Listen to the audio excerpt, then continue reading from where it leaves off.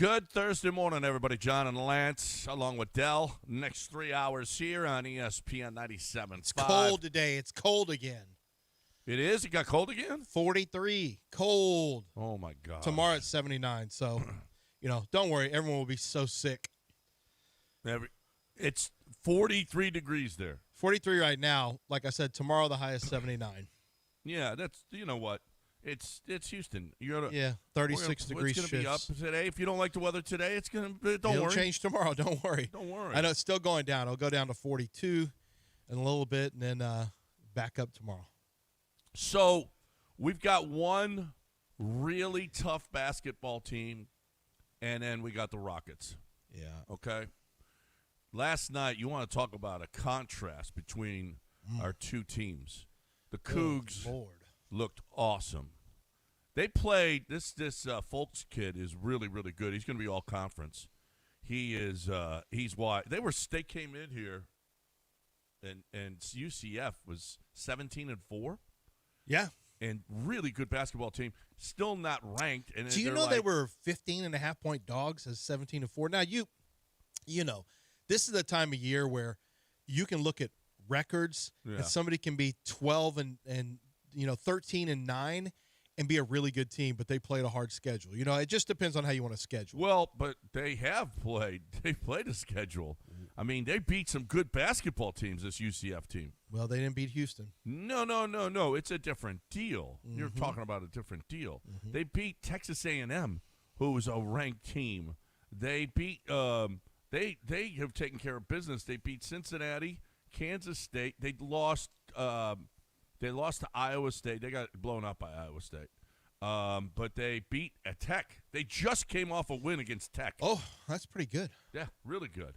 And then they get slapped by U of H. We'll hear from Johnny Dawkins. We'll hear from Kelvin Sampson. We'll hear from Ime Udoka. I'm seeing more and more Ime criticism. Well, I think that's fair. We've given Ime not a pass, but we love Ime. Yeah. But this isn't good. And Nate, we talked about Espada when this was the case. We've talked about D'Amico when they didn't play well. We talked about Bill O'Brien and any other head coach. Why would we not do the same thing with Ime? Yeah. Not just because we're afraid of him. And a lot of the criticism is stemming from his offense. And,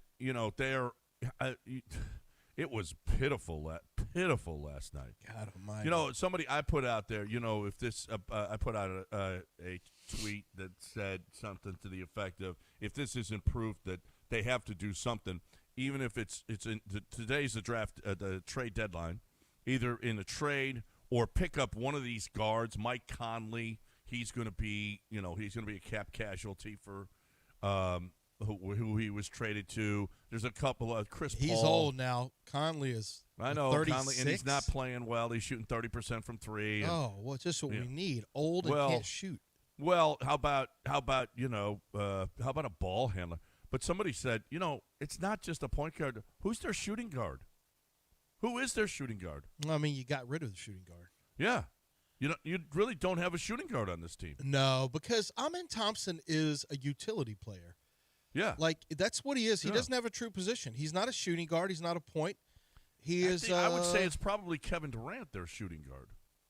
Well, then who's their three? Their three is Amen, and their four is Jabari.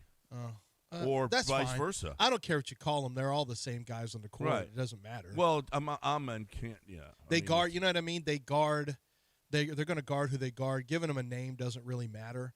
What you have is a lack of shooting. You have a guy who is a non-shooter. So when a guy like Reed Shepherd can't hit the side of a freaking backboard, that's a real problem. Because you're like he has one job to make threes. He has one job to shoot 40% from three. And at one point yesterday, he was 1 for 5, and I did the math on it. He was 7 of his last 41 in the last 7 games. And he made 2 out of his next 3. So he's all told, he's 9 out of 43 in his last 7 games. That is terrible. Well, that is absolutely terrible. Yeah. This team. That's his only job. That's his only job is to shoot because he's not a ball handler. He's not a very good defender.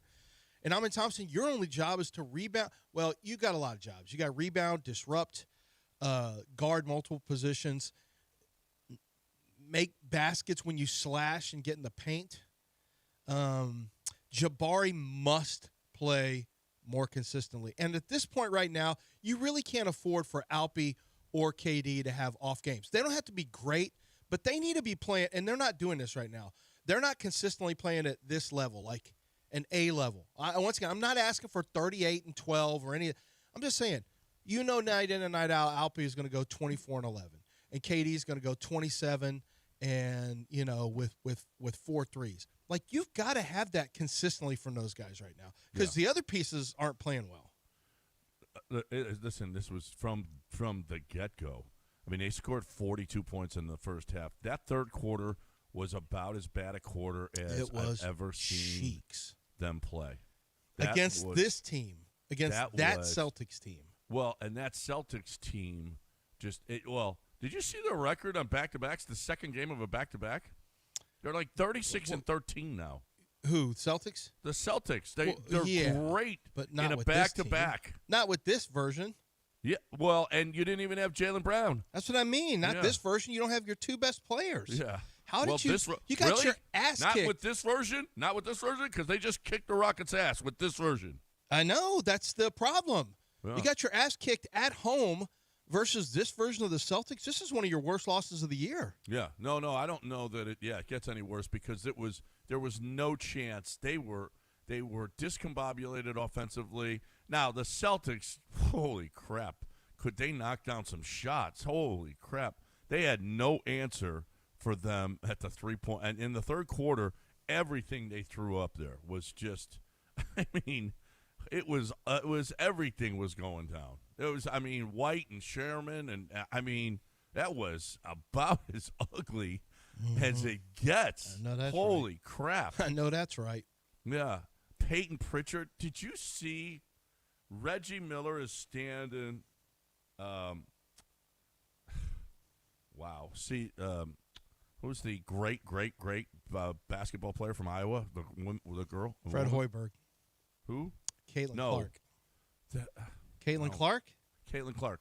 He's standing next to Caitlin Clark. Fred Hoiberg went to Iowa State. That was a trick question. Yeah. That was a trick answer. You meant to say, Ryan, who is a great basketball player from Iowa? Name one. B.J. Armstrong. Kevin Boyle. He went to that's high school. That's a tough one. Great basketball players from Iowa. Oh. Ronnie Harmon. A guy who played last night. Garza. Yeah. Yeah. He was great. He's a really good college player. Really good college player. Anyway, he's standing next to Caitlin Clark, and Maria Taylor says, so, Reggie, who you compare Caitlin Clark's game to? And he said, I think Peyton Pritchard. And she looked like, what the? You're comparing my game She was offended? Yeah, she was offended. And Peyton Pritchard's 5 of 10 last night. Yeah, what are you talking about? Peyton Pritchard's not a bad player. No, but she's the star of the league. She want to be called Steph? I mean, everybody compares her to Steph. Yeah, and he's making a realistic comparison. He's like, she could probably come in and play as well as Peyton Pritchard. That's what he is. Well, I don't know. No, style of game. I guess he's 9 of 20 last night, 5 of 10 from 3. I mean, she would love that. I mean, she's a volume shooter now, and sometimes she misses. I mean, a lot of times she misses. You know who else is Reed? Reed Shepherd is a volume shooter. But I guess if that's your job, you're supposed to be a volume shooter. Well, he squeezed off another 8 yesterday, but he usually gets to 7 on most days. He gets threes up now. Reed talked about it last night too. On he's a ball hand. He's got to have the ball as opposed to just catching and shooting, which is probably more natural for him. I mean, he's got a lot more responsibility with this basketball team, maybe than he can handle. Mm-hmm. Right? I mean, he's not a point guard. He's too small for a 2, and he's not a point guard. So maybe this is leading to his struggles right now because he's probably a fish out of water right now. He didn't know this is not how he's supposed to be playing. And guess what? You're forced into it because you don't have a 1 or a 2. You really don't have a 1 or a 2 on this basketball team. It's crazy. It's crazy. And it showed last night. Boy, was that bad. And then on the other side, boy, was it good. UCF came in here. Kelvin Sampson was worried. Did you see the note he sent out on X to, hey, we need everybody here. So I as the boss of the Houston basketball team, I need you to let your employee go to make sure that he's here on time because this is a tough game. Well, turned out it wasn't so tough. Maybe it wasn't tough because the fans were so good. What about that? The fans were great. What about that? I'm telling you, I love the Coug basketball fans. They weren't there for the Cincinnati game early, but they filled up. But they are into the games more than any other crowd we have. Mm-hmm. Love it. I love. It was a lot of fun going to the game the other day because I love the energy in that building, and the energy was there last night. And that they just strangle you. They just strangle you. And you know that kid, folks, he had no chance against them last night. He's been crushing everybody, and he had no chance against the Cougs last night. And that's fun. That's just good, clean fun. That's Cougar basketball. You know who knows a lot about Cougar basketball, and it's going to surprise you? Jeremy Branham. Oh my God, yeah, that is surprising. Is that surprising? Yeah. That's surprising. For those who don't know, he actually calls the games. Yeah. So he came to we have this new water fountain. Our office is significantly smaller now. And so we've got this new water fountain but it's not really a fountain. It's just, you got the big barrels of water or whatever, and then everyone drinks it so fast that they last about 1 day, so there's never water in it. But I always see everyone, that's right by my office. And so I saw Jeremy over there because there's also our refrigerators now there as well. So he was going to get his – I said, hey, what's up? I said, let me ask you something. How good is this Cougar team, do you think? He goes, huh. He said, well, it's probably got the highest ceiling of all of them I've seen with Kelvin, but it's got a little bit lower floor. And I thought that's really accurate. And then I asked him, I was talking about defense and are they as tenacious? He goes, no, he said, no, I think they're just as tenacious defensively. He said the problem is you have two young guys in Senac and Kingston who Kelvin's defense, there's a lot of rules. There's a lot of rules built into his defense, and it takes a while to learn these rules. When to get back into the paint, where to force the ball. Like he said, there's how to play a screen and roll and against who. He said there's a lot of rules. And with young players, it takes them longer to learn the rules. And I thought about that, and I thought, that really makes sense because when you think about the players he has had on these other teams, they've been more veteran guards. Right. Well, they're not young guards. Well, they've got a program where freshmen don't come in and play. Right. I mean, yeah. And he's got two that he has to play, and they're great. But yeah, it took a little while. I was thinking about that yesterday. As a matter of fact, when we have Coach on, at this point in the season, are they still freshmen? There's a lot of some coaches think by the end of the season they ain't freshmen. No, by February it usually starts to turn. Yeah, they shouldn't be. But there's a lot of things still ahead that they haven't seen yet. Like when they start to get into when they get into the conference tournament, when they get into the NCAA tournament. There's stuff that they're still freshmen because, holy crap, we haven't been on this stage yet. Yeah, but it's not the same because Kelvin specifically schedules so that you are battle tested by the time you get there. You're battle tested, but you still aren't playing. Yeah, and you can lose a November game against Kentucky, or Tennessee, but it ain't the same as playing in the NCAA tournament. No, but if you're playing in that arena, if you're playing in those arenas, that gives you in fact, I would argue that gives you a harsher look than the tournament because you're in a hostile environment where that's not always the case in tournament games. Because it's neutral. It's relatively neutral site. Well, they also play Tennessee on a neutral court too. They did. Where did they play that game? They were in the Vegas tournament, I think. Oh, that was Vegas. Yeah. Yeah, that's right. Yeah. So I mean, there's hey, listen. Again, a regular season game is going to be different than holy crap. This is an elimination game. So we'll see. As a matter of fact, Johnny Dawkins talked about the two freshmen. We're going to play that a little bit later in the show. 713-780-3776. Anything that you guys want to talk? We got a lot of stuff to talk about, including Fromber. Holy crap, you were right. Fromber got some money. We'll talk about that on the other side. But first, a little San Jack. Yeah, sanjack.edu, sanjack.edu. This is San Jacinto College, you've heard of it for years and years. They've been around for a long time, and they have really gained in popularity over the last several years. One of the reasons is because they've continued to add to their offerings and the programs they offer. And let me give you an example. They're they have over 200 different certificates and associate degrees. And what that means is this is a chance for you to find a new career.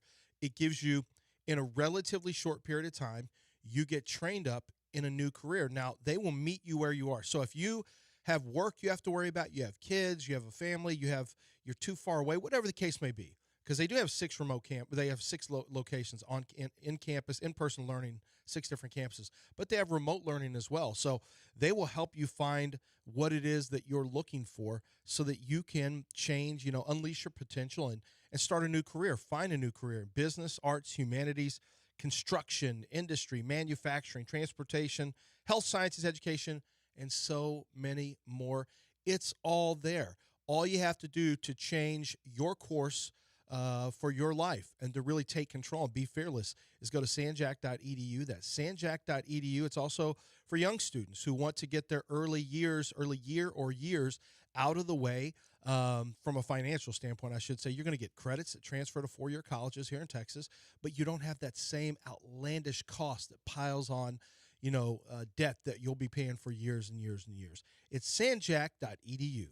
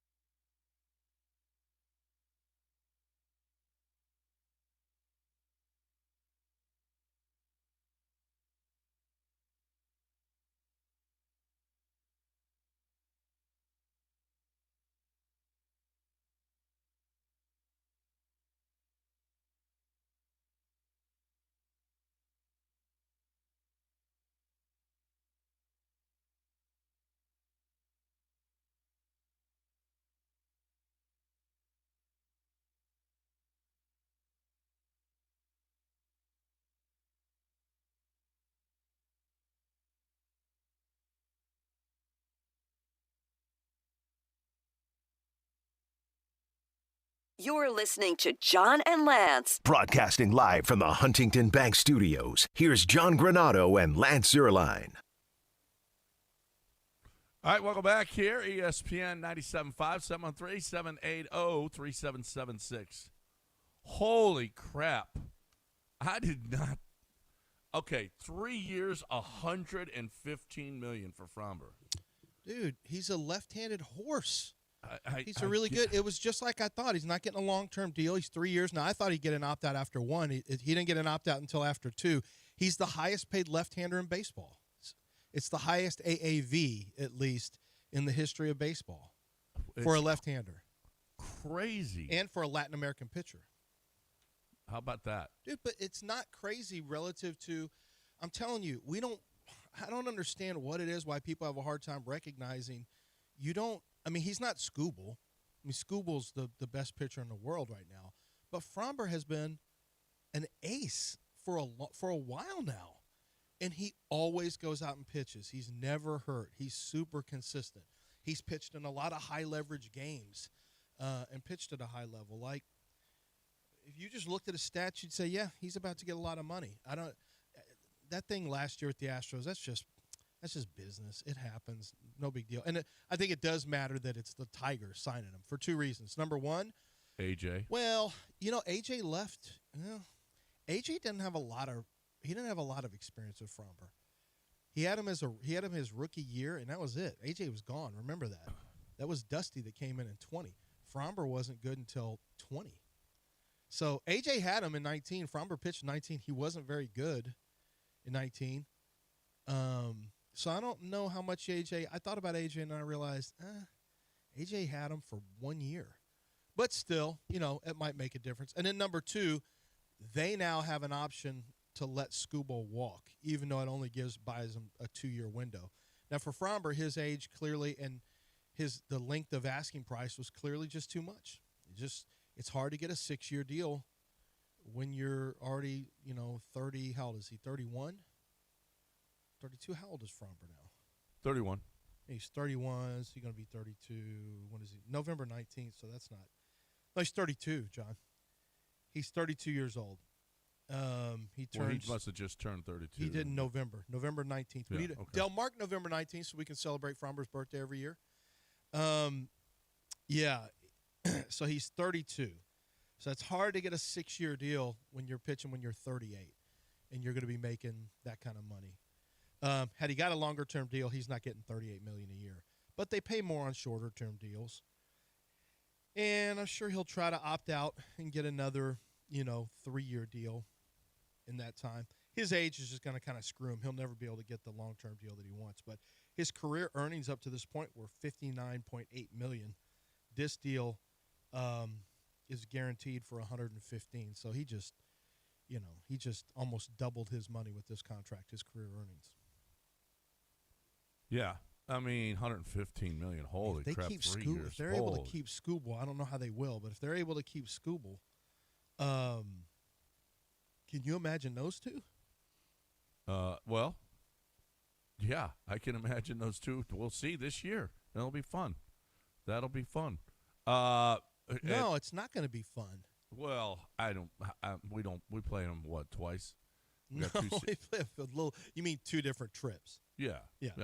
We got 2 series against them. Okay, I'm not worried. Yeah, about I mean you'll probably see in one of the series. You may not even see one. Okay, Hunter Brown against Skubal. I'm going Hunter Brown right now. You think Skubal's in trouble? Yeah, I do.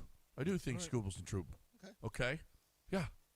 One of these days he's going to stop winning Cy Youngs. Okay, Brown. We'll make the Brown will take him down. That's right. Yeah, that's a shirt we could all wear if we Yep. wanted to. I noticed that the Astros shirt game is not as good anymore. It used to be there was like 15 T-shirt companies. When the Astros were really rolling, where was the shirt? Try something. This is our town. Like there were all these slogans. And now there's not as many Astros. A lot of the players have gone. Not as many slogans for Paredes or Christian Walker. I don't know, Jeremy Pena, everyone likes him. he's a nice guy. He just didn't have that same. Now Carlos has got edge. Carlos has got some edge to him. Bregman had some edge. Those are the two edge players.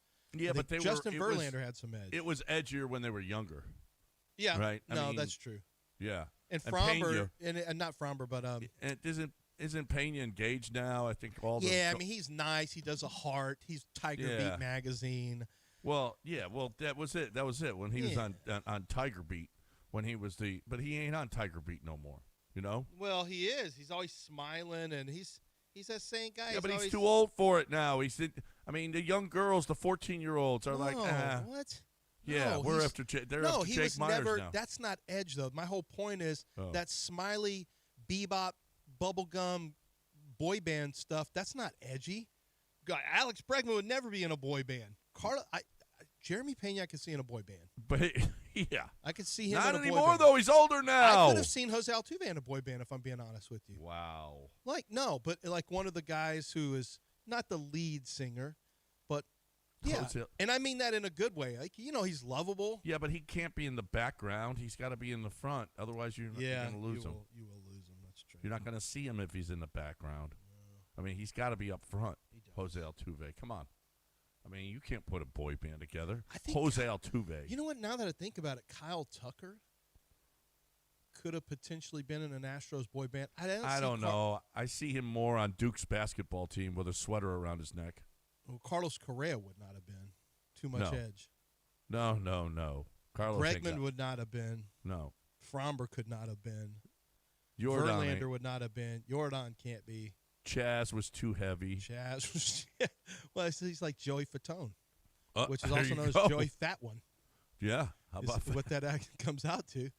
That was always unfair that Chaz got the fat just because the Astros said or Dusty said he was too heavy, and then Dusty also simultaneously brought him banana pudding. Now, Dusty never claimed he said he was heavy, but Chandler Rome said Dusty believed he was too heavy. Well, Chandler Rome's got some more that he's saying, and we will hear from him as well on how to replace Fromber. I wish we had re-signed Fromber for that amount, but I know that I feel like the bridges had been burned with Fromber. Yeah. Because it wouldn't be the first time Jim would have given a pitcher. Like, he's done that with Verlander. He's done it with pitchers before where he did it with Verlander twice. But those aren't, a 2-year deal at 30 whatever million. That's not the craziest thing in the world while you still have a window open with Jose Altuve. Yeah, but there's a reason that they went out and they got Burrows. Yeah, I mean, clearly they felt like they were done burned. with him. Yeah. I think there was a change of scenery needed for both parties. Imai, they got Burrows. They picked up there's Tang. They picked up Weiss. Let's see if these guys can play. Yeah. No, you know what? They're just gonna throwing a bunch of stuff against the wall, see what sticks, and there's a lot of potential that they. I don't know that any of them are going to be as solid as Fromber was for his time here.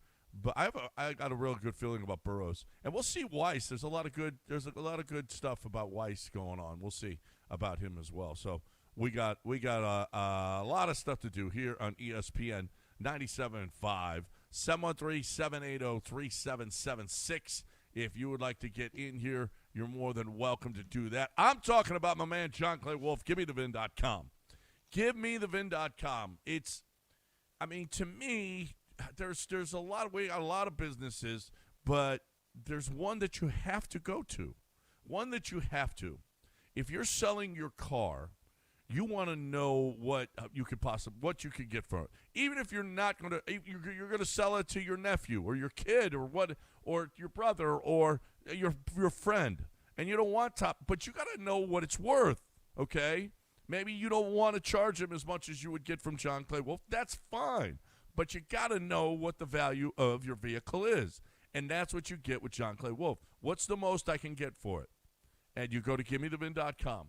Then you take that information and you go to, I don't know, CarMax or your dealership or whatever you're going to do, and you go, wow, you're not giving as much, or, woo, you want to give me more? Then you go back to John Clay Wolf and say, I've got this offer. And then John Clay Wolf says, well, I can beat it or I can't. But you know what John Clay Wolf does? More often than not, a lot more often than not, is he beats whatever deal is out there. And that's why he's become the biggest and the best in America. So you're looking for a great way to sell that vehicle. There's one place that you have to go to set the market. GiveMeTheVin.com. GiveMeTheVin.com.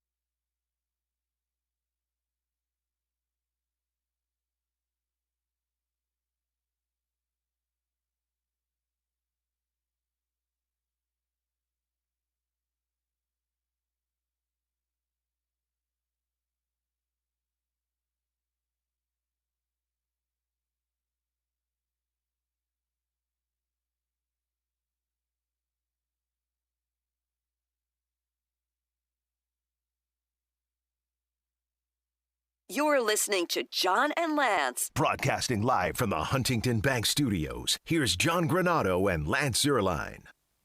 All right, not that it wasn't before, but Fromber officially gone. So our good friend Paul Gallant has a podcast, Crush City Podcast, and he had Chandler Rome on. And we wish Paul the best at Paul Gallant. You can follow him and listen to his podcast. You can find his podcast there at Paul Gallant. He had Chandler Rome on, and, you know, Chandler, obviously, he follows the team for The Athletic. And here's what he had to say about what, Astros fans can expect with losing Framber Valdez. I don't know that people are grasping how hard it's going to be to replace Framber Valdez. For everything that drove you crazy about him, for everything that he did to just get on people's nerves, for his inconsistencies, this is a guy that rolled out of bed every year and you could count on for 190 innings and a 3.5 or lower ERA. I can't express to you how rare that is, and I cannot express to you how hard that will be for this team to replace that volume and that effectiveness. And I would disagree. Say, well, we got Lance McCullers. Okay. You should be fired. Yeah, that. you should stop saying You things. should literally be fired. Also, the podcast is Chandler's podcast. Crush City that's Pod Chandler? is Chandler. I think Oh. I think he either had Paul on or Paul had him on because Paul has his own video component Why to was what he does. Chandler's sound. Chandler Rome needs to tighten up his mic game because he had the microphone sound of somebody who was a visitor on someone else's podcast. He may have been the visitor on Paul's podcast, but he has his own as well. Okay, the but Crush so City that is was his. Paul's. Yes. Paul's got his own podcast. That was yes. Paul's podcast. Yes, Yeah. Chandler Rome has the Crush City pod. I got you. At Paul Gallant. I was wondering why Paul would have Crush City podcast. Okay, so he was just promoting Chandler's podcast. Correct. Right. Okay. Good. All right. So, but that was at Paul Gallant, and follow Paul and all his. Well, at his Gallant stuff. Says. If you want to type it in, at Gallant Says, or just type in Paul Gallant, it's a pretty rather unique name. You'll find it either way. Yeah, but there at aren't Gallant many Says, Gallants out yes. there. Right. Okay. All right. Yeah, we got. We're not worried about replacing Farmer's innings. We got like 17 guys that could come up with 190 innings. Okay, I mean altogether. We don't need just one guy throwing 190 innings. We don't need that. We're not about that life. It's literally What we're been our about is most let's reliable pitcher. We got Blue Ball. We got Weiss. We got Burrows. We got Javier. We got him too. Got Jason Alexander. Alexander. Yeah, man, we are loaded. We're loaded. How did We're we not loaded make the for playoffs bear. last year? That seems impossible. Well, because Those guys Fromber were was there for tricking you off. last year, right? Fromber Fromber was- was throwing the ball at catchers. That's Fromber why was- we didn't make the playoffs Fromber last was year. tricking off until the end. He got serious a couple games, but he was kind of tricking off last year. It's true. Yeah. He's like, what ifs? Hey, You I know? don't need. You know what? Ever since he got his braids, he became emo. Did you notice that? Okay. You think Fromber's emo? Dude, Yeah. Fromber really missed out on the Houston stops of Warped Tour. He would have loved that. I don't know that Fromber. I'm not sure there was a world where Fromber was getting the contract. Like, if Boris was smart, and look, I'm probably realistically a better potential agent than Boris. I'm just not as mean as and contentious as he is. Mm-hmm. But I would have said, you know what, Fromber? Let's shoot a 5-year deal, okay? Opt out after 3. And we're going to take $34 million a year. That's what I would have done. That's what you would have done. That's what I would have done. Well, Now, maybe Scott Boras maybe Scott should call you. yeah, he should. He should. Well, he should have just texted like, "Hey, what are your thoughts on this?" And I'd have been like, "I mean, that's fine. Have you tried a 5-year deal with opt out after 3?" You know, after the 2 years, I'm not sure he opts out. He's going to be 34. Who's going to give him another, 35? Well, that's what I mean. He's on 2 to 3 year deals at most the rest of his career. Right. That's why I would have gone for a 5-er. Well, he probably did go for a 5-er, and nobody was going for Boris it. probably said 8. Well, We want him to get a deal until he's 40. Like, no, Scott. Did you even talk to Lance yet? See, I was smart. I said 5 right. because I'm willing to negotiate. I'm willing to meet people in the middle. Look, we'll let Fromber out when you can have him until he's 37, or he'll opt out after 3 years. One or the other. How about that? Okay. Well, I mean, I after could 3 have years, fixed he's going to be it, but- 35, and then there's going to be no market for him. But Oh. but no, you go ahead. Yes, there are. There's still going to be a market if you're good. Sign Justin Verlander. Yeah. He can make Hey, $30 by the million way, until he's He's dead. still out there. Max Scherzer is still out there. No thanks. I mean, we got wouldn't- guys that we can pick up. Now, I wouldn't put that past the Astros to bring one of those old guys in. Yeah, there was talk that I know, that Justin might come back. I know. I mean, and that's a big pitcher signing. That's what they said they were going to do. See, but and- this is. Oh, I know. That's right. I forgot about that. They're hunting a big name. Yeah, I forgot it. Dana told us that. I think Dana's a good dude. I don't think we can listen to a lot of what Dana says because I think Dana's hamstrung. Dana can say, oh, we're going after a big name. He said a frontline pitcher. I never really bought it. I didn't. I mean, well, with Dell's got what? something. You don't Dell's have got money. something for you. What do you? How are you What? gonna get No, that? I was just agreeing. I was No, saying he's saying that's right. They run Dana Brown out there, just out there. Go say He some says stuff. some stuff. Say some stuff. Go out there. Say out there. Go out there. Tell him the injury's fine. Yeah, I mean, Go out there and tell him we're getting a say frontline pitcher. starter. Yeah. Then hey, they'll tell you that they got one from Japan. Well, it backs you off. They got one. They'll tell you they got one from it Japan. backs you It backs off. you off, and until the next time he has to talk. Like Dana Brown's been talking about acquiring outfielder a forever. left-handed bat for it feels like 3 years now. Yeah. He can't find the one he wants, but he said that a couple days ago. We're still looking for a left-handed bat. Go out there, Dana, and say some stuff, and then that's another 4 weeks. Hey, you don't have to talk again until spring training. And then when you talk at spring training, say you're still looking for a bat. We could do this all over again. Morosi says that the Paredes signing could mean that they're doing the deal with the Red Sox. We'll see. Well, I think the signing was 100% so that they could smooth out. Yeah. So they could smooth this out. You had to have him under, and he's under terms for 2 years. Yeah. Which gives you more value. Right. Well, right. Unless he finishes in the top 10 of MVP voting. Which I'm sure they'll take. Which, yeah, they'll take it. But The then Red they got Sox a don't mutual mind option paying. as opposed to a team option. Right, that's true. And if he sucks in his first year, you can get out of it. You don't have to pay him the 13.5 the second year. So there's that. 713-780-3776. So far, we've hit Fromber. We've hit the Rockets sucked last night. The Cougs were great last night. We also got, there's some good sound that we've got that we really need to get to. But we also got Trinidad Chambliss.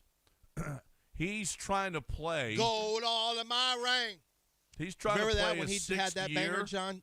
No, all that's gold Trinidad everything? James, not not Chambliss. All gold everything. That's a different person altogether. Yeah, okay. Trinidad Chambliss, the Ole Miss quarterback, was denied his appeal by. So now I got to the, write him up. Great. Now here's the another one on thing. the fire. Here's the thing. Another log on the fire. Now he goes and he takes it before the Mississippi State Court, which, to me, this should be a there's federal. Still another. This should be a federal appeal, but it's going to be a state appeal. Wait, why would it be federal? Well, how about because you're dealing in it? You were denied by a federal body, which is the NCAA. But it's not a governing. They don't have a single. That's not a federal body, really. They don't have any power over anyone anyway. Let's be honest. Well, they're denying him, but it's going to start. And now he's going to go to the Mississippi State Court, right. And Mississippi's going to go, oh no, because Mr. Chambliss can play, but his workplace is Mississippi, so that's why he has to go to state. That is true. So however, just go pro. What are we doing here? Because he ain't going to make that money. Well, he'll make more in Mississippi than he will. You're not winning this one. Let me tell you what's not happening. They're not going to sit here and offer you up. They're not going to continue to have unlimited. If this passes, then there is no such thing as any eligibility. You can just say, "Oh, I didn't play. I had a toothache, a retroactive toothache. Give me another year." I mean, let me tell you what the NCAA isn't going to have happen. That, and I doubt Mississippi will do that either. But I mean, we'll see. Oh, they're going to. I don't think they want to. I don't think Mississippi will get involved. State courts are going to get involved with. I think they're going to let the ruling stand. I don't think they want to set precedents. I don't. Why do you think they're going to want to set precedents? Bediako went and sued, and he hadn't played for 2 years. There was a loophole, though, and there was a loophole that he didn't play. He was an international player. That's why he was able to do it. That loophole was alive for international players, not for current players. This does not. You are supposed to file. You're supposed to file for your redshirt year, and he did not do that. He also did not have proof that he required a redshirt, a medical redshirt. He didn't have inside the rules of the medical redshirt. He did not win inside of those rules. Play, and he didn't play at Ferris State. And Doesn't matter. I'm telling you. Okay, I'm just telling you, Mississippi's going to rule that he can play. I don't think so. You're acting like there's just a bunch of Ole Miss. The judges are just a bunch of Ole Miss alumni. That's probably not how that works. No, but they want to get elected in their state. They're gonna side with Ole Miss. I don't. And what about the Mississippi State fans? Yeah, what if it's a Mississippi State fan? Are they all going to vote against them? There's more people who go to Mississippi State than Ole Miss. Yeah, I don't know if you could become a judge if you went to Mississippi State. Why not? Wow. Well, just because. Wow. I mean, have you seen it? Because Ole Miss is cranking out Rhodes Scholars? Yeah. Well, okay. Are you basing this off of the Toddy. co-eds that walk in the grove? Are you aware of the acceptance rate at Ole Miss? Of the what? The acceptance rate into Ole Miss, it is high. Well, but they got hotties. What does that have to do with it? Nothing. You work hard because you want to get one of them. Ole hotties. Miss acceptance rate 96 to 98%. You are getting in, brother. That's right. They're not going to rule they're not going to create precedents, because that is a major deal if they create precedents in that case. They're now involved. Now, if it goes above them to the Mississippi State Supreme Court, I just what are you doing if you're the Smarties go to? How long do you think this is going to take?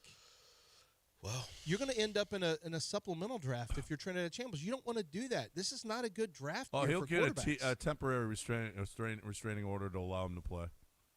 Allow him to play what? He will. Allow him to play in the spring. No, the problem is when he loses, he will not have a draft. He'll have to be supplemental draft. That's what he'll have to go in. A supplemental draft, you're not going to have – that's really going to hurt your draft standing. You don't get drafted as high when you're supplemental draft.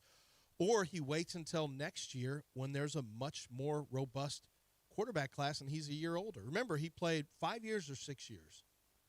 How many years is he? I'll have to look. I think he's 23 already. So he'll be another year older and didn't play. That don't matter no more. Look at Shuck and the rest of them. Yeah, no, I know, but he's not. That's true. At quarterback, it matters less at quarterback. That's true.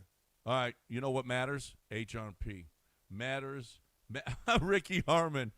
I know. I knew you were doing Ricky that. Harmon just said, "Don't be a jerk, John." He went to to Mississippi State. Torment Ricky. That's who I was thinking of. I'm like, if Crash is listening, you see how I fired back at Ole Miss for you, Ricky? I fired back at Ole Miss for you, Ricky. Mississippi State acceptance rate is under 80%. So they have what stricter are you doing here, standards John? than Ole Miss. Yeah, but you know.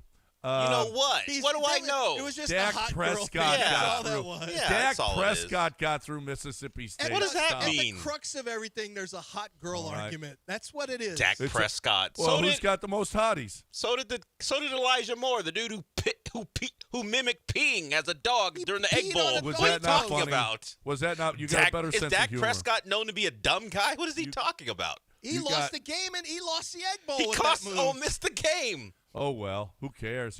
We remember him because he lifted his leg. I wonder what the Mississippi court system would have done to Elijah Moore back then.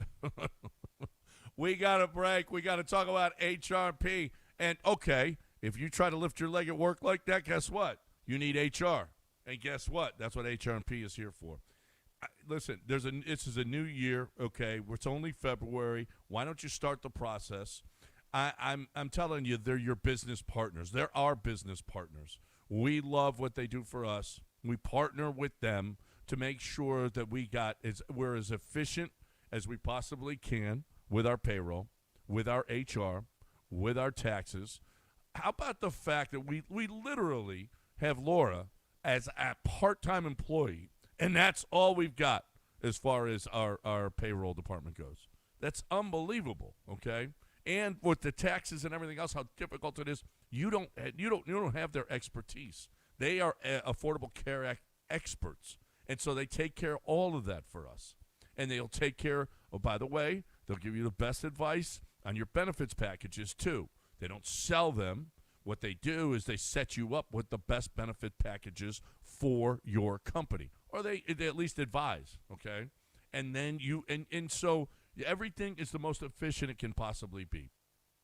If you're not as efficient with your payroll, your HR, your benefits packages, your taxes, all of that stuff, you need to look at yourself in the mirror and say, we do need HRP. We've got so many people that have switched over to HRP and love it. You hear them giving the testimonials. Why don't you? 281-880-6525, 281-880-6525, or hrp.net.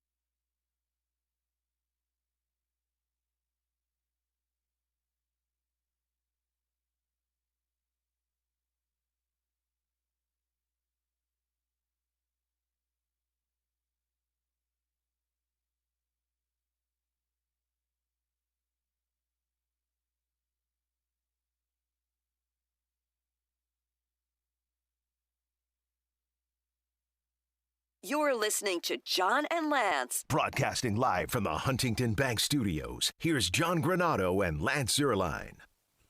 All right, welcome back. 713-780-3776. You guys got thoughts? You're more than welcome to get in. 713-780-3776. Rockets looked like crap last night. He made reference to, he said, we had some guys here, we had toughness here last year that we don't have. And that's a direct reference to Dylan Brooks.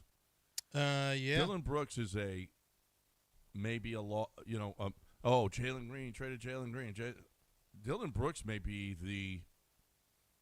the piece that they lost that maybe is the most critical. I think that's a fair comment too. You think he would have put up with that bull crap last night? He'd have fought somebody last night. Well, yeah, he's always ready to fight somebody. Don't worry, we're in scuffles all the time. That's not a problem. We still scuffle. Yeah, we can scuffle. I mean, that's not really we have a harder time making baskets and moving the ball effectively. The scuffling is still a part of our game. But we do miss Dylan Brooks. I don't know why, but this team's just not as good without the team that maybe they don't have. Steven Adams isn't there either. There's another toughness guy. Oh, that's a huge one. You get extra possessions with Steven Adams. Yeah. Let's just say what it is. Maybe we have to consider Jalen Green is more impactful than Kevin Durant. Maybe that's what it is. Or Kevin Durant's a jinx. That's the one. Has Jalen Green played 3 games this year? No one knows. Not that many, but Jalen will be. He was a horse for us, though. Oh yeah, he didn't miss a game. Phoenix is like, what the hell? What the hell what kind of trade was this? Yeah. I mean, dude never missed a game. He can't play a game here. Mm-hmm. I don't know. Is he back? No one knows. Nobody's seen Phoenix. He came back for a game in like late January, and then has missed the last couple. He's missed the last couple again. Oh my. Yeah, gosh. I don't know. He played against the Cavs on January 30th, but did not play against the Clippers or the Blazers. Wow, that's a shame. I hate that. I hate that for Phoenix. I hate that journey for He's played 5 games this year. I hate that journey for him. Was Kevin Durant good last year? Were the Suns good when Kevin Durant was on them last year? No. No. Most people blame Bradley Beal for that. What about the Nets? When they were healthy, they were good, but they were rarely healthy. That's what happens. Wherever he goes, people get unhealthy. Well, let's hear from KD. He made a little bit of sense on this thing. You will have some stinkers, and I don't care if you're a best team.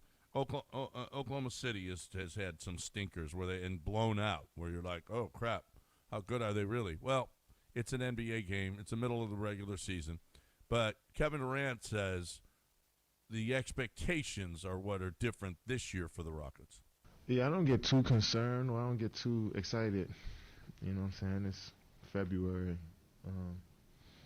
The high expectations being put on our team, though, I understand that from everybody else from the outside. It wasn't like this last year. Games like tonight, you just sweep them under the rug and move on to the next. And this is a young team, and, this happens. You know what I'm saying? But with our team this year, there's a lot more pressure on every game. There's a lot more pressure for every loss. You're looking to dissect the team a little bit more after every L. And every W, if it don't look right, it's still a little bit of critique with that. You know what I'm saying? So it's just like we got to, a lot of time, just focus on next day, putting this behind us, realizing that's just a part of the NBA season and not letting it get too big. When we think about stuff for too long, then L's, missed shots, missed assignments, you start thinking about it for too long, then, it could bleed over into the next game or the next possession. So, but that's what happens when you got high expectations and when championship is the only thing on people's minds, and you put a lot of pressure on yourself. So we try not to let that pressure get to us. Well, that's you know what? It makes a lot of sense. No, it makes sense, but he stopped short of saying, it's unfair for us to have that many pressure, he didn't say that, but it is true. We have higher expectations. Yeah, the Rockets were a 2 seed without you last year. We're expecting with you to compete for the 1. And right now, the basketball's not good. But we're also, a sports talk show. we talk about what is happening currently and recently. And so, yes, that's why the roller coaster, when they get hot, we'll be like, yeah, that was a funk they were in before, and now they're playing great basketball again. Is this a team that can compete for the Western Conference Championship? Can you see the Rockets winning a title now? We'll do that, too, at some point when they're playing good basketball. The loss of Steven Adams is going to hurt, period. There's no way around it. You're going to give up rebounds now. You're not going to have the same number of offensive rebounds and additional possessions. There's no way around the possessions that you just lost because Steven Adams isn't healthy. Because Capella's not even in the same category as Steven Adams. They're not even remotely the same. You can overcome the loss of Adams or Fred VanVleet easier. Probably Adams. I mean, realistically, I don't know. They look like crap now without him. No, I know, but Fred played over 30 minutes a game. Fred was a guy who you relied on some volume, 3-point looks. He was somebody who was steady on defense and could handle the ball. Like, you've been missing that the whole year. Yeah. You've been missing that the whole year. Yeah, but you're still 13 games over 500. Yeah, because you got talent. But does this feel like a good year right now? You've 13 games over 500. That's fine. It's not great. Nowhere near where you were. You're not as good as you were last year. No.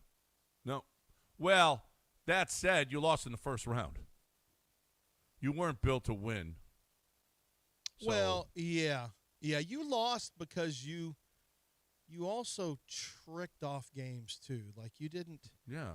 Yeah, I mean you were kind of your own worst enemy. And you had Jalen, who was awful. It was so bad? Was it? Yeah, Jalen was terrible. Terrible. I mean, so yeah, you're better. I think you're a better team this year, even though you don't have as good a record. You're a better team than you were last year.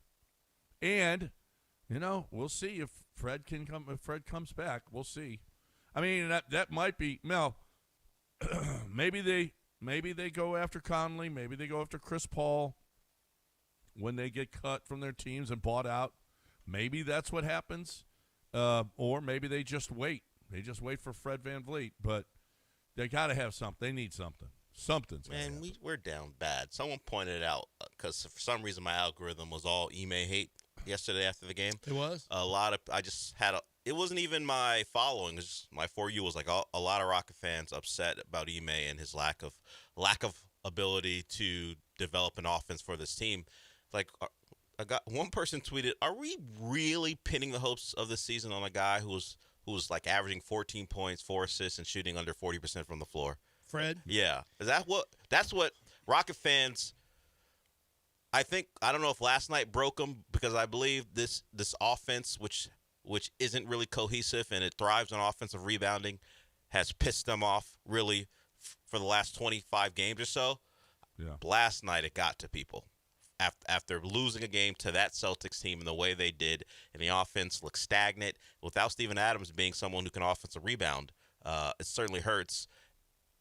It was a tough one. I think a lot of people are like, man, they better do something. Deadlines always make people want stuff to happen. A lot of people are like, hey, you saw what happened last night. Do something. You can't stand pat. You can't waste a year, KD. I mean, look at this team. It's true. Your KD years are so limited.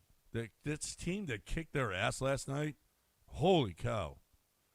Garza, Queta, White, Harper, Shearman. It's an embarrassment. It was an embarrassment. You got beat by more than 20 at home to this version of the Celtics. That's terrible. That should never. You should cruise in with a bad performance with a 6-point win, playing poorly. Yeah. Playing a poor game. And you got beat by 21. This was your worst loss of the year, all things considered. You're at home to a lesser team without their best player. We already know they don't have their best player. I mean, you struggled against Indiana, who is one of the worst teams in the league, and you struggled to beat them. Now, you didn't have KD. So you didn't have KD, but they didn't have Halliburton. That's what I mean. That's why they're one of the worst, because they don't have Halliburton. Right. All right, 713-780-3776. Any thoughts on anything we talk about? You're more than welcome. We will hear from Kelvin Sampson, too. He's got thoughts on money. He's got money problems, Kelvin.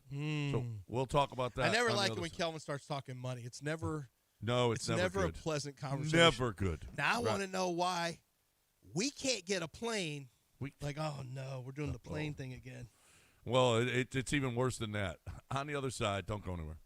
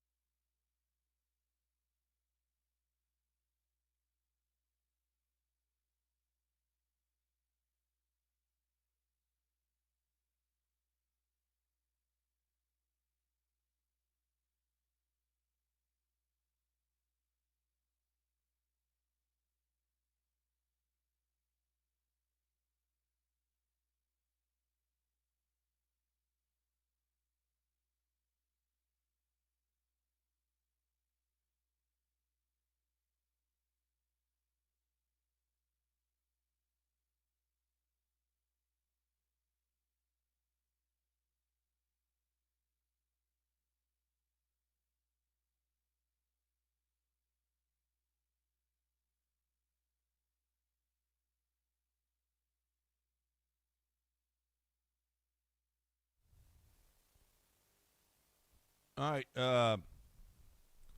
Just to clean it up, I don't know. I guess Boris isn't Fromber's agent. It's apparently it's Octagon Sports. Oh, that's right. Yeah. Because I saw that on Spot Track. So he is Scott Boris Sports or whatever he is. He's what? Scott Boris Enterprises. I don't know. Whatever he calls Yeah, himself. right. He's not Octagon. Boris so. Entertainment. You know, Yeah, Octagon's been around for a long time. No wonder Boris didn't call you about his deal. That makes sense now that I didn't get a text from him. Now it makes sense. Yeah. Interesting. That makes sense. Yeah. So but Boris should call you about the next deal, not that one though. What, the Pena deal? Yeah, sure. Yeah. Yeah. The Hunter Brown deal? You would think. I don't think he's going to need Lance's help on Hunter Brown. Well, maybe Lance and Scott can get together and discuss why it would be beneficial for Hunter to be a one-team guy, because those guys go down as legendary. And Hunter, look, I know Jim Crane won't offer you market value or anywhere close in years and money, but wouldn't it be great to just play for one team? Look how we treat Altuve. We move him to positions late in his different You positions think late in his this is career. what- Hey, Hunter, if you decide to be an Astro for your entire career, we may move you to left field too. Huh. Yeah. Just like we did to our Maybe he living wants to legend. play left field. You Yeah, don't know. this is what I'm saying. Lance, get on that. Yeah. Seed, know. seed the thought right now with Scott and Hunter Yeah, Brown. Listen. yeah, that's not really. But when He wants you goes to into keep the- your suitcase out at all times. Keep it open and out at all times because he's going to have you traveling. He didn't want you staying in one place. How are you going to make a lot of money if you're not in the transfer portal?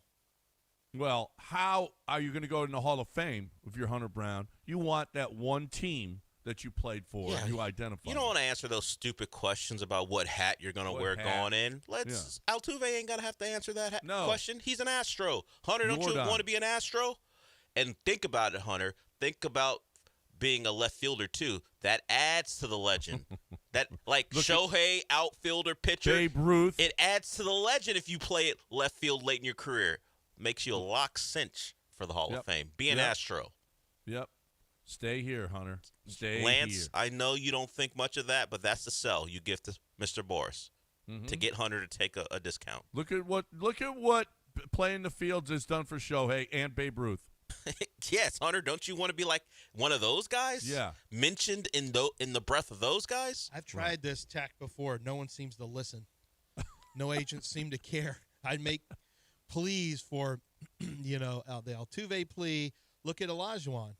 Tarnish his legacy. Now he's not considered the greatest player of all time because he went to Toronto. Yeah. He would universally be Well, considered the anybody who GOAT goes to had he not gone to Toronto. Dell, who's on the line? Boston Rob wants to get. Oh man, we're getting our ass kicked by Boston lately. Rob. Boston Rob. What's up, Boston Rob? Hey, how's it going, guys? What's up, Hey, it's bro? Boston Rob, your bro, dude. Yeah, thanks for having me as a guest. Dude, I went to the Rockets game last night. Man, I saw my boy, Peyton Pritchett. How's he not an all-star? Peyton, Dude, that guy's the man.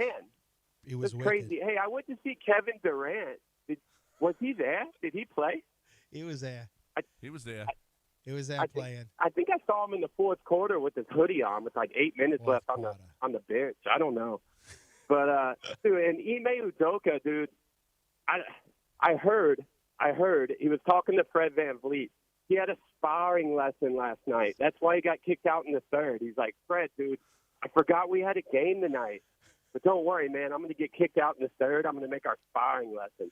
No, Fred, we ain't trading you. You're my bro, dude. No, we ain't trading you, man. We're going to sit here in Houston and make bank.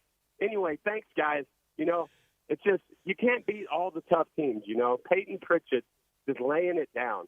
Anyway, I'll talk to y'all later. Good luck, guys. All right, Thanks, Rob. Thanks, Rob. He tried the subtlety of Boston accent was too it's not nearly enough.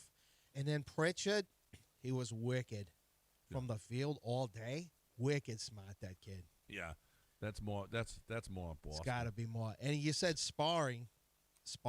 Yeah, that's a word that you can get in there for a second, kid. Also, they like to say Yeah. kid a lot. Not Hey. dude. They say kid. Oh, he's wicked, kid. That kid's wicked from the three. After getting an ass kicked by New England, Sparring. now getting your ass kicked by the Celtics. Ugh. I was thinking about what about the Red Sox series this year? Boston Rob. No. New England is burying us. We are right their now. BRs. New England's burying my- us right now, kid. Yeah. Bitch! Wow. Dell, You said it first. I said BR. Same We're gonna thing. drop- Everyone knows that We're is. dropping all kinds of bombs on your teams right now. Drake Mabe, Peyton Pritchard, all the white guys are killing you. That's the way Boston to be sports. fair- It's the way Boston sports is supposed to be played. Well, another white guy killed us last night, Reed Shepard, as well. Hey, he finished 3 of 8. Well, That's- great. yeah, when it was out of Well, yeah. What? when it was out of listen. range. No, he didn't even listen.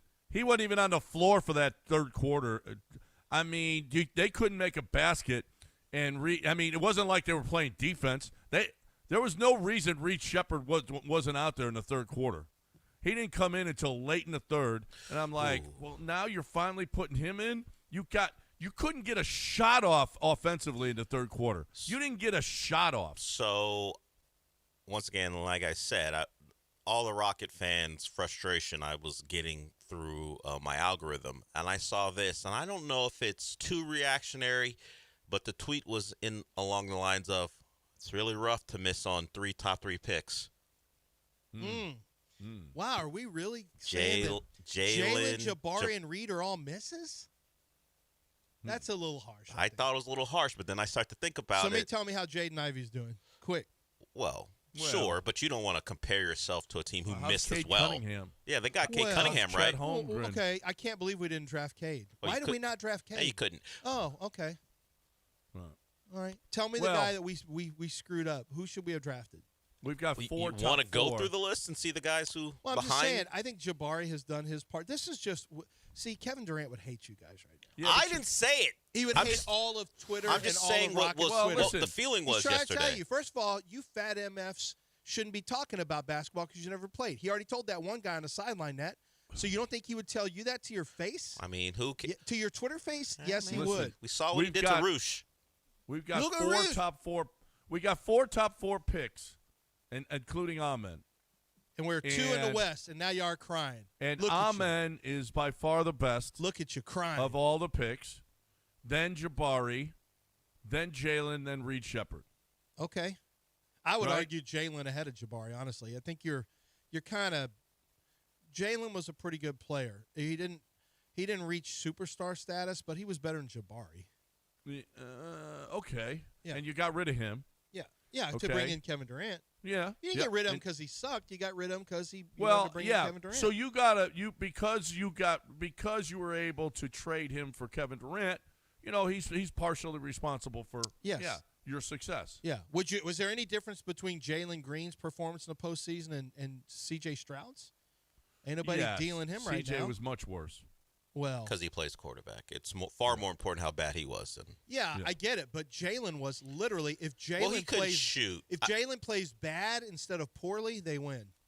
That's true. Like he was that bad in losses. Remember how bad he was? But he had one game. Wasn't CJ bad? I mean, Jalen did have one game. Yeah, he had game two, I think, right, where he played well. Yeah, but it was a win. No, that was a that was a win. Yeah, they didn't go down 2-0. That was a win. Or 0-2. So he has the one moment. CJ didn't have any of those in this playoff run. Yeah, he was Jalen was bad, but what CJ did to the team was worse. What CJ did to the team. He had to cut his hair. Quite possibly. To go incognito? Yeah, it was like, I got to cut my hair and hit a reset on this. I got to change my whole everything. Dell, your little thing where you said, what? Where you said, I got to tell you something about CJ and his hair, but off the air. Yeah. And what you did was you created a lot of speculation. Oh, what do they think I meant? Well, we had someone who works at the station, Charlotte, our old friend Charlotte, who needs to bring us some food because her food is amazing. Of course. She, and I don't see her as much anymore now, but Charlotte said, Lance, come here. And she had to guess what you were saying. What did she think? It was way worse than what you said. It was way worse than what you said, which A, speaks to the way Charlotte sees things. Sure. And B, how she thinks you see things. Well, I will ask you what she thought I meant. Off the air. Yeah, obviously. I simply meant that it looked like CJ got some help. Yeah, he got some help with his hairline. With the hairline, that's all. Yeah, that's all. For the pictures, really. Just for the pictures and the video. That's all. We'll see. Well, we'll see how it comes out next year. When he comes back and where that hairline is. We'll make judgments on that hairline because that's kind of a. Well, yeah, I can't comment on someone's hairline. So, yeah. I mean, I can actually. Like, it's kind of like if you're like, you can comment on black people. I can comment on Germans. You critique black people all the time. I'm actually not in a sports way, not culturally. Sure. Yeah.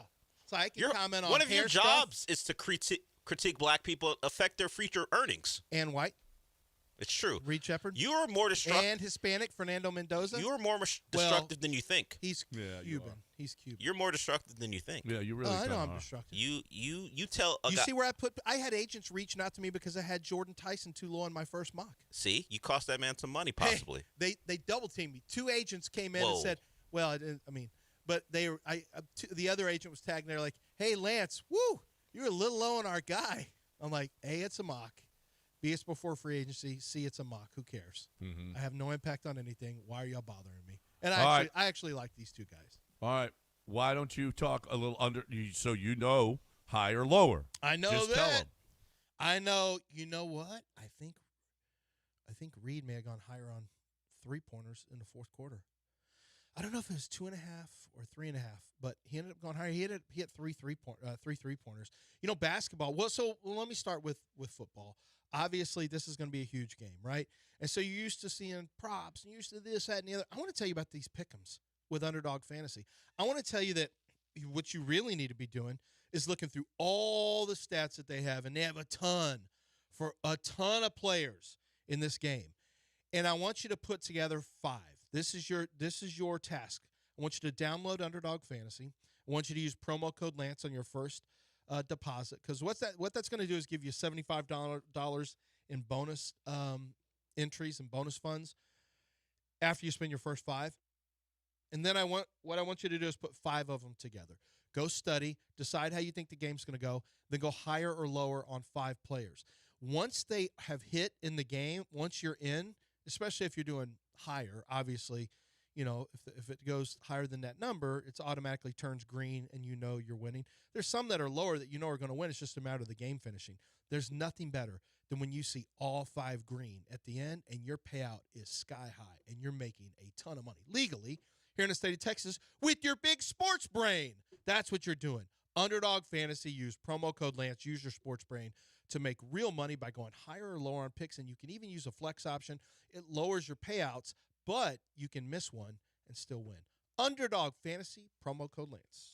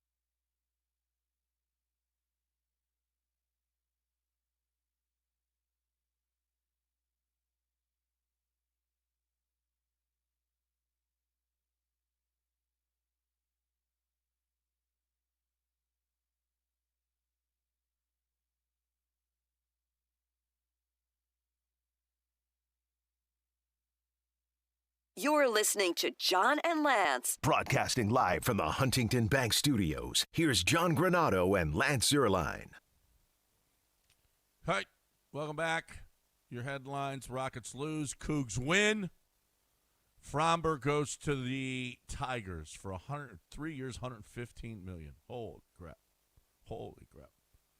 Those are your headlines. 713-780-3776, stuff we've been talking about. Chris wants to talk about this Rockets team. What do you say, Chris? Hey, what's up, guys? Love the show. I was a little more downtrodden until the guy from Boston called in. He kind of made me giggle a little bit. But, hey, I just wanted to ask, I like everything Rafael Stone does until you guys brought up our last few draft picks, and then it made me realize maybe it hasn't been that great. Are we, first of all, Reed Shepherd, I know we dogged him for not being able to bring the ball up, but, I watched the entire game last night, and our offense really, really doesn't move around very much. I hesitate hating on him too much when he crosses half court because there's just not a lot of movement, and we'll set, a screen for him or something like that. And it doesn't feel like there's a lot of movement. And then, secondly, do we feel like could Alpern be the big man James Harden, where he just grabs the ball, dribbles out the shot clock a lot? And then one of my sons pointed out to me last night, he had turned around to go get something out of the kitchen, and he heard Alpern scream, and he thought something bad had happened. Like maybe he had torn an ACL. And I said, no, son, he's just going for a layup. He just yells like some of the guys at 24-Hour Fitness. Did we maybe underplay the worth of Tari Eason and Jabari Smith, with Tari only playing every other game and Jabari just kind of being mediocre? I really think that maybe we lost out on how good Dylan Brooks and even Fred VanVleet. I'm not a super VanVleet fan, but the way they're wired and built a little bit differently versus Tari and Jabari and even KD. KD's a scorer, but he's not built like Dylan or Fred. So I just wanted to get you guys' thoughts on maybe are we maybe wasting a year of Kevin Durant? I don't know. I'm kind of down in the dumps about how he played recently. It doesn't. Lance, I agree. Hopefully we look back on this and it's just a funk. But Indiana and then Boston. No Jaylen Brown, no Jason Tatum, and we need a Peyton Pritchard or somebody like that on our team that can make something happen. I'll hang him a listen. Thanks, guys. We got a Peyton Pritchard. He's a poor man's Peyton Pritchard. Our Peyton Pritchard, he just needs to play better. He's played piss poor in the last 7 games. Yeah, he's really. He's really played poor. Reed had a moment where we were like, man, Reed was playing great. He's in a funk right now. And these Rockets are going into funks more than last year's team did. Which makes no sense. Another year, Alpy's not an all-star this year. You got Kevin Durant, and Alpern said he had a down year last year. Alpern didn't like his offense because his field goal percentage, his field goal efficiency went down last year. Alpern even knew there were some things he needed to do well. His highs are really good this year, but he's going to have to carry. Look, man, when you're playing like this, the stars have to step up. We can talk about Reed Shepherd. We can talk about Jabari all we want, and that's true. And Ime Udoka, you got 2 guys who are stars.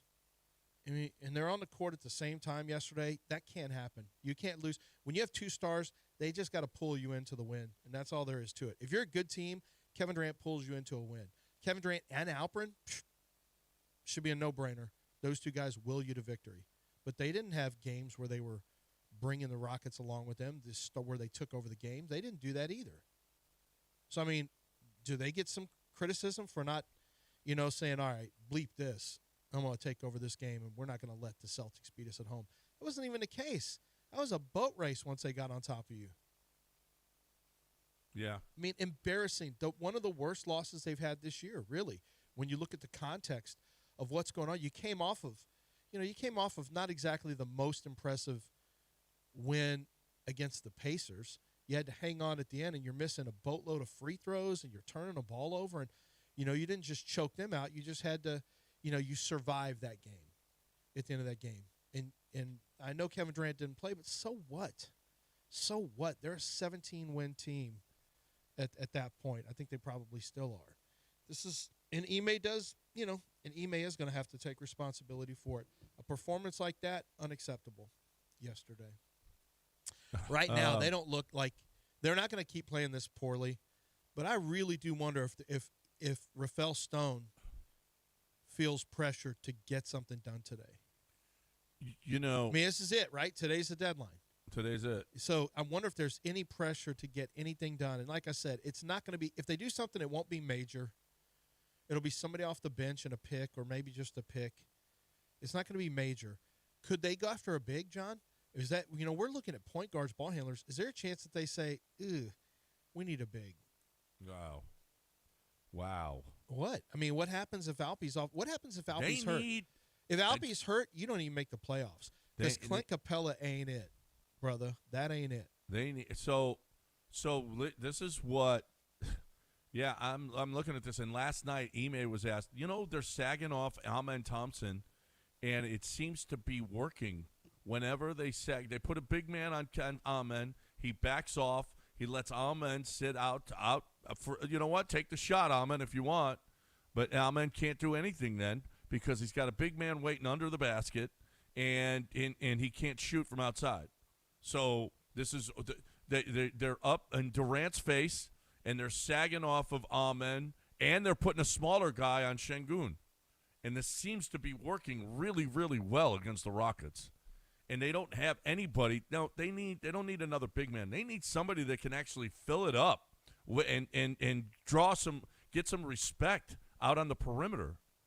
I mean, Jabari and his average, Reed Shepherd his average, Amen and his average. KD's the only guy, and when you're in his face, it's a hell of a lot harder. And they're in KD's face the whole game now. I mean, it seems like it's a pretty easy recipe to beat the Rockets right now. And it really I think does. they got to get somebody that can drive, that can pull up, I know but they're not what out there. What about the big though, John? We talked about. I mean, what are you doing about that? You're just going to rely on Clint Capella and Jeff Green? That's pretty much what teams do. I mean, no, but how you're good is one your injury away backup from- center on teams? You're the Houston. Not everybody has a Steven Adams. I get that, but you need to be better than Clint Capella. You need to be younger and more athletic than Clint Capella. Well, Alpe's supposed to be. He's only supposed to be in there for 10 minutes a game. I mean, it's not like you're depending on. They depended mightily on Steven Adams because Steven Adams is Steven Adams. But otherwise, then you know what, Alpe, you're in there for 38 minutes a game. I know, but you have to be ready. Like you have to build. You're not doing your team. You're doing your team a disservice if you don't explore every opportunity to make your roster as robust as possible. Well, this team needs another big.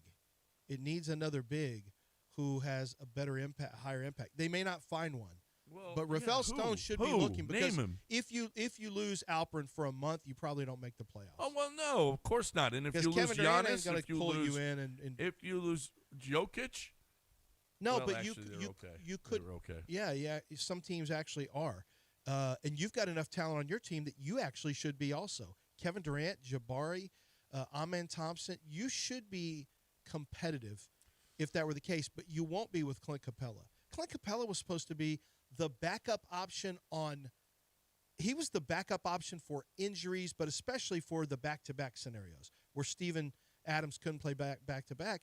So he was just going to be like, I just think you need to add somebody to compete with Clint Capella for look, I think you need what you described and what I described. I think you could use two players. I got a feeling they're going to get 0 players. Yeah. And if you do, I worry that, I just worry that you're coming off the bench with no bigs. I mean, Clint Capella, whatever. I just worry you're wasting. You went out and got Kevin Durant to win a title, and you're just wasting this year. Agree. And if you don't make a move, you are really, really depending on Fred VanVleet to come back and be this magical shot, this magical B12, shot that's going to make you a steroid, but not an illegal steroid, one that when you get sick, where all of a sudden you say, man, what a jolt Fred has given us. What an unbelievable jolt after he hadn't played all year long. Who saw this coming, where Fred is this magical addition at the end of the year? You know how much pressure is going to be on Fred VanVleet to perform at a high level if and when he gets back if you don't make any moves? Yeah. And Capella's going to have to play well, and Jay Sean, and whoever they're going to start rolling off the bench now as a forward. Well, Jason's a vital part now. Yeah, he's a critical part of this team. A guy who in the first half of the season didn't play 5 minutes a game. All right, we got a break, and when we come back, we'll get to the University of Houston money problems. It seems like, I don't know, football and basketball seem to be differing on, have a differing opinion on what's going on. We will talk about it on the other side, right here on ESPN 97.5. Don't go anywhere.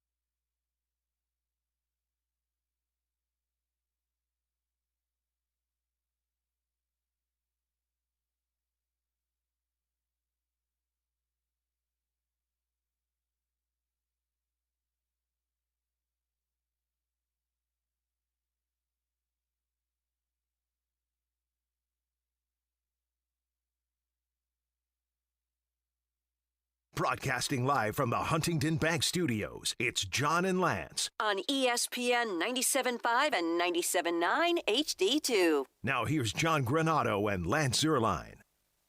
I just saw a graphic this morning. Who did the best in the transfer portal this football offseason. Number one, University of Houston. Willie Fritz did a press conference, I think it was yesterday, and he was talking about, hey, you know what? You can win a national championship here. And it's like, you know what? Now that is the kind of positivity. You know, you bring in Keyshawn Henderson. You already brought in Connor. And you've done amazing things in the portal. You with University of Houston money, which is not what everybody else has. And after the game, despite an ass kicking of Central Florida yesterday, here's what Kelvin Sampson had to say about possibly the future of this program.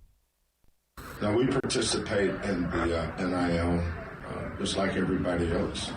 We know what our kids' market value is. I mean, trust me, they're not starving here. They're getting exactly what the market is for them. But, you know, we have a very poor athletic department. We're poor. You know, we're poor when I got here, and we're still poor.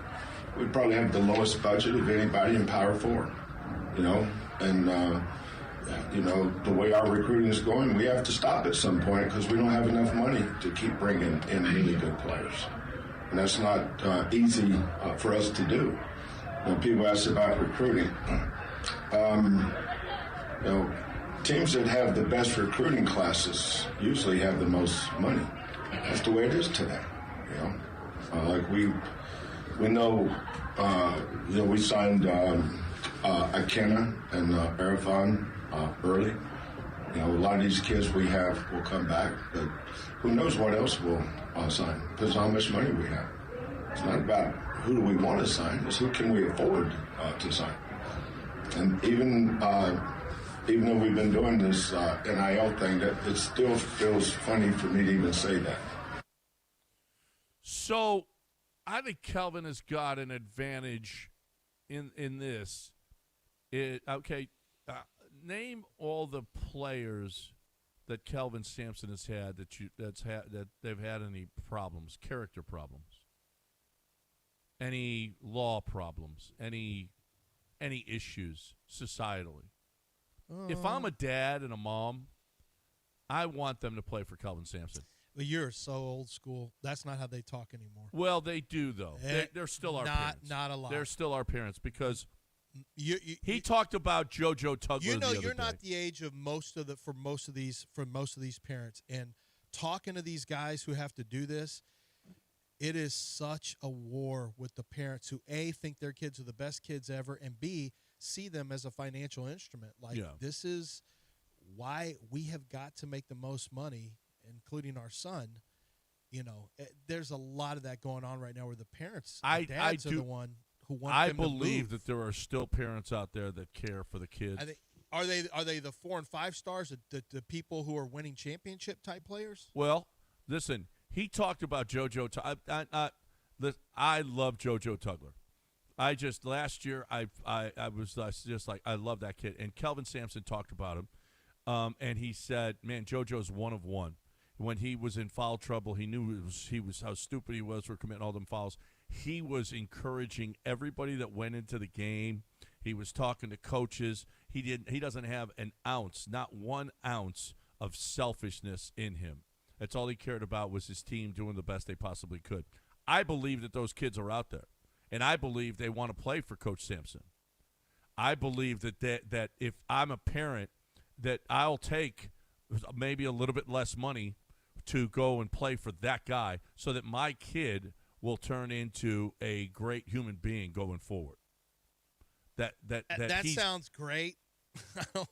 I mean, I don't know if that type of idealism, this is, for a lot of these players, they will never play at a higher level than this. And this becomes the most money they will ever make. That's the reality. You can't hate the kids about this. You can't hate the parents about this. The reality is, for a lot of these guys, they'll never play pro basketball, and they will never have a chance to earn. Their earnings are right now. The most money they will ever earn is going to be in their college years. Yeah. College athletics years.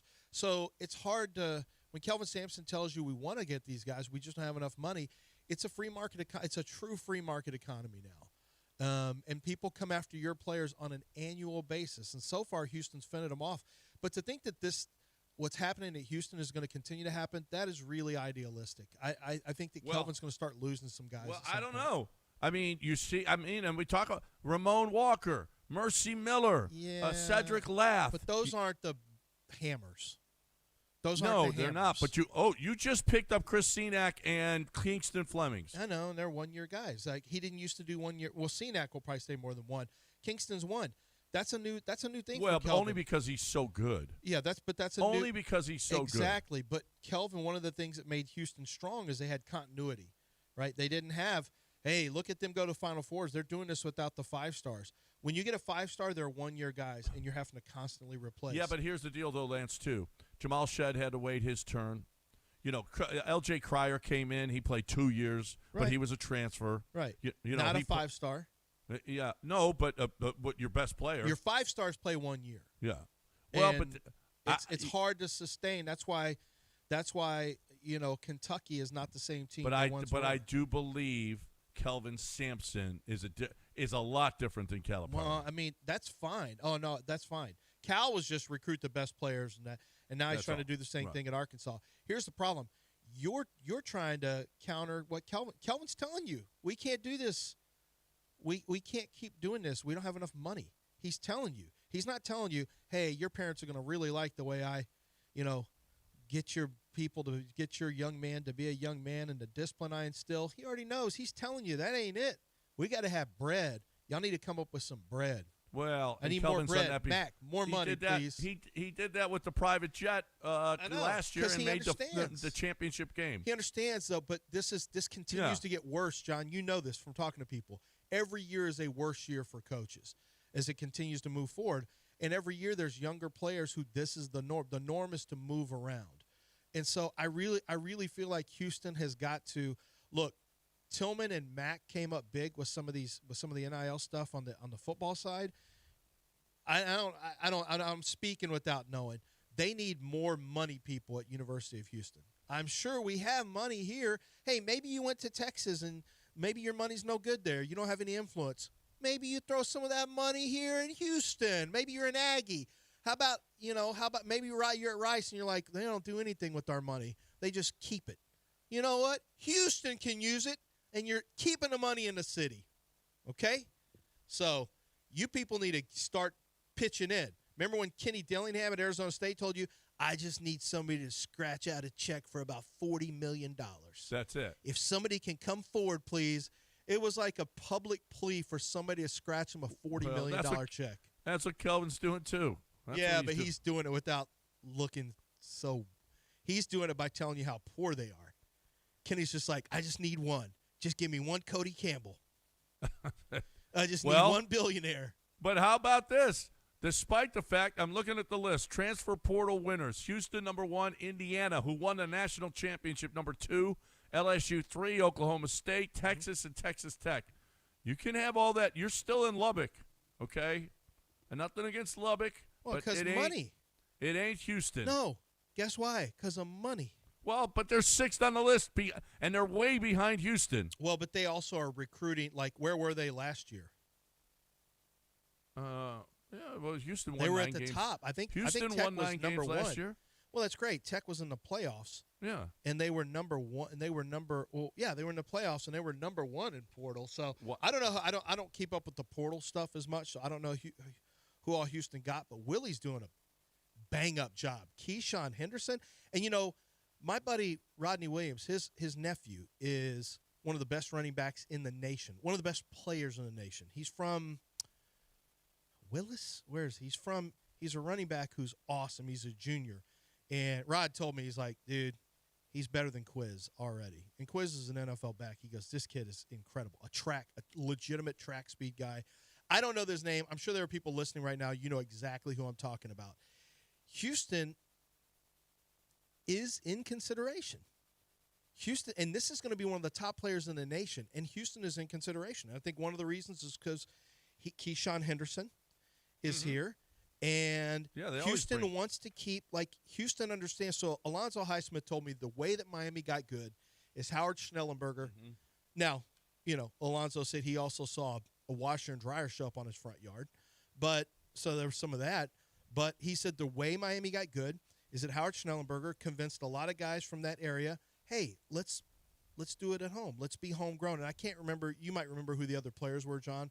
Oh. There was like 3 or 4. Was it Melvin Bratton? No, there was 3 or 4 core. Yeah, it was Melvin Bratton. Melvin Bratton. There was like 4 good core players, and they all stayed at home that one year. And all of a sudden, it became the thing to stay at Miami. Right. Maybe Houston can get wouldn't that be great if Houston can get the same thing going? Keyshawn Henderson is like, this doesn't happen. This simply doesn't happen in college football where you keep a 5-star like that here at University of Houston. This is awesome. Well, maybe we're seeing it. Maybe we're seeing Maybe it. so. And maybe they need to get a necklace from Zadok Jewelers. Well, I mean, listen. If you don't want to give it to the parents, that's still an illegal. You can't do that, but you can't give it to the players. Maybe some diamond earrings. I see players wearing diamond earrings. I know where they can get them. Zadok Jewelers, and they're high quality. They're not going to be this trash, halfway fake stuff. I mean, Zadok Jewelers has been 5 decades there, almost 5 decades at on Post Oak, the new location, 1801 Post Oak Boulevard. It was open a few years back. It's 28,000 square feet, but their earrings, necklaces, diamond pendants, I mean, what they get from their designers is incredible. And they have in-house designers as well that can make anything you want. So for Valentine's Day, maybe there's something that you saw on a picture, on a red carpet. Maybe your girl, your wife, whoever it is, has said something that, oh, my gosh, look at this necklace. Look at this ring that she's got. Look at these earrings. You can take that picture, and they can actually make whatever it is that you need. Now, look, I'm not going to lie to you. I don't know if they can make it in this short a time for Valentine's Day, but I don't know. It's worth the shot. If not, they've got gifts that are going to kill it as Zadok Jewelers this Valentine's Day. Make sure that anytime you need something really nice that is high quality and is going to set the standard for luxury, that you're looking at Zadok Jewelers. It's Zadok.com. That's Zadok.com.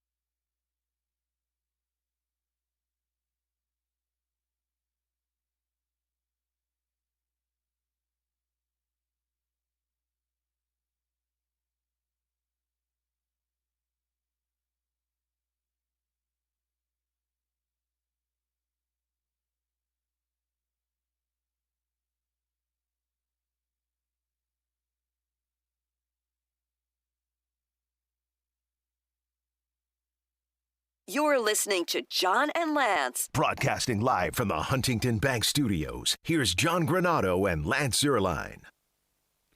All right, welcome back. By the way, I saw on a side of what we were just talking about, Keyshawn Henderson has signed up with a company that is paying him, and he is going to endorse their product. I forget what the product was. I didn't save it. I forget what it was. But they're actually doing NIL how NIL is supposed to be done, where you sign up and a company pays you money to endorse their product, which is really cool. Really cool. I mean, not just hand the kid money, but NIL, where they use their name, image, and likeness to promote a product, and they get paid for it. That's how it was supposed to be done, and Keyshawn Henderson is doing that. So big ups to the University of Houston, while all the other schools like Miami they just skirt the rules. Okay. Sorry, no one cares about your morality play here. Either win or don't. When the Cougs win, no one's going to care that they're doing it the right way. If they lose, no one's going to care that they're doing it the right way.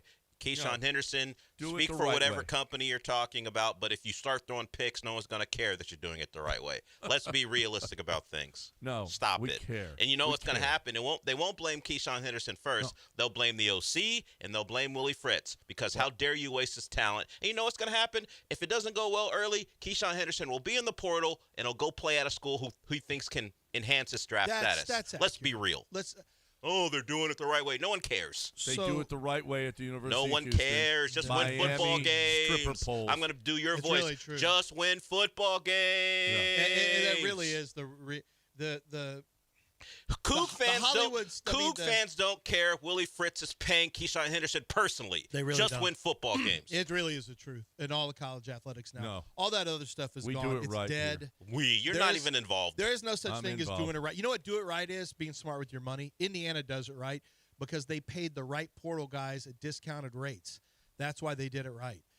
Doing it right, there is no such thing as doing it right. Making sure Malachi Tony gets whatever he wants. That's what doing it right is. Yeah. So he doesn't go someplace else. It's letting the players and the agents and the parents of the boss of you now, and you just have to try to decide who's good enough to let you boss them and who you let walk. And you got to find cheaper guys on other teams. Like it really is about it. This really is about an everlasting free agency. That's why NFL teams, their personnel guys are starting to take over. Mike Money Martin, he used to be with the Texans. He was a scout who got into a fight with Bill O'Brien one time. He's the GM of Notre Dame. He's Notre Dame's GM now. My buddy Rex Hogan was offered a job at USC and turned it down. Probably shouldn't have. But he was assistant GM for the Jets. Jim Nagy, GM of the Oklahoma Sooners. He ran the Senior Bowl. He came from Seattle. He was with Seattle for years. These guys are all coming from the end because they have they're used to free agency. They're used to evaluating pro talent. And all you're doing is trying to pull potential pro players off of other people's rosters and put them on your rosters. So it's really just the NFL now. I mean, it really is from an evaluation standpoint. And I had Drew Fabianich tell me high school recruiting is the biggest waste of time.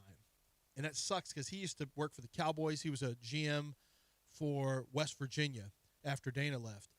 And we were talking, and he's just said, and I was telling him about my son, Alec, and he does this for recruiting and then this for portal at Alabama. He goes, tell him to stay on the portal side.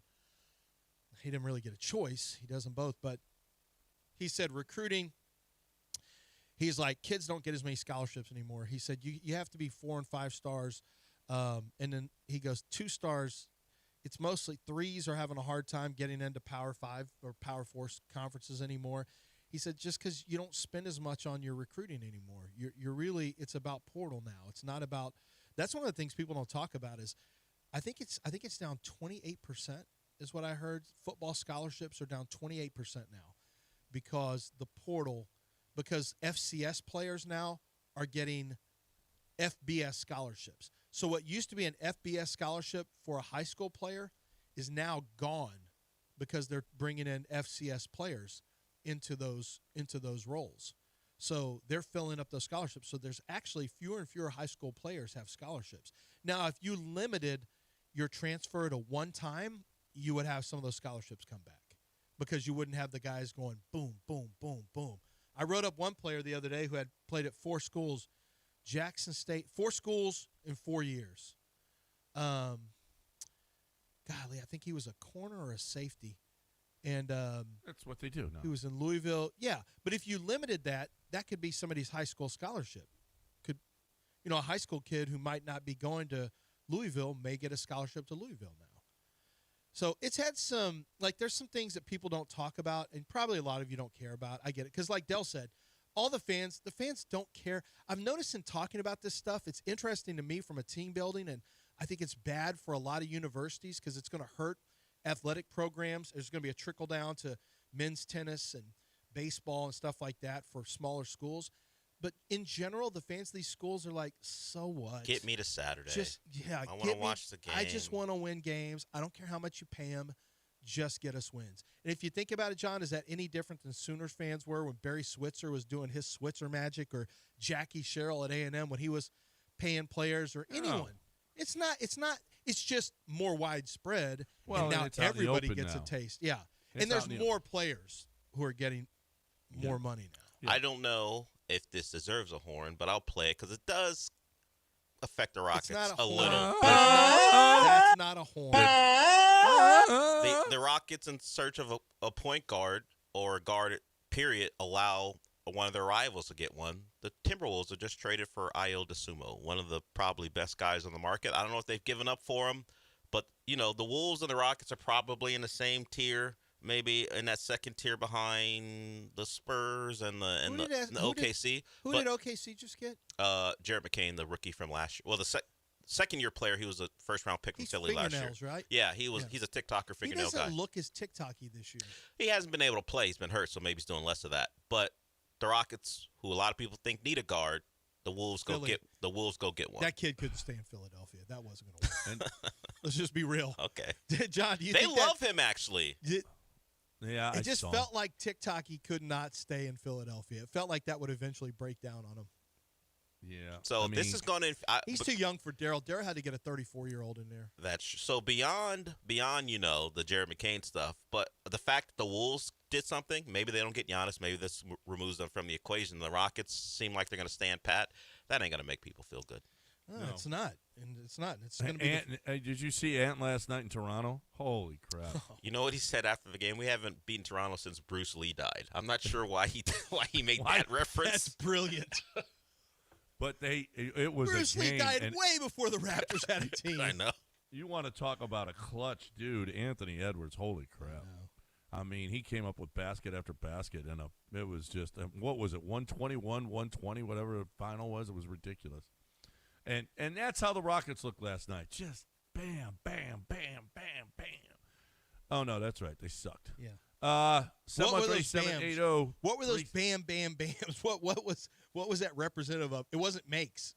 No, it wasn't. It was clanks. Oh, bam is in the sound. Well, they didn't even get shots off. It was so bad. Yeah. Hey, when we Alpy fumbling it in the lane and throwing it off people's leg. I mean, it was just that third quarter was about as bad a quarter as I've ever seen a team play. It was bad. We got to break it. When we come back, I want to talk about. I sent you guys this video. There's a new trend going on at high school basketball games that I think is going to expand into college and to the pros as well. So I want to talk about what this new trend is because it's actually pretty funny. And I saw it for the first time yesterday. We'll do that on the other side. Don't go anywhere.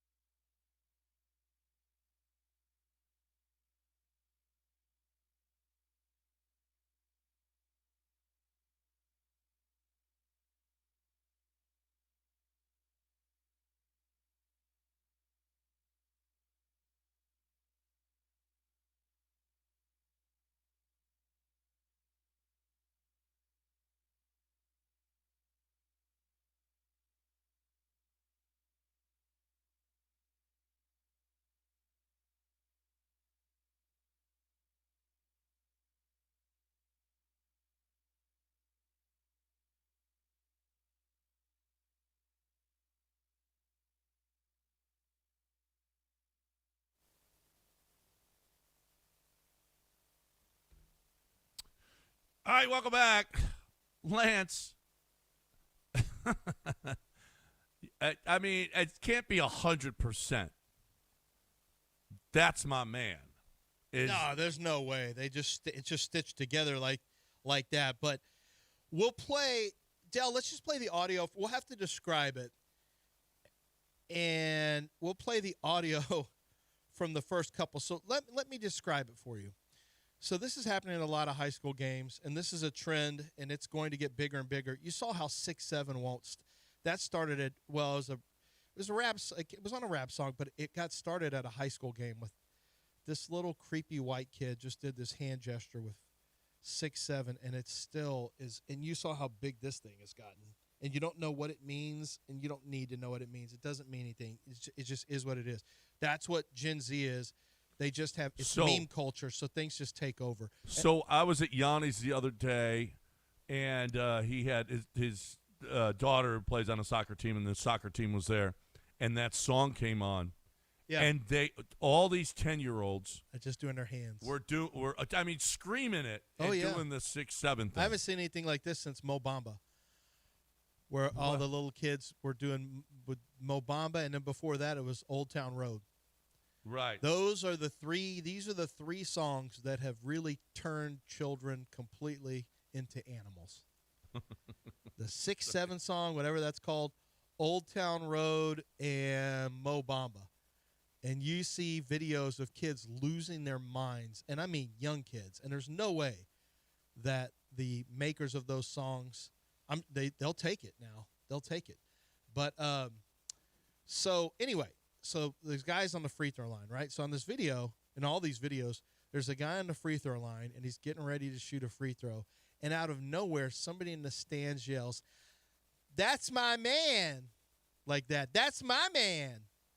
And the free throws invariably are some of the worst. After they say that and everyone laughs, the free throws are either air balls, they barely hit the rim, like – I didn't know people could shoot this poorly from the free throw line in general without anyone the first speaking. one, he looks over, too. Yeah. Like, what are you talking about? So apparently this is taken – and the bench goes crazy. When the kid misses or shoots an air ball, the whole bench goes bananas. Now, some people – we can't play all of them because I think one of them is really obnoxious. I don't know if there's any cussing on any of them, actually.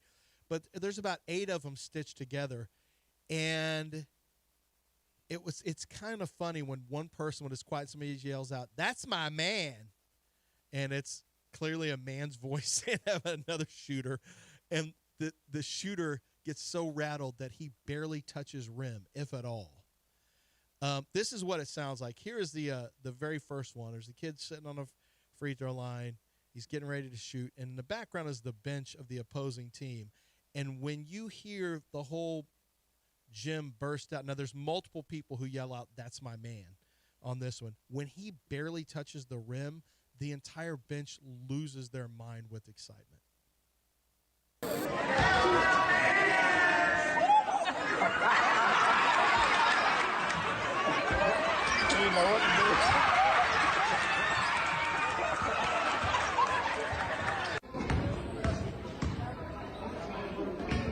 That's my man.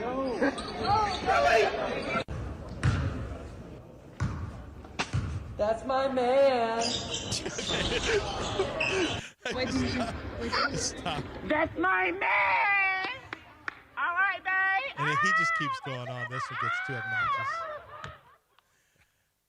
So that's my man. When does this hit NBA courts? Soon. It'll hit. It usually works its way from high school to college to pros. So the college kids will get it next, and the college kids will be screaming it at somebody from Syracuse, probably in the Northeast. It's probably in the old school Big East.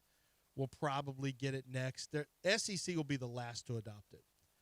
They're they're not going to do that. Did you see the BYU coach last night after the game? Yeah, I saw what happened there. Yeah, that's unfortunate. That is unfortunate. You're. I know there's jokes and all that. When you start messing with people's religion, that can get a little tricky now. Yeah, so the crowd was chanting "F the Mormons." Yeah, and he was none too pleased with it. He's Mormon. Guy said, "I got 4 little kids at home." Who are the scumbags who would do that? What scumbag university would do that, John? They lost too, right? BYU lost last night. I forget who they played. Yeah, they lost to Oklahoma State. Your people. Oh my God. Yeah. Well, I could see that. Your happening. people did that. I could see that happening in Stillwater. Yep. Yeah, I could see that. Yeah. Oh my goodness. Let me tell you, if somebody's yelling "F the Catholics," "F the Muslims," "F the Christians," "F the Mormons," like there's going to be a fuss. I don't blame BYU for being upset about this, or the coach. He says, "I have got 4 small kids at home. I'm a Mormon. When I go home, they're going to ask me about it the same way they asked me about it last year at Arizona." He said the conference has zero. The Big 12 in a statement said it was aware and investigating reports of the chants. The conference has zero tolerance for behavior of that nature and will address this matter in accordance with Big 12 sportsmanship policies. This is at least the 4th time in the past year in which that derogatory chant aimed at Mormons has been used during a BYU men's basketball or football game. Can't we just tighten it up and clean it up and just say, "That's my man"? Can't you just say, "That's my man"? That's okay to say, "That's my man." That's my man during a free throw. You can do that. That's fine. Mm-hmm. Arizona apologized for the chant during last season's loss to BYU in Tucson, while the same chant was heard from Colorado and Cincinnati fans during the football season. All 3 schools apologized, and the Big 12 fined the Buffaloes $50,000. Well, there's too much hate in the world to be saying stuff like that. We've got enough problems in our world without going after people's religion and beliefs. This stuff is unwarranted, and it's just disappointing, said Coach Young. Yeah. AJ DeBanza had 36. Wow.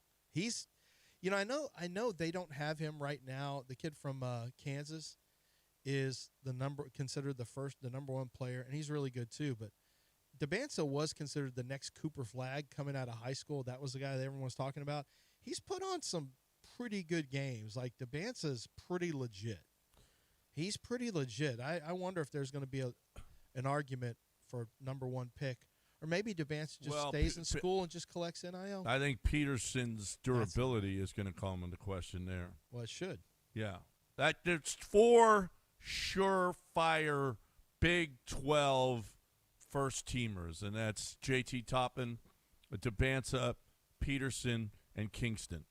Those 4. The 5th one will be interesting to see who that is, but it might be the shooter from Iowa State, the white kid. We'll see.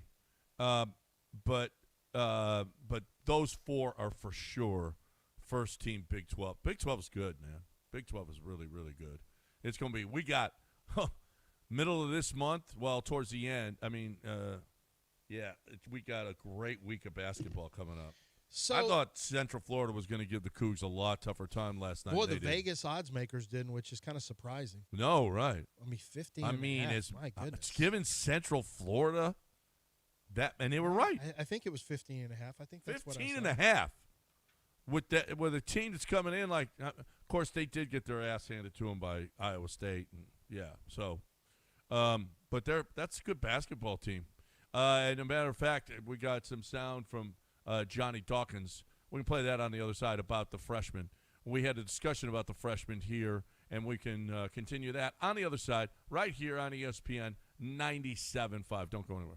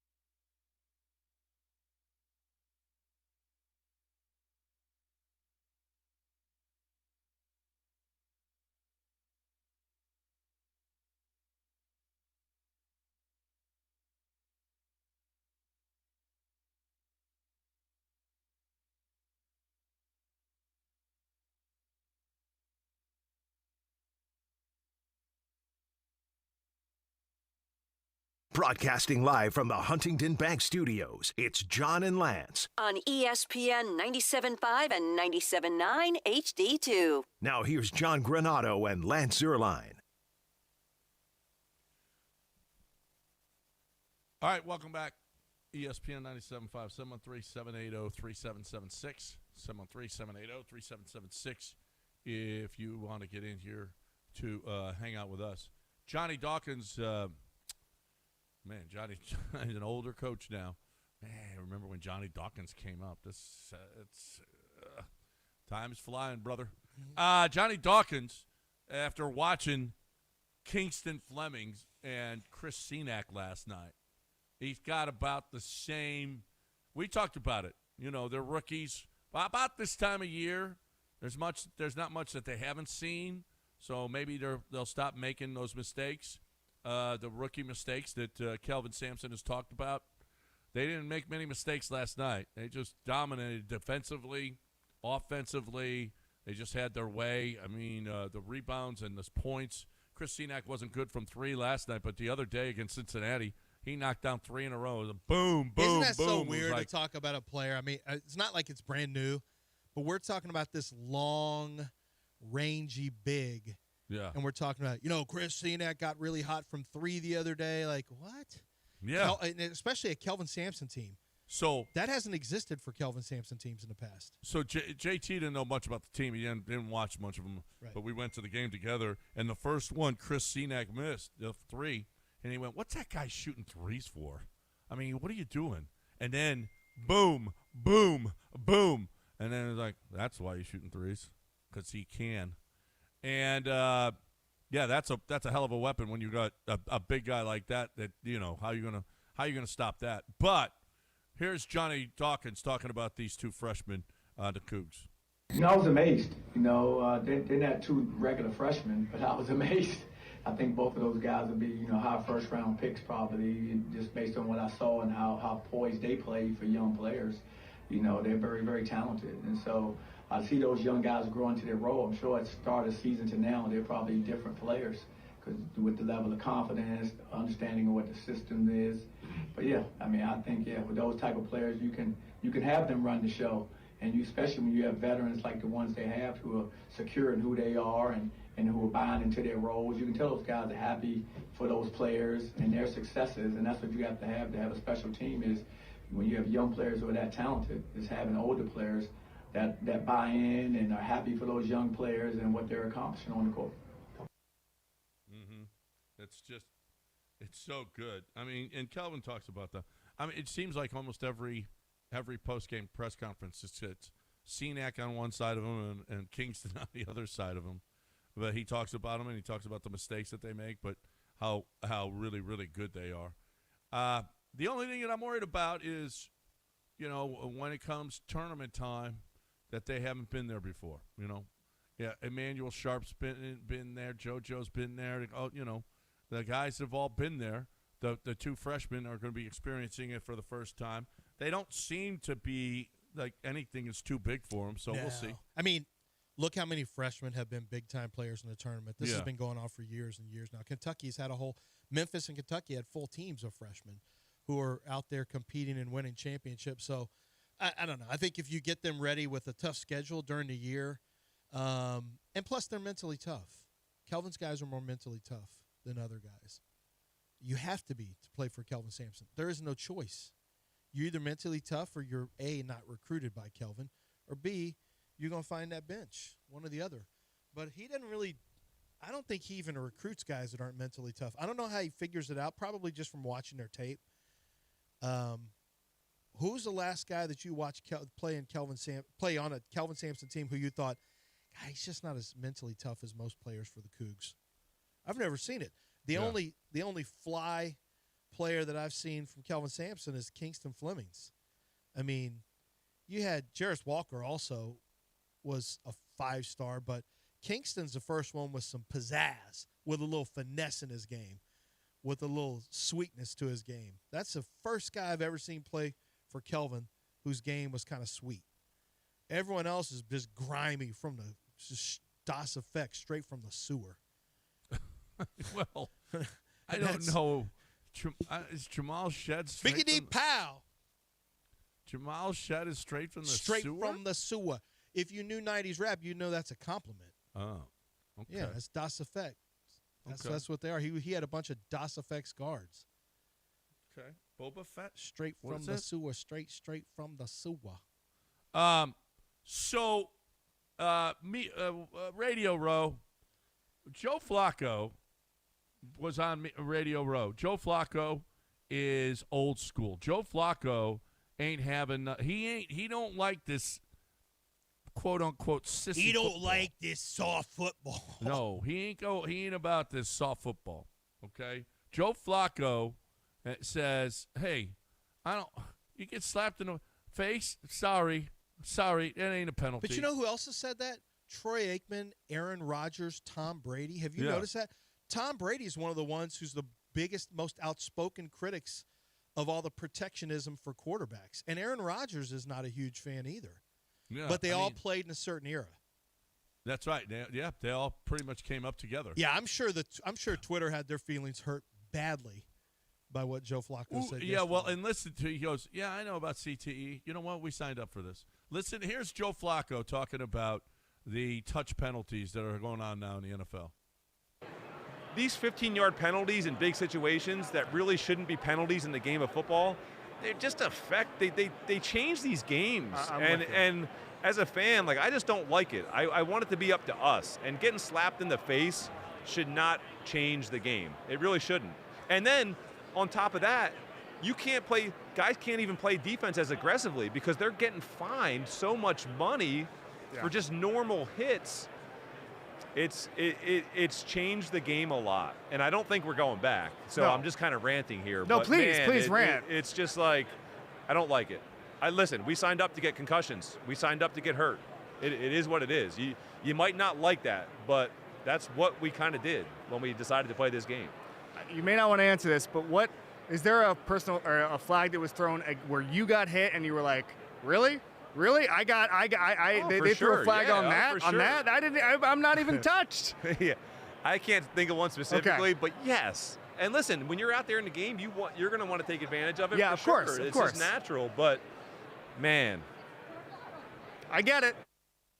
We signed up for this. We signed up for concussions. Well, I get that Joe thinks that way. The NFL's billions and billions of settlements for CT and the players who have died because of it.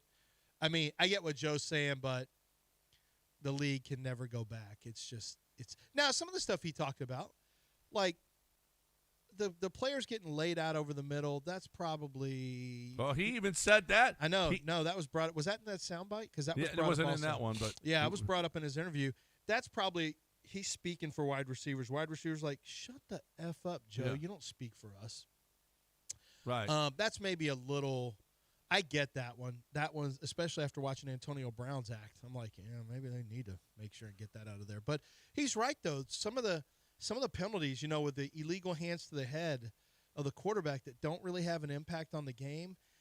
And he's like, and what he said was true. A 15-yard penalty in the fourth quarter of that game can be a major. It could have a major impact on the game, on who wins and who loses. So, and the falling on the quarterback thing has been. Woo, I don't know about you, but there's some times where I thought it was called where it shouldn't have been called, where the player clearly made an attempt not to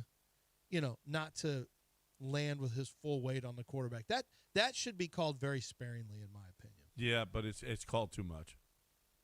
It is. I mean, how are you supposed to? I mean, there are times when you're tackling them and you fall on them. I mean, honestly. But the whole weight and picking them up and throwing them down and well, I don't know about that. That's yeah. Yeah, that's. But tackling him and being on top of him, I mean, honestly, sometimes that's so weak. So weak. Yeah, some of them are now let a quarterback get hurt and then it's a 24-hour news cycle of you must protect quarterbacks. The game is not good without the quarterbacks. You've got to protect the stars. So it's kind of a can't-win situation. The NFL knows we don't want our players having brain damage. We don't want our best quarterbacks out. It's really that simple for the NFL. It's pretty simple. No brain damage, no quarterbacks out for long periods of time if we can help it. We're going to do whatever we can. So I get it. That's why it's there. But I also get why Flacco's saying that. I'm pretty good with accents. I didn't look this up.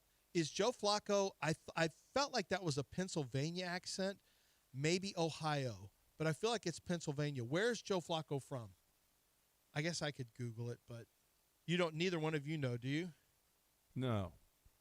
Joe Flacco went to Delaware, right? Yeah, he went to Delaware. He's probably up there somewhere. He is, I don't know where he's born. He was born in New Jersey. Did he grow up in New Jersey? Well, is that a New Jersey accent? I felt like that was more Pennsylvania, but maybe I'm not good with accents. Maybe you're not. Maybe you overrate your. Well, your no, ability. wait a minute now. He started college at Pitt. Yeah, I don't know. No. What does that have to do with? Well, I thought maybe he played high school ball at Pitt. Oh. But I don't think that's the case. He's New Jersey. You think he just picked up after being raised in New Jersey? He just picked up. No, I thought he was year? born there and moved. Oh. I was born in Kansas, but I moved to Texas when I was 2. Yeah, but you sound like you're from the Midwest. Do I have a Midwest accent? I've been told I don't have any accent. Well, I try to get rid of any kind of accent, but I still, if I say, you're such a creepy little chode. That sounded like an accent to me. What? I rue the day I ever did that. Well, I don't even know why I did it. You were doing a Taylor Swift thing. But why was I doing it sounding so like that? The day you were singing everything. No, that's a different day. Different day. He's had days where he sings. I was just pointing out that you've done great work to get rid of your accent. Look, this is what you sound like normally. That's an accent. Below. You do accent work. That was a Southern accent, but this is your natural accent. I mean, credit to you from coming over from Munich and figuring out how to sound American to do this job. You're like all those actors who come over here, we think they're American, and they're not. You're one of them. Appropriating. You're one of them. You're like Diane Kruger. I'm like Michael Fassbender. Yeah, he's another one. Yeah. He's not German, but he's another one. He's known for things, though. I'd like to be known for what Michael Fassbender's known. Yeah, Michael Fassbender does stuff. He's with what's her name? Vikander, Alicia Vikander. He married her. Who's she? She was the robot from Ex Machina. Well, I pray for her safety. Why you pray for her safety? Pray for his safety. It's good to be both of them. Yeah, Michael Fassbender. It's good. Yeah. Oh, and you know who else is good to be? I like both of those Let me robots. he is German Irish, so maybe you are closer to Fassbender than Michael you think. Fassbender. Well, I've got French, German, and English, but Michael Fassbender is definitely German. He's German Irish, yes. Yeah. He doesn't sound Irish. All right. You know who's American as it could possibly be? Billy Brown. I mean, you don't get a name like Brown if you're just, if you're a German or Swedish or something. You don't get that name, right? That's American as it gets. Billy Brown. He is America. Bald eagle, apple pie, baseball, Billy Brown. Cleaning your not cleaning per se your toilets, fixing your toilets, right? If you've got kids that are clogging them toilets, can't get it, you got no options here. He's had to come to my house and snake out one of my toilets, and it was like, sorry, Billy, I got a 15-year-old boy, and guess what happens? That's what happens with 18-year-old boys. That's what they do. I mean, you've had it at your house, Lance. Yeah. You had a few of those boys. Yeah, what are you going to do? What are you going to do? What are you going to do? I mean, we actually have my wife is going to, anytime there's anything, we just need to call Billy again. I don't want to. It's just we're going to be a pain in the butt to Billy. Well, we got something's leaking from the toilet. We may need a new, and it's stuff that probably Billy does. Billy will do all these things. Where it's like, should we bother Billy with this? Should we bother him with this? Yes. Yeah. Because Billy Brown and Aqueduct, we keep acting like Billy's coming out. Aqueduct Plumbing Company, his guys, they come out and fix little things. That's what they do. And they don't charge you money to come out and diagnose it. They just simply say, look, this is what it is. We can fix it for you right now. We can get this done, and here's our price. It's a fair price. We're completely transparent. And, John, that's what you want, somebody who can do the big and the small jobs. Right. I mean, we've had big jobs, too. We had sprung a leak. You repiped your whole house. I mean, There's big jobs, small jobs. It doesn't matter. Cleaning out your water heater, your tankless water heater. If he redoes all your pipes, he's going to give you a free water heater. I mean, there's no job too big or too small for Billy and his guys over at Aqueduct Plumbing Company. 281-488-6238. Have that number in your phone to make sure that if anything ever happens, you're Johnny on the spot, and you get them out to your house immediately. 281-488-6238 or aqueductplumbingcompany.com.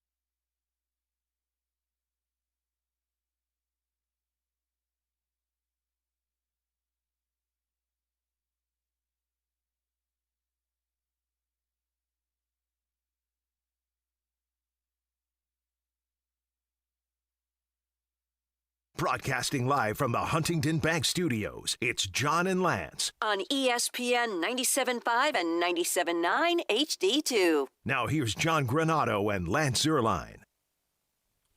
All right, welcome back, Dal. This is our penultimate segment. Have we missed anything? Yes, we did. Wow. Asante Samuel is threatening Tom Brady on I did social see that. media now. I saw the tweet where it says, Brady, you have, 24 hours to respond, I'm gonna whatever fire he said. your ass up, he said one of these days. But what prompted this? So what prompted this is Tom Brady was asked about who's going to win the Super Bowl or whatever, or who does he want to win the Super Bowl. He said, I don't have a dog in the fight. Now, that's going to hit the wrong way. He's a Raiders owner. He can't come out and say. He is a Raiders owner. He can't, but he also is Mr. Patriot.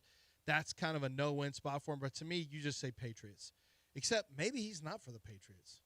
Maybe he feels some type of way, but I don't feel like he probably does. And unless he and Vrabel have some beef, I think in person, I think if you ask him off the record, he would tell you for the Patriots. I would think. Yeah, but unless he doesn't want the Patriots to, maybe he's one of those guys like Jordan who probably wants to prey on your downfall as long as he's not part of it.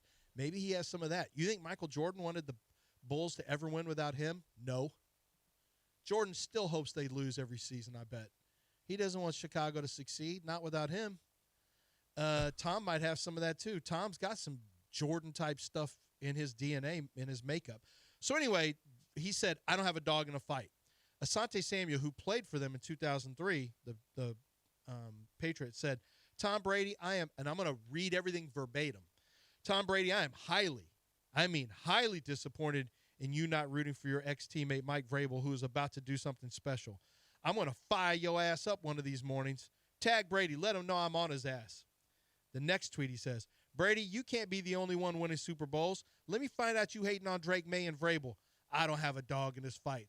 Not what I wanted to hear. Brady knows how I get down. This ain't nothing new to him. Next tweet. Tom Brady, new name, Flaw-Ass Brady. I don't know why it's Flaw-Ass Brady. Then he goes on and says, Tom Brady, you have 23 hours to respond or it's up. I'm going ape bleep about who you are. So this is such a bad look. I mean, Asante Samuel, who I'm sure is... Not only him, Vince Wilfork was on one of the shows, and he said, hey, Brady, you better pick the Patriots. Cut the crap, Brady. Yeah, that's how it is in real life. Like, Brady, I know, but it is weird because he literally is an owner of another team in the AFC. He said the thing you're supposed to say when you are actually connected to another team. Like you said, maybe in behind closed doors, it might be fist pumping if the Patriots take a lead. But what's he supposed to do? I would like to think he is, but I do feel like he might have some hater blood. Why do you like to think he is? Who cares what he wants? Well, because I don't know. I just why do you want him rooting for the Patriots? I don't know. Because I like Jordan the way Jordan was, although I think he's too petty, and I think actually the pettiness is a bad look for him. It's just not necessary.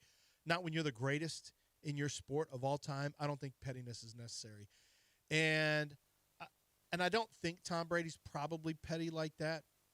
Like he doesn't want the Patriots to win without him. He wants to still be the only guy to, but there's a chance he's got some of that in him. But Asante Samuel doing this, I'm sure he wants hits on his YouTube channel and all that stuff as well. I'm sure this is probably, I get being disappointed. This whole thing where he's going to expose Tom Brady and he's going to do this and do that. I mean, is all that necessary? Just because a man gave a pretty down the middle answer about something? I know. I get being disappointed. Vince Wilfork. Vince Wilfork is a lifelong. Vince Wilfork played here. He's not a lifelong. No, but I mean, he is. He won a lot of. He's known as a Patriot. What are you disappointed about Asante Samuel? Well, okay. Let's say Jerry Jones was asked who's going to win the football game. Yeah, what's he? I want the Jerry Patriots Jones to answer win? it? He's not going to say he wants one of these teams to win. I hope for a great game. Maybe he'll say that. That's about it. Or what else does he say, Lance? I'm all about that glory hole. Hey Jerry, who do you? Super underrated invitation by me. Hey by the Jerry, way. who do you want to win the game? Well, I have one interest. I'm all about that glory hole. And he was pretty good on Landman, like people said. He was good. He had a monologue. He was good. He did. He was telling John Hamm, well, you keep acting this way, you're going to lose your family. Well, that's basically what he told him. Let me tell you something. Family ain't nothing compared to oil ain't nothing compared to your family. That's why I got my family running this business of mine. Well, not really. Steven don't really run nothing. I run it still. Caliendo was on Rich Eisen yesterday doing his. He does a great Jerry. Does he do a really good Jerry? Oh God, it was funny. He's added some new ones to his repertoire. He's trying to add Gronk, and Gronk was there, and Gronk was giving him the business. Did you see the video of Gronk with Kay Adams, and people were suggesting that Gronk had a reaction? Yeah, she's trying to do like a tap out because choke there's on a him. wrestler there, and she's practicing that move, and someone said the best part of this video is the slowly realizing that Gronk is getting an erection. No, you're not supposed to say the E word, Del. It's better than saying the B word. Yeah. Yeah, so that's... You see what all the other people said? I would not tap out until my last breath. Yeah. If she puts me in that hold, I'm never tapping and all that stuff. She's not strong enough to choke you. That's why you'd let her do it forever. Okay. Sure. She'd just be sitting there in a hold. You're not choking. You'd be acting like you're on the verge just so she keeps the hold sunk in, tries to sink it in deeper. Mm-hmm. I know your sneaky moves, guys. I know your sneaky little moves. It seems like you've given move. this a lot of thought. Their moves. Yeah, because I'm good at reading people. Ah, okay. I'm good at reading people. You weren't pretending like that choke is sunk in there deep. Sunk in there deep. It's nice. That's what you say on. What's what you say on chokes? You didn't seem to be able to read Kalen DeBoer when he was clearly not interested in talking to you, and you kept talking to him. Kalen looked like it looked like his face was made of Botox. Like there was no movement at all. Like, hey, Kalen, how you doing? My son Alec works for you. All right. So pretty cool that you're coaching. I had nothing left. So what's Alabama? That's pretty cool. You're coaching there now. So what's it like to win games but also lose games? That's pretty cool. Well, that's probably not cool. So is it hard when you lose? Do people get mad at you? Or anyway, I'll talk to you later. It's good talking to you. Just take it easy. Okay. He even goes, I got to go over here and do some interviews. Like, okay, well, you take care. Tell Bob Slick I said hi. That's just because I talk to people. You do. John Lynch did like me, though. Bobby Slick, I could tell, was like, I just want to listen to this book on tape. But it's too bad. I had questions I needed answered. And I only got to talk to him once, so you're getting every question I ever had. John Lynch was literally, you could tell that if I didn't have this radio show, he would probably try to hire me. I could tell just from talking to him. But he's like, he knows Houston hire you needs to do me. what? Do stuff, you know. Do stuff. You're going to do stuff? No. You think John Lynch wants you to do stuff? Do draft stuff. Oh, okay. Oh. Do draft stuff. Oh, be a scout or something? Yeah, because, I mean, they're struggling with some of their picks. Okay. I could come in there and do the good picks. Because I like when people do the good picks. And sometimes Nick does good picks on offense. Yeah, on defense. On defense, certainly. He does the good picks. Yeah. He did a good pick with who? With, Nico? No. With CJ? No. What's the running back? Woody Marks? Woody Marks. Yeah, he did a good one there. He did a good pick for Nico. That was a good one. I mentioned Nico. Yeah. Jaden. Actually, you know, Jaden Higgins is probably going to be okay. Sure. Xavier Hutchinson wasn't the worst player that's ever played football. Oh, that's a compliment. His free agency is not that great. He did get Joe Mixon for the year that he had him. Yeah. One good year, one bad year. Drafted Danielle Hunter was a free agent. Was that a trade or free? That's free agency. That's free agency, but I think we all knew Danielle Hunter was really good. But he brought him in. Nick didn't. He brought him in. Nick didn't excavate that diamond. I think we all knew. He's not. No, he didn't mind he wasn't for that. A diamond in the rough that he polished. No, but he was like he beat everyone else to it. Or he just gave him the most money. So that's part of it. Sure. Well, if he signs bad free agents, then you're going to blame. Yeah, but I'm not going to give Nick Caserio credit for signing. I'll give him credit for making the move, obviously. You would have hammered him if Danielle Hunter played bad. But I'm not going to go, wow, what a move. If he was a bad free agent, you'd hammer him. Sure. That's the way this works. But that's not fair. You got to give him credit, too. How much for signing Danielle Hunter? Be fair. You try to be objective and fair, then be fair. How much credit does he get for signing a guy who was on the Hall of Fame path? Hey, it's better than Lake and Tomlinson. So that's where you punish him for his That's right. His decision. So I say, I'm being fair. I'm saying good one with this guy. He signed Ed Ingram and turned him into an $18 million a year player. Apparently, Ed Ingram is highly coveted around the league. Around Aaron Wilson. Yeah. According to Aaron. I guess. You can criticize him, but you can't. Yes, that's why I can. KD hates you. Yes. Who? Kevin Durant. No, KD would hate you so much. I give KD all the credit. Doesn't matter. So does Roosh.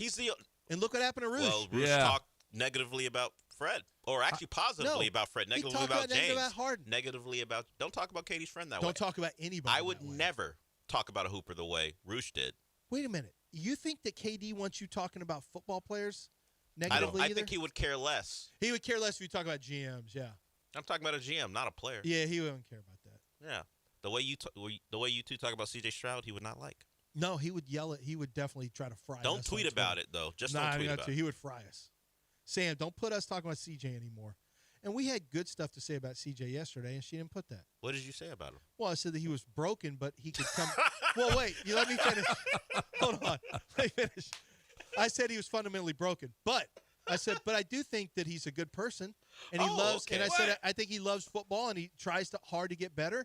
I think he's going to work at it. And John said he's going to go to a Super Bowl. He's taking us to the Super Bowl. Where was that? Where was the Super Bowl? Yeah, Sam.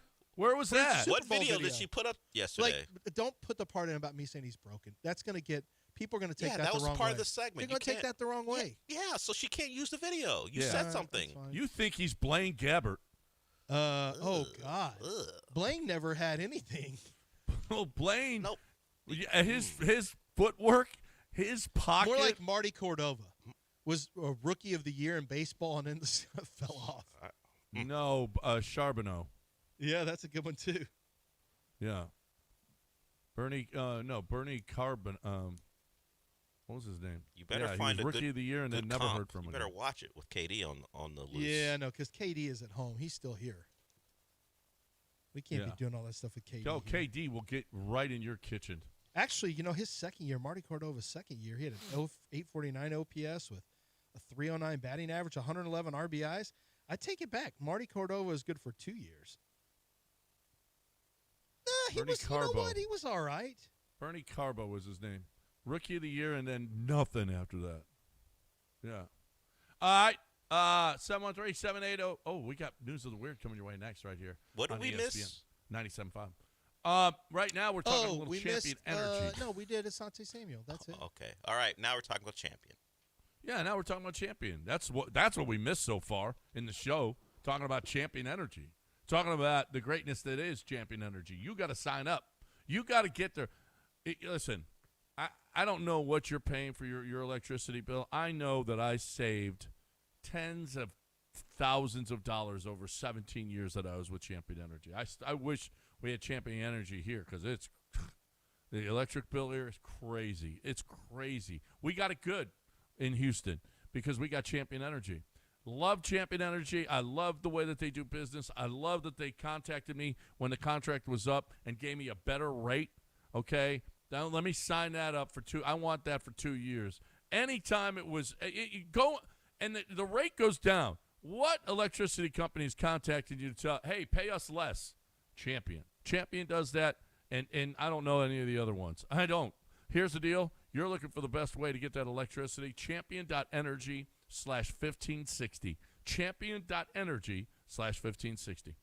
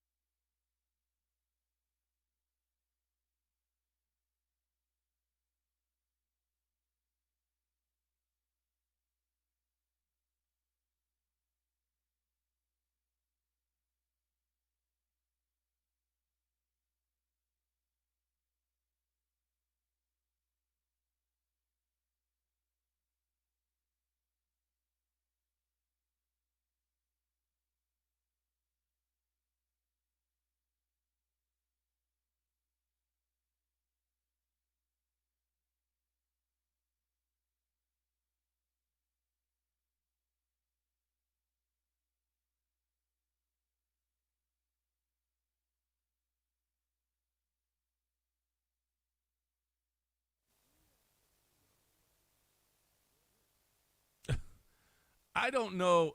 Can we name a worse way to go? An Olive Garden employee died from burn injuries he suffered after thrusting his head into the deep fryer in what police have categorized as a suicide. Yeah. I mean, is there a worse way to go? Burning is bad enough. Thrusting your face and head into the deep fryer? I don't know. I've seen a lot of European movies / TV shows set in like the 1500s. When they disembowel you, they just cut you open and your guts spill out. Yeah. And let you die that way. I feel like that's right there. God. They hang you up and just disembowel you.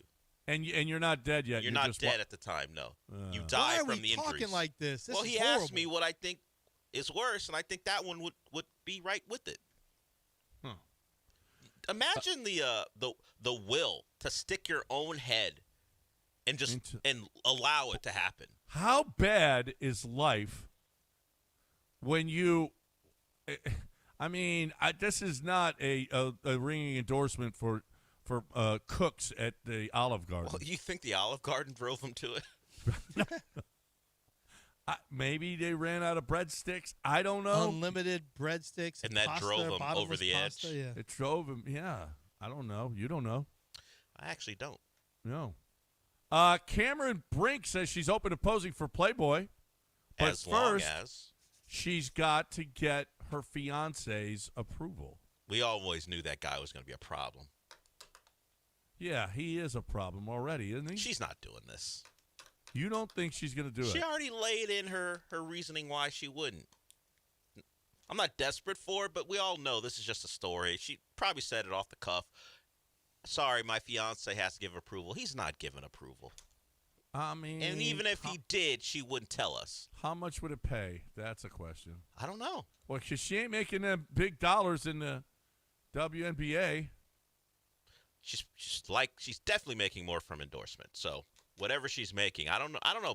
People would, I guess, buy the Playboy or at least get a subscription online to look at it. I don't even know how it works anymore. When is the last time you actually seen saw a Playboy in the wild? A physical, a tangible Playboy, one that you could put hands on? When's the last time?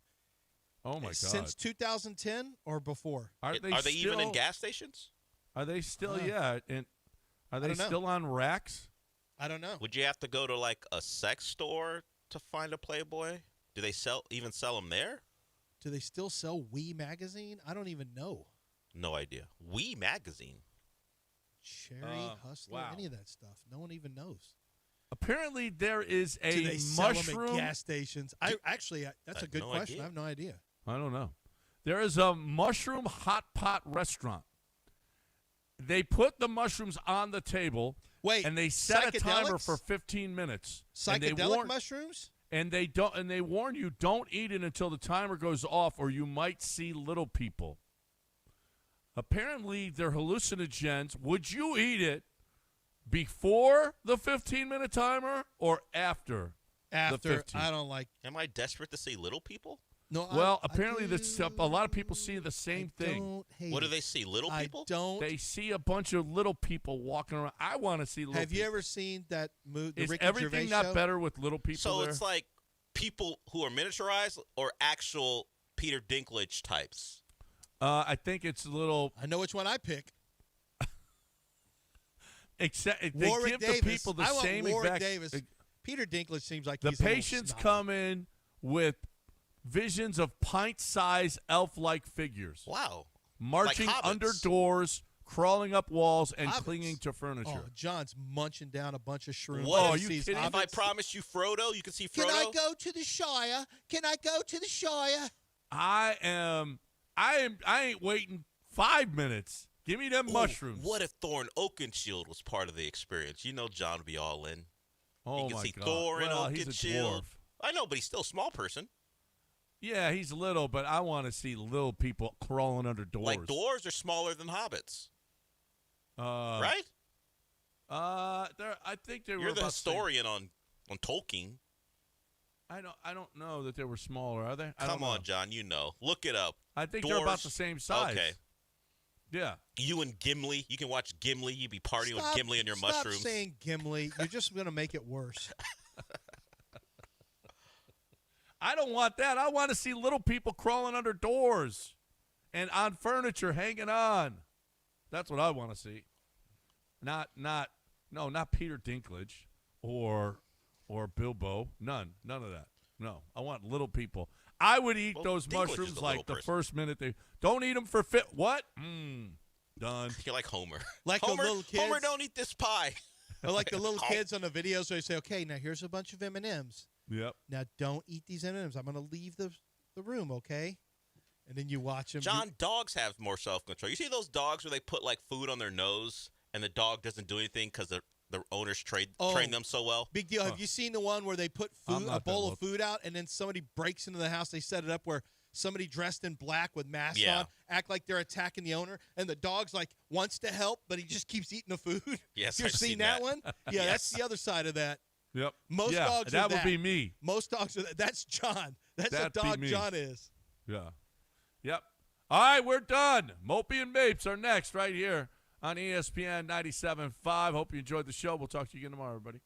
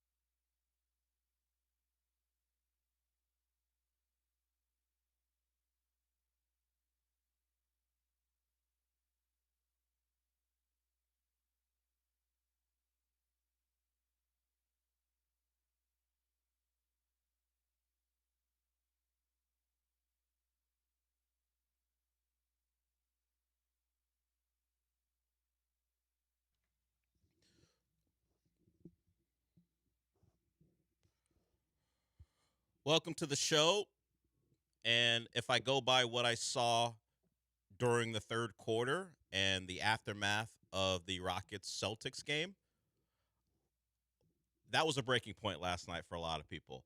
For some reason, and it hasn't happened before, maybe it's because I've been clicking on accounts that are updating people on rumors regarding trades. I got a full taste of the Rockets Twitter algorithm. At least my algorithm gave me Rockets Twitter last night, and not happy, as you might imagine. The Rockets get blown out by a Celtics team who didn't have Jaylen Brown. I know people are mentioning they didn't have Jason Tatum. They haven't had Jason Tatum all year, but they've been a good basketball team. We talked about it yesterday. That should have been a good matchup. Did not know that Jaylen Brown wasn't going to play. Didn't matter. Not in that third quarter where the Celtics out-rocketed the Rockets. Out-rocketed the Rockets, I guess you put it that way. They got offensive rebounds, and the Celtics, who aren't a good defensive rebounding team, protected their own backboard and got after the Rockets on the Rockets' end and kept getting second opportunities. They knocked down threes at a rapid pace. It felt like the Celtics when they won the title, knocking down threes. Derek White, guy's name Bailey, isn't it? Is it Bailey Shireman? Baylor Shireman? What's his name? I think Baylor. Guys named Baylor Shireman are making plays. It was tough. It was a tough night, and it led to, I don't know if an outburst of emotion is the right word because I'm just reading people's tweets, but people were mad, big mad, talking about Ime Udoka's inability to build an offense, the lack of player movement when Kevin Durant or Alperen Sengun had the ball. It almost feels like partly because it's a trade deadline. It's trade deadline day, and all the reporting around the Rockets was they weren't going to do anything. If we remember back to 2017 when the Astros were floundering around the trade deadline, and even the players inside the clubhouse were talking about a move needing to be made, and when they didn't initially make one at the deadline, of course, that was back when there was a waiver deadline as well. That has since changed. There was disappointment, and that team was flailing. And then, of course, they make the move for Justin Verlander, and they go on and win a World Series. I think at least the fans of the Rockets believe they have to make a move, and hoping and praying that Fred VanVleet is going to come back and resuscitate this season.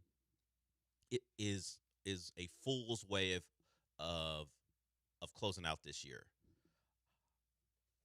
Kevin Durant, we'll hear from him. He was much more measured in his thoughts about what happened last night. But I think people look at what's happening around the league. And even this morning, the Timberwolves, who you would say are in that same tier as the Rockets. Like you've got the Thunder, of course, in one tier. Maybe you want to put the Nuggets and the Spurs above the Rockets. Maybe you don't. But if you want to say the Rockets are in that the second to third tier in the West, the Wolves would be right there with them. And the Wolves went out and tried to correct one of their bigger issues. Frankly, it's one of the issues Rockets have as well. Lack of talent in that backcourt. And they went out and got Ayo Dosunmu. Not for very much. They gave up Rob Dillingham, a recent first-round draft pick. That happened yesterday as well, where Jared McCain goes from the Sixers to the Thunder. So recently drafted guards are being traded to teams. The Thunder didn't feel like they needed Jared McCain, but they went out and got him. The Wolves certainly needed Ayo Dosunmu. They jettisoned Mike Conley yesterday, and they get some backcourt help, a guy who can be a two-way guard for them. And all it costs was like Rob Dillingham, who barely plays, and multiple second-round picks. So when you see that move being made, and you know, as it stands now, the Rockets are going to stand pat, that one hurts. And then you couple it with what you've seen in the last 2.5, 3 weeks, and you're a little concerned. Less concerned is Kevin Durant. Let's hear from Kevin Durant, who speaks to something we've talked about here.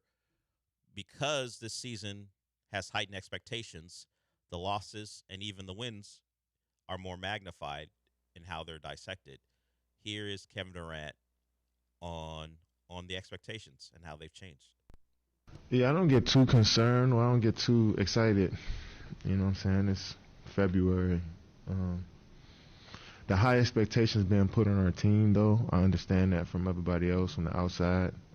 It wasn't like this last year. You know, games like tonight, you just sweep them under the rug and move on to the next. And this is a young team, and, you know, this happens. You know what I'm saying? But with our team this year, there's a lot more pressure on every game. There's a lot more pressure for every loss. You're looking to dissect the team a little bit more after every L. And every W, if it don't look right, it's still a little bit critique with that. You know what I'm saying? So it's just like we got to, a lot of time, just focus on next day, putting this behind us, realizing that's just a part of the NBA season, not letting it get too big. You know, when we think about stuff for too long, then L's, missed shots, missed assignments, you start thinking about it for too long, then, you know, it could bleed over into the next game or the next possession. So, but that's what happens when you got high expectations and when championship is the only thing on people's minds, and you put a lot of pressure on yourself. So we try not to let that pressure get to us. So that's an acknowledgement by Kevin Durant that the team feels it. The weight of what they should be, at least in people's eyes, is something that they're managing. They did not manage it well last night. Sometimes these type of games happen right before a trade deadline where guys are wondering about where they're going to be, if they're going to still stay with the team. I don't know that the Rockets should have felt that way because all we heard is no one's going anywhere. Tari's not going anywhere. We're not trading Jabari.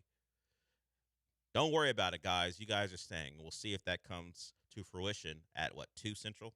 It'll be 2 our time when the trade deadline hits. So we'll see if anything spurs the Rockets into action, if a deal comes their way that makes them rethink what appears to be the plan. We're not going to do anything. Talked about it early in the show yesterday. I think that's a mistake. I'm not using yesterday's game as a reason for that. I mean, it doesn't hurt my stance, but they're short in the backcourt. They're short playmaking as well. I mean, as much as the Jalen Green thing was frustrating, he was a guy who can get his own shot. Now, did that shot go in all the time? No. Fred, I mean, he doesn't fit the profile of a guy who could get his own shot, but he could use a screen to get open and take a three. Now, he didn't do it to great efficiency, but they had guys in the backcourt who could either facilitate or get their own. Those guys don't really exist on this roster, and it's a problem. And if Reed Shepherd's not going to shoot the ball well, what's his purpose? Because he doesn't play good defense. He's not a great facilitator. There are moments where, because people want this guy to work out, that people get excited about a burst here or there, or even a game where he plays well. But you don't get any consistency from him. You don't know what to expect from him night to night. And if you're looking at an offense that isn't particularly cohesive, all these players' flaws are going to get magnified. We don't see a lot. I don't think this offense accentuates these players' strengths. Yeah, give the ball to Kevin Durant. He's an all-time scorer. He can go get a bucket. But does this offense make Kevin Durant's job easier? No. We watch how defenses pay attention to him. He's not getting. I mean, he makes it look easy because he's Kevin Durant, but he's not enjoying easy buckets, easy looks, and the same for Alperen Şengün. Maybe that's just because of how Alpe's game works out on the NBA level. But unless they're running or getting offensive rebounds, there are not a lot of easy shots in the flow of a half-court offense, and that is frustrating people. And along with people being frustrated and starting to take a look at Rafael Stone for not making moves, and I did see yesterday or last night that I will say this is a little reactionary, considering we're not even 60 games into Reed Shepherd's second season. There was a question of, did Rafael Stone miss on top three picks? Of course, Jalen Green helped facilitate the Kevin Durant trade, so maybe you say that's not a miss. But Jalen Green wasn't drafted to acquire another star. He was supposed to be the cornerstone of what they would be. He was their highest pick. Of course, Amin Thompson, the fourth pick, is their best pick from the top 5, then Alperen, their best player in recent draft history. But did they miss? If we go by the small sample size of Reed Shepherd's early career, Jabari Smith's early career, and of course the trade of Jalen Green, did the Rockets hit on any of their top 3 picks? Jabari is a NBA starter, but was he drafted to simply be a above average NBA starter? Is that what you're looking for from a top 3 pick? And we remember the debate going into the tournament that year and then into the draft. There were real questions on who was going to go number 1. It didn't solidify until like the day of, when it felt like Woj was affecting betting lines by what he was talking about, when Paolo Banchero went number 1.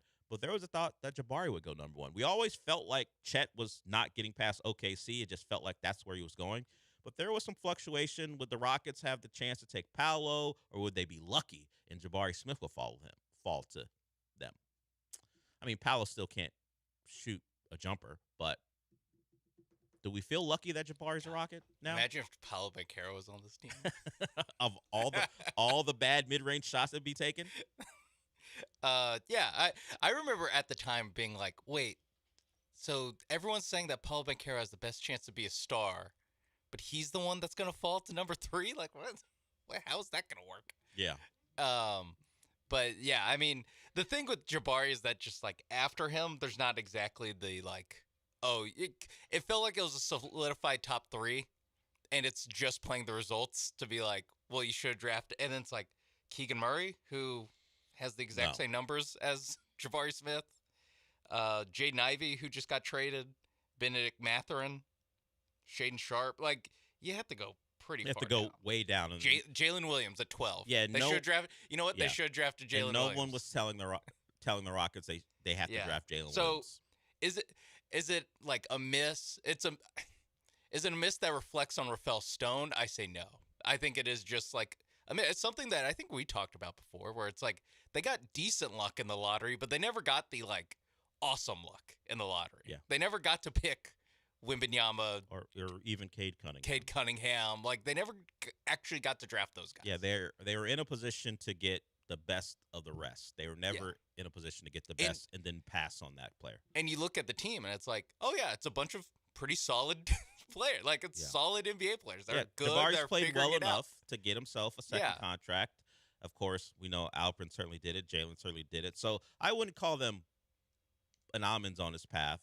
We'll see about Reed Shepherd. So I wouldn't call it misses. It's just you didn't get yourself good luck. You didn't get your star from Yeah, the top 3. It looks like you got functional, probably above average rotational players. We'll see if one of them, and Amin likely has the best shot, even though he's not really part of this because he wasn't a top 3 pick, has the best shot to be more than a functional rotational player. Yeah. But I guess when you look at those drafts and what the promise was, at least early on in these careers, you're like, we didn't get the guy.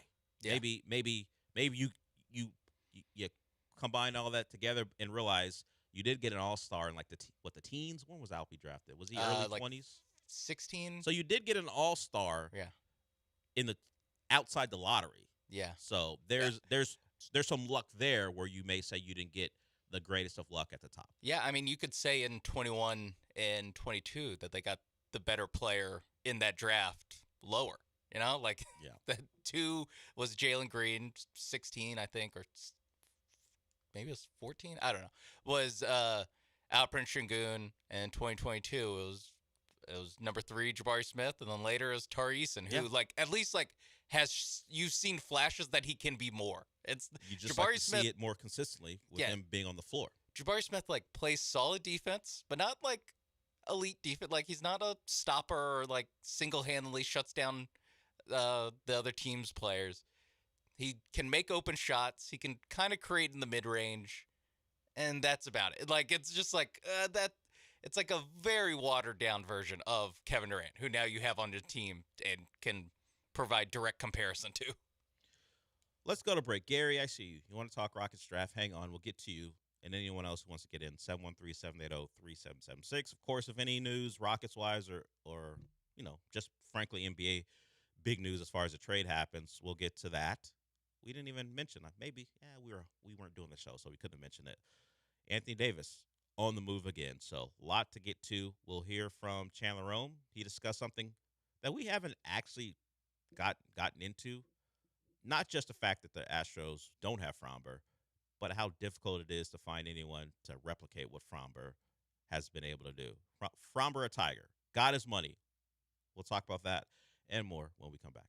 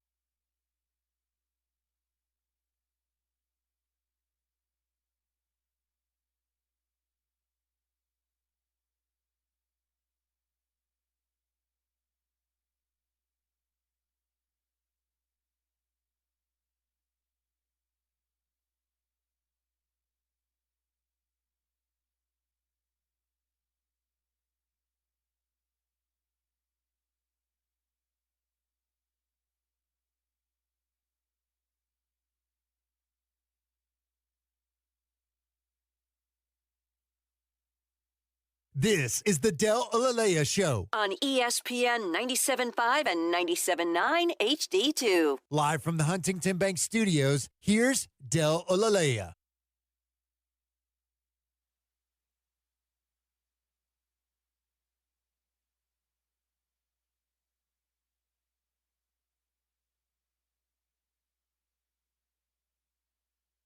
All right, let's get to Gary here. He wants to talk about the Rockets. What's up, Gary?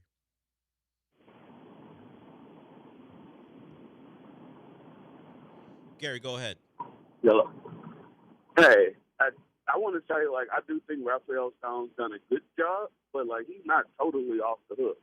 Like, how does this team look with Evan Mobley and Stephon Castle, right? Because Evan Mobley went right after Jalen Green, and Stephon Castle went one pick after Reed Shepherd, right? This is a totally different team with Evan Mobley and doing in our front court. So I think he's done a good job, but good doesn't win in the NBA, which leads me to my second point. I looked at it. There's only two teams in the last 20-plus years that have won a title without, like, a perennial LeBron James, Steph Curry, KD type guy, and that was the 2014 Spurs, which still had Duncan, even though he wasn't in his prime, and they had Kawhi Leonard, and the 2004 Pistons. Other than that, you need that guy to win in the NBA. It's not like a debatable topic. It's a fact. It's like, go look at it. And I feel like we exited the lottery, and we have good players, but I don't know that we have one great player, better yet, like that guy. And I think that's what we're seeing this year. We're a good team, but does anybody think we're going to win the championship? We don't have that guy. And we came out of the lottery years without having that guy.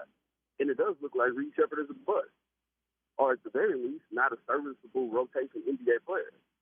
So, not to sound doom and gloom, but there should be some concern. Yeah, if he's not even a rotational NBA player, he is a bust.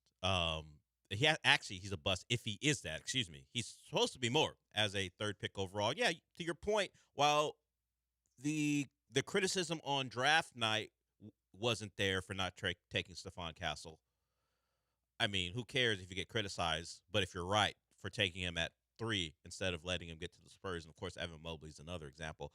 Sean and I talked about it in that first segment that Raphael Stone wasn't raked over the coals for not taking those guys, but it shouldn't have been out of the realm of possibility that if he thought those guys are better, you can take them. And as it stands now, Evan Mobley better than who they took, and certainly Stephon Castle, bigger guard, which is interesting considering what we know about Ime Udoka. Oh, yeah. That he wouldn't take I think we might even have talked about it at the time. It was the first Spurs-Rockets game, not the most recent one, the one before that, where I was just like, you said, why wouldn't he have taken that guy who fits the profile of all the things he would want, not the smallish guard who it turns out ain't the defender he was kind of sold to be, and he just not physically impressive like a lot of the guys they've taken. He actually is the outlier to what they have done, and they probably went against what Ime Udoka has profiled as what his team should look like, and at the moment, that's a mistake. Yeah, and the Evan Mobley one actually gets worse because the reason Evan Mobley, he didn't like work out with the Rockets. I remember that. His family told the Rockets not to draft him because his dad was an assistant coach at USC when they had Kevin Porter Jr., who was on the Rockets, and he didn't want him on the team. He was like, "My son is not playing on the same team as Kevin Porter Jr." So Kevin Porter Jr., I mean, it was pretty consensus that it was going to be Jalen Green number 2, like no matter who got it. Like that's part of this. It was Cunningham or Green. Yeah. Cunningham then Green, excuse me. It was 1 Cunningham, 2 Green. Yeah. And 3 to however, because I think, because it was Mobley, Barnes, Scotty Barnes, Jalen Suggs. It was like those 3 are going next in some order, depending on the team. But yeah, the KPJ costing any chance they had at Evan Mobley, and the Rockets like Kevin Porter Jr. Yeah, that goes back to like it's a Raphael Stone miss that kind of gets like swept under the rug because everything kind of ended up working out because he was only on the tanking teams and he helped with that. But yeah, that the Evan Mobley, Gary mentioning the Evan Mobley thing reminded me of like. Well, they probably couldn't have drafted him even if they wanted to. I mean, they could have and said, told "Hey, him to suck what are you going to do? You're on our roster now." Yeah. But it is interesting that Kevin Porter Jr. was like, "You're such a bad influence." The dad is like, "Nope, nope." I mean, Kevin Porter Jr. until the Milwaukee Bucks now I think he got kicked off of like every team he had ever been on since like high school. The Cavs, he had an issue there, and of course here the Rockets. I don't know if the Clippers. USC. He might. I think. Oh yeah, the Clippers. I think he was. I think he played too well for them to pay him. They didn't want to pay him. Forgot how that all went down. I think they just like dumped him. Basically. Yeah. So he didn't get kicked off. He got traded like an honorable NBA player. Yeah. So interesting. Good points by Gary. Let's hear from the coach, and we'll go to break. We'll move on to some other things like Fromber, now a Tiger.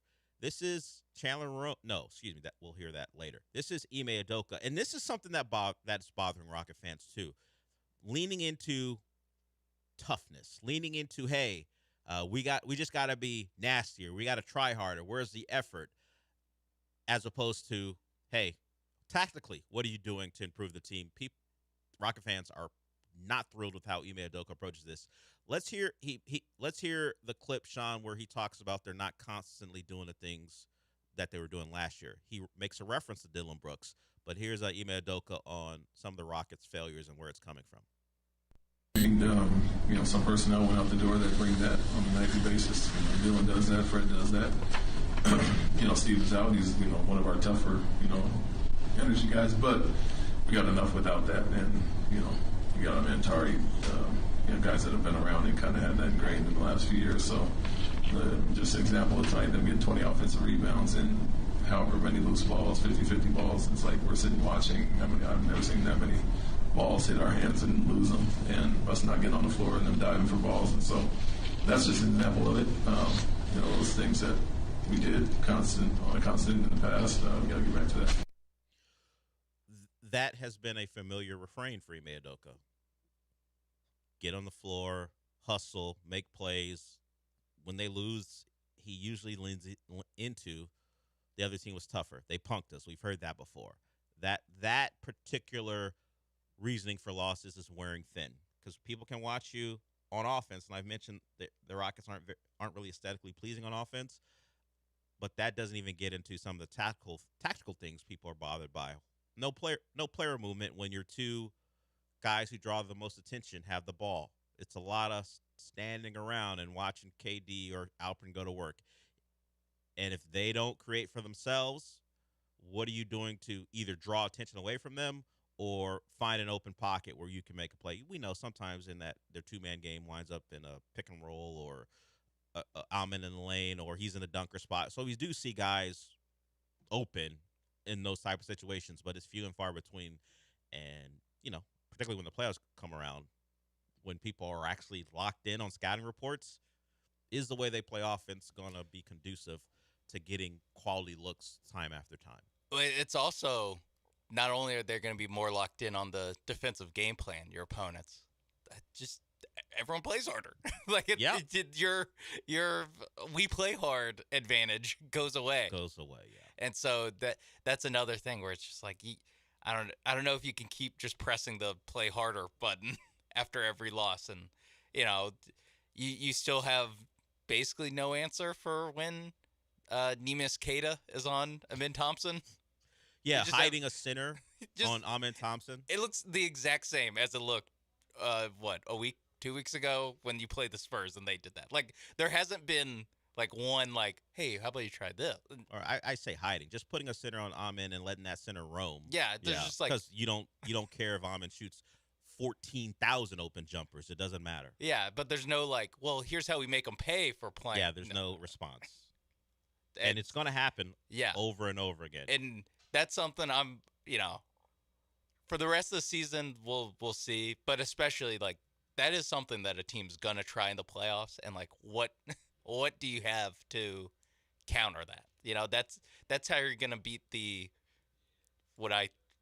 a dark place last night with 3 minutes left in the third quarter. I was like, wait, is Ime Udoka this generation's Tom Thibodeau? Hey. Tom Thibodeau coached a lot of good teams that played a good defense and tried really hard. It's an ugly thing to say. They played a lot of minutes and played every game. Brought their lunch pail. Yeah, those Kevin Durant minutes. Yeah. They're up there. And in the playoffs. I'm sure he won't be worn down at all when the playoffs come around. The playoffs, things kind of didn't go Tom Thibodeau's way. Is he this generation's Tom Thibodeau? I just asked. It's just a question.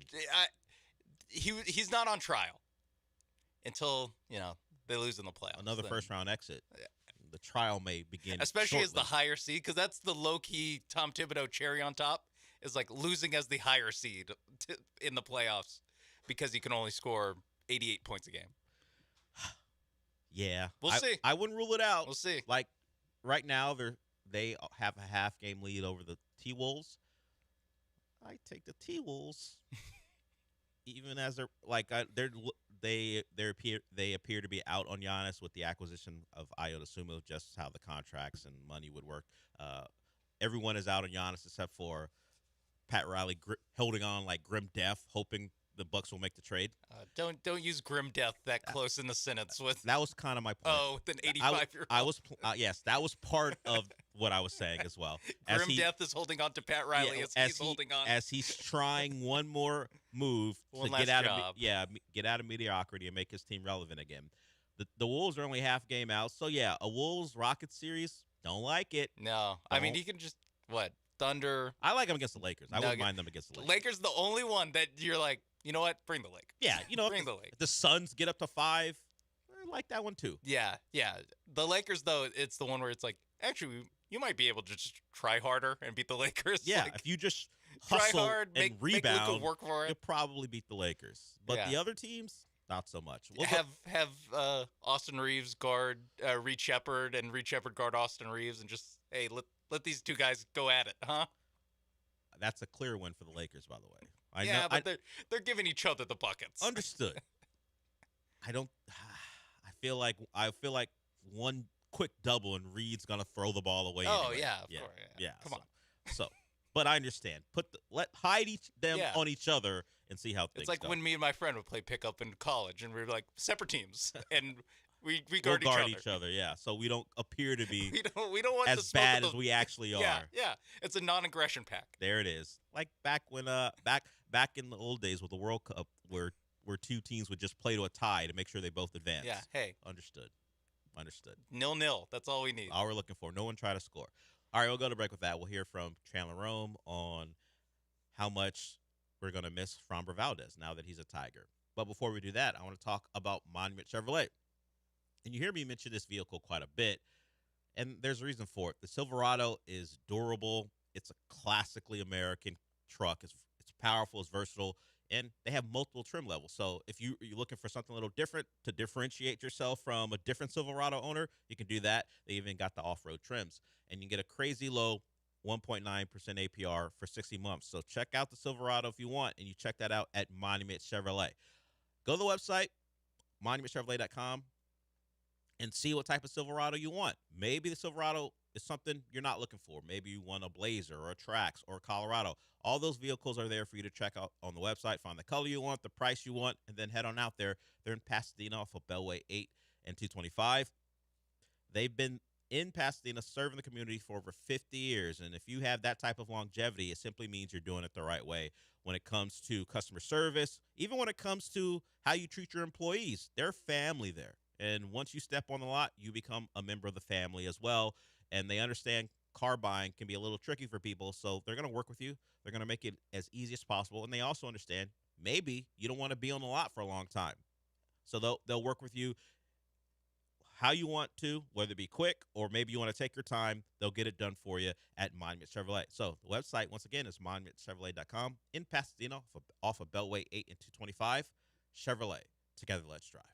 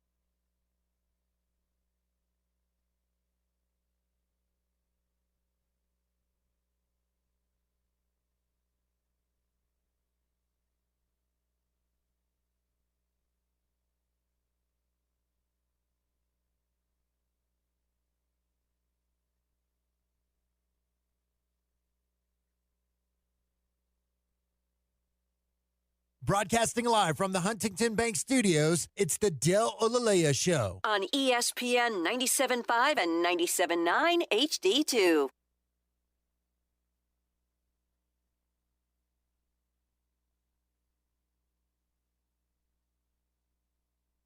We'll get to Chandler Rome. He joined Paul Gallant to talk about a lot of Astros things.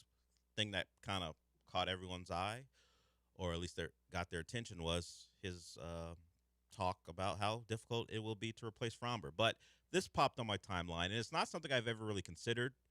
But with the trade deadline, of course, we care about the players getting traded because, hey, those are the people we know. But because social media is a thing and TikTok is a thing, Kevin Herter's girlfriend put up a video describing what it's like when a trade happens. Now, he's 27 years old. I don't know how old she is. But she goes where he goes. Like, she's not, I guess, a wife yet where you're situated in one spot, or Kevin Herter's not at the point where he's like, he can expect to be someplace for 5 years. I have home base here. Yeah. He can't. Yeah. Kevin Herter's not in a world where he can say, okay, unless I give the go-ahead, I'm not getting traded. He's one of those auxiliary pieces who can get traded anytime. So the thing that caught my ear was she said, we heard about the news, so on and so forth. She had to pack for him, get him ready to go, and then she said, I had to go to a shift at work. But she will be with him on the way to Detroit. Like, if you know the person you're with can get moved at any point during the middle of a 8-month time span, what kind of job can you get? What kind of job could you just quit and be in the next city in a matter of days? Yeah. She looks young. She's probably in her mid to early 20s. I don't know where they met. I didn't dive deep. The video just came across my timeline. She said shift, which makes it sound like it could be part-time because you got to be ready at the drop of a hat to move. Yeah. Kevin Herter is also in the last year of his deal, so she probably. And is this his first year in Chicago, or did he get traded last year to Chicago? I think he was on Chicago last year. He was. No. This is this first is year. First year in Chicago. So there's no way she was like, we're setting down roots here, right? Yeah. As an impending free agent. Yeah. I never really thought about it. Like the spouse or the significant other just is flying out with him. Huh. I'm going to go. It's got to be part-time. I can't speak to what the job is, but there's no way she went full-time and now she's got to pack up and leave the job.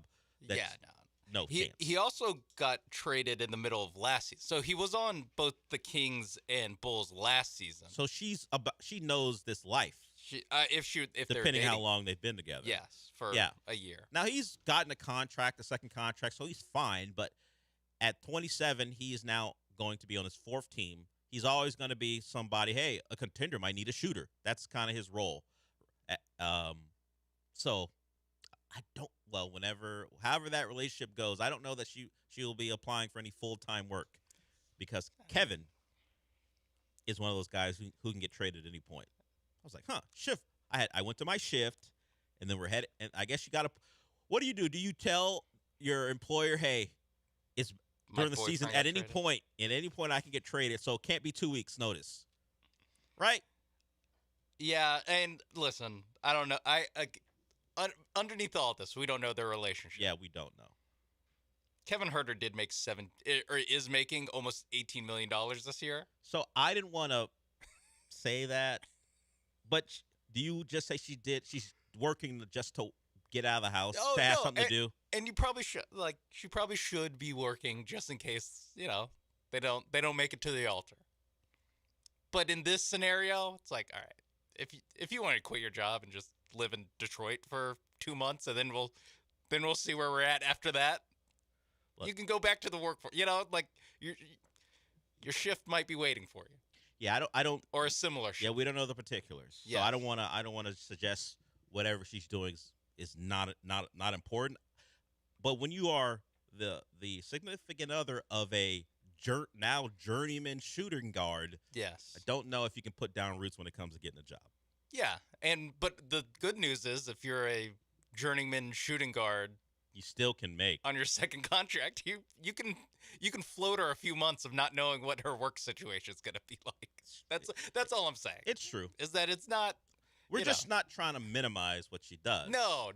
But I'm also not trying to make it seem like this is the end of the world. There's a reality aspect to this as well, where she can just drop the job and head to Detroit like that. A lot of people have to move for work with that make a lot less money. maybe she does what's the word I'm looking for? When you're not on site. What's that? Remote? Maybe she does remote work. It doesn't matter where she is. Then. But she said, "Why make the TikTok then?" I don't think it's remote work from what it sounded like. Then no, I don't.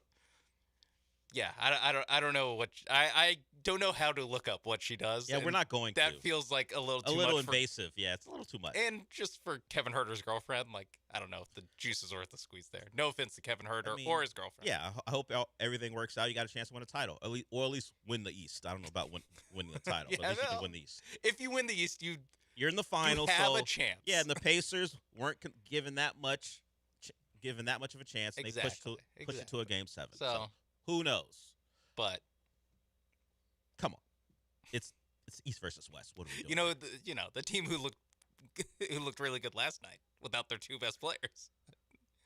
Pistons probably gonna have to play those guys. Yeah, probably. But they have to go through Baylor Shireman first. All right. That's only a Rocket problem. And Neemias Queta. Considering what they did to the Rockets, I guess anything's on the table, but maybe the Pistons could handle them if they didn't have Jaylen Brown or Jason Tatum. Let's get to Chandler Rome before we go to break and close out hour 1. He was with Paul Gallant. You can find the clip at Gallant Says on Twitter or just type in Paul Gallant. It's a pretty unique name. Pretty sure it'll come up pretty quickly. But Framber Valdez is now a Tiger. And Framber got his money. Shorter deal than maybe the 6 he was speculated to want. But when you get what he got, it just proves that all the conversations about, Framber's attitude down the stretch and how he pitched really might affect him. No, it didn't. It took longer than maybe he would have liked, but you just wait it out. And once teams realize that some of their best laid plans aren't going to work out, they'll come back. And Framber's ability to go out there year after year and just stack start after start after start and be left-handed while doing it, that's a valuable commodity. Not valuable enough for the Astros to give him a deal that he would even consider. It is funny that Dana Brown was asked about this 2 days ago, and he was like, yeah, sure. It could happen. It's much like when he talked about Bregman, when it was not going to happen, but he didn't rule it out, and then about 24 hours later, we see the deal, and then we know there was no chance. So Framber gets a deal for 3 years, $115 million. It is the highest ever AAV for a left-hander and for a Latin American pitcher. So Framber out there setting records. At 32 years old, that explains somewhat why it's only a 3-year deal, but Framber gets his money. And the Astros, we knew we were going to have a giant hole in the staff without him because of how consistent he has been really since about 2020, but now it's confirmed. Here's Chandler Rome on the whole Framber leaves. I don't know that people are grasping how hard it's going to be to replace Framber Valdez. For everything that drove you crazy about him, for everything that he did to just get on people's nerves, for his inconsistencies, this is a guy that rolled out of bed every year and you could count on for 190 innings and a 3.5 or lower ERA. I can't express to you how rare that is, and I cannot express to you how hard that will be for this team to replace that volume and that effectiveness. He's right. I mean, we've kind of taken for granted that, and we talked about it during last season, we knew at least that Hunter and Framber would give us a start. All the other potential options surrounding that, it was anyone's guess, depending on whose arm had some discomfort or who had to miss a start here or there. But we knew, no matter what we talked about after the game, because Framber's throwing a fastball at his catcher's chest, or he's not backing up a play, or he's talking about, hey, all I can do is pitch. When discussing some of the things that happened that people didn't like, he was going to be out there. And now, who do we got? We got Framber gone, and we got Hunter Brown. The only one we really know game after game, we expect. Because he, for whatever reason, has been able to push aside whatever is going on that affects Astros pitchers that forces them to miss a minimum of 18 months. He and Fromber have been able to avoid it. We'll see if he can do it one more year. He's got to, because we're cooked if he doesn't. Yeah, Hunter Brown. I need one more. One more. Let's do it one more time. I know you're awesome ace year. I know Just do that. I know we're tempting fate considering the history. I'm not ready for Mike Burrows and Spencer Getty life. All right, I'm not ready for having to bet on Imai pitching well and then leaving after 1 year in free agency, which he can. Yeah. I need Hunter Brown to again, one last job. Wait, unless he's signed for another year, then I think he has. I might ask for another one about a year from maybe. Now.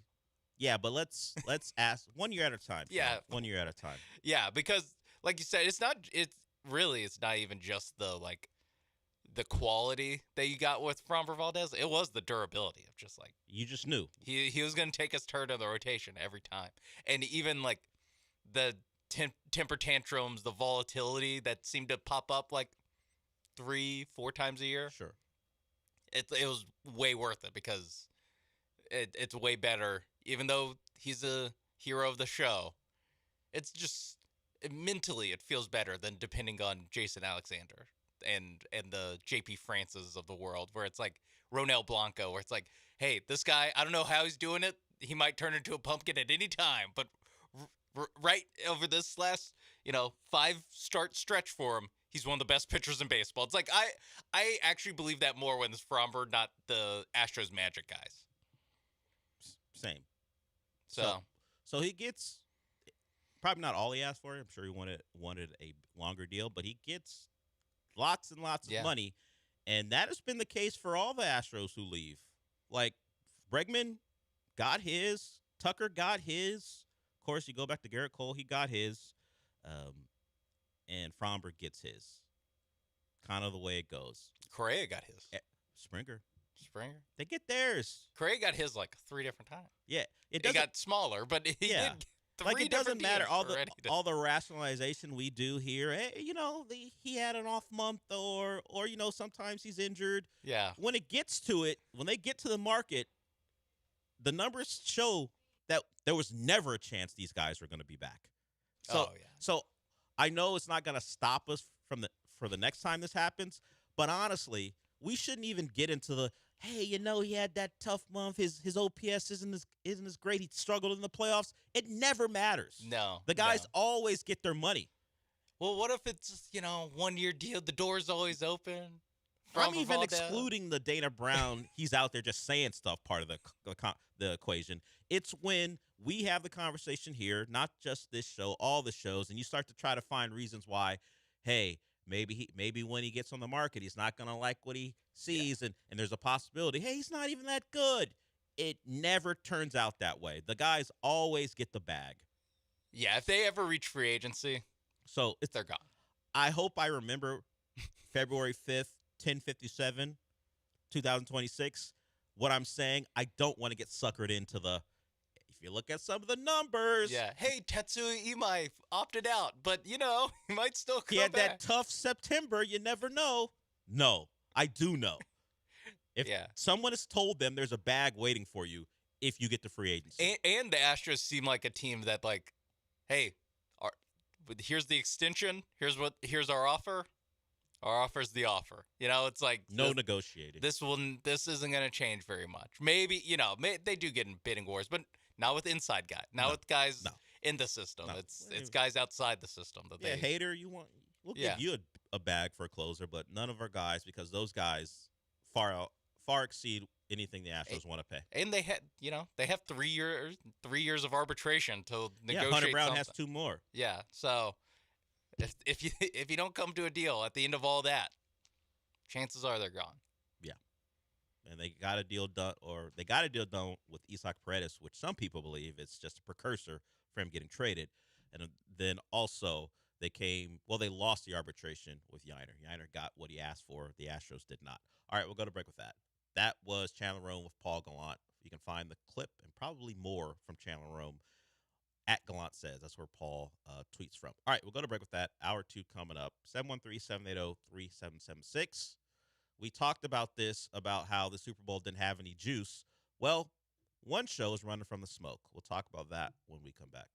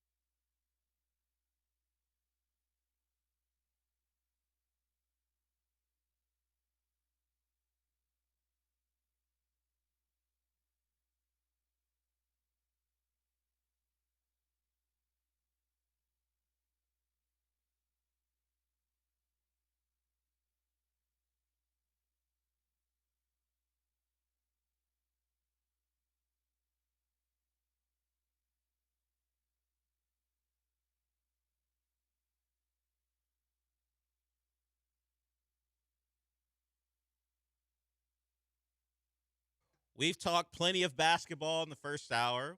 We talked some Astros as well. Sean, we got a reason to hit the horn again. The Milwaukee Bucks have told teams they're not trading Giannis. Wait till the summer, I guess, is what they're asking people to do. Giannis Antetokounmpo will remain a Buck because the Wolves got word probably that they weren't. Obviously, they made a trade for Ayo Dosunmu. We know the Warriors told us through reporters that they didn't believe Giannis was getting traded. Now, the Heat don't leak anything to anyone. I mentioned those three teams because those are the three teams most prominently mentioned. The Heat don't tell anyone anything, but Shams just tweeted that Giannis is not going anywhere because the Bucks aren't looking to trade him. Here's the official tweet, if I can find it again. The Milwaukee Bucks have indicated to teams that they're keeping Giannis Antetokounmpo through the trade deadline and will start making other trades, sources tell ESPN. You're thinking, hey, are they going to acquire players to make Giannis think they can still win? No. They're trading players away to solidify their spot as one of the worst teams of basketball this year. They traded Cole Anthony to the Suns for no one you're going to care about because they don't want to have anyone on the roster who might help them win any games. Brian Windhorst reported this morning that the plan is they didn't trade Giannis, which they're not going to do now, is they're going to try to get him to shut it down to help their chances at getting a top pick. As Sean mentioned during the break, if the plan is to get lottery luck to make Giannis think he can win there, that's not really a plan. Because first you have to make he'll be 32 next year, make the soon-to-be 32-year-old think that whoever they draft is enough for him to be in title contention within what, a year? Yeah. Before he can leave? Is that the plan? April. Yeah. Yes. Next April 2027. They have to make him believe that whether it be the kid out of Kansas or the Mansa, whoever they're able to get, Kingston Flemings, who knows where they will fall. That kid plus Giannis and Miles Turner, whoever else they can grab, is going to be enough. It's not a plan, but it's what they're going with. They're currently 20 and 29. Arguably, they've already won too many games. Let's get the number one pick to be. You started your tank a little too late. Yes, they're tied for the 8th lottery odds with Memphis, who will probably get worse. The Dallas is the team ahead of them. They also got worse. What? Jazz? Maybe the Jazz mess around, win some games. We talked about it. The Jazz are going to just sit guys down different guys every day. Yes. So they don't get officially put on the tank watch. Hey, Jaren's foot hurts, Laurie's foot hurts. We'll just alternate. So, and they're at 16 wins. So they even have a 4-game cushion with the Bucks. And then the Wizards, who traded for Anthony Davis and Trae Young, they have 13 wins and basically will be impossible for the Bucks to catch them. Yeah. With Anthony Davis unlikely to play. So the Kings have 12 wins. The Pelicans, who don't have their own pick, have 13. Pacers 13. Brooklyn and Washington all have 13 wins. This is gonna be some incredible tanking later this season. So we will see how much the Bucks are going to go all in on tanking, because the clearest thing to do is to shut down Giannis and tell the world, actually, he diagnosed himself as being back in 4 to 6 weeks. He's not a doctor, everyone. He's wrong. He's done for the rest of the year. And we'll see if Adam Silver or anyone else raises a stink when a top 3 player in the NBA just gets shut down for the rest of the way, because the team obviously is trying to tank. Actually, and they don't even have full control of their pick. They have to fall in a certain spot. No, so the Hawks get the best of Pelicans, Bucks, and Hawks. Bucks get the second pick, the second best of those picks, which might just be their own at the end of the day, because the Pelicans are so much worse than the Bucks. But they don't even really they could win the lottery and then give the pick away, and then need the Pelicans to get the number 2 pick. So not a good strategy. I'll just say that. Yeah, the next biggest name that people will now look out for is John Morant. John Morant has been rumored to be someone the Grizzlies did not want to have on their roster the rest of the way. He doesn't, shockingly enough, want to be in Sacramento, which is a team that's been mentioned. Surprisingly, John Morant would love to be in Miami. Who could have predicted that? So we'll see if after the Heat won't miss out on Giannis because the Bucks aren't looking to trade him. We'll see if they pivot to the high risk, maybe high reward John Morant as they try to get out of mediocrity. But there it is. The big news so far today is Giannis isn't going anywhere as the Bucks. Either they didn't like the offers or they just never had the appetite to make a trade of their franchise player. And you get it. Synonymous with the city. You think of Milwaukee, you think of Giannis. And if he didn't put enough pressure on them because he doesn't want to look like a bad guy, the thing for Giannis is if he doesn't agree to sign an extension with the Bucks and he gets traded, that Supermax stuff goes away for him. That was part of the calculus people were making, that he might get traded because he needed to join his new team this season so he could be eligible for a Supermax. So unless he does the re-sign with the Bucks, if he gets traded, he's no longer eligible. Costs you a lot of money. We'll see how that plays out. But either way, Giannis staying in Milwaukee. Trade deadline, it feels like the biggest domino did not fall, so we'll see if anything else happens. And if you missed it earlier, it feels like the Rockets are standing pat. So while they seem to be in desperate need of some infusion of backcourt talent, doesn't seem like they're going to do that. I mentioned this before we went to break, and we're up against it already. Sean and I have talked about, and we're not unique in this, really the lack of juice surrounding this Super Bowl. And we were talking about how TV shows in the past may have tried to avoid the Super Bowl because, well, everyone's going to be watching the big game. We speculated that maybe a Night of the Seven Kingdoms wouldn't do that because the juice isn't really there for the Super Bowl. They're moving it to Friday. At least they're releasing it early on Friday. It may very well be on Sunday too.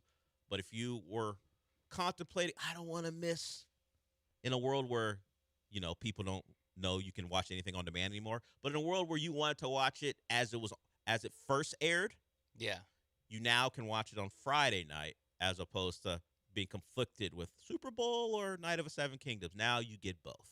They're moving it to Friday for people. Dunk and egg a little bit earlier. Not going head to head with I don't know when it normally comes on, but like the third quarter of the Super Bowl. I think it's 9:00 our time. 9? Oh wow. I think so.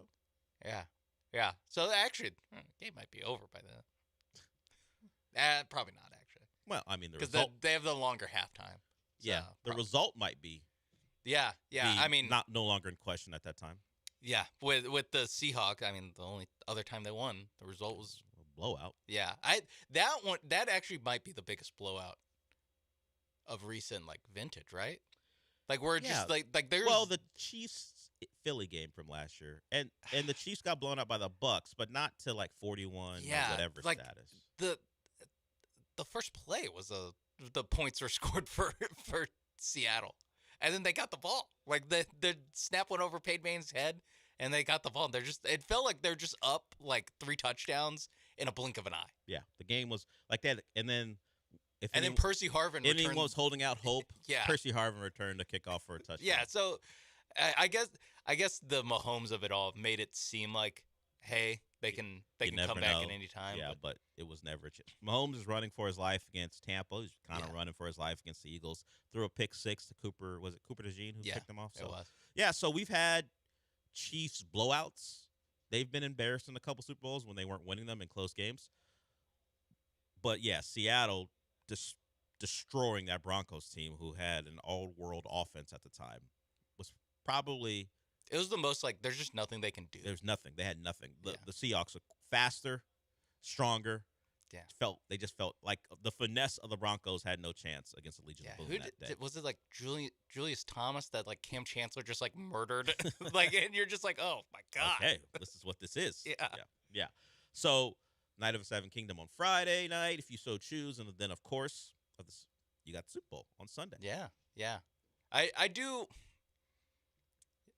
There needs to be some counter programming to the Super Bowl. I feel like or at least a post Super Bowl counter programming. I feel like because really like this weekend, other than Friday when Night of the Second Kingdom comes out, like everyone kind of moves out of the way for the Super Bowl. Yeah. Even like before the game, it's like give me something Sunday afternoon to watch. Like give me something. A basketball game. Didn't there used to be like basketball games on network television that led to the Super Bowl, but they're not doing that on Sunday. Yeah. They would have to, right? Just leading up to the Super Bowl, and then you get out of the way. There's 2 ABC games. Okay, there it is. There's Knicks Celtics and then Clippers Timberwolves. Great. Get Darius Garland's triumphant Yeah, debut. I mean, when I think about, I assume when I unless think he about plays box tomorrow. office, I think about Darius Garland. Actually, he might play Friday. Is he going to play? Doesn't he have a foot injury still? Then never mind. Isn't that one of the reasons the Cavs got rid of him? Game time decision on Friday with the toe. Oh, so maybe he does play. Maybe he waits till Sunday to play though. So we'll see about that. But yeah, you got basketball leading up to the Super Bowl, and then of course you got the game. We'll go to break with that.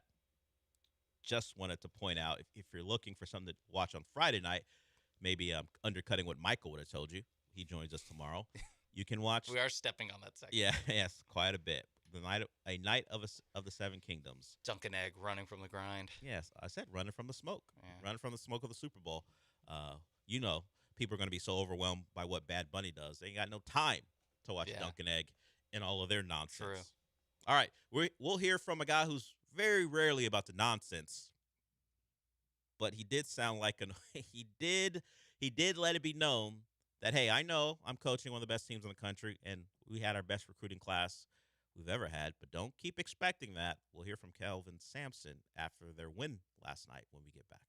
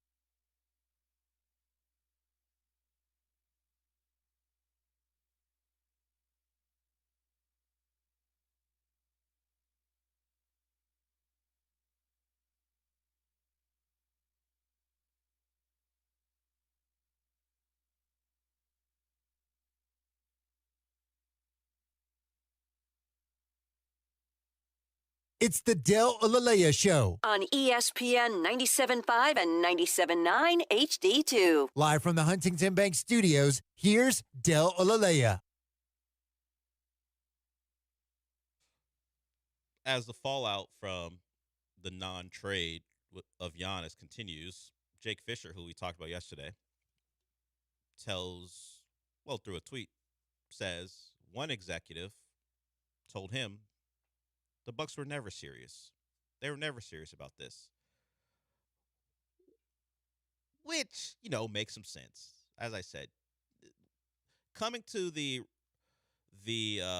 point where you're going to trade your franchise player in the middle of the season, it's tough. Now, they may have a reckoning in the offseason where he gets even more upset about where he is, particularly if they ask him not to play and there are no moves on the horizon to make them a championship contender, which there aren't, by the way.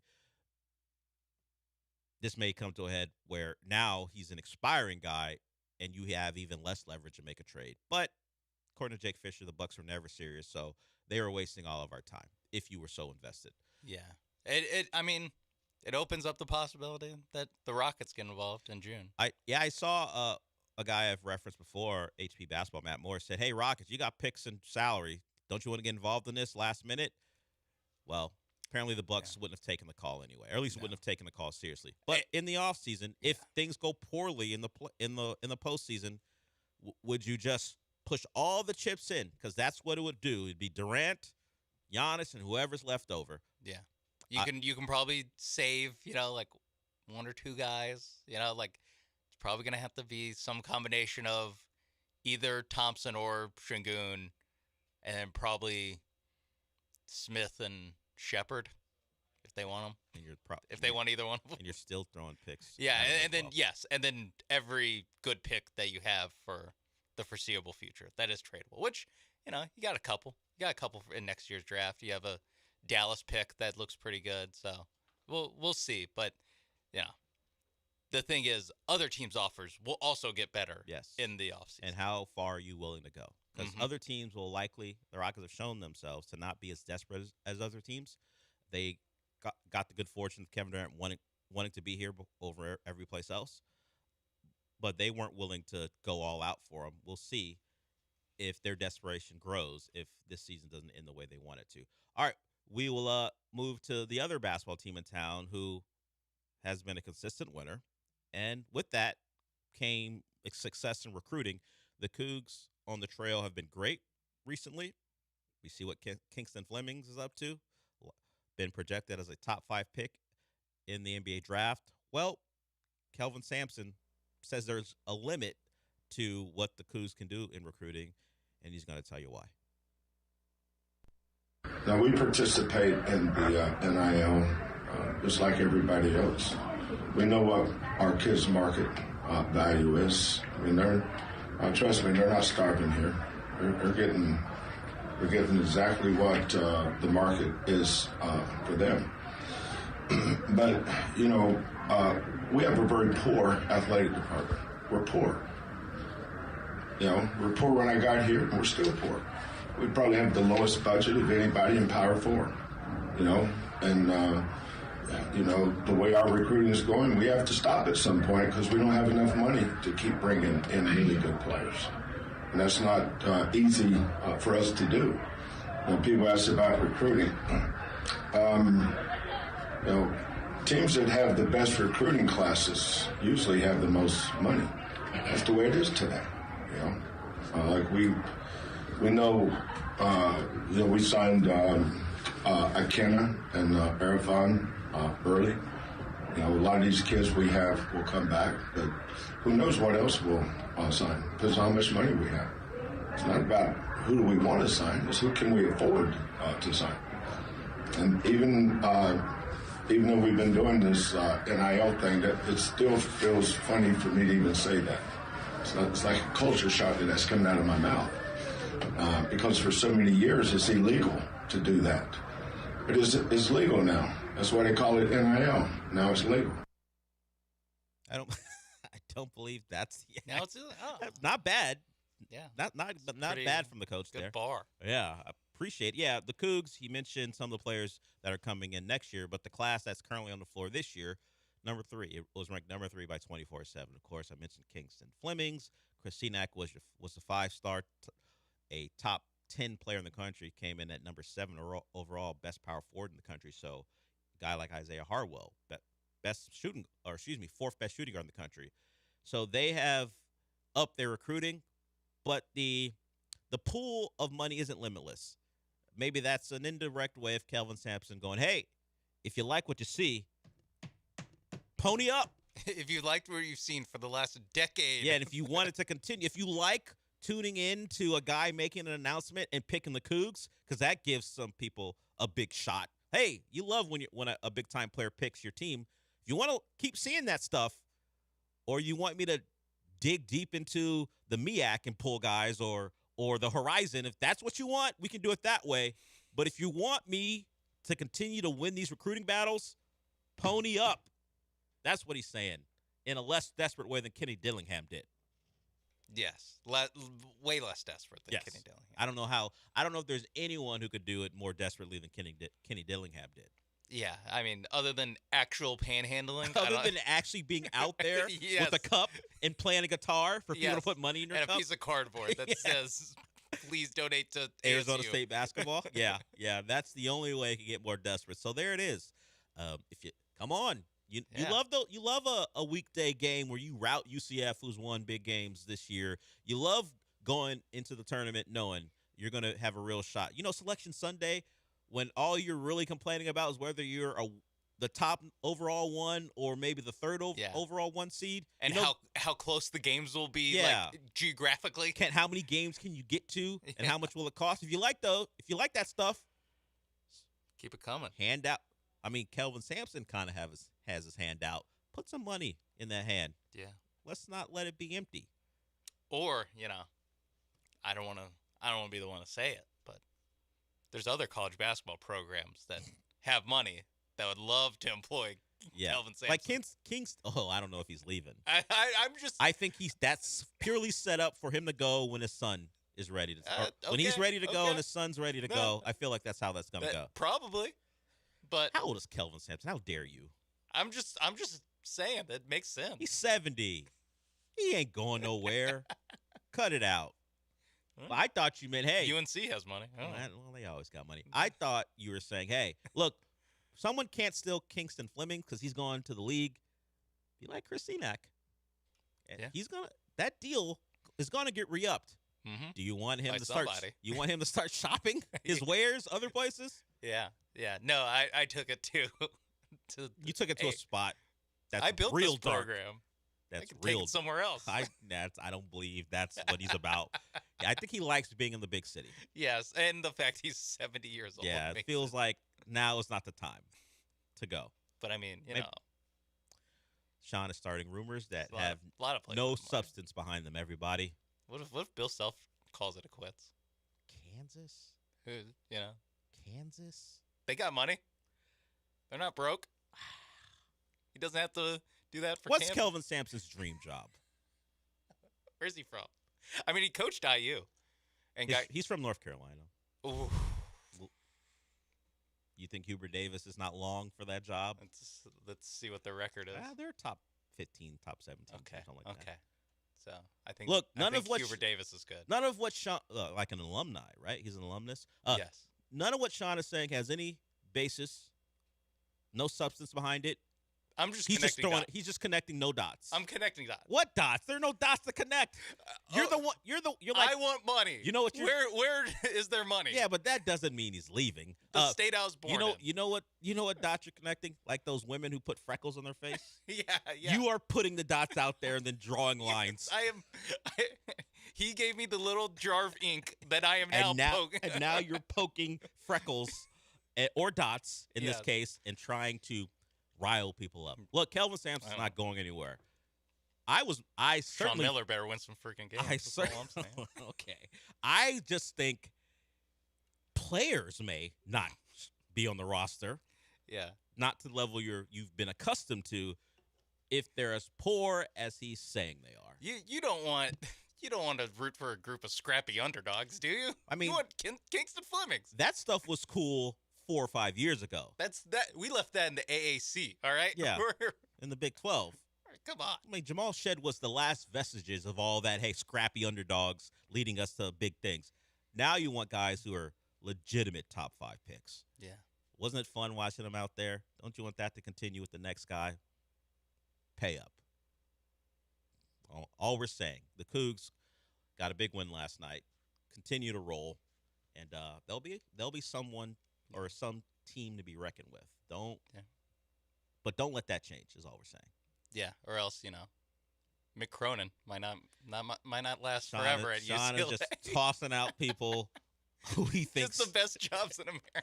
Hey, John Shire, does he go to the league? Yeah, if he gets an NBA job. Who knows? All right, we'll go to break with that. Dream Shake, big Kevin Durant fan, tweeted us that the Rockets need a big man and a point guard. Certainly true. Brian Gelsiler, who was a frequent guest on the John and Lance show, now you can find him at BGels NBA. He also does Sirius XM Radio. He has a point guard selection or suggestion for the Rockets. Something we haven't connected to the Rockets, but hey, while this guy wants out, would the Rockets want him? We'll play that sound when we come back.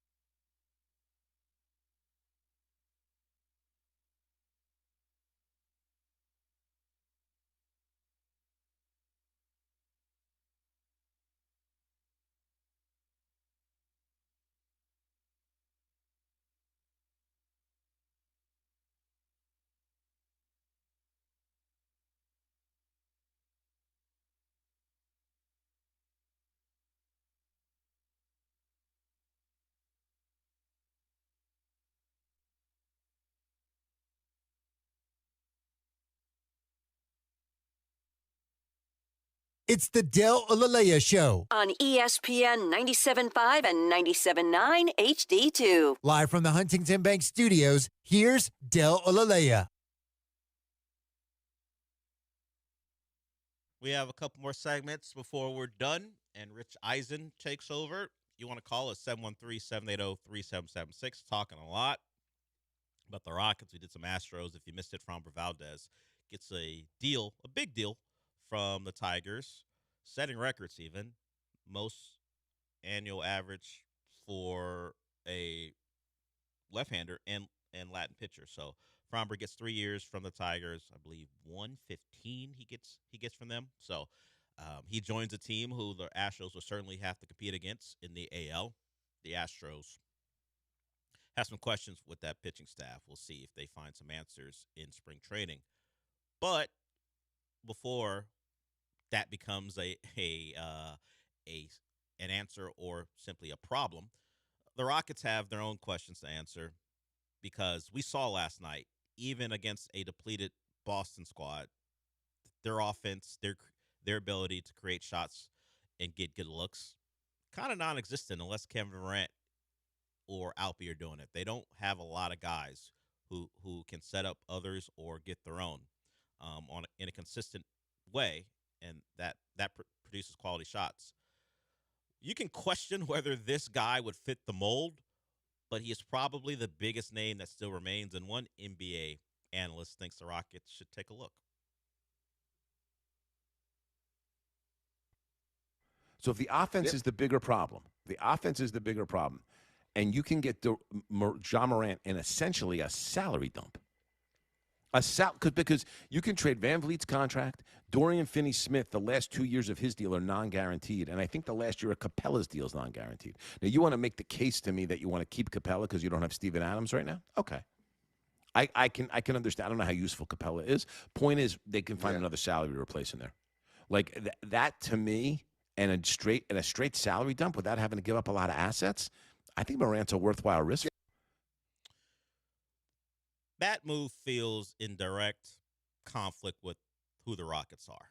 Now, they would like not having to give up very much, but adding a volatile, I won't say questionable character. Let's stick with basketball. Questionable basketball fit to this team and where they stand.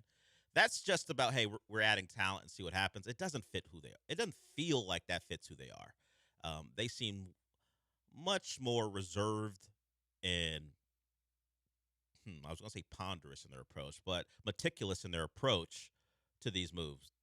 Trading for Ja Morant feels desperate for this particular team. Anyone trading for Ja Morant who has any title aspirations, it feels, hey, we know we're missing something. Can this guy impact us positively before it possibly blows up in our face? It's a big name. It catches attention, certainly caught my attention, but that feels unlike the Rockets. The Kevin Durant thing they were patient on. The moves they've made throughout this rebuild have been patient. They've kind of sussed out the situation and tried to pounce when it best fit them. Other than it likely won't cost you many assets, I don't see how this would appeal to them at all. Yeah, because like trading for Kobe White didn't really cost the Hornets and they any didn't do that. Yeah. So and like that, if you're gonna buy low, like there's other cheaper buy low options that also won't cost you a lot, and maybe those guys are shooting more than 23.5%. Yeah, he doesn't help your shooting issues. No, him and Amin Thompson. You like that? No, I don't. Okay. And Alperen Sengun. Lack of spacing would Three certainly or be four a best problem. players. Just How many guys would you be able to slump off of on the perimeter? Reed Shepard, at least reputationally, is a good Yeah, shooter. I mean, people may learn the lesson that they don't have to cover them, but Yeah, at least they sometimes, believe they do. At least they believe they have to cover. Yeah, same thing with Jabari Smith, where it's like, even when he's 0 for 7, it's like, you still got to run out to him. The John Morant, Amin Thompson, don't really have to do that. So, yeah, I mean, I understand where Geltz is coming from, but again, there's other buy low candidates that are buying even lower. You know, like in this situation, you're giving up or you're trading away Van Vliet and DFS. Like some of these point guards that are available, you can trade much less to get your hands on. Even guys that either aren't playing or are playing very little in the case of Dorian Finney-Smith. Yeah. I think they are who they are this year. That's what they signaled. Yeah, like I could maybe see like a auxiliary move. Yeah, but like nothing that like changes the trajectory. No, like if it happens in the next 20 minutes, like we'll hit the horn for it. Well, I think it goes to 1. What is it? No, oh, you mean on this show? Yeah, on this show. Like 2 we're not o'clock, gonna we're not gonna hit the horn for it. You're not gonna jump in on Rich Eisen and hit the horn and then reveal the news. Maybe just low underneath a Radio Row interview. I think if it's Ja Morant, you should be able to. It should be no problems. I mean, I think we're only doing 2 hours. As of right now, the plan is 2 hours of Eisen, and then Brian and I live at 2 to make sense of what happened in the deadline. But I might also text Joe and be like, "Hey, if the Rockets don't do anything, nothing's happening. Do we have to do an do hour? We have to do this hour of radio? Just give a quick update and go back to the day after they lose by 25. Programming. Yeah, you really want to talk Rockets basketball in that way? An hour devoted to them in that way? No. You talk about auxiliary moves. This one might have fit Jose Alvarado to the Knicks. If we're looking for backup points, I don't know if the horn needed to be hit. No, like it'd be that type of move where it's just like, that happened. So good player. Yeah, another team who, whatever we think of their actual chances, is still in it to try to win big, and they make a move. So as these moves start to continue to build as we get closer to the deadline, I think their frustration will continue to grow when you look at teams who are in your tier still trying to improve their roster when you can see with your eyes that this roster needs improvement, but the Rockets seem to be just fine. Just call the Bulls. Just call them. Yeah, they traded. So the Bulls have traded Kobe White, Dalen Terry, Ayo Dosunmu, and have they traded another guard? Not another guard, no. Or Trey Jones is still out there. I have the roster up. They still have Jaden Ivey, Trey Jones, Kawamura, sure, good story, but not hitting the horn for that. And then they received in some of those trades Colin Sexton, Anthony Simons, and that's to go with Josh Giddey. Yeah, they still have guards they're trying to get rid of. They have a lot of guards that are like. Is there really that big of a difference between Colin Sexton and Kobe White? Not really. Not a big difference, if at all. At least not as far as like what it costs to go get them. No. So they're just give them a call. All right, just give them a call. Maybe you get a deal. Because I'm not sure. Yeah, you got second round picks to give away, don't you? The Bulls and Kings are the type of teams you want to do deals with. It's basically what has rebuilt the Spurs, other than drafting Wembanyama. It's just like, hey, by the way, maybe call the Kings, see if they want to make a deal. The Kings are desperate to make a deal. Unfortunately for them, no player wants to be a King. Not even the players on the Kings want to be Kings. Yeah, DeMar DeRozan. DeMar DeRozan would love to get someplace, as opposed to wasting away there. Not happening as it stands right now. All right, we'll go to break with that, and we'll play some sound from someone who may not have a sense of humor at all, and one former NFL linebacker, just trying to make a joke, but he found out that this man dangerous with his fists and now his words as well. We'll hear that when we come back.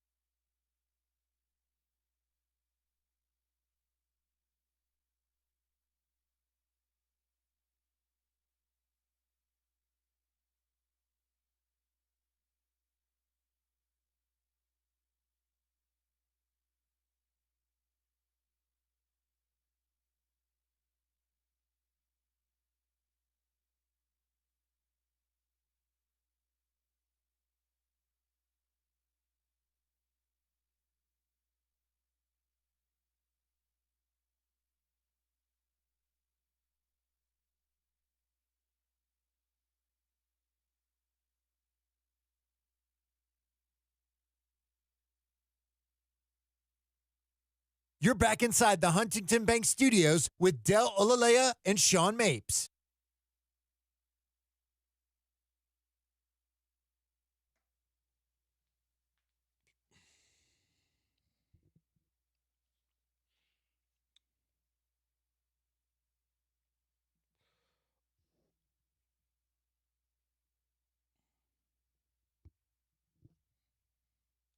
I don't think I've ever heard more words from Terrence Crawford than I'm about to hear now.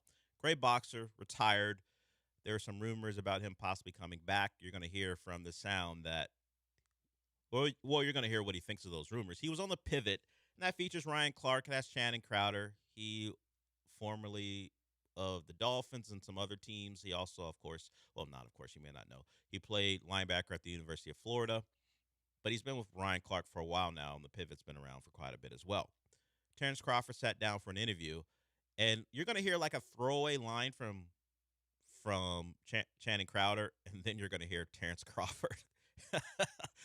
Maybe not intentionally, because maybe he's just about that business, but he kind of ripped apart Channing Crowder in a certain way. Here's that interaction between the two.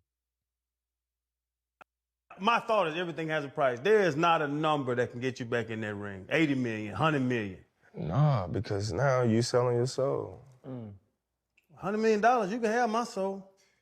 That's you. Now we know your character. Sometimes, you look at people and you be like, dang, man, you ain't got no dignity. You ain't got no morals. Like, come on, man. Like, what you gonna stand for if everything is about money? Dang. If I'm Channing Crowder, I was just joking. That's just a joke you make, right? Like, it wouldn't take very much, or if it was $100 million, yeah, I get back in the ring. Yeah, that's because you ain't got no dignity. All right.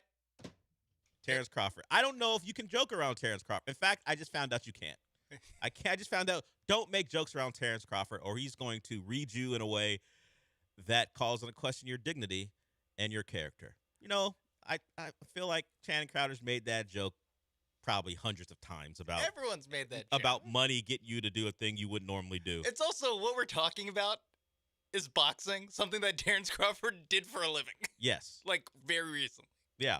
Like we recently retired, right? Didn't he fight like last year? I want to find out his last fight. Maybe the year before. But either way, he hasn't been out the game that long. Yeah, and it's like now we know your character. You would take a fight for $100 billion. It must be so great to be a boxer, and like you could just talk like that and no one gets to check you. What are you gonna do? Channing Crowder's a tough dude. He played linebacker in the NFL, but he's not gonna square up. Yeah, it's like, because if I was Channing Crowder, I'd be like, you fought for way less than $100 million. Yeah, what are we talking about? Like maybe you made $100 million. No, but you're selling your career. But you're selling your soul if you go back. You sold your soul for less. See, that's the conversation. What about it selling my soul? Is it after deciding I didn't want to do it anymore and then you go back? That's selling your soul? Is it the act of retiring and then unretiring? Like that is selling your soul? To which I respectfully, Terrence Crawford, say, I'm not sure. That seems a bit dramatic. It's a bit much. He last fought when he beat Canelo Alvarez September 13th to go 42-0. That's his last fight for $100 million. I don't know what he made in that fight. I'm sure he got paid a lot. It's a big box office fight to fight Canelo, and particularly when you're going against him and trying to get to 42-0. But he said no. My character says no more boxing for me. You can't buy me. I guess it is. Hey, if I don't want to do this anymore, you're not gonna find a number that's gonna get me to do it. But I don't know if it's selling your soul. If $100 million convinces you one more fight. Yeah. So he's going to be the first boxer to ever retire only once? I would be holding that receipt if I'm Channing Crowder. Yeah. He better. Dude, you fought, 6 months ago? Like, yeah, I don't know. like what are you talking about? Yeah, I just think he is firm in his decision, and anyone who thinks they can get him out of it, again, you cannot we'll find out. And you cannot say any of this to Terrence Crawford's face. No, because you hear the response from Channing Crowder. He's like, huh. Because what are you going to do? Yeah. It's got to be a good feeling to know. No one in the world, if they know who you are, is going to question what you're saying because they don't want to get punched in the face. And honestly, if they don't know who you are and they do check you, you kind of look forward to it. Well, this is the you kind of look forward to this it. is the Con Air thing. like Nicolas Cage's character. What's his name again? Cameron Poe. Cameron Poe had to go to prison because he used his deadly weapons on accident. He didn't mean to kill the guy. Yeah, he gave him a palm strike to the nose, and the nose bone pierced the guy's brain. But he should have known better because his hands are he's a deadly weapon. Yeah, Green Beret. Yeah. So Terrence Crawford, definitely hands that are deadly weapons. So I don't think he's punching a guy who doesn't know who he is unless he's attacked first. Like if Channing Crowder was like, "Oh, really? Yeah, that's what you think," and he stepped to him, I don't think Terrence Crawford can punch him first. No. It's got to be in self-defense because he knows better. Yeah, I do think of the line from Once Upon a Time in Hollywood where Brad Pitt's talking to Bruce Lee, and Bruce Lee's like, "My hands are registered as deadly weapons. If we get in a fight and I kill you, I go to jail." Brad Pitt's like, "Yeah, everyone who gets in a fight and kills someone goes to jail. It's called manslaughter." Yeah, like that happens to everybody. Yeah, you're not special. Yeah, but I think boxers do kind of like look forward to being able to at least like slap. You could slap box, and you'd probably knock someone out by slapping them if you're Terrence Crawford. Yeah. Maybe not Channing Crowder. I'll give Channing Crowder some respect. He was a linebacker in the NFL. He was a tough dude. Yeah, I think he was a middle linebacker. And he was back when linebackers were meant something in the box. Back when they wore numbers in the 50s. Yeah, he never got the chance to change his number from 55 to 4. Yeah. Or 0 in the case of Aziz Al-Shaair. Yeah. So I know now. Not that I ever would have tested Terrence Crawford on anything. No. Don't joke around him. He doesn't seem like a very, a guy who has a lot of time for nonsense. Yeah, because Crowder said it with a chuckle. I don't know if it was Ryan Clark or someone else, but someone else was chuckling in the background. I think it was Ryan Clark. Terrence Crawford had no time for Nope. it. So there it is. Now we know. He's from Omaha, Nebraska? Yeah. No. I don't want to joke with him. Now we know. Don't joke with him, and he's not coming back until Netflix comes calling. in a year and a half. He has to get at least more than $100 million for this not to be. No, I don't think so. The receipt to be pulled. After you do that to another man, the receipt gets pulled no matter what. Could be $200 million.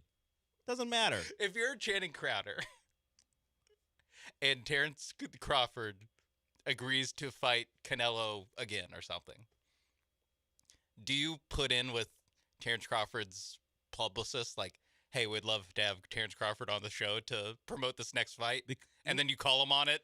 Because it's likely that Terrence Crawford he won't remember what he said. I would. Yeah, unless he takes a fight tomorrow. Yeah, no, he won't. If I was Channing Crowder, yes, I'd remember this for the rest of my life. Yeah, because that dude said what he said to you, and a man who's probably pretty proud, you just sat there and like, yeah, you know what? Is the noise he made in response. Yeah, so I think Terrence Crawford, if he ever fights again, and I'm Channing Crowder, I'm mentioning it. Yeah, I got something for him. I don't know if I want to do the gotcha moment in his presence. Who knows what he'll do? But, yeah, it's something I keep in my back pocket just in case. Hold a grudge. Be petty and see what happens. All he has to do is fight once and you win. That's all. All he has to do is agree to the fight and you win. And imagine if he fights a Paul brother. Oh, man. Talk about loss of dignity. It better be a legitimate fight. If it's one of those beat a Paul brother fights, forget about it. Maybe, I don't know why I'm doing this. Maybe Terrence Crawford is less trying, like, wasn't intentionally trying to, like. He probably didn't even consider what he was saying to Channing Crowder. It's about anyone. I think it was sub I don't know, sub dissing an actual boxer. I think that's what he thought he was like low key calling out guys that retire and unretire. Probably. But it comes off as he just buried Channing Crowder for no reason. Yeah. So like, now we know what you're about, Channing Crowder. It's a tough look. Come on. It's a tough look. I played in the NFL. I made good money, but $100 million is $100 million. I never made $100 million. I was an inside linebacker. I never got close to $100 million. 20 years ago, before you know how much the cap? Terrence Crawford. Do you know how much the cap has risen in the last 20 years? There's no way. Yeah, I'm looking at his career earnings. His final deal, because he didn't actually play that long. He got out pretty quickly. He was done at 28 years old. His final deal, his second contract, was 3 years, $13.8 million. That's on top of his rookie deal, which was 4 years, $2.1 million. I'm selling my soul. If that's what it's got to be, I'm selling my soul. Selling it. Yeah. Although he does have a successful podcast. So. Doesn't matter. It's $100 million. I don't care what he could quit tomorrow. What deal Ryan Clark has signed with Channing Crowder? It ain't that. You leave immediately if $100 million comes calling. All right, we're done. Thanks to Terrence Crawford. You've taught me a lesson. Never joke with you at all. Nope. Rich Eisen's up next. You heard Sean. If there is, I guess even if there isn't big news regarding the trade deadline. I have yet to ask Joe of hey, if it's 155 and there hasn't been a deal. We'll see what he says. You may get more Rocket talk from 2 to 3. I can't say with any certainty that that's going to happen. You'll definitely get it starting at 3 o'clock. Yes, Jeremy and Joe will talk Rockets and question why they didn't do something, if that's the case, and certainly talk a lot about what happened last night against the Celtics where they were embarrassed. People are calling it the worst loss of the season. You be the judge. Since we're done for the day, Sean, what does that mean? For me, I just feel like they're really equal. I would Don't joke with Tim Weah either. Yeah, two very serious people, Weah and Terrence Crawford. We'll talk to you tomorrow.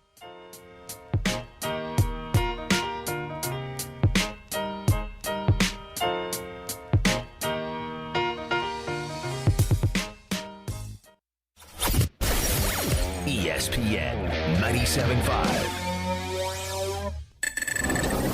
This is Ron Ansana with your market scoreboard report on ESPN 97.5. In today's trend watching, are we seeing liquidity traps form in areas that are believed to have been safe havens? First of all, we have cryptocurrencies breaking across the board, with Bitcoin now below $70,000. That is down from a peak in October of $126,000. Meanwhile, gold and silver are also extremely volatile after having rallied substantially over the last 12, 13, 14 months. We're seeing some big volatility now this morning on the downside, with silver off almost 10%. It's obvious that in both categories there's some forced selling going on as leverage trades are being unwound, and that's affecting investors all around the world. We're seeing silver get hit in China, we're seeing crypto get hit in the United States, and the key question now is, what is a safe haven anymore? U.S. Treasury bonds are not acting as if that's the case. The dollar's only slightly firmer, so maybe it's cash, which would be somewhat ironic given that crypto was supposed to replace the dollar as the world's reserve currency. Meanwhile, precious metals, which have enjoyed their day in the sun, are struggling at the moment. Buying a new vehicle shouldn't be hard. Monument Chevrolet makes it easy. Del Olalea here. Monument Chevrolet has a huge selection of Chevy vehicles priced with transparency. No hidden fees, no upcharges, no dealer add-ons. For over 50 years, Monument Chevrolet has earned relationships with thousands of customers doing business this way. For new and used cars, fleet sales, and service, visit Monument Chevrolet in Pasadena at 225 and Beltway 8 and monumentchevrolet.com. Chevrolet. Together, let's drive. Danny Clark here of Collectors Firearms on Westheimer and Voss. You have some guns collecting dust in your closet? We want to buy your guns. We're the strongest buyers for one gun or entire collections. If you have a big enough collection, we can come to you. Modern and antiques of any kind. You could be sitting on a gold mine and not even know it. Come see us at Collectors Firearms on the corner of Westheimer and Voss. Look for the tank out front, collectorsfirearms.com. For your big game party, you better pop in to Total Wine and More for a guaranteed win. We've got thousands of bottles down every aisle, and prices so low they're gonna make you smile. Ask our helpful guides for a recommendation to add some wine and beer to your beverage station. Discover something new and let the fun begin. Come on down to Total Wine and More for a guaranteed win. Drink responsibly, B21.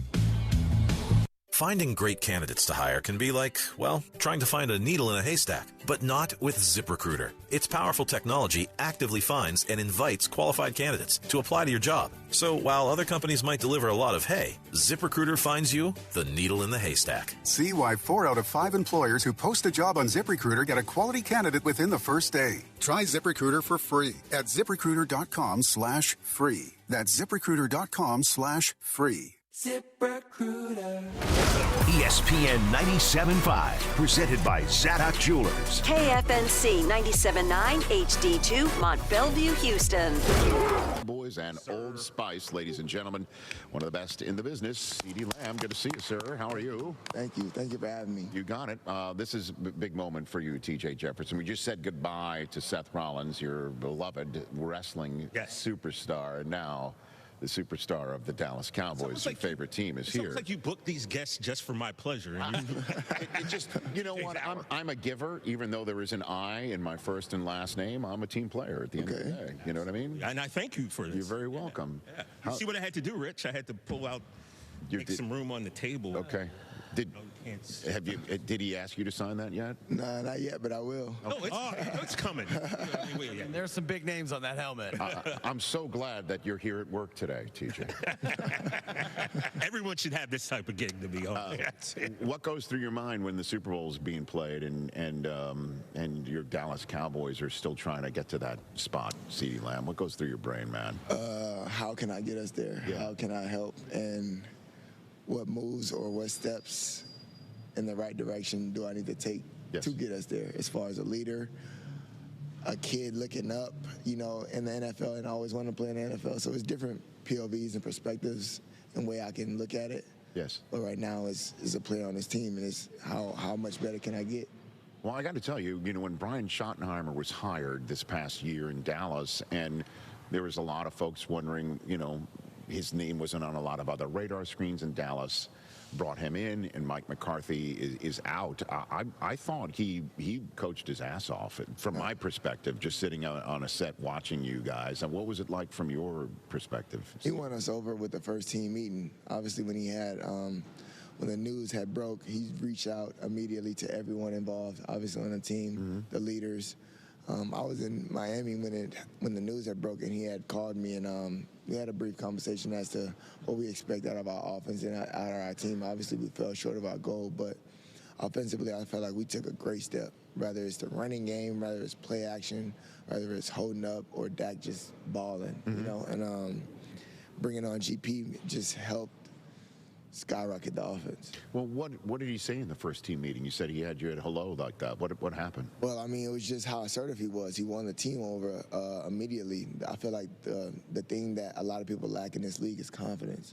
And I feel like once he got in that meeting room and he took over the reins, understanding the situation and the shoes that he had to fulfill. And Mike, granted, just winning, just having your guys believe each and every week. How can you do that? How can you control the room?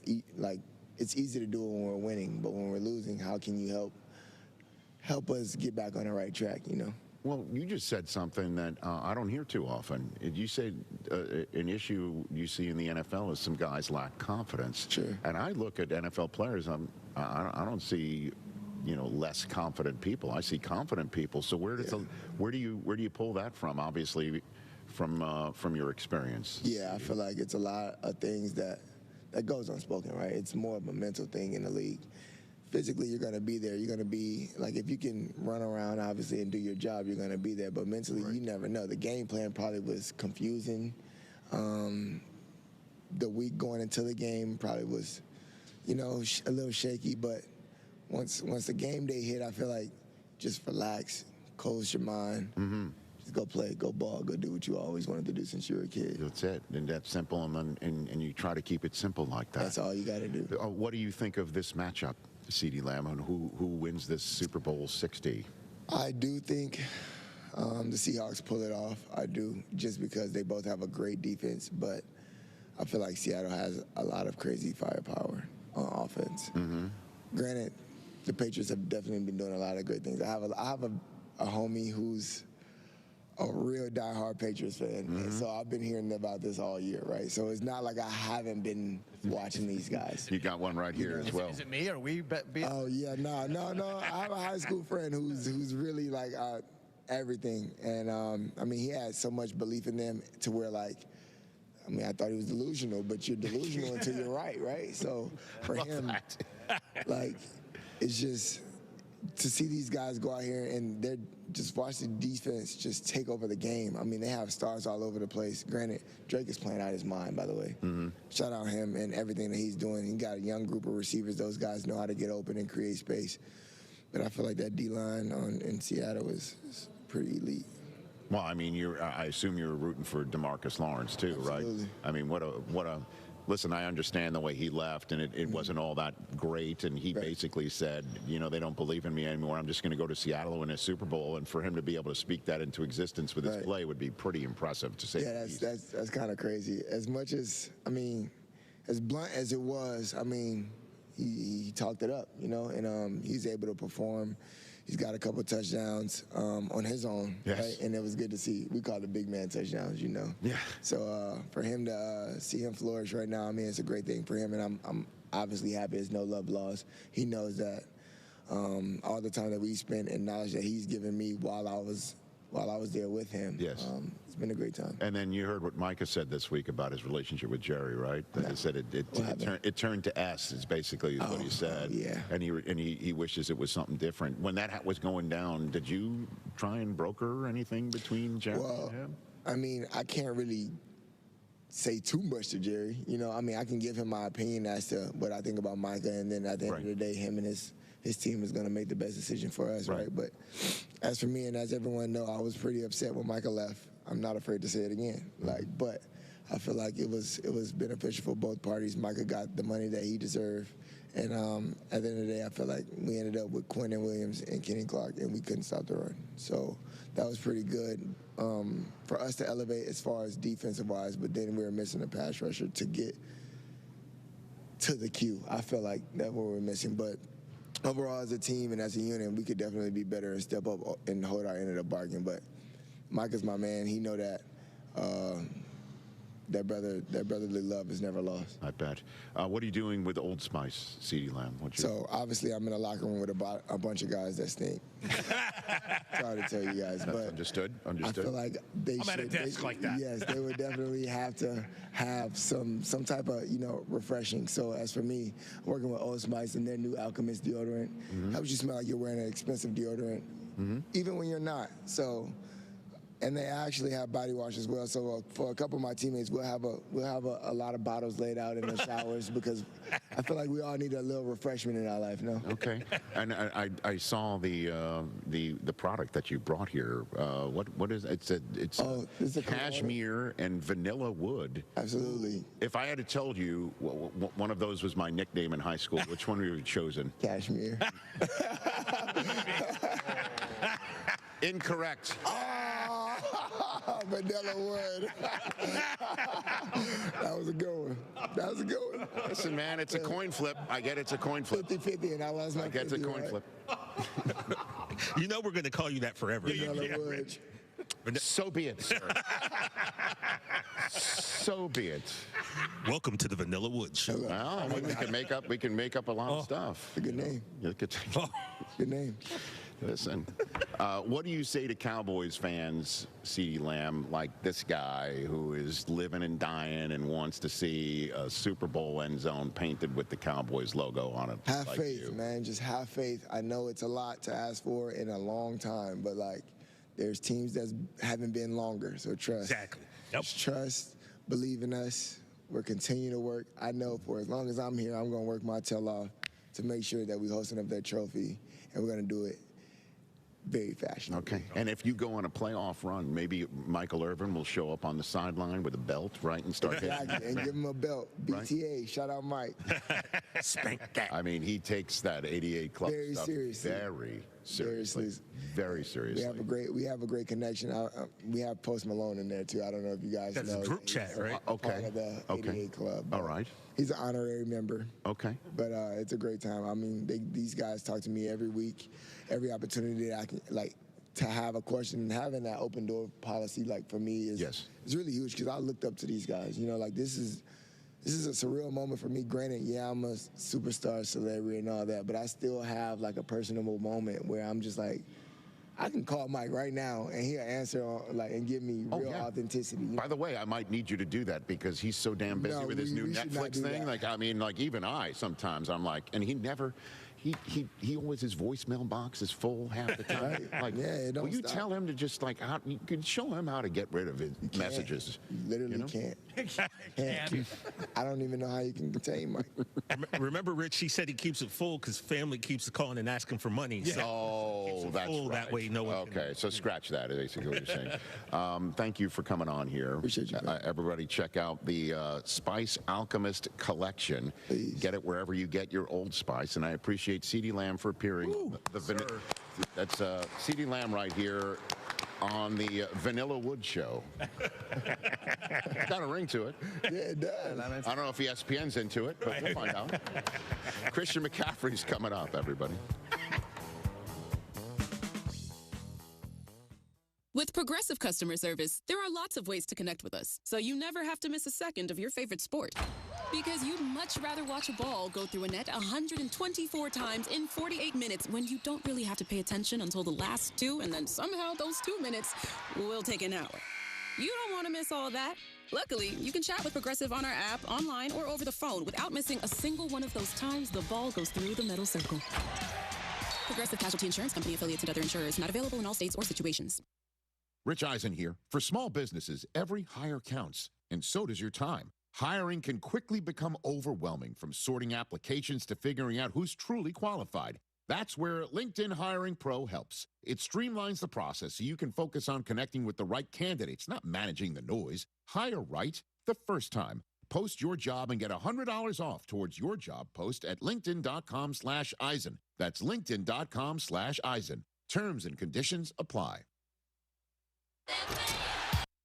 You don't have to be fearless to take the first step. You just need a place that gives you every reason to keep going. A college that's nationally recognized for student success, you can be fearless at San Jacinto College. Here, our graduation rate is higher than the other colleges. Our job placement rate is higher. Our transfer rate to universities is higher.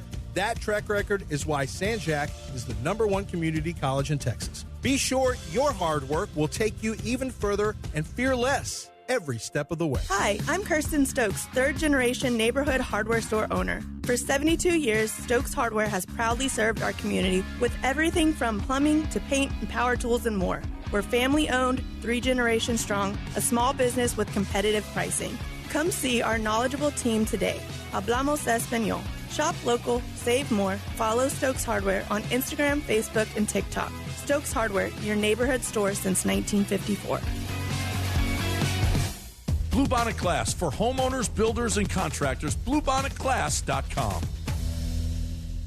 Rated one of Texas Monthly's top 25 barbecue joints and now recognized by the Michelin Guide. J-Bar M Barbecue is serving up world-class Texas flavor. Sink your teeth into legendary brisket, house-made sausage, and timeless barbecue classics. Kick back with $15 buckets of beer and $4 well drinks every Friday and Saturday. Unwind with friends at Houston's Michelin-recognized smokehouse. J-Bar M Barbecue at 2201 Leland in the heart of Edo. Visit jbarmbbq.com and follow on socials at jbarmbbq. Hey guys, Lance Zierlein here. Football's biggest game is right around the corner, and you can get in on all the action with Underdog right now. It's Underdog Fantasy. It's legal here in the state of Texas. And if you've heard me talk about it, but you've been hesitant to pull the trigger, let's do it right now. Download the app right now. Use promo code Lance. They're going to give you $75 in bonus entries after you spend your first $5 on an entry. That's when you use promo code Lance. What do? Well, you pick the statistics, higher or lower. They're going to give you stats for all these different players in the big game, and you simply go higher or lower on that stat. You piece and pair them together, 2, 3, 4, 5, 6 players. The more you pick, the higher your payout is going to be when you hit those plays. And what you're going to do is analyze the game and make smart decisions. Use that big football brain to your advantage with Underdog Fantasy. Download it now. Make your first deposit using promo code Lance. Must be 18 plus and present in Texas. Terms apply. See assets.underdogfantasy.com/web/playing. Get terms _DFS_HTML for details. Conservative play. Call 1-800-GAMBLER or visit ncpgambling.com. My perfect day has sand, salt water, and friends. But my moderate to severe plaque psoriasis can take me out of the moment. Now I'm all in with clearer skin thanks to Skyrizi. Risankizumab Riza, a prescription-only 150 milligram injection for adults who are candidates for systemic or phototherapy. With Skyrizi, most people saw 90% clearer skin, and many were even 100% plaque-free at 4 months. Skyrizi is just 4 doses a year after 2 starter doses. Don't use if allergic to Skyrizi. Serious allergic reactions, increased infections, or lower ability to fight them may occur. Before treatment, get checked for infections and tuberculosis. Tell your doctor about any flu-like symptoms or vaccines. Thanks to Skyrizi, there's nothing on my skin, and that means everything.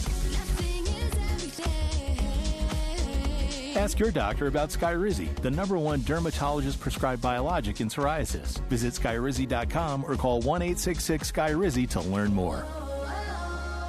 John Granado with Robin Orlando from Houston Powder Coaters. Robin, I'm out there and I'm saying, well, what metal do I need powder coated? We do bicycles, we do wheels, we do bumpers, we do patio furniture, we do antique items such as sewing machine bases. Some people will have light posts in their front yards. Yard art is also a big thing. When you have Round Top with the antique festivals in the spring and the fall, tons of things you can find there that are vintage. Boat parts, anchors. How about gas lamps? It has to be carefully taken apart, but anything that's metal on there and cleaned off, we can definitely do that. Yep. Trailers, we do barbecue pits. Really, if it's metal, give me a call and let's talk about it. You had frogs in one woman's backyard that you did. Yes, it was a frog that represented all 5 of her kids, and then she also had 8 grandkids, and each one had a frog. For all your powder coating needs, there's only one place to go, Houston Powder Coaters. HoustonPowderCoaters.com or 281-676-3888 and ask for Robin. That is me. Monument Chevrolet. For new and used cars, fleet sales, and service, visit Monument Chevrolet in Pasadena, right off 225 and Beltway 8 at monumentchevrolet.com. Chevrolet.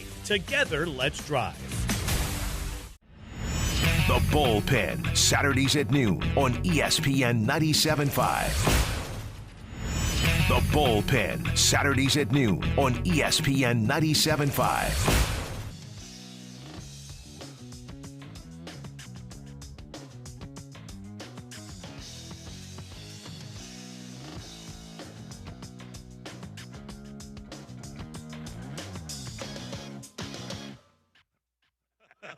You like it? Well, back on the Rich Eisen Show is our one big simulcast feed, ESPN Radio, Sirius XM Channel 80. For those listening, we say hello on Disney Plus and the ESPN app. We're going to be on ESPN2 for our 3rd hour, so clean your desks up. Okay? Linear cable, we got to really put on our best foot forward. Act like we've been there before. Well, we have. So while Christian McCaffrey is making his way through San Francisco traffic, do you remember Geno Smith was once upon a time asked about being written off? Remember, he said that he never wrote back. That was a very famous line. Yeah, Did he say that to Lisa Salters after a game? Monday night game. They wrote me off, but I never wrote back. And I'm like, that is the greatest thing. I need to steal that. That's my first thing that I thought. Well, you're Vanilla Woods. You can do that. Well, thank you so much. For those who don't know what you're referring to, I ask you to stop. Wow. But Christian McCaffrey, I think, is coming on for at any rate. Long story short, Sam Darnold is another quarterback that the Seattle Seahawks now have that's been written off, and he was asked in his final media availability of the week about being written off. You know, I think it doesn't really come down to that for me. You know, it's always just been about putting in the hard work every single day. And, you know, sometimes hard work and all the dedication and hours I've put in the off season, during the season, you know, it leads to this moment, you know, and that's kind of the mindset I have and really the mindset I've had my entire career. And for those who think that might be a line, don't forget Jordan Palmer, our quarterback guru here, who knows Sam Darnold well and has been around Sam for quite some time, obviously, from back in the day in high school. And obviously his brother is a USC alum who is trying to do what Sam Darnold has become, which is the first USC quarterback in a Super Bowl.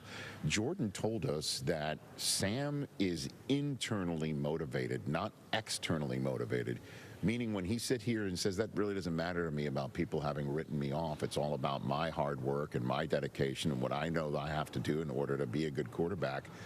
That kind of dovetails into what, we're all trying to, that's why I always joke that we're weaving a tapestry here, that we have guests on talking about somebody, and then suddenly it's a storyline that we can actually pull a soundbite from that. For Kevin O'Connell talking about in Minnesota that he thinks that organizations fail young quarterbacks before young quarterbacks fail organizations, and that may be a reason why he's sticking with J.J. McCarthy. We're not going to drop the young kid that we drafted. And so Sam Darnold, we're going to offer something to him, but it's not going to be maybe what he wants outside of the finances, which is it's your team.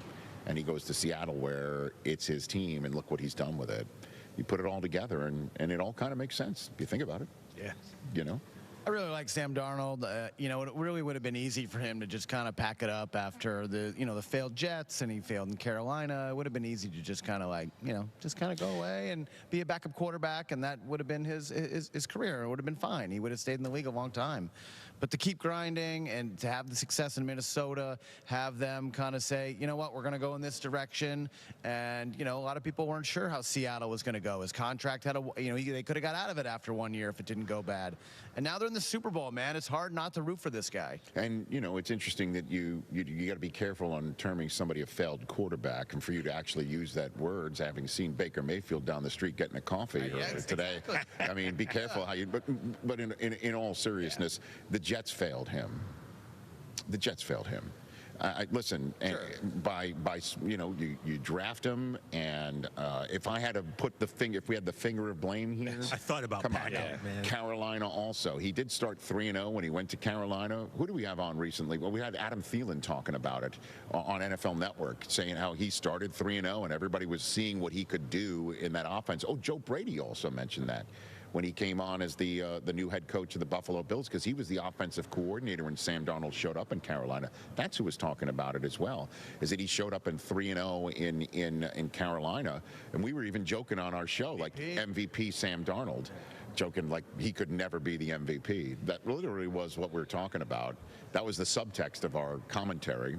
And sure enough, lo and behold, look who could be the MVP of the Super Bowl and go on some sort of a run. But, Adam Gase clearly wasn't the right man for the moment in New York. And then in comes Robert Saleh with a second overall pick. And, we're not going to stick with Sam Darnold here. We're not going to go through the seeing ghosts growing pains. If we're going to go through any growing pains, let's draft somebody second overall. They draft Zach Wilson, and off goes Sam Darnold. We saw what happened in Carolina. Out goes Matt Rule. Then he goes to San Francisco.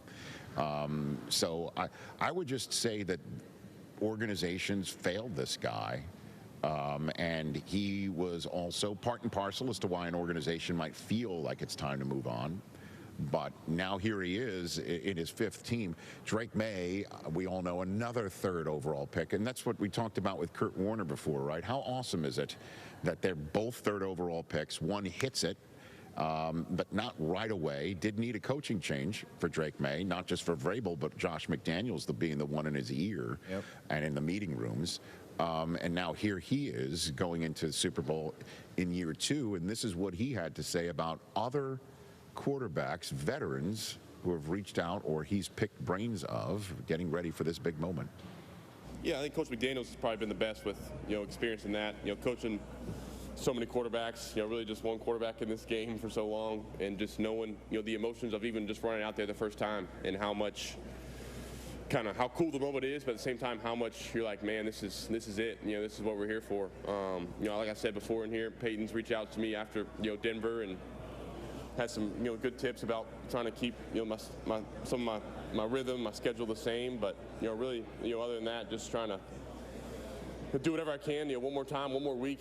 We have 2 weeks of prep and got a couple days here now to do whatever I can this time to, kind of fine tune the things and kind of dot the I's, cross the T's, and get ready for the game. If I ever told you Peyton Manning would be reaching out to a New England Patriot quarterback to give some advice to before, would you have said? You know what I mean? Yeah, did a warm place get cold all of a sudden? It's pretty cool, though. Yeah, it is. Pretty damn cool. And again, it's amazing. 1/3 overall pick is clearly the guy for an AFC East team, and 1/3 overall pick for an AFC East team isn't the guy right away. And now they're both in Super Bowl 60. Come on out here. Christian McCaffrey has just shown up here. We're live on TV and radio. What's up, Matt? Great to see you. Please take a seat. There he is. Christian McCaffrey is here, guys. What's up, bro? It's been a while since we've had Christian on the program. How are you? Doing great, man. Doing great. Appreciate you having me. What's tougher, being a dad or getting through traffic? Traffic's brutal right It's bad. Yes. But I appreciate you just jumping right here, and you're running all over the place. Yeah. So. Oh my, of course. Yeah, right out of the car, right onto the chair. You fired up to be here. I know. I appreciate that. Courtesy of FedEx, it's spotlighting tonight's FedEx Air and Ground NFL Player of the Year awards. FedEx is going to donate $15,000 to Feeding America food banks in each of the winning players' home markets. Oh, is that the trophy right there? All right. Look at that. Sweet. We should put a microphone in front of it. If only that trophy could talk. Pretty cool. Yeah, really cool. How are you doing? How's doing everything great. with you? I'm doing great, yeah. Doing fantastic, man. Body feels good, and, pumped to be here. Okay, cool. Well, how would you term, I'll ask you, I asked your guy, Juszczyk, last week about you and about the season. How would you term this 49ers season a success, Christian McCaffrey? Well, there's always one team happy at the end of the year. And, every year I've played, don't have the Super Bowl yet. And so you always end up a little bit bitter. But I think the more experience you get in your career, the more I feel so much gratitude for teams like the one I was just on. Right.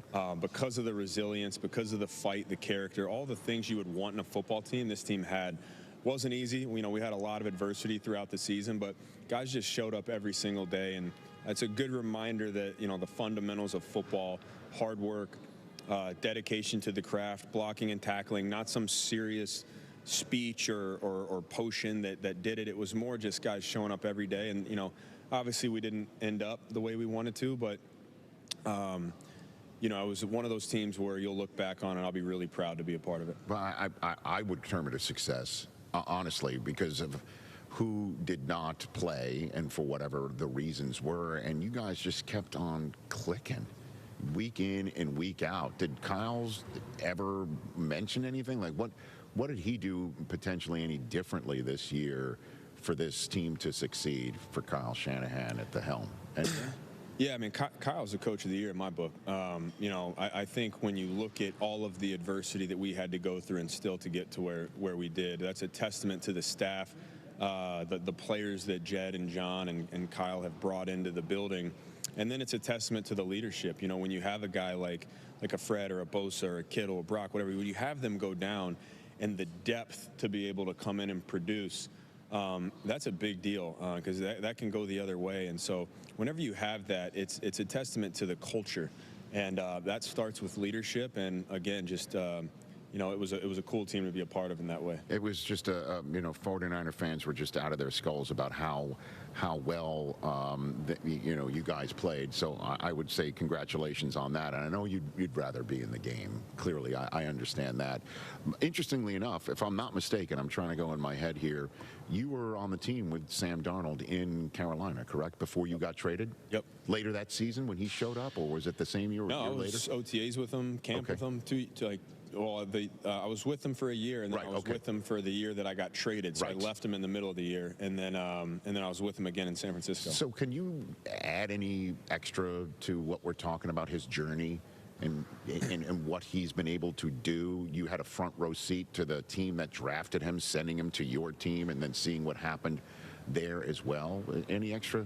Yeah, Sam's become one of my better friends, and it's always weird when you watch somebody like Sam, who you watch him every day. He's unbelievably talented. You talk about a guy that can make any throw on the field. He can run. He's impressive, and I don't think I even understood how good he was until he came to Carolina. And a lot of times quarterbacks get so much credit. They also get so much blame. And it's not always their fault. And I think Sam was in so many situations that, I can say it because I'm not Sam and I'm his friend. They weren't his fault. And, all he did was bite down and continue to grit through injuries and all these other things and maybe some unfair situations. and persevere through it all. And he never said anything. He showed up as a professional every single day, didn't blame anyone, didn't make excuses. And, when you're that talented and stuff just isn't working out, that can be emotionally and mentally taxing.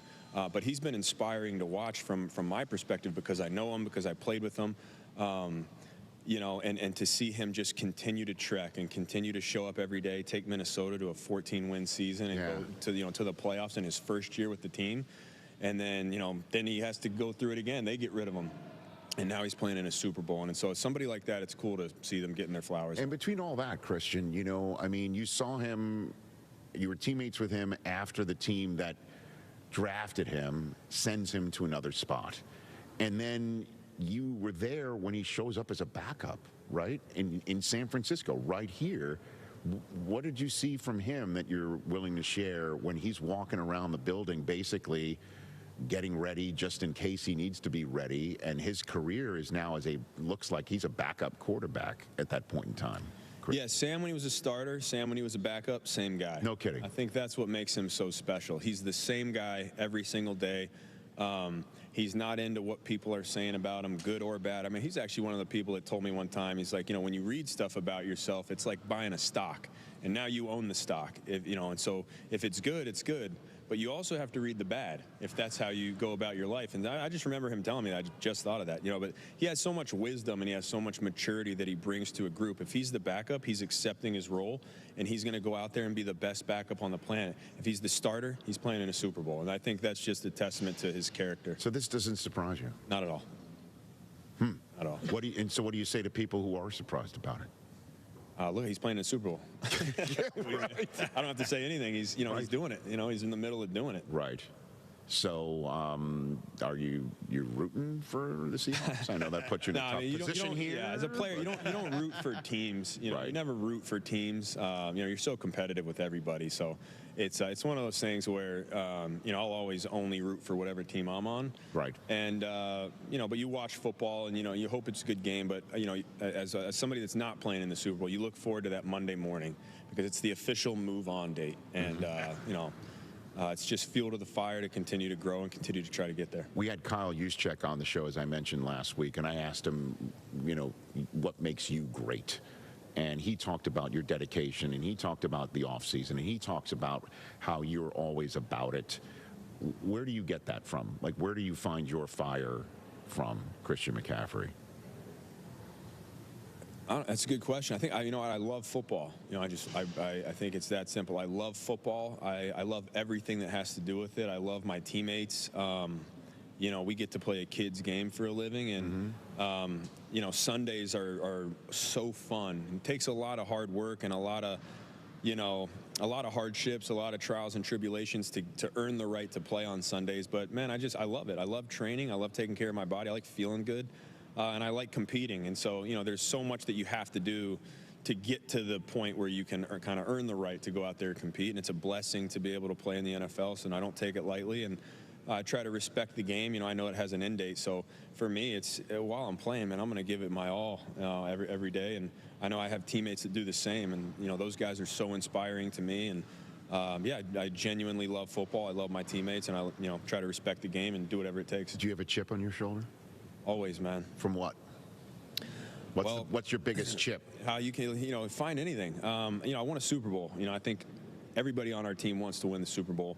And so, when you get close and you don't get there, that's a chip you'll die with that chip. And so, I don't know. I find chips. You know what I mean? If there isn't a chip, I'll look online and find one. So I'll try to find something, man. Try to find something. Yeah. I mean, I love competing. I love when someone tells me I can't do something or you're not good enough or this or that. I've been hearing it my whole life, and so sometimes it actually gets old. But no, man, I think there's the chip on the shoulder that I'll always have. I think probably for the rest of my life. I think it's in my DNA. It's been with me since I was a kid. I think it's just growing up with three brothers, that's probably why. You're always competing and you're always losing. When you have an older brother, you're getting your ass kicked all the time. So you learn how to compete. You learn how to get better. You're constantly obsessed with how you can fix your mistakes so that you can go out there and win. Yeah, I mean, the fact that you were supposed to not be able to run between the tackles when you were coming into the NFL, that's a chip. That was a thing, yeah. Which is why one of the reasons I went to Stanford. I was like, you know what, man? You know, there's all these other schools and people. I was the scat back, and I was like, if I go to Stanford, they can't argue that I can't run between the tackles. And then I ran power for a living for like 3 years. And still, that was the narrative. I never, going into the NFL. I remember that. Exactly. I remember that. Well, just imagine if you had played in the bowl game. That's another one. You're a bad teammate. Let's not bowl forget game? Yeah. Sun Bowl. Let's not forget the old Sun Bowl, huh, Christian? Yeah, I mean, now it's I don't know how many guys the next year missed bowl games, but I think it was like in the hundreds. You're the godfather of this, man. You're like the George Washington. I'm a pioneer. Let's not forget that. Me and Leonard Fournette, I saw Leonard Fournette wasn't playing in the bowl game, and I'm like, that's my competition.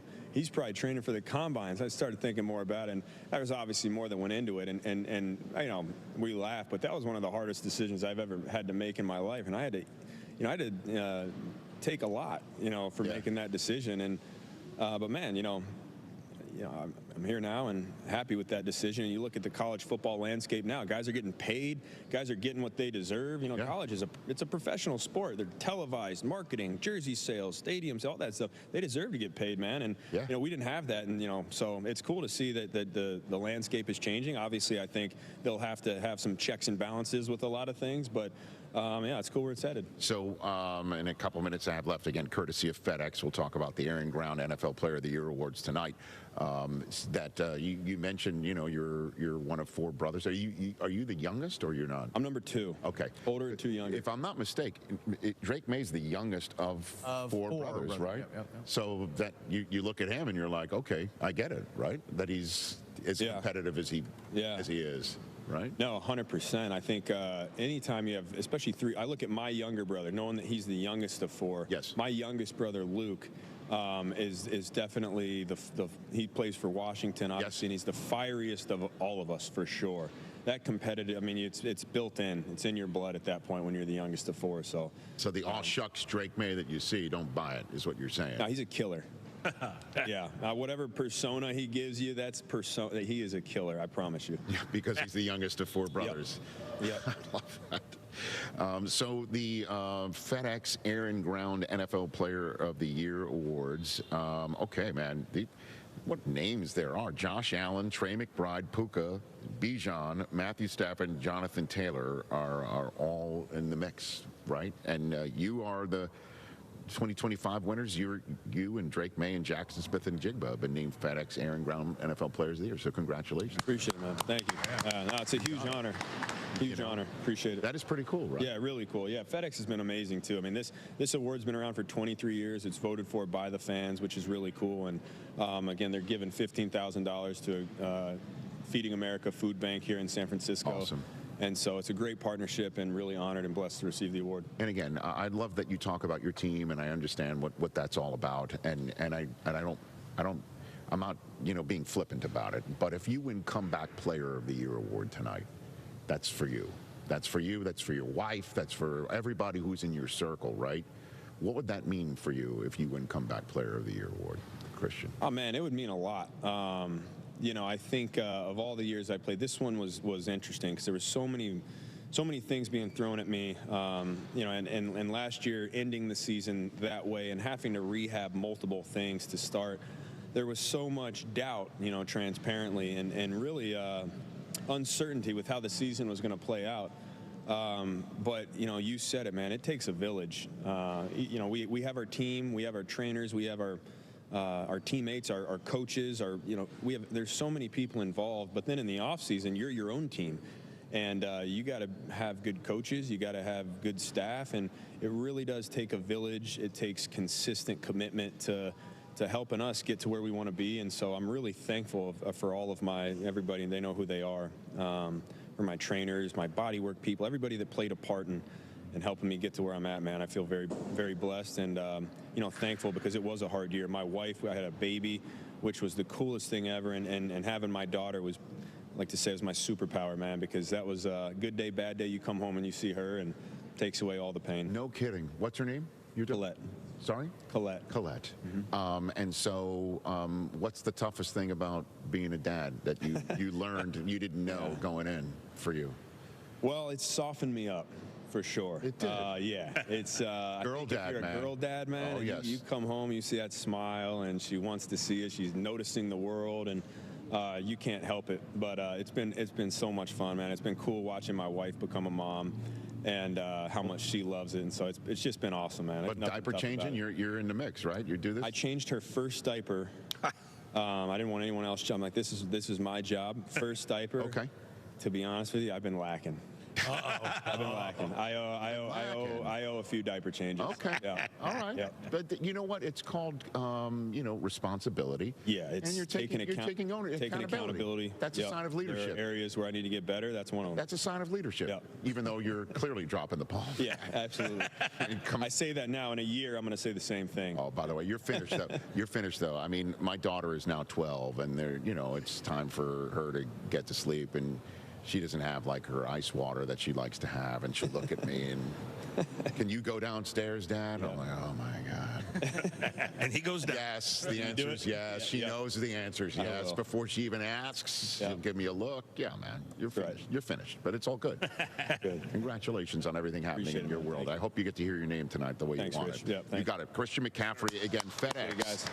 Is spotlighting the FedEx Air and Ground NFL Player of the Year awards, $15,000 to Feeding America food banks in each of the winning players' home markets. Christian McCaffrey is here. We'll be back to wrap up hour number 2 before hour 3 hits here on the Rich Eisen Show with Steve Smith Sr. coming up. Awesome. Thanks, Matt.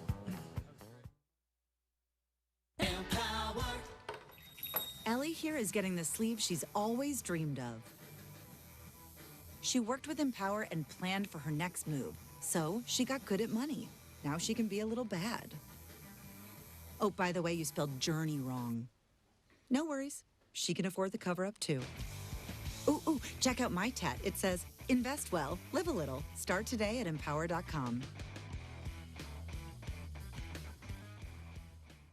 Hey, it's Rich Eisen for Pella Windows and Doors. Sometimes teams take a time out to regroup and call the right play. When it comes to your home, Pella Windows and Doors always has the winning game plan. They do it every day, and that's why your neighbors trust them. Visit Pella.com/Eisen today. Right now, Pella Windows and Doors of Houston is offering $750 off qualifying Pella projects and no interest, no payment for 24 months. Some restrictions may apply. See store for details. Offer ends February 28th, 2026. Hey, it's Greg Mack. Oh, and that's a hard foul. Let's listen for the call on the floor. The taxpayer owes back taxes. Penalties and interest are assessed and wage garnishments to begin immediately. The IRS never misses that call. I wonder if they will challenge it. The call is under review. Priority Tax Relief has been called in for a review. Priority is the best in the business at negotiating your tax debt and has even eliminated the debt for some clients. Priority Tax Relief is saving their clients millions of dollars every month. After a careful review from Priority Tax Relief, the debt has been eliminated. No foul on the play. Whoa! That completely changes the game, folks. If you owe more than $5,000, call Priority Tax Relief, and in minutes they'll review your case for free with a direct line to the IRS to see if you qualify for life-changing relief. No more worrying about wage garnishments or frozen bank accounts. Call Priority Tax Relief today at 800-781-9216. That's 800-781-9216. We make your tax relief our priority. Call now. Priority Tax Relief. Hey, you looking for somewhere to catch the big game? The DraftKings Sportsbook at the Golden Nugget in Lake Charles is the place to be. Louisiana's largest sportsbook is the only place you'll want to watch, wager, and win. Immerse yourself in over 3,200 square feet of LED screens in the sleekest setting with the best odds. Order some game day bites and sip on an award-winning cocktail at your big game headquarters. Only at the DraftKings Sportsbook at the Golden Nugget Lake Charles. Must be 21 or older. Gambling problem? Please call 1-877-770-STOP. What's up, Houston? Lance Zierlein here. Listen, if you're looking for a spot to catch a game, hit up Aranda's Sports Bar. Ice cold beers, killer tacos, and big screens blasting every home game. Since 1981, Aranda's has been bringing that authentic Mexican vibe, now with the sports twist. Share with friends, savor the bites, and feel the energy. Plus, stay late with epic drink specials that keep the party going around a sports bar. Your Houston spot for epic sports and bold flavors. Head on over and get loud today. It's your guy Sean with Greenlight Offer, Houston's #1 house buyers. Let me tell you about David from Baytown. He lost his job, fell behind on his mortgage, and his house needed repairs that he couldn't afford to make. He tried listing it, tried getting caught up, but the bills kept piling up, and the stress was crushing him. That's when he called Greenlight Offer. We stepped in, gave him a fair cash offer within 24 hours, and guess what? He didn't even have to lift a finger. No clean-out repairs, no realtor fees, and no closing costs. Within a few weeks, David had cash in his pockets. Every single week, every single month, we help homeowners like David who need to sell fast, skip the repairs, and start fresh. If your mortgage is behind, your house needs work, vacant, inherited, probate, divorce, tenant just won't pay me the rent houses, or do you just need a way out? Greenlight Offer is your solution. 832-779-5000. That's 832-779-5000. GreenlightOffer.com. Let's get your Greenlight number today. That's 832-779-5000. Woo! Attention, fellow conservative investors. What does the name Reagan mean to you? It stands for being the ultimate conservative. It also stands for the Reagan Gold Group. Do you see storm clouds approaching? The stock market hates uncertainty, and there are plenty of reasons to be concerned. High inflation, unstable debt, and economic uncertainty are just a few. You have car insurance, homeowners insurance, and life insurance. But do you have insurance for your retirement savings and your 401k? We urge all fellow conservative investors to learn about the one asset that could help ensure your nest egg doesn't crack under economic pressure. GOLD. Gold. Call the one name any conservative investor needs to know about. Reagan Gold Group. 800-414-1657. 800-414-1657. 800-414-1657. That's 800-414-1657. Radio and on ESPN2.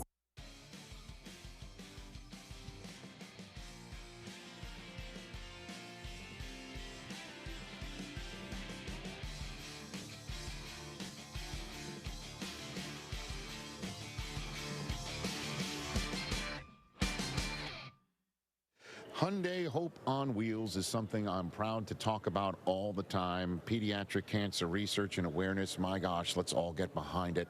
For over 27 years, every Hyundai sold has helped fund life-saving pediatric cancer research. Together with over 850 dealers nationwide, they've raised more than $277 million, supporting over 25,000 kids in their fight against cancer. At Hyundai, hope isn't optional, it comes standard. Visit HyundaiUSA.com and search Hyundai Hope on Wheels to learn more. Apparently, if you're on wheels in this town right now, it's not great. No, it's traffic's a little tight. I've just been told we might have walk-ons the rest of the show, but I don't care. I mean, people behind you are all waving to you hi, Rich. Yeah, Rich. So, hey, look at that. Hey, everybody, hey, what's up? Should I give you the man point? Yeah. Hey. Tiger Woods, big dog. So there he is. There it is. Hey. All right, now please, can you leave? No, I'm just kidding. Is that wrong?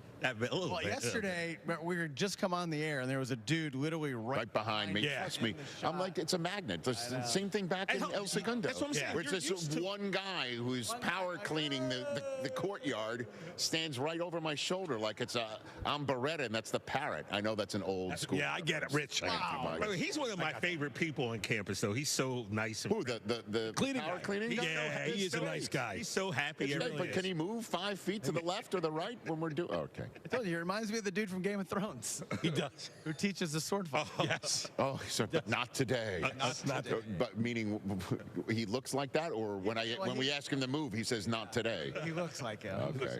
He does, actually. That is great. Steve Smith Sr. and Adam Ray are going to be our third-hour guests. That'll be on ESPN2 for those who are maybe listening and want to watch and see what we are talking about, because we're right here on 2nd Street in downtown San Francisco. and we love being here. Last night, I've been talking about the gig for a while. The Strand Theater last night, I did record an episode of This Was Sports Center with Chris Berman last night. And you guys were all there. It was epic. It was so good. Well, now you're really making me sound like Jim Rome here. Just tell me how epic it was, please. No, but in all seriousness, it was just a blast because, again, this is a show that, as soon as it became possible to move this show to the world of Disney and ESPN, I don't know why it just hit me, but I've always wanted to do a legacy pod on SportsCenter in the same way. There's legacy pods for The Office, right? And there's for Entourage did one. There's a whole bunch of them, right? SportsCenter deserves to have one in itself because of what it was, how it was born, and what it became, and before. Again, I know I date myself. Before the internet became big, and that there were, handheld phones that didn't look like the one that's the brick phone on front of you in their desk in our El Segundo studio, right? That it was had a different place in our sports viewership world than it currently has now, and it's just a sign of the times, really. But it's still a great highlight show that you seek out when you want to see something again, or you haven't seen something, or you've got an hour where you're just like, you know what, I just want to sit around and watch some sports and forget about the world, which is what SportsCenter still is.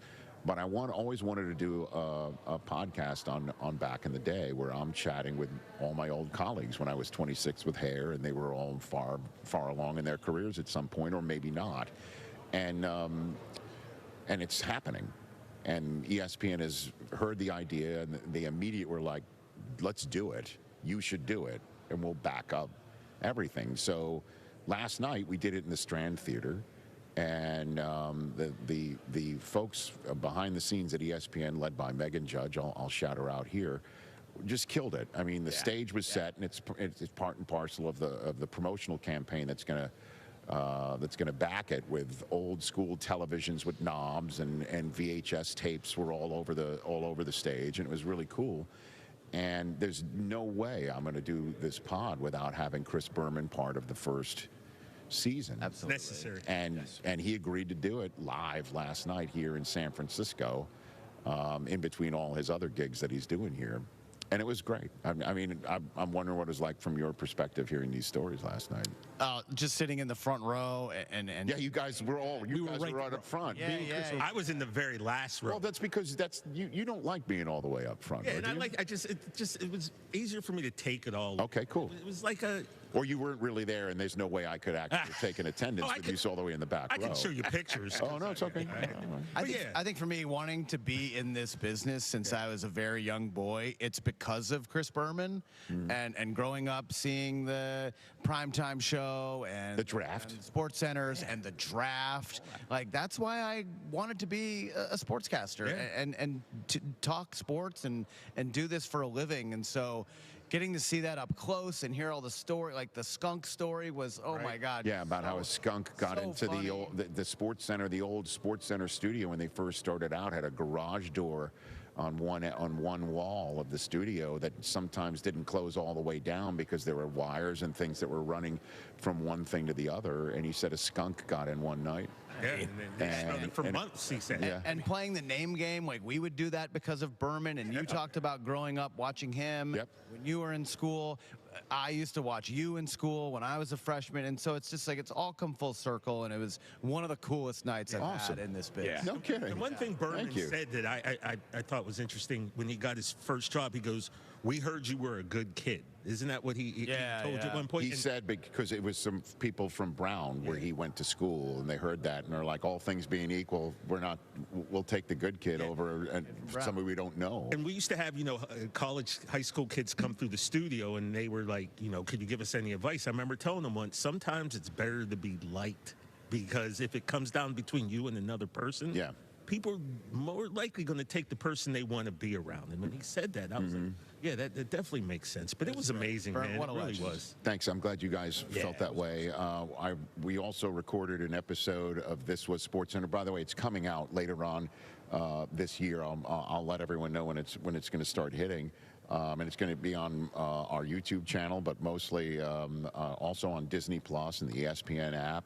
It's going to be great, and we're going to dress it up with videos and back in the day bells and whistles. Chris Fowler, we just shot one with him too, so it's going to be really cool stuff.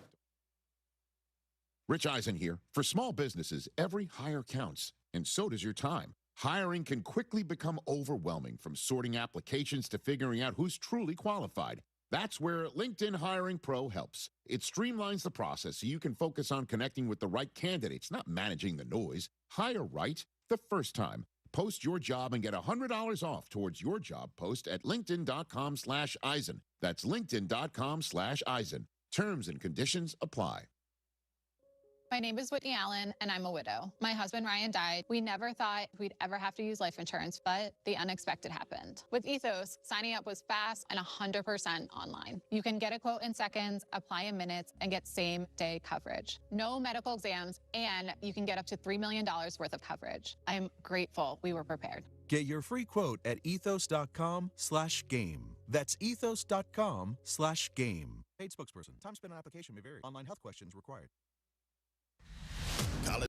John Granado with Robin Orlando from Houston Powder Coaters. Robin, you guys are doing data centers now. There's all kinds of businesses that could use powder coating. Yes, we are doing industrial, which means oil and gas. We are doing plenty of residential, and now we're doing tech. We're going in with Meta. We're going in with Tesla. We're working on their data centers. We've even done Samsung in Austin. So the sky is the limit when it comes to our coatings. I mean, if I'm a city and my water tower is looking terrible, I'm going to call you. Call us because we want to make sure you take pride where you live. And all these businesses, they have fencing. And if you are a business, you will go to them. Yes, there's not many bricks and mortar anymore, but the ones that are still here, they want to look great. And we are here to help you with your railings, with your fencing, with your door frames. We can do it for you. And residential, free pickup and delivery. You guys are so nice. Yes, we try to be. For all your powder coating needs, there's only one place to go. Houston Powder Coaters. HoustonPowderCoaters.com or 281-676-3888 and ask for Robin. That is me. The John Clay Wolf Show. Here's what's going on in the Wolf Pack. Bobo, we appreciate you. Thanks, man. Gigi doesn't. She said, no, you left me hanging, but whatever. I still love you. And I was there first. You're talking about the show meeting we had yesterday. She's the only one that showed up. Yeah, and I'm sitting there like, yeah, guys, I'm 3 minutes early. Right. What the heck? That was 50-1 odds in Vegas. The John Clay Wolf Show. Every Saturday morning. ESPN 97.5.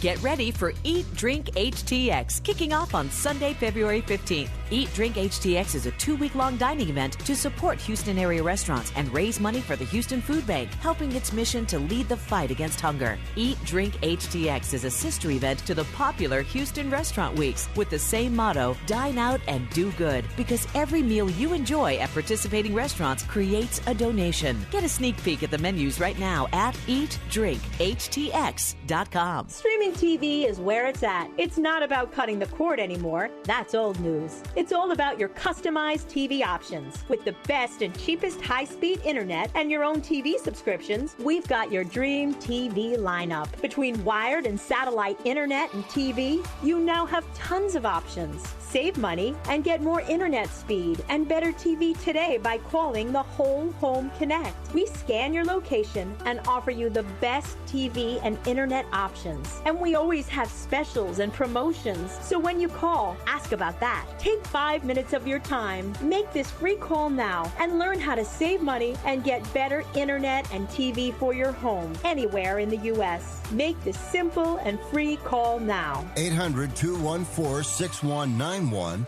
800-214-6191. 800-214-6191. That's 800-214-6191.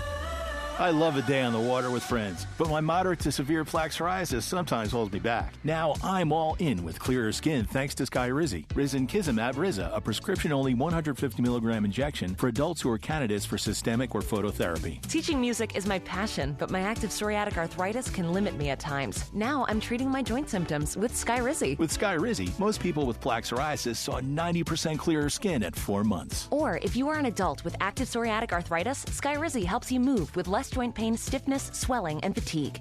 Don't use if allergic to Skyrizi. Serious allergic reactions, increased infections, or lower ability to fight them may occur. Before treatment, get checked for infections and tuberculosis. Tell your doctor about any flu-like symptoms or vaccines.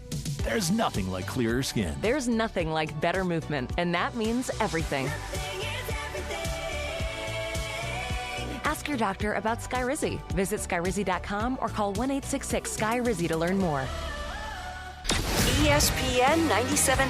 KFNC and 97.9 HD2 Mont Bellevue, Houston. Presented by Zadok Jewelers. This is The Rich Eisen Show. Hey, everybody. Can't get enough of The Rich Eisen Show? You're in luck. You can find us everywhere. Watch us weekdays on Disney Plus from noon to 3 Eastern. Miss the show? We've got a podcast so you can listen anytime. But here's the best part. Our YouTube channel. Subscribe at youtube.com/Rich Eisen Show and you'll never miss a moment. Now, on with the show. Live from San Francisco, home of Super Bowl 60, it's the Rich Eisen Show. Earlier on the show, Pro Football Hall of Famer Kurt Warner, Cowboys wide receiver CeeDee Lamb, 49ers running back Christian McCaffrey, WWE superstar Seth Rollins. Coming up, NFL Network analyst Steve Smith Sr., comedian Adam Ray. And now, it's Rich Eisen.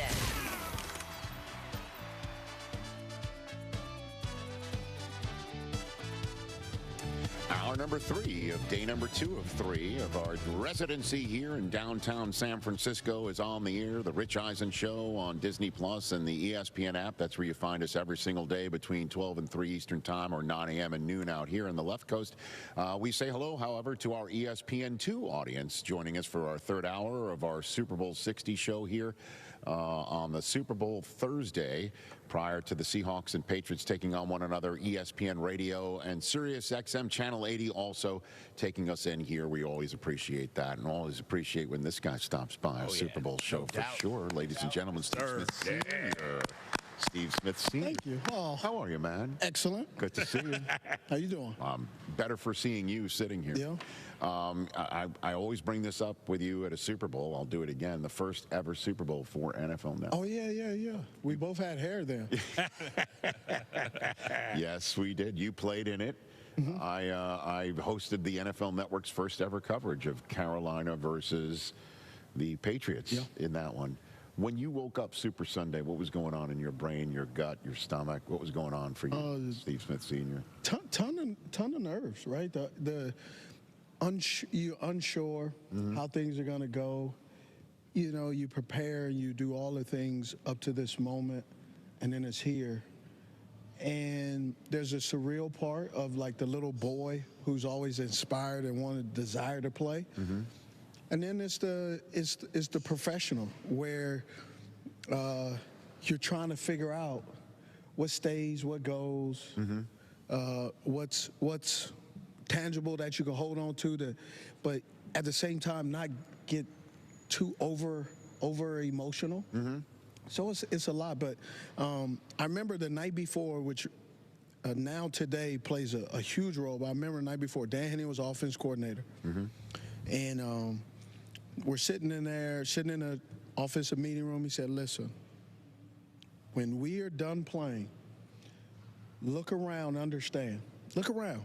And you know how when a head coach, offense coordinator or a coach talks and they instruct a room full of guys to do something, they kind of like, you kind of have to do it. He said, "No, look around. Like turn your head." And so you looked around and he said, no matter the outcome, none of you men will be back in this room together playing in this game. I'm guarantee you this will be the last time all of y'all play on the same team with everyone in this room. Mm-hmm.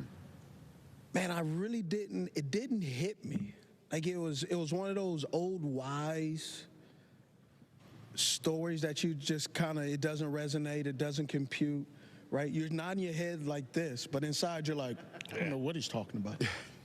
And I remember, and what's funny is Jeff Mitchell was a center. Mm-hmm. A couple of years later that later after that, we drafted Ryan Khalil.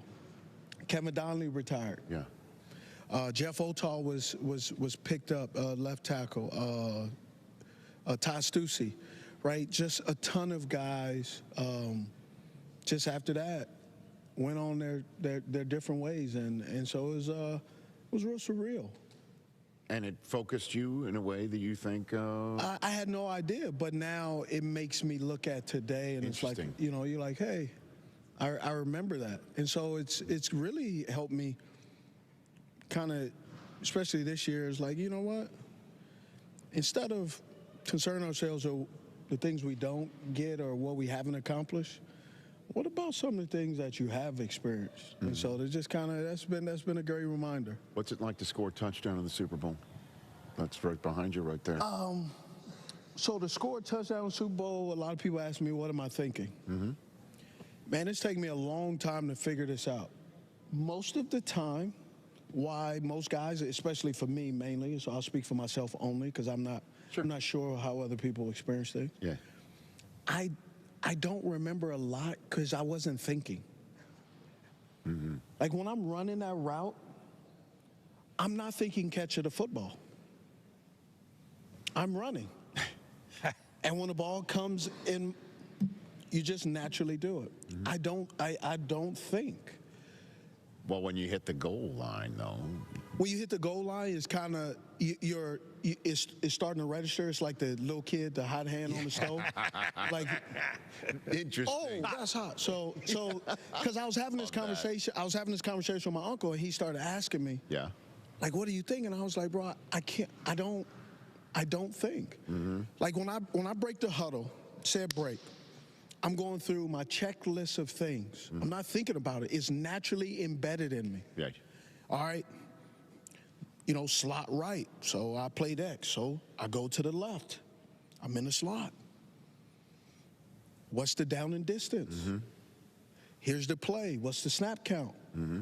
All right, where's the defense? I'm in the slot. So what kind of linebacker is this? Is this Willie McGinnis, heavy foot, heavy hand? You're right. Or is this, a hybrid? A Warner. Mm-hmm. Right? How am I going to run my route? Which way am I going to attack it? Oh, yeah. It's on 2. Mm-hmm. Right? So don't jump. But then I'm watching Jordan Gross. He's my left tackle, so I watch him on my peripheral. So I'm just preoccupied with my own preset checklist that you don't have time to think. Like, you don't. Even like when if I go across the middle and the ball's thrown up, there's been times where I roll my eyes, like, to jump up and get it. I'm not going, I hope I don't get hit on the way down. That was my natural reaction because you have just, unconsciously, you have put yourself in harm's way. Sure, that's the nature of the sport. Right? Yes. Yeah, for sure. I love it. Steve Smith here on the Rich Eisen Show, and this game, and then we'll move on to the current one. It was our first Super Bowl at NFL Network, and we had our first ever Super Bowl commercial, and it was right after halftime. Right after. Oh yeah, halftime. I heard. Yeah. Okay. No. And we were really excited. We were all going all around televisions, getting ready to see our commercial come on the air. But then, Justin Timberlake reached for Janet Jackson, and nobody watched our commercial. Nobody saw it. We were just like, my BlackBerry went off like, hey, what the hell did you see? Did you players know something had happened? No, there was nothing talked about it. You didn't find out about it until after the game? Man, I didn't find out till a couple of days later because there was no Twitter. Yeah, right. Yeah, sure, right. There's no IG. There's no YouTube. There's no shorts. It was word of mouth, just flat out word of mouth. And all the people who may have saw it were back home watching the game. A lot of people in the stands didn't see it. Yeah, because we were around televisions in the stadium ready to see our commercial. Yeah. That's how we saw it. That's how we knew So did they actually play the commercial? They did. Did you watch it? I did. Okay. Was it good? I can't remember. Oh. You know what I mean? Sort of like you catching it. Yep. I just take it one remote at a time, man. Hope for the best. So if I'm not mistaken, during our draft coverage and combine coverage of the last couple of years, you were on JSN, right? From jump? You liked him from beginning. Yep. You're like, this kid is... He's spectacular. He's dominant. Really a good kid that, you know, primarily played in the slot. One of the biggest questions coming out of college was his speed. Right. But, you know, speed and measurables is what scouts and general managers, head coaches, they love to know all of those things. But at the end of the day, what you can't do, none of the measurables kind of tell what's inside of a young man or not. Right? And so just watching him play at Ohio State, remarkable. No one saw when the Mike McDonald came on and they let go of Tyler Lockett and DK Metcalf. They trade him away. That it was because they had to let JSN eat the way he's eating. That was not on the bingo card. No one knew that. Right. If they did, those teams would have drafted him instead of allowing him to fall to the Seattle Seahawks. Right. And so how effective do you think he can be in Super Bowl 60? Just like any other game that we've seen from this. He needs 35 yards to get 2,000 on the season to be the first one of his age to ever have a season like that, including the playoffs. Well, Clint Kubiak has done an exceptional job getting him lined up in all different positions. He lines up all over the field. Right. So, obviously, everybody's talking about Christian Gonzalez in that matchup. But Carlton Davis has been a guy who really has shown out. 16 targets, 8 receptions, 66 yards. Yes. Passer rating, sub 22% when targeted. So I think the New England Patriots will have a game plan for JSN. They have to. Yes. It's important because he's so dominant. But that also leaves a lot of room for his castmates to be able to show up, starting at the bottom with Jake Bobo. Jake hasn't had a lot of first downs or a lot of contributed, but the way, the intentionality and the intensity he runs his routes, he makes himself a legitimate target. And if you let him slip through the cracks, he will make a play that you are not banking on. And then there's a former MVP of the Super Bowl. Yes. Cooper Kupp. With Cooper Kupp, who's a savvy veteran who figures out all the little different things he's doing. He's more primarily in the intermediate game. Yeah. JSN is more in the 0 to 9 yards. That's where he kind of does his work, 8.6 average depth to target. Right. And then Rashid Shaheed, he's doing a great job. He's more of, he's kind of in the intermediate too. So they attack you offensively with a condensed formation, a lot of speed within the first 10 yards. So that means that you got to be on your P's and Q's, right? Now, do you like being a returner and receiver because it gives you more chances to affect a game, or it's a little bit more difficult? It depends on the real answer is if you got some good blockers, it's great. Right? If you got a guy that's that you catching a punt return or a kickoff return and he isn't blocking this guy and your body is receiving the brunt of that, you know, you got to kind of pick your poison. But Seattle clearly is a team that, I mean, we see Rashid Shaheed has been one of the better, deadline player pickups we've seen in recent memory. Well, because Clint was in New Orleans. Right. So he's very aware of what Shaheed is in this offense and what he needs, especially with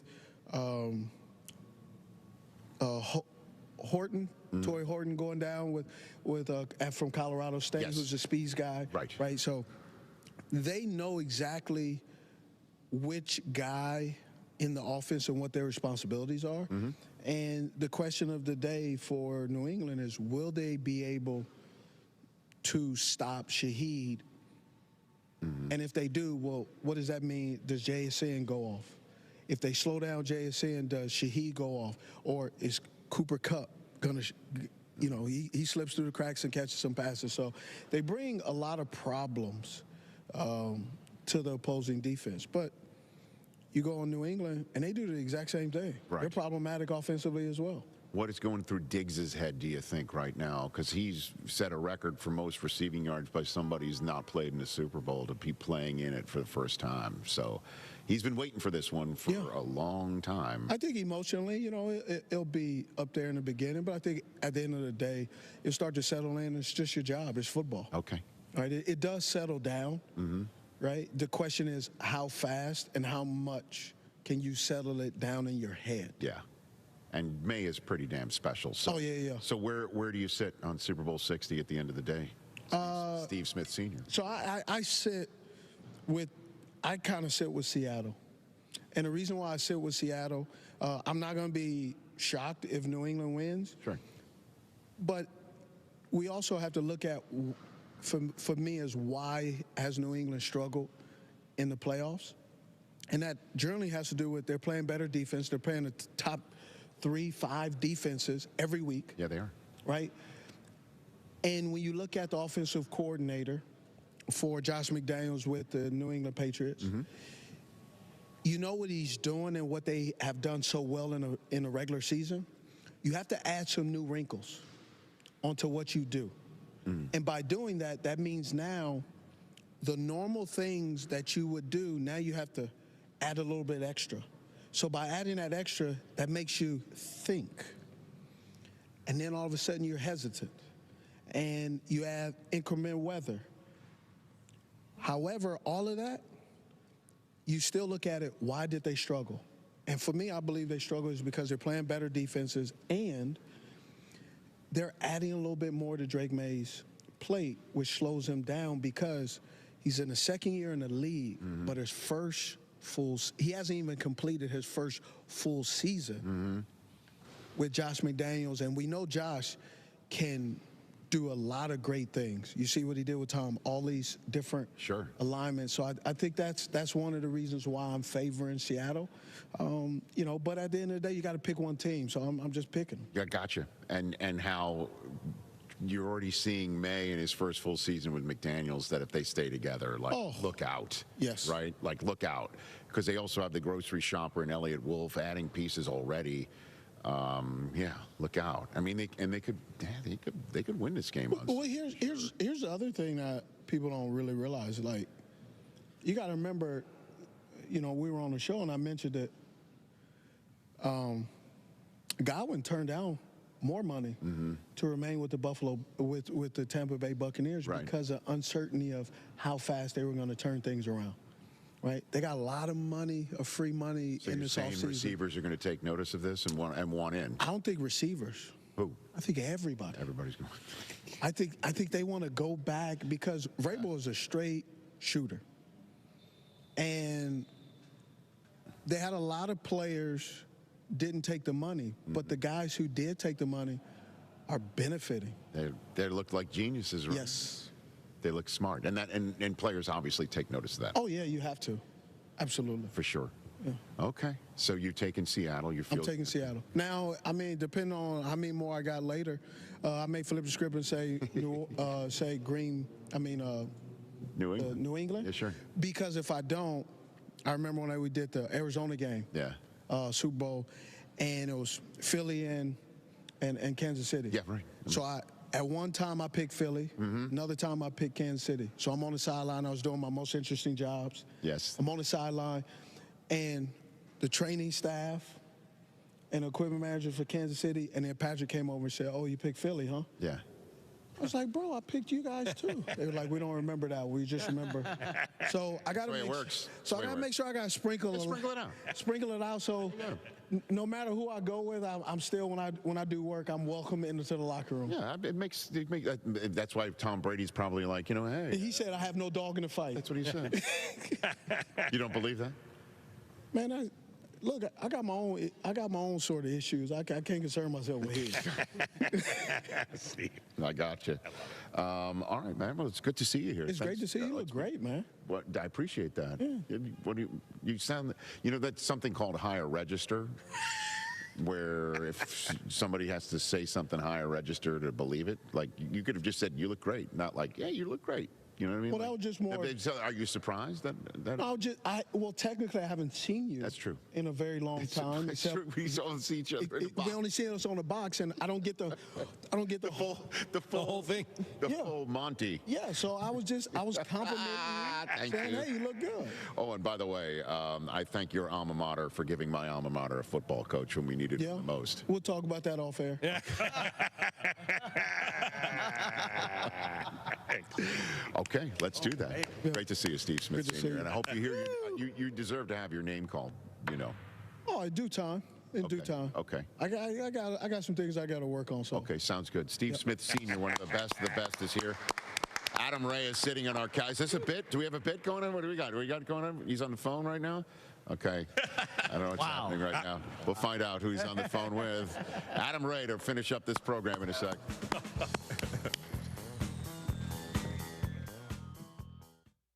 A Progressive Home and Auto Bundle can protect you round the clock, but we can't protect you from those painful moments in sports. Oh, I can't believe we blew a 5-touchdown lead. Sure, but you got to feel like they were going to win for almost the entire game. But I was about to buy playoff tickets. So you were prepared for a good time. That's pretty nice. It's the worst loss any team has ever had. And you got to witness history. Okay, we're done here. Well, at least your home and auto are protected with a bundle from Progressive. Progressive Casualty Insurance Company, affiliates, and other insurers. Not available in all states or situations. Smalls here. Life is full of choices, some big, some small. And when you choose an H&R Block Tax Pro, you're choosing the largest network of tax expertise to be in your corner. For when your big ambitions need help with the small details. For when your 6 figures come from 6 different places. For when your gaming stream becomes your revenue stream. For when your business's year 1 needs 70 years of tax know-how. At H&R Block, they've seen it all, and they're here to help you make the most out of your money for life outside the box. Get started at HRBlock.com. This is Freddie. Is your money doing everything it can for you? Like automatically pushing more of your money to savings every day? I don't think so. Then switch to Huntington Bank. And let's get more from money. Huntington Bank. Welcome. Eligibility requirements apply. Some features may require enrollment.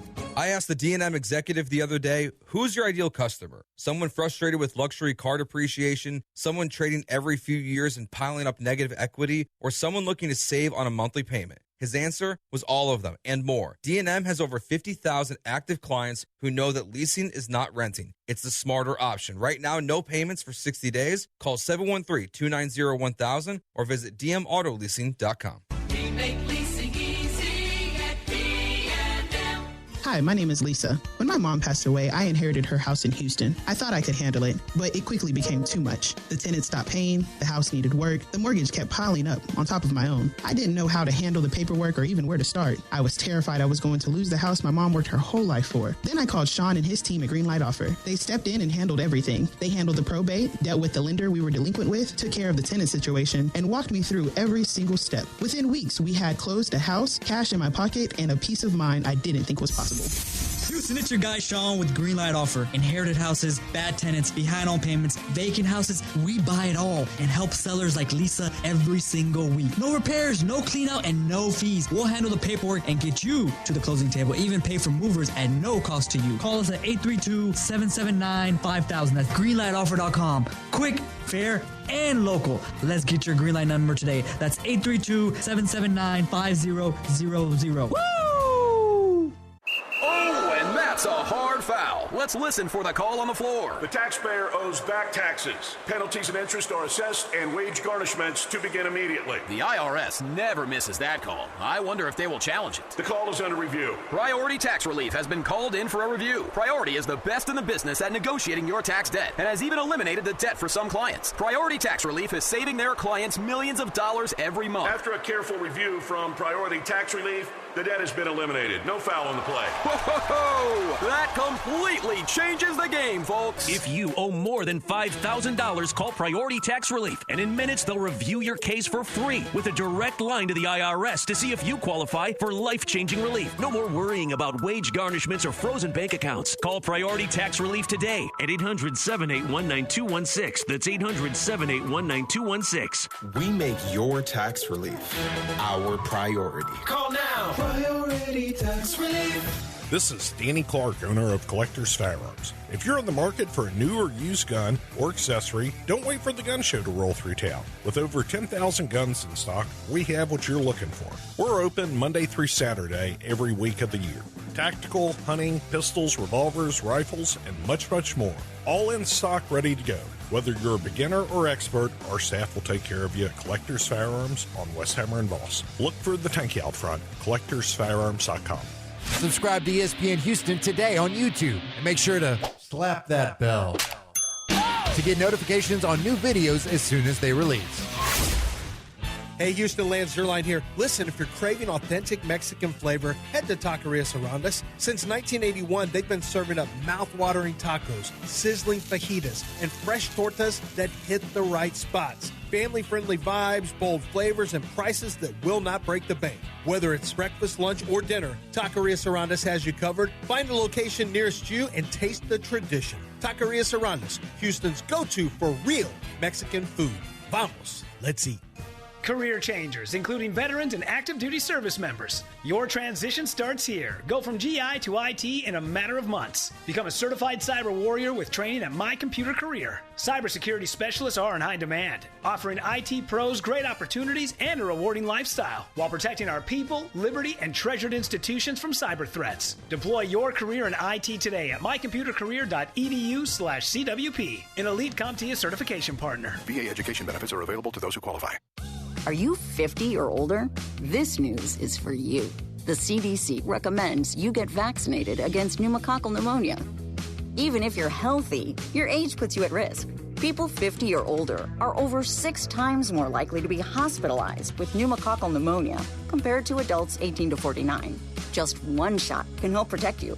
Learn more and schedule at vaxassist.com. That's VAXassist.com. Sponsored by Pfizer. Your home for Aggies basketball is ESPN 97.5.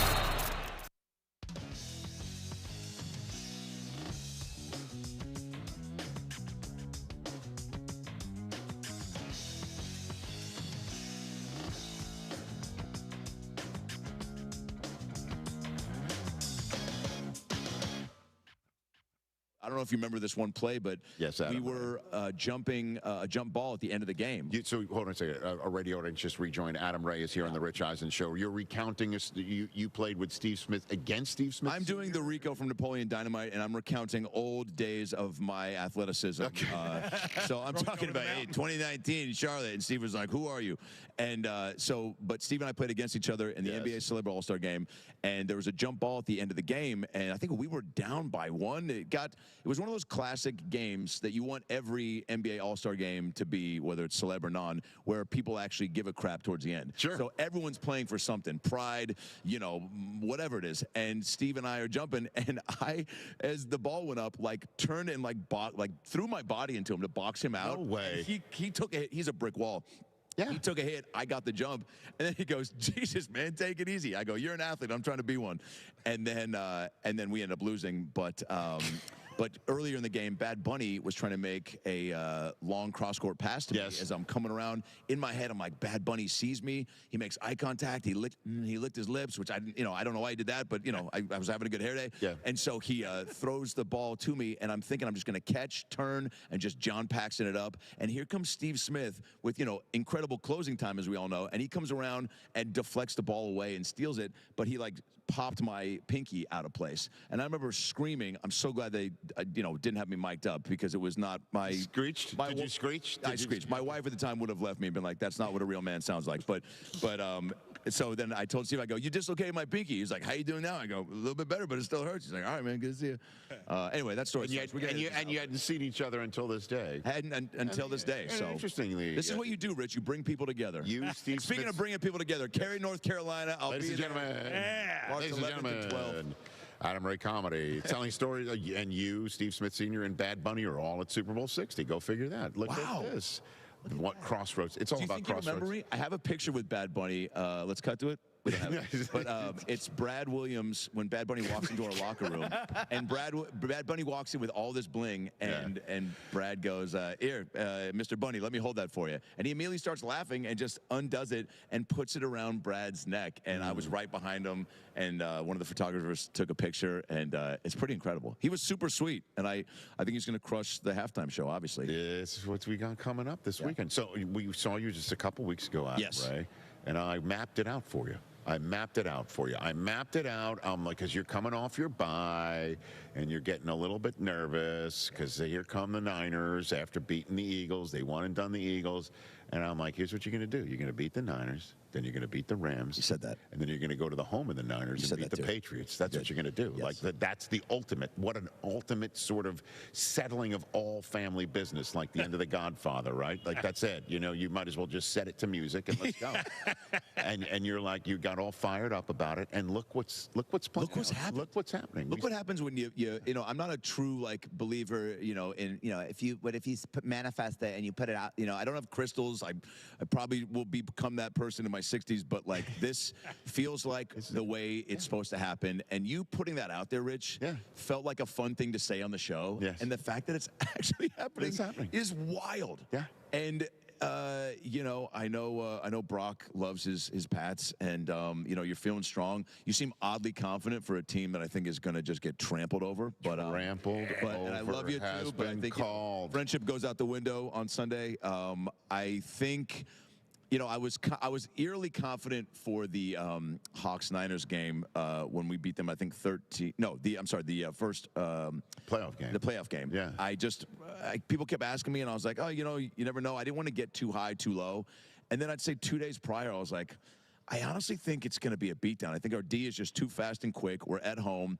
Them being beat up, obviously is a factor, but they still any given Sunday. And then what happened, and, the Rams obviously was the true test. It is, Super Bowl Sunday. Anything can happen. We haven't played you guys. But I think, I just think that our D is going to get to Drake May a little too quick and a little too fast and a little too much. And I think at 23 years old, all this kid knows is TikTok and butt chugging, and he is going to he's gonna just be like,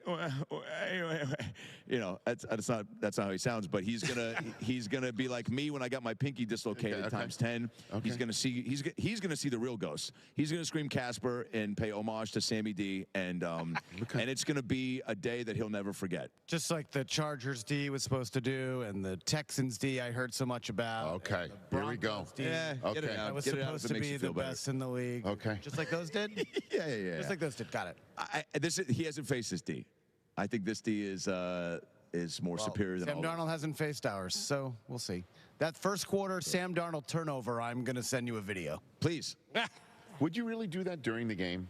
Or just because, listen, right? We're friends, so I'll say, yeah. No, but please, during the game, you don't want to, this is, emotions are going to be running high. No, it's fine. I won't be, I'll be mid-game smack talk. I welcome it because there is true love and admiration between us. But you bring up a good point though, Rich. There are friends and people that we all have in our lives that will send talking smack texts that are just, you don't, there's a kid, I don't want to say his name. Say it. Lucas Seeley. He's a comedian. He's I don't actually even know if he's doing it anymore, so that should be the real jab. But he is the talking smack or the comedy? Talking smack. It's what's he not doing out of anymore. Control, and it's like he lived in Seattle for 15 years, but he's a Niners fan, and so every time there's a rivalry or any game, like when we lost against them to go to the Super Bowl, I think a few years back, or in one of the playoffs. That happened. They've beaten us down quite a few times in the last 10 years, and he just is so disrespectful. And then he starts taking jabs at the city. I think he made a jab at my stepdad, and it gets too much. But mid-game. Well, I will say this to you. You may not know, Adam, but we can all attest to this. Nobody prematurely calls a game over only to actually have the game be a complete momentum flip. than Chris Brockman. Yes, that is true. He is the king of saying game over. No way. Like in the first quarter, game over. Second quarter, game over. This is surprising. Game's over. And then about, I would say, 4 out of 5 times, not only is the game not over, but the result completely. No, I am usually Okay, so this is TJ, help me out with this one. I'm with you, Rich. I'll say 3 out of 5. 3 out of 5. You'll cut it down a little bit? Okay. So if Drake May, slips and slides through to a first down on a 4th and 1, and then they score on the first drive, are you going to text me game over? If it's 14-0, I will text you game over. 14-0 is game over. 14-0, you're going to text game over? Yeah. Wow. Mr. Comeback from 28-3. He calls games over. Game was over. He calls games over. And it wasn't. And yet it wasn't. That game was basically over. And yet it wasn't. Tom Brady was retired. The aforementioned Sarah Tiano, who's walking around here, will absolutely recall that it was not over. We don't talk about Bruno or that game. Well, everybody loves Bruno Mars. You should always talk about him. No, that's not the Bruno. In Canto, you're not there. Trying to make a joke, Rich. All right, let's move on.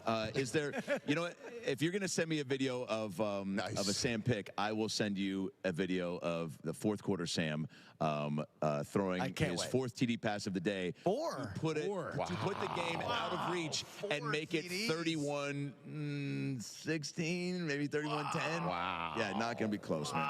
But thanks for playing. Really, you're going to be on your phone during Super Bowl 60, sending texts and no. Never. Well, see, that's the thing. I'm going to be at the game. You're going to be so you're going to have a lot more Me and Cage are going to be home together, eating wings and funfetti cake. And nice. Now, I just met your son for the first time, and I told him I'm a big fan, which is true. I mean, my wife and I are in that stage of trying to have kids. I'll send you a link, but like it's. But I truly, and I mean this wholeheartedly. Yeah. Like I have friends with cool, cute kids that like look fun. There is no cooler kid on IG that of any of my friends than your son. There you go. Hands down. But that being said, I hope you don't embarrass him when Sam throws his. I'm going to raise it now. 5th TD. 5th TD. I hope you say something. Bold predictions. I hope you don't say something you regret in front of him. I hope you set a good example on Super Bowl Sunday. Yes. Take him outside for a walk. Be like, dude, life isn't fair. Sometimes things don't go your way. Yes. Sometimes you turn on the TV and they push Saturday morning cartoons for some sort of White House briefing. So you just always have to be ready and in triple threat. Triple threat, I think, is applicable for on the court and off the court. So you're right. Well, he's standing right there listening there. Yeah. Oh, yeah. Okay. Well, I mean, we have a few minutes left in the segment. How much longer do we have to go till we get 6 touchdowns? Yeah, that's what I'm saying. I'm just. I honestly think he's going to have. Are we getting there? Are we getting there now? Give me another take. Maybe we'll get to 6 touchdowns. I don't know how much. Oh, man, that's crazy. I think 4 would be a record. Crazy. What is the record? Did Kevin Hart say Nick Foles? Steve Young had 6, right? Steve Young had 6. Steve Young had 6. Sam Darnold to throw 4+ passing touchdowns, 11-1. Adam Ray, 11-1. 11-1 for 4 touchdowns. The only bets I ever made on the Super Bowl were on the Eagles Pats. One I was with Adam Devine. We were touring in Japan, doing all the Army bases, and we landed at 6 a.m. in Shibuya, Japan. Yes. And we went to a Hooters at 8 a.m. as you do. Speaking of wings, and we went. What's up, Gage? And quick edit on that joke. And we went to Shibuya to Hooters to watch the Super Bowl, and I made 2 bets. One was for the Eagles just to win straight up, and the other was Pink over under on the national anthem. And my psycho friend Greg, who has a gambling problem and whose marriage is falling apart, will because of it. Yeah, send a link. I'll send a link. Send a link. Rich. Dude. There we go, buddy. We'll be right back. Right here. But he told me, he goes, just slipped into Phil right there. He goes, Pink has a cold. He goes, so take the under. I go, who are you? How do you know Pink has a cold? He goes, don't worry about it. And she went 148, and I won $1,000. Because you had the inside information. Had the insider track on whether or not she was using What, he just running her into CVS where she's getting some sort of, she's getting Mucinex? I don't know how he, look out. He's the Adam Schefter of, people being sick. Of flu shots. Medical flu shots, yeah. My sources tell me. Yeah. So I might take that, but I think Sammy's going to have a day. I think he is just so dialed in. Again, I've known him now for coming up on 8, 9 years. Look at you. And I think he is just as focused as ever, and I think he's just not even phased, man. I talked to him probably 4 days ago, and he just is like, I was like, man, you guys, offensive line hasn't faced, our D-line. I think we're going to get through more than we did with Stafford. And he kind of laughed, and I was like, I think it's going to be a beatdown. He was like, all right, man. He's like, it's still Super Bowl Sunday. They're going to bring their best. And I was like, nah, man, you guys are going to win. And he was like, I got to go. I was like, all right. Who's going to show up more, though, in the stadium? Is it going to be... I would imagine it's going to be Seattle. I see. You guys don't travel well. We travel incredibly. No, Patriot fans travel they well. travel. Nobody travels like Niner fans, though. That's for sure. It's only an hour flight for us. That's it. 5, 6 for you guys. I mean, yeah, it is a bigger trip. I actually hope it feels like a road game because the you Patriots haven't lost are 9-0 on the road this year. Guy, man. wow. Yeah, there you go. Got a point. I don't know. Yeah, but I also think I heard a stat. It was like 40% of the time Drake May gets pressured, he gets sacked. There's also the offensive line Patriots. is not great. Patriots don't lose in these uniforms. Also, all white uniform. Although Seattle makes Super Bowls when they choose a new pope. What are some other things that we heard this week that we have no idea? Starting quarterbacks with initials DM are 0-2. Oh, is that right? And if your name has less than 5 letters, you're 0-6. So not good for May. Who pulls these stats? I don't know. Bored people. Yeah, but very bored people. It makes, when you guys are out here for a week, just yapping around, you need fun anecdotes like that to fill the time. We need the game to start, man. Yeah, need the game. How can you make a pick, or do you have to stay pretty? Oh, I'm going to make a pick. But not till Super Bowl Sunday. Well, I mean, sure. Probably not till tomorrow's show because I don't want to give too much of a tip to the game day morning guys. I love that. I'll be honest though, I'd be stunned if I don't know who's taking the Patriots on Sunday. I don't know. A lot of people are. A lot of people are not. Walking around Media Row, a lot of people were telling me, like, Hawks was doing Cam Hayward's pod, and Joey Porter was there, and he goes, I got to root for the Pats because my nephew's on the team. And then he said, he's like, but I think the Seahawks have the edge. He's like, but I'm going to go Pats. And I've heard that more than I thought I would. But I also like that. The way it was in 2013 when no one picked us and everyone picked the Broncos. You don't want, I don't know. How do you feel? Do you want the hype? Do you think they're probably just so... It doesn't matter. Immune. The thing is, it's totally beyond mattering now. Now it's all just... hunkering down, have the right game plan, be able to execute it. And in all honesty, the Rams could have easily been here if something went different on those two third and fourth down plays inside the 6-yard line. Entire seasons come down to executing in the moment. And the Seahawks did a better job of it. And they're here as opposed to the Rams because of that, just one microcosm, one small moment. And I don't know who that moment is going to be for on Sunday night. And it all comes down to that, man. But it won't matter if Darnold's already got 6 touchdowns. 6 touchdowns by the third quarter. K9's get by halftime. Where are we going here? Yeah, that's crazy talk. But I don't know. That's I think K9's going to go for over 100. I think Ernest Jones is going to have his 6th pick of the year. And I think. Okay. I just think the D is it's just gonna be a shutdown city, and Seattle's gonna be the mayor. Seeing Puka Nacua, by the way, playing the flag football game made me so happy. I mean, what an emotional roller coaster. Literally, you're at the Super Bowl and you're like, I should be here playing, and you're playing in a flag football game. But you know what? I'll give him credit. He was bouncing around, having a good time. I don't know if he was on 4 Loco or Plan B, but he was like, he had that Winnie the Pooh Tigger energy, where he was just bouncing around. Oh, yeah. He's got, like, very youthful. I mean, he's also, what, 22? He is. He's a very young kid. Incredible, by the way. Shooting shots, saying he loves skydiving to Sydney Sweeney.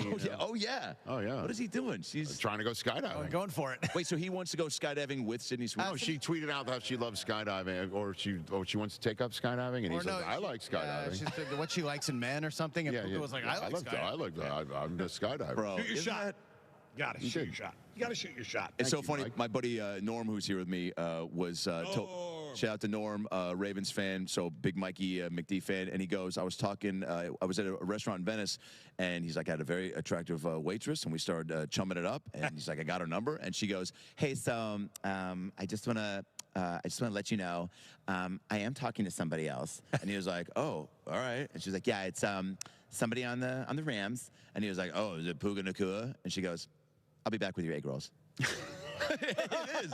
So, but I told Norm, I go, you should have told her he's not going to have time for you. This guy's too busy. I got all the time in the world. All I'm doing is traveling with Adam Ray and getting him coffee. So that's right. And he's playing flag football. He's playing flag football. Okay. So Norm's packing more heat, and he's got a sweeter smile. So. All right, final score. Give me the final score. Final score. What do you got? Final score. Final score. If you're right, again, the rule here is if you're right, we'll repeat it. If not, it never happened. What do you got? Well, first of all, I love you guys. Thank you for always opening your arms and hearts to me to be on the show. It's always so fun. And to be able to be here, we were here last year, and that was also just as fun, but it's extra special and extra, just exciting to be talking about your own squad. Mm-hmm. Everybody knows what that feels like. But there can only be one winner at the end of the day, and I think the Seahawks are going to have a defensive masterpiece of a game. And final score. See, that's the Puka Nakua. Do you want to go skydiving horn? That's I think it's going to be. The word horn is in the word. I think it's going to be Seahawks final score 28, Pats 21. Oh, well, that's not a defensive. I mean, 28-6 would be like. Sorry, Seahawks 28, Pats 9. Okay. You're not going to get double digits. Hey, so, Borgalis is going to have a day. All right, 3 field goals. Better than him. You're all psyched. All right, we're on it. AdamRayComedy.com. February 6th and 7th in Austin, Texas. Yep, this weekend. So I fly out tomorrow morning. And then you come back? Fly back Sunday morning like a dude. I didn't feel like canceling on Joe Rogan. He's not a big sports guy. I'm not even sure if he knows what football is. So I just was like, I can't. That's a joke, Joe. Don't beat me up. But yeah, the shows sold out quick. I couldn't move them. Okay. So I'm going to fly out tomorrow, fly back Sunday, go right to the game. We have our bags being dropped off, and I'll go right to the tailgate. And Royal Oak, Michigan. Why not spend Valentine's Day in Minneapolis with you? Of course you do. And then Cary, North Carolina. I've been told that show's almost now sold out. Too soon. Look at us. Look at you just tugging at the heartstrings. AdamRayComedy.com for all those tickets. Australia, I know you're big Eisen fans. I'm coming there in June to do Dr. Phil's and stand up, and then Canada. And then my Netflix podcast starts in March. So check that out. But Adam Ray Comedy for all the TikTok, Instagram BS. Adam. Cage, any last words? Everybody. Cage just gave me the thumbs up in the corner. Yay. Shout out. There he goes. Thanks, guys. Adam Ray, everybody. We finish up with a Super Bowl 60 higher register when we come back. Woo.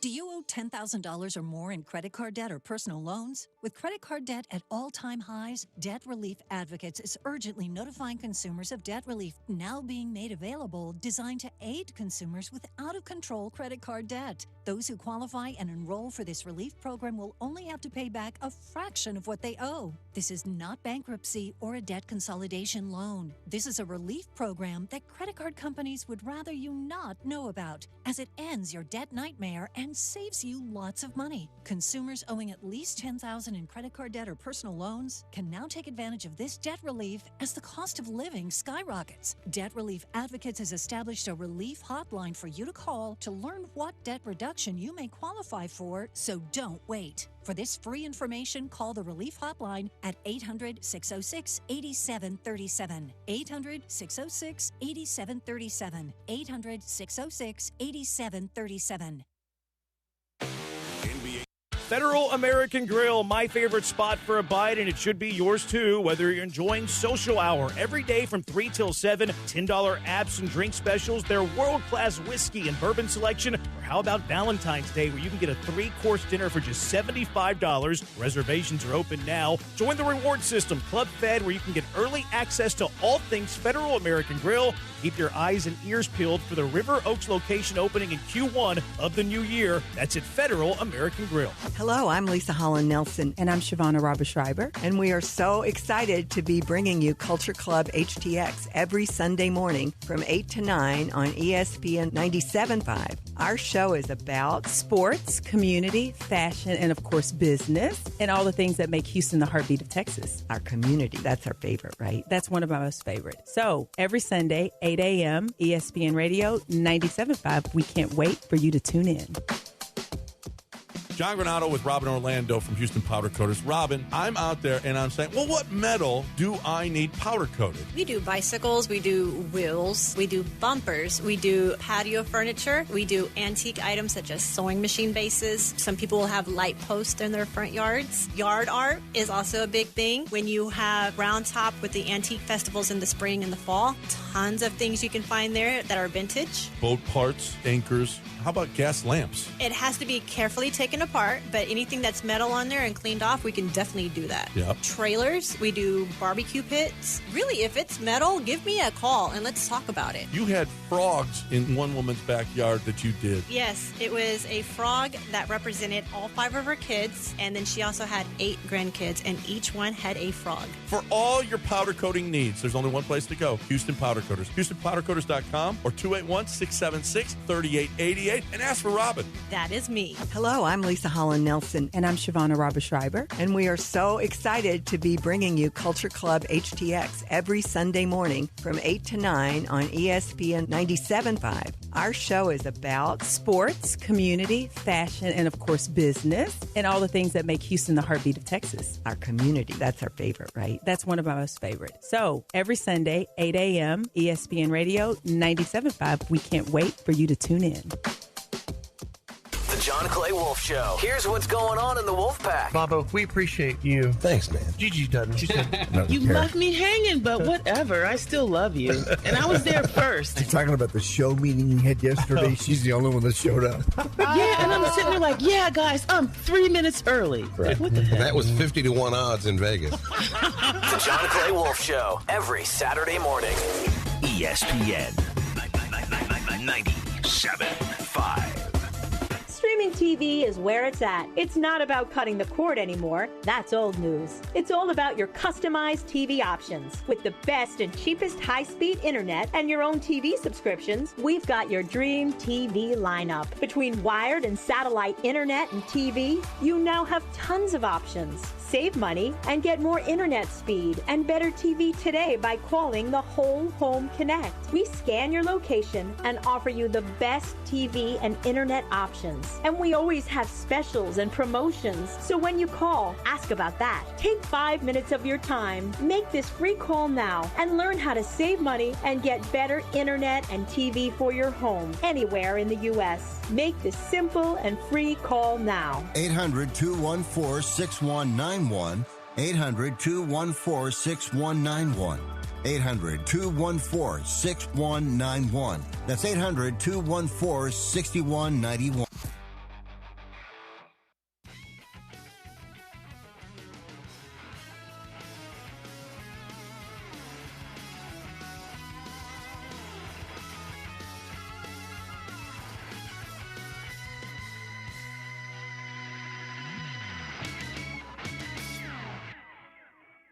To our usual spots, Disney Plus, ESPN app, our radio audience all back together. For small businesses, every hire counts, and so does your time. Hiring can quickly become overwhelming, from sorting applications to figuring out who's truly qualified. That's where LinkedIn Hiring Pro helps. It streamlines the process so you can focus on connecting with the right candidates, not managing the noise. Hire right the first time, people. Post your job right now and get $100 off towards your job post at linkedin.com/Eisen. That's linkedin.com/Eisen. Terms and conditions apply. All right, it's time for our Hire Register here on the Rich Eisen Show on a Thursday for Super Bowl 60. And I think we get the Hire Register Brockman. That's right. The one who actually has the Hire Register voice. Buddy. Cage Brockman has made it on TV and radio. Hey. What's up, KG? What's up, KG? All right, so are you going to have Cage read your Hire Register? Yeah. I don't think he knows how to actually read yet, but okay. we'll get there. It's time to go Hire Register for Super Bowl 60. Hit it. There's a chance. The Rich Eisen shows. That there could be. Hire Register. Take of the week. Are you doing the graphic? Okay. Hold on to Cage. Cage, do it. Hey. All right, Chris, you're first up. What do you got? A lot of talk. We've been talking with Adam Ray about the defenses, and he thinks Seattle's going to shut down the Patriots offense, and I think the Patriots offense is going to kind of rattle Sam Darnold. But when I really think about this game, I think that both quarterbacks throw for 300 yards, and get ready for a shootout. Yeah, that's it. Cage got it down. Okay. You think they're going to actually have a shootout? Get ready for a shootout on Sunday. TJ, what do you got over there? Well, I think my higher register is going to be quite the opposite of his, because years ago they used to say, I think, Mahomes did away with this, but they used to say defense wins championships, sure. Right? Yeah. Lately it doesn't seem to be the case, but I think this year, based upon what we saw, a defensive player is going to win the MVP of the Super Bowl. I like it. That happened when Seattle's Super Bowl win. It was a defensive player. It could happen again. I like it. Listen, we talked about it with Kurt Warner. Tom Brady's got a statue. He's got those banners in New England, and 3 of those banners he won with the current head coach of the New England Patriots, but he says he has no real skin in this game. It's just whoever wins Super Bowl 60 wins, is what he said. And Chris Brockman's like, listen, what's he going to say when he's trying to hire the Seattle coach to be his Raiders head coach right now? There's bigger fish for Tom Brady to fry than just the New England Patriot, fan base, is what he has to say. And that's not a problem. But my higher register is, deep down, I think Brockman does have a problem with Tom Brady. Deep down, I think, Cage, I think your dad is really not cool with Tom Brady not rooting for the Patriots openly. Yeah, I don't know. You know what? I've done a little bit of a flip, I think, just during our show. Yeah. Here's what I think. Who was more driven by inner motivation and slights than Tom Brady? Tom Brady is actually reverse engineering this. Okay. You heard Robert Spillane today was like, I think it's ridiculous that he's not rooting for us. This is what Tom's doing. He is literally giving his team that he loves more than anything bulletin board material. So I think you now coming up with that excuse, that BS reverse psychology excuse, makes me think you really aren't cool with it. Yeah, baby. Who wins the Super Bowl, Cage? Who wins the Super Bowl? Patriots. There you go. Let's go. Come out to play. Well, Cage doesn't know his way around the city, so good enough. Thank you for being here today on this program, along with our guests, Kurt Warner, CeeDee Lamb, Seth Rollins, Christian McCaffrey, Steve Smith Sr., and Adam Ray. Join us on our Friday finale here with Deion Sanders, Emmitt Smith, Marshall Faulk, and Keegan-Michael Key, all scheduled on our list for Friday. Signing off this Thursday show on our radio, back on Disney Plus. My mom died from cancer. She was only 37 years old. She didn't have life insurance, and that was devastating for my family. That's why having life insurance is so important to me. Ethos makes it fast and easy. Get a quote in seconds, apply in minutes, and get same-day coverage. You can get up to $3 million in coverage with no medical exam.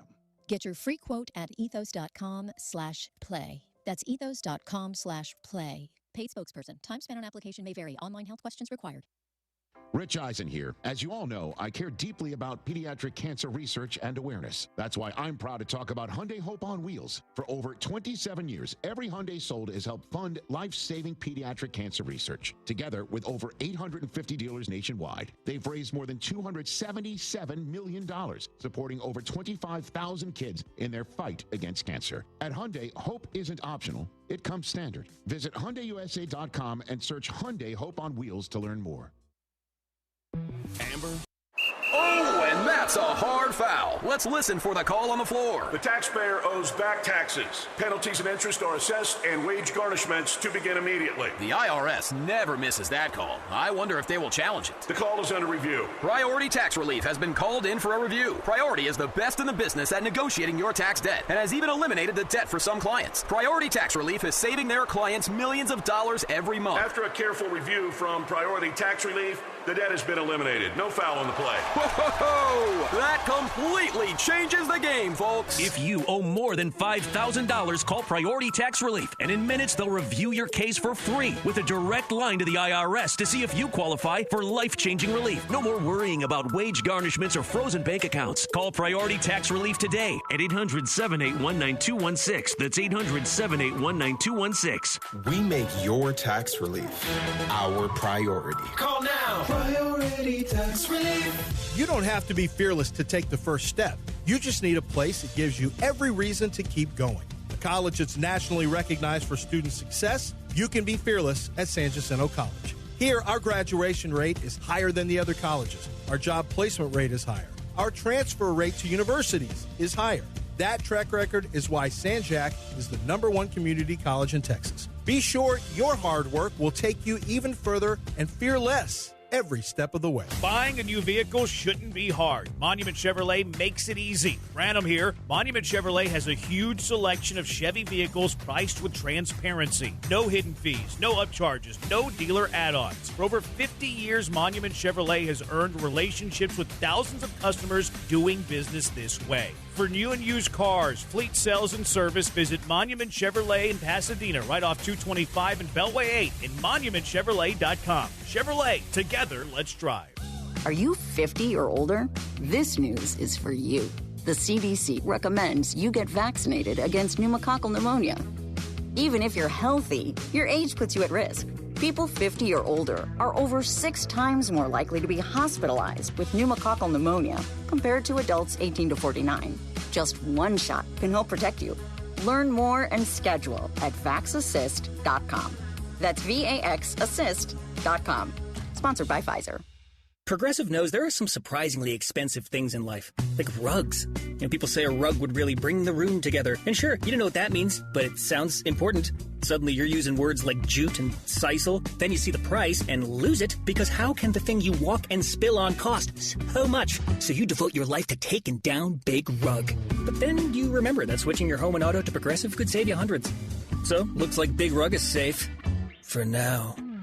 Progressive Casualty Insurance Company, affiliates, and other insurers. Not available in all states. Attention, fellow conservative investors. What does the name Reagan mean to you? It stands for being the ultimate conservative. It also stands for the Reagan Gold Group. Do you see storm clouds approaching? The stock market hates uncertainty, and there are plenty of reasons to be concerned. High inflation, unstable debt, and economic uncertainty are just a few. You have car insurance, homeowners insurance, and life insurance. But do you have insurance for your retirement savings and your 401k? We urge all fellow conservative investors to learn about the one asset that could help ensure your nest egg doesn't crack under economic pressure. GOLD. Gold. Call the one name any conservative investor needs to know about. Reagan Gold Group. 800-414-1657. 800-414-1657. 800-414-1657. That's 800-414-1657.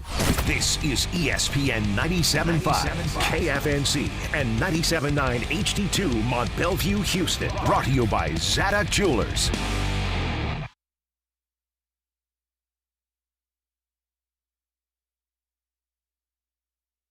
I'm Christine Lisi. Unlike he'd hoped, Giannis Antetokounmpo apparently isn't going anywhere. Bucks had listened to offers from serious teams for their superstar, but didn't feel a sense of urgency to make a trade, so Giannis is staying in Milwaukee. The sides will revisit a potential trade this offseason, explains ESPN NBA reporter Jamal Collier. Biggest thing for the Bucks, they're going to have more draft capital going forward in the offseason to potentially trade. They're going to potentially have a good draft pick of their own if they can. If they're currently out of the play-in tournament as well. And they have not given up the idea of salvaging the Giannis era here in Milwaukee. Antetokounmpo does expect to play this season once he recovers from his calf strain. Knicks acquired point guard Jose Alvarado from the Pelicans. This in the wake of New York guard Miles McBride undergoing core muscle surgery. He is expected to miss significant time. Pacers landed their center for the future, traded for the Clippers' Ivica Zubac, 2 first-round picks and a second-rounder to L.A. Tigers star lefty Tarek Skubal won his arbitration and will be paid $32 million this MLB season. How this decision, though, impacts the future of Skubal in Detroit is unclear. Hey, it's your resident Super Bowl champ, Chris Candy. Coming on Friday, Super Bowl 60 is finally here. I'll tell you who wins and why. It's Unsportsmanlike weekday mornings at 6, right here on ESPN Radio, ESPN2, and ESPNU.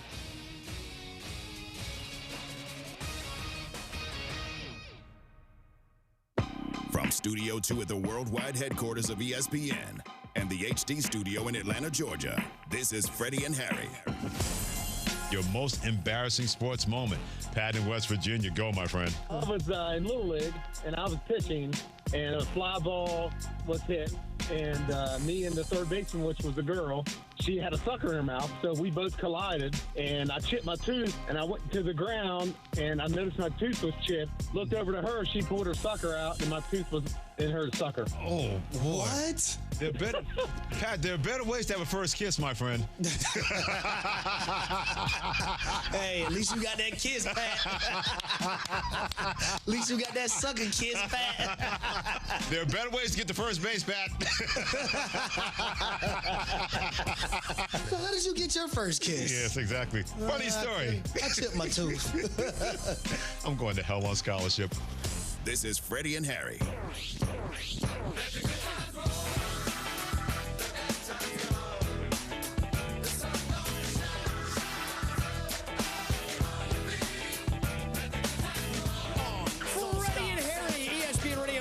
Sirius XM Channel 80. Tune in, streaming on ESPN+. Of course, Freddie and Harry is presented by Progressive Insurance. I'm Gabe Neitzel in for Freddie Coleman along with Harry Douglas. What's going on, HD? You're looking good today. Still got the TV suit on. You're looking good, my friend. Thank you, Brother Gabe. Now, I want to tell everyone listening to Freddie and Harry right now on ESPN Radio, the ESPN app, Sirius XM Channel 80, ESPN Plus, if you're watching, and say play ESPN Radio to your smart speaker, there's no one happier in the world right now than Gabe Neitzel.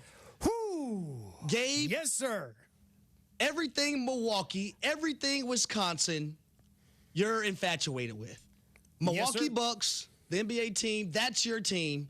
So I know you're happy as hell right now, Gabe. Oh, yeah. Giannis isn't going to... And look, it's official now. We have hit 3 p.m. Eastern time, HD. The trade deadline is come and gone, and Giannis is still a member of the Milwaukee Bucks. Now, he might go somewhere this summer. It's very possible he goes somewhere this summer. But right now, that's the only thing that matters. Right now, he is still a Milwaukee Buck. Okay, so let me ask you this, Gabe. How is life outside of Giannis? I mean... Cat got your tongue? Life is revolved around Giannis right now? Yeah, right now. Yeah, it's not very good. But we can dive into, because as we just mentioned, the trade deadline has expired. Giannis still in Milwaukee. What else has happened as we dive into the main thing? The main thing, the main thing. The main thing, the main thing. The main thing, the main thing. The main thing, the main thing. The Main Thing with Freddie and Harry. All right, HD, you touched on it. Giannis not going anywhere. Now, that was reported on by Shams earlier today. On NBA Today, here's what the ESPN senior NBA insider had to say about Giannis staying in Milwaukee. Sources tell me the Milwaukee Bucks have started to indicate to teams that they are keeping Giannis Antetokounmpo through the trade deadline, through the remainder of the season. And my understanding is Giannis has communicated to the Bucks for months now that he believes the time is now for these sides to part ways, and that essentially led and forced the Bucks to at least listen to calls, listen to aggressive trade pursuits, and exchange concepts with teams.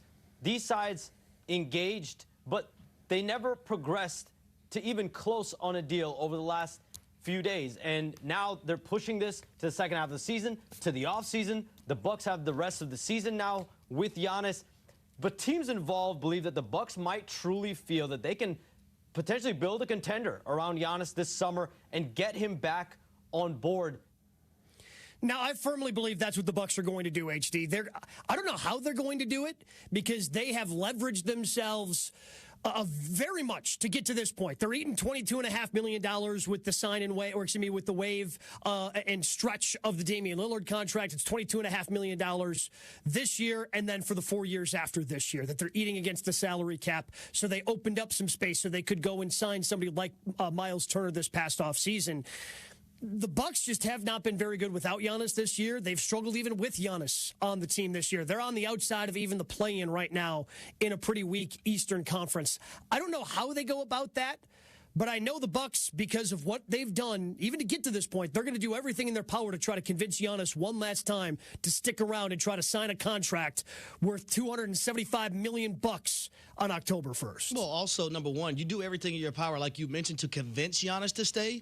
But also, if you do decide to trade him, You're just not going to let someone rob Peter and pay Paul and you be on the bad side in the back end of that deal. You want to make sure that you get everything that you feel like you deserve for a player that I still feel like is I would say a superstar, megastar in the NBA right now, international, global. You say the name Giannis, whenever you can just say one name and people know exactly who you're talking about, that lets me know that you have more than arrived. He's won an NBA championship. He's been a 2-time league MVP. He's been a finals MVP. He's been defensive player of the year. Giannis, when he's out there on the basketball court, he's still a threat. He's a guy that can do it both sides, offensively and defensively. So, if I'm John Horst, the GM, if I'm Jimmy Haslam, the owner, I'm going to make sure I'm getting a compensation back for Giannis Antetokounmpo, and I'm not just letting somebody basically get me on the dime and the nickel while we just still try to crawl and scratch and claw and try to make something out of peanuts. And ultimately, I think that was a big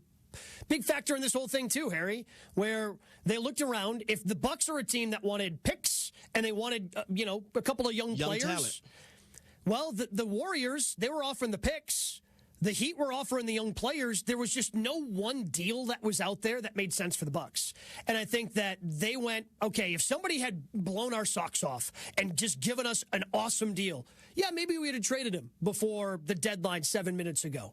But because nobody stepped up and did that, they probably went, okay, let's try to see if we can convince Giannis to stay here. And if we can't, we're probably going to get similar, if not better deals this summer because more teams are going to have more picks available to them, like the Miami Heat, so they can still offer some of these players that were a part of this that would have been a part of this deal had it been made today. And maybe more teams get involved. Maybe the Knicks will have more assets then. Maybe the Lakers, who are going to be looking for someone to pair Luka Doncic with in a potential post-LeBron world, maybe the Lakers want to get involved in the bidding war. I think that it just opens up the floor to more teams to bid on Giannis, and the Bucks just end up, giving him off to the highest bidder if they can't convince him they can still build a championship team. So I think we all know by now at this juncture in the season and also Giannis's career, the destination that he would love to go to if he was to be traded, right?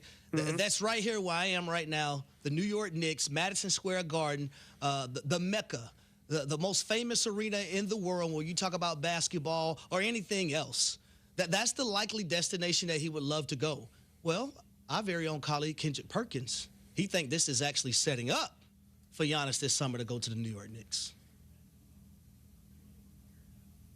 He wants to be in New York. That's why he's not loud about it. By the way, shout out to Leon Rose because he just won Executive of the Year with this decision right here. You know why? Because now, all of a sudden, you have this New York Knicks team who I believe has the deepest team in the Eastern Conference with a shot to really go to the NBA Finals. And guess what? If you fall short, you could make a move and go get Giannis Antetokounmpo because he wants to be there. That's the biggest thing.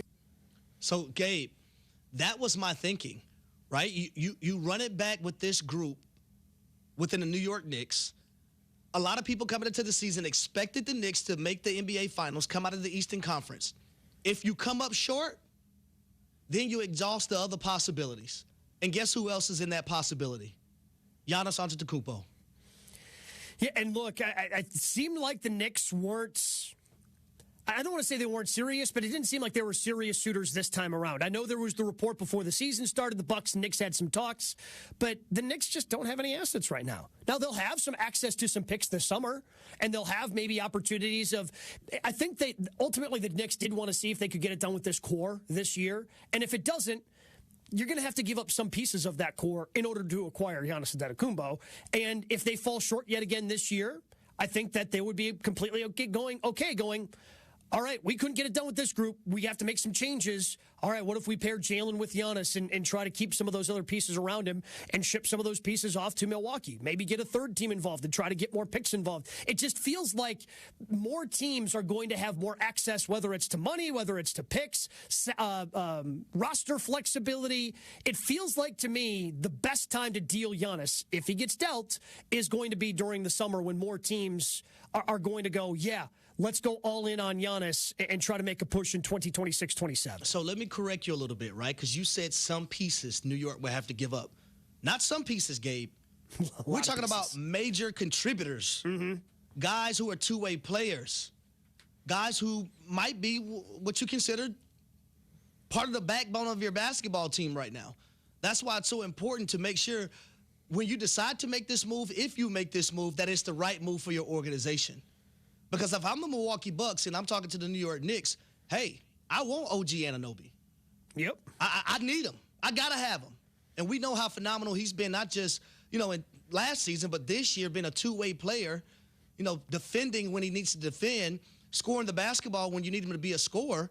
I feel like he's played at an all-time level right now for the New York Knicks and that basketball team. So Milwaukee, they're not going to be shy about who they want if it's a deal that they're doing with the New York Knicks.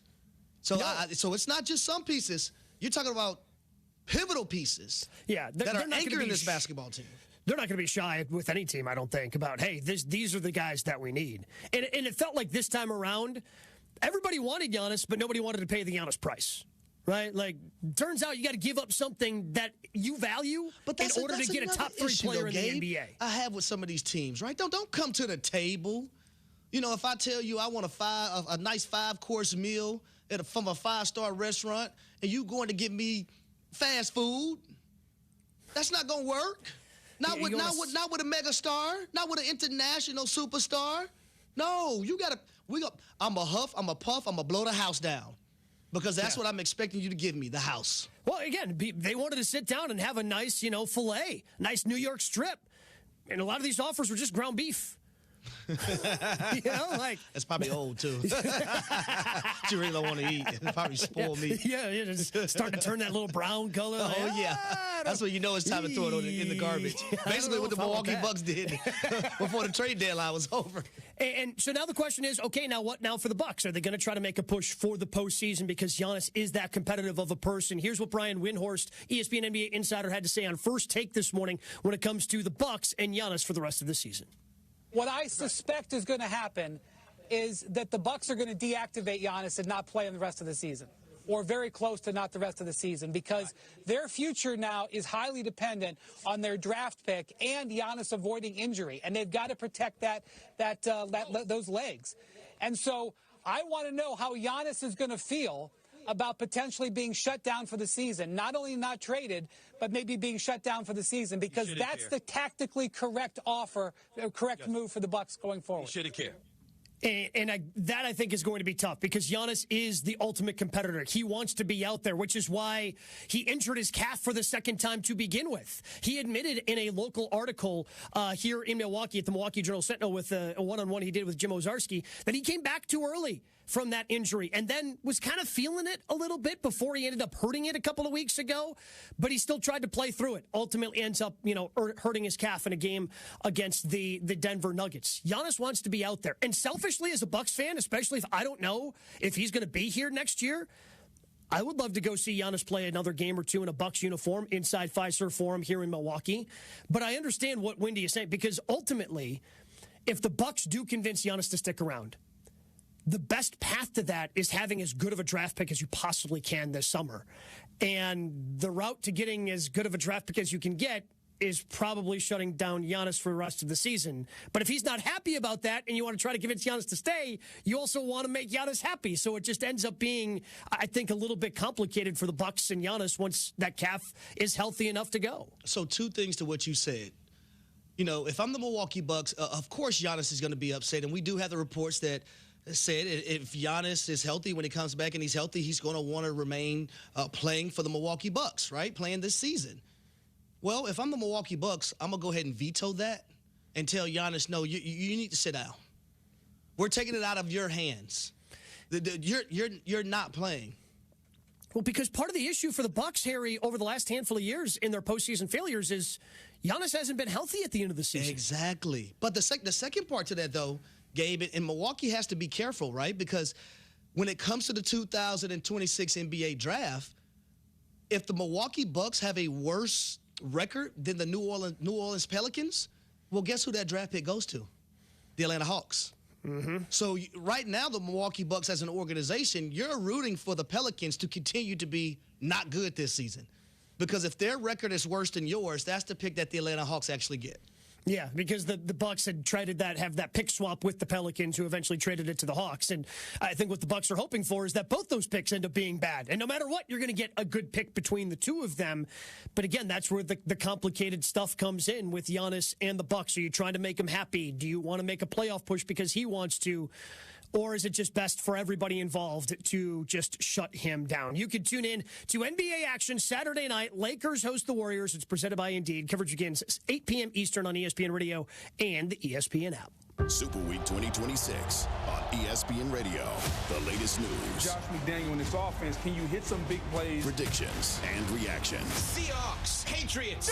Ready. Super Week 2026. This is it. We're here. Live from San Francisco, California. Touchdown. Continues on ESPN Radio. Presented by SoFi.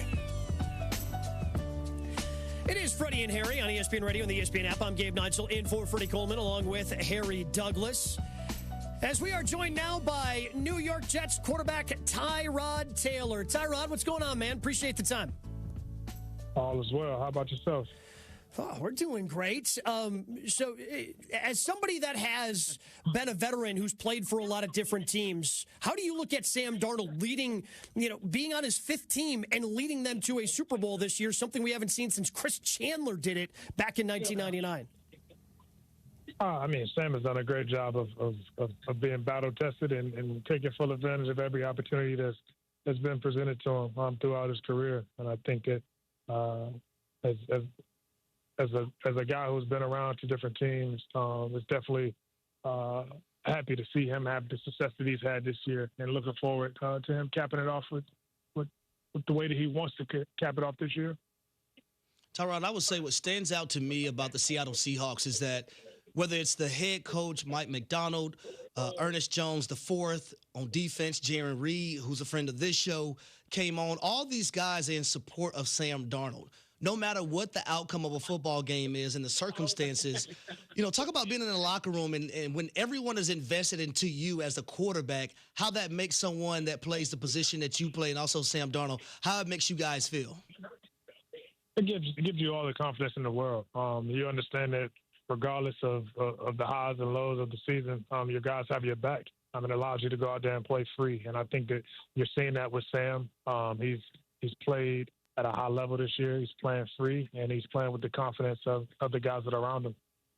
Tyrod Taylor, New York Jets quarterback, joining us here on Freddie and Harry, ESPN Radio and the ESPN app. And Tyrod, I know things didn't go the way the Jets wanted in terms of wins and losses this year, but Aaron Glenn, first-year head coach, it seems like the Jets are committed to trying to change the culture that they have there in New York. What has Aaron Glenn done to try to help change that culture and start turning things around for the Jets? I think he's done a great job of just keeping the messaging consistent from day one. He knew there was a challenge that he was faced coming into the organization of just trying to shift the culture. As any coach walking in to shift a culture is going to face. Wasn't able to put the wins that we wanted to this year behind it, but I would say that the guys in the locker room, from inside out, we believe in everything that Coach AG has done, and just looking forward to bouncing back next year and taking another step forward. Wasn't a ton of wins this year, but it's not always going to be pretty in a first year with the new regime change. It's about staying consistent, keeping the guys engaged, and allowing the guys to go out and believe in one another. And I think Coach AG does a good job of supporting us in doing so. You being a quarterback, I know you talk to the head coach a lot. What's one of the things that you actually love about your head coach? He's straightforward. You know exactly where you stand with him. And I got a lot of respect for that. As a player, that's what you look for. You don't want anything sugar-coated. You don't want things, I guess, not told to you straightforward. And I think AG, maybe because he's a former player, understands the player side of things, and he's firm with us. He keeps it real with us in the team meetings and in personal settings, and he's not a person that changes because the outside noise.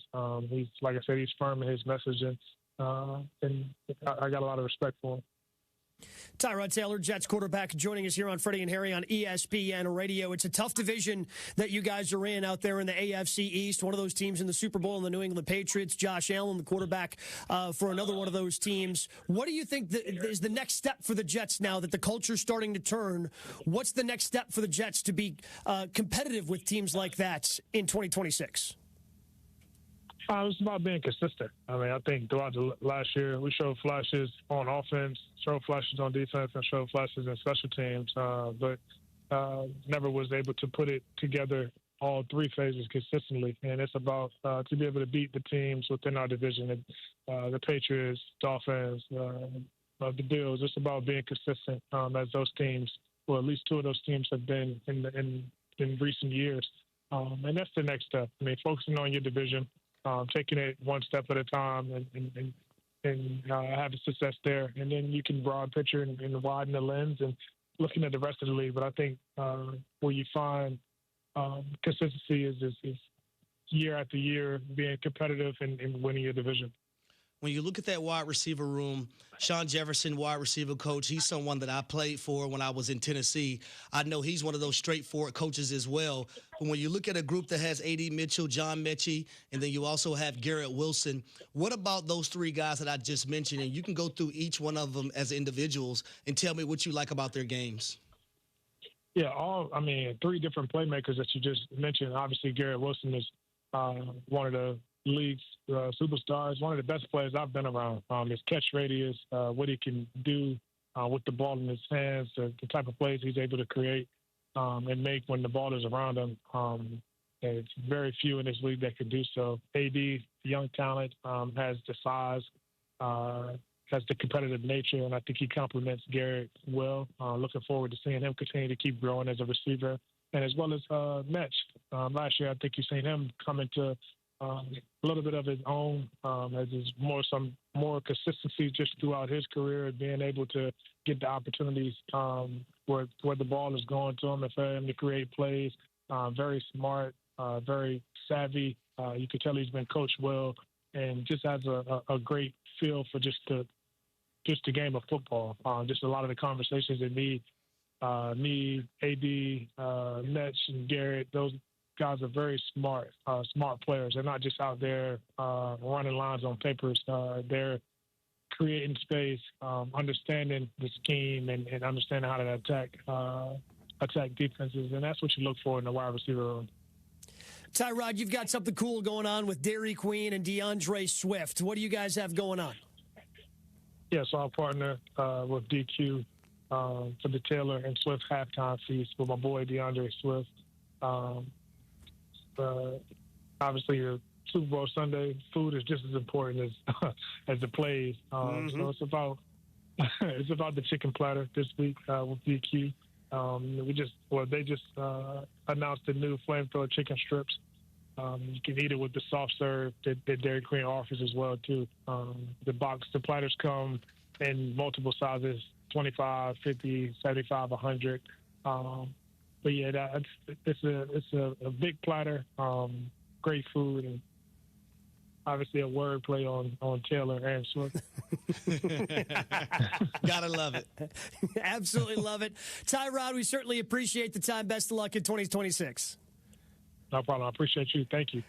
Tyrod Taylor, Jets quarterback, joining us on behalf of Dairy Queen. It's Freddie and Harry here on ESPN Radio. Coming up next, where would a Super Bowl win put Sam Darnold in the quarterback hierarchy? We dive into that after Harry has this word from SoFi. Well, SoFi is here to help you achieve something once thought impossible, Gabe. Overcoming high-interest credit card debt. With the SoFi personal loan, you can pull off a debt-defying stunt that'll have your finances back on track. You can save big on interest charges by consolidating all your high-interest credit card debt into one payment with low, fixed rate, and no fees required. Yeah, folks, you heard that right. One low, fixed rate with no fees required. You'll even get as soon as same-day funding between $5,000 and $100,000. Now that's fast. And you can check your rate in just 60 seconds with no impact to your credit score, so it doesn't hurt to test the waters. Do what was once thought nearly impossible with the SoFi personal loan. Defy high interest debt. Visit SoFi.com/trick to learn more. That's SoFi.com/TRICK. Loans originated by SoFi Bank, N.A., member FDIC. Terms and conditions apply. NMLS 696891. Coming up on the Friday edition of Unsportsmanlike with Evan Cohen, Chris Canty, and me, Michelle Smallman, I'll tell you what I need to see from both Drake May and Sam Darnold if they want to lead their team to a win. It's Unsportsmanlike, 6 a.m. Eastern, right here on ESPN Radio, ESPN2, and ESPNU.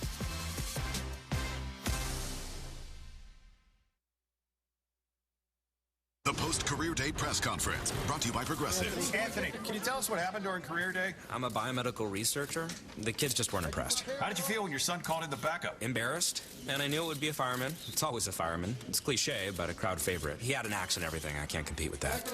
And will the fireman be helping your son with his science fair project? Hope not. I'm literally a scientist. Like it or not, sometimes you need a backup. That's why there's Progressive to protect your home and auto. Progressive Casualty Insurance Company affiliates and other insurers. Not available in all states or situations. Time is valuable. That's why Lowe's Blueprint Takeoffs turn blueprints into quotes faster. Bring us your plans, and we'll generate itemized material lists to make quoting easier so you can get back to building. Plus, at the Lowe's Pro Desk, you get access to thousands of building materials not sold in store. And when your order's ready, we'll deliver everything to the job site. Improving is easy at Lowe's. Hey, it's Danny Clark here of Collectors Firearms on Westheimer and Voss. You have some guns collecting dust in your closet? We want to buy your guns. We're the strongest buyers for one gun or entire collections. If you have a big enough collection, we can come to you. Modern and antiques of any kind. You could be sitting on a gold mine and not even know it. Come see us at Collectors Firearms on the corner of Westheimer and Voss. Look for the tank out front, collectorsfirearms.com. Del Olale here. What's the scariest thing about winter coming? If you were thinking it's all that obligatory travel to see your family, you'd be dead wrong. The scariest things are frozen, broken pipes that can cost thousands of dollars of damage to your home. Have Aqueduct Plumbing Company come out and give you a free estimate for pipes that don't burst in a freeze. Billy says if you go with them, he'll throw a traditional water heater in for free. Call him today at 281-488-6238 or visit aqueductplumbingcompany.com. Hello, I'm Lisa Holland Nelson. And I'm Shavonna Robber-Schreiber. And we are so excited to be bringing you Culture Club HTX every Sunday morning from 8 to 9 on ESPN 97.5. Our show is about sports, community, fashion, and of course, business, and all the things that make Houston the heartbeat of Texas. our community. That's our favorite, right? That's one of my most favorite. So every Sunday, 8 a.m., ESPN Radio 97.5. We can't wait for you to tune in. Rated one of Texas Monthly's top 25 barbecue joints and now recognized by the Michelin Guide. J-Bar M Barbecue is serving up world-class Texas flavor. Sink your teeth into legendary brisket, house-made sausage, and timeless barbecue classics. Kick back with $15 buckets of beer and $4 well drinks every Friday and Saturday. Unwind with friends at Houston's Michelin-recognized smokehouse. J-Bar M Barbecue at 2201 Leland in the heart of Edo. Visit jbarmbbq.com and follow on socials at jbarmbbq. Hey, this is Chance from Heritage Films. I think commercials suck for the most part, so I want to make sure that this commercial is awesome. We make documentary films like you see on Netflix, but for sort of regular folks like your dad or maybe you for your kids. Now, I know that bats and ancient Rome and like penguins are all cool documentary subjects, but one on your mom would be way better. YourHeritageFilm.com. At Give Me the VIN, we buy Wranglers, Cowboy Cadillac diesels, half-tons, vets, everything. We're the largest wholesale dealer in the United States of America. You can get my money right now, top money. If I don't beat your CarMax offer, I'll send you a check for $100. Go to Give Me the VIN, GiveMeTheVIN.com. Put in your license plate, whammo, you have an offer right there. Sell us your car. GiveMeTheVIN.com. So easy you can do it in your underwear. You don't have to be fearless to take the first step. You just need a place that gives you every reason to keep going. A college that's nationally recognized for student success, you can be fearless at San Jacinto College. Here, our graduation rate is higher than the other colleges. Our job placement rate is higher. Our transfer rate to universities is higher. That track record is why San Jac is the #1 community college in Texas. Be sure your hard work will take you even further and fear less every step of the way. Welcome to Huntington Bank. We're new here, but we've been around since 1866. Wow, that's a long time. Long enough to know that insightful bankers, great products, and customer service make a big difference. Let's get more from money. Switch to Huntington Bank. Welcome. Eligibility requirements apply. Some features may require enrollment. Hi, this is Kirsten Stokes with Stokes Hardware, where your old school service isn't gone. It's our specialty. Our knowledgeable team knows plumbing, painting, and power tools inside and out. Whether you're fixing a leak, starting a project, or need the right tool for the job, we'll walk you through it. Skip the big box runaround. Shop local, shop smart, shop Stokes Hardware. Find us on Instagram, Facebook, and online at stokeshardware.com. Stokes Hardware, real help, real expertise. Are you selling your home or just want to make it look new again? Start with the bathroom. Clean, modern glass showers instantly update the space, and buyers notice. In fact, bathrooms are one of the first things people upgrade, and glass makes a huge difference. Replace dated shower curtains, get new mirrors, or upgrade with custom glass from Bluebonnet Glass. Fair prices and dependable service. Call 832-508-0911 for a free quote and visit BluebonnetGlass.com. Bluebonnet Glass, adding the beauty of glass to your project.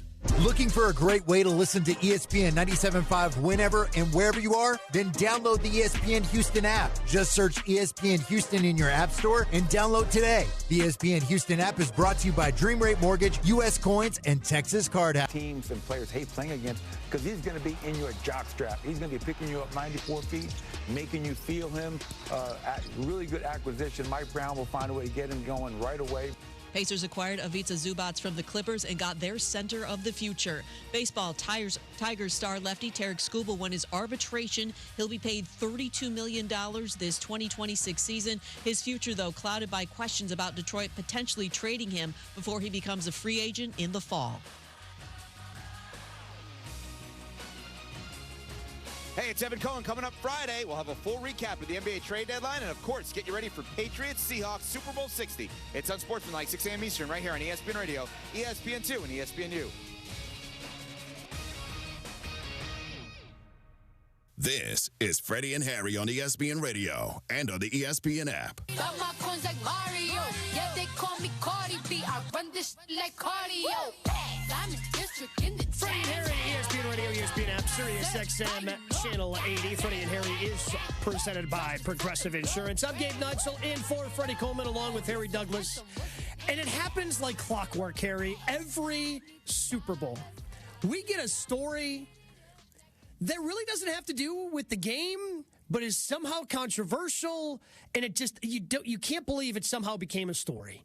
And that's where we find ourselves when it comes to Tom Brady. But we will dive into Tom and the faux controversy, I guess, that's going on right now. We'll do it in a little bit because right now here on Freddie and Harry, we are joined by Fox Sports broadcaster Chris Myers. He joins the program. Chris, we certainly appreciate the time. What's going on, man?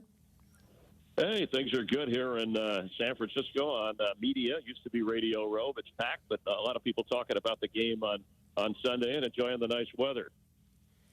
Yeah, so as we dive in, I mean, we look at this matchup. The Seahawks are favored by 4.5 points as we look at it right now. Where do you see the biggest advantage right now for Seattle?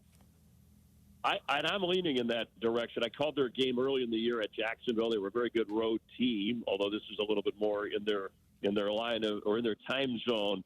I think their defense will be the difference, especially their secondary. I don't know that the Patriot receivers can create the kind of separation. Maybe I know Drake May had a high completion percentage. He was outstanding in that department, but it may be tough against this group, especially their front four puts a lot of pressure on by themselves. So to me, I think that's a Seahawk edge, and I think the emergence of Kenneth Walker. I mean, he was always good, but he's this season, and especially these last few games, he's really reached another level of controlling the game. And that part of that's the offensive line, drafting Gray Zabel and the balance of Sam Darnold. So I won't be shocked if the Patriots win. I think it would take a Tom Brady-like effort from young Drake May. Could happen, but I'm thinking the Seahawks will end up winning this in like a 27-20 kind of a game. Chris, when I look at the Seahawks and their defense, I think the most versatile piece is their rookie safety, Nick Emmanwori. He's sustained a low ankle sprain. Do you have any concerns about him and his athleticism coming off this ankle sprain in practice this week preparing for the Super Bowl? Yeah, that's a good point because he has been, especially in the playoffs, he really has risen to the occasion and has made that secondary strong. It takes pressure off the corners. He's made big plays. However, Mike McDonald, they want to use him. I didn't hear anything on practice today because we're not on the Fox broadcast. We're not the network of the Super Bowl, so I don't get that same kind of access. So I read the reports like anybody else. But at least from some of the Seattle people I talked to, they thought he would be okay. They didn't say 100%. Nobody is. You always hear that, which means he may be a little off. But I think they'll be able to doctor him up to get through this game. And I don't think that should be a factor to hinder his game at all. But it is worth watching through the course of the game because Vrabel is sharp enough. He spots something like that. He'll find a way to work against a guy to test him to see if he is not 100% and how they can take advantage. Looking at the Patriots offense, Drake May, he has not played in the playoffs like he played in the regular season, but I think that's to a credit to the defenses that he's gone against who are upper echelon, top-notch, top 5 in the league right now currently. But I do believe that the Patriots are going to have to hit explosive plays because to sit here and say that you're going to methodically work the football down the field versus this Seattle Seahawks defense, I don't believe that's going to be feasible. What are your thoughts on that? No, I think you're spot on because you'll settle for field goals and that's how they would love to control the game with the 1-2 punch of the Travion Henderson and Ramondre Stevenson, who is apparently over those fumble problems, and that was well handled by him and Vrabel earlier in the year. I mean, that's how they'd like to get that going, and then that takes some of the pressure off Drake May. When I talked about May having to have a big game, I think he's going to have some of those big runs like he had, and that surprised me a little bit about his ability from not only when he got to play part of last year and then all of this year. When I called a couple of his games, I saw him throwing the ball well, but I didn't see him running as effectively and as wisely as he has in the playoffs. That's probably the thing he's done the best, maybe. As you said, he hasn't played his best. Of course, he's run into some good defenses. And the Patriots caught a break, with the backup quarterback against the Broncos and playing an easier schedule. But all that's out the window now. So, yeah, how do they get the big plays? Where does that come from? And I think that's, they do have a guy in Josh McDaniels who, we know how the head coaching worked out, but he's a fantastic offensive coordinator, and I think he'll try to create something. It's just whether Drake May's going to have time. Diggs still has game. We've seen that. He's not the same Stephon Diggs that pulled off the Minneapolis Miracle. So that's where I think that they'll try, or if they don't have that, that's going to lessen New England's chances of pulling this off, unless their defense can get some big takeaways. Chris Myers, Fox Sports broadcaster, joining us here on Freddie and Harry on ESPN Radio and the ESPN app. And Chris, as somebody who's been around the NFL for as long as you have, these are two teams that did not make the postseason a year ago. The Patriots finished last in their division a year ago. What about the NFL allows comebacks and turnarounds like this that we're seeing this season? Yeah, and that's what's great about the NFL. Look, America runs on football, and the Super Bowl is the biggest. No disrespect to every other sport that has their championship in the U.S., certainly, and now more globally. But it's an important point to point out the system is set up that way. The Raiders, it's been a long time. They're going to get the top pick. Maybe they're going to get a quarterback. And how you get a quarterback and when do you go the free agent route? And that's where I give New England credit. They would have taken Drake May. They had offers from other teams to trade out of this for a lot of picks and a lot of talent when they chose him. And they stayed with him because they would have taken him first overall if they had the choice, if that was their pick when they drafted. So not only identifying the right quarterback, but then bringing him along. And he's a totally different quarterback than he was last year. It all relates to the turnaround you're talking about, the draft order. Both of these teams used free agency wisely. They didn't spend crazy, but they picked up a defensive lineman here, an offensive lineman there, the center came over from, I think it was Minnesota, for New England to blend in with the two young people on the left side of the line that have had good seasons but are still rookies. They may be exposed a little more in this game on this stage, but that's part of the turnaround. And it's a great system that works for the NFL. It's why there is a salary cap and some limitations, but you got to sign the right guys at the right money, and you got to draft the right guys at the right spot. If you get a quarterback and a head coach, and look at what a head coach does. Look at what Ben Johnson and Liam Cohen, rookie head coaches for the first time, what they did for their teams to take them, and they each had a quarterback to work with. That helped. And I think Vrabel was setting himself up after Tennessee when he was a consultant last year. He knew he was going to be in line for this job, and he knew he had a quarterback he could work with, and I think that's why they're ahead of schedule. Really, I think he'd admit that, playing with house money, even though he doesn't want to say it publicly because he doesn't want his team to to end up, easing up. And I think Mike McDonald, he's probably the best second-year coach. I've called him the defensive Sean McVay of his era in terms of what he's done for Seattle. My concern was what would they be on offense, but with Sam Darnold, they apparently have enough. And it's good. It's good to see teams that have missed the playoffs have a turn. And look, no offense, but we've seen enough of Kansas City and the Eagles for a while in the big game. Although the Patriots seem like they won't go away, but these are more likable, more friendly, viewer-friendly Patriots, in my opinion. Chris, fill in the blank for me before we get you out of here. In order for the Patriots defense to win a Super Bowl, they must do what? Shut down the running game totally of the Seahawks and force, even though he can do it, double, triple, whatever you have to do to keep Jackson Smith and Jigba from beating you. But if they shut down the run game, I think it'll improve their chances because Darnold will be on the spot. Chris, why don't you tell us about your partnership with Mueller's? Yes, real quick. It's a product I've used or I wouldn't endorse it. And, of course, locker rooms and professional athletes have used it for years. Mueller Sports Medicine, it's a way to recover from injury, from pain. Now they have home units you can get to use for the weekend warrior, guy or girl athlete, or somebody who's just aging, wants to get out more and be more active. And if you go to MuellerRevive.com, Nike had the slogan, just do it. They're saying just revive. And you set this up, and it does essentially three things. And you can do it while you're watching TV or sitting at home. It helps recover from fatigue. It helps reduce any pain you would have, and it really enhances circulation, which has helped me from traveling from coast to coast and on flights where I don't have a lot of time to exercise. And at MuellerSports.com, they have a number of other products for headaches, for back pain. They have things for knees and ankles that'll help that will help you avoid surgery and medications. They've been around for 40 years. They use technology. And if professional athletes can use it, well, so can guys like me that are just getting sore at times and want to keep active. Chris, we certainly appreciate the time. Enjoy the rest of your time out there in the Bay Area. All right, thanks for having me on. You guys enjoy the game. Chris Myers, Fox Sports broadcaster, joining us here on Freddie and Harry on ESPN Radio. Coming up next, John Morant, who's a big name rumored, but he's sticking with the Memphis Grizzlies past today's NBA trade deadline. So what now for Ja? We dive into that next. Freddie and Harry, ESPN Radio. It's Amina and Tyler, and today on SC Plus, streaming only on Disney Plus. Trade deadline day in the NBA. We recap all the major moves from Wednesday. Jalen Brunson reminds everyone why he's the king of New York. Plus, why is Ant Edwards thinking of Bruce Lee in Toronto? And Kyle Shanahan might owe someone a new flat screen TV. All that and more today on SC Plus.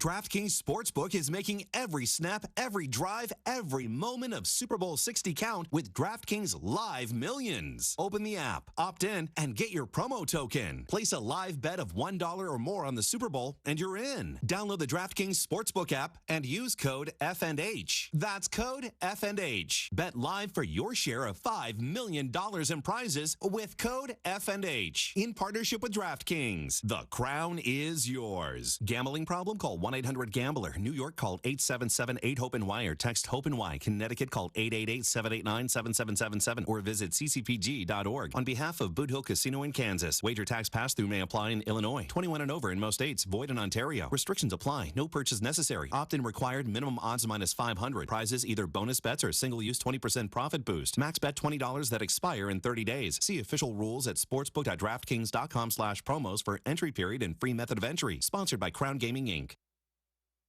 The NBA.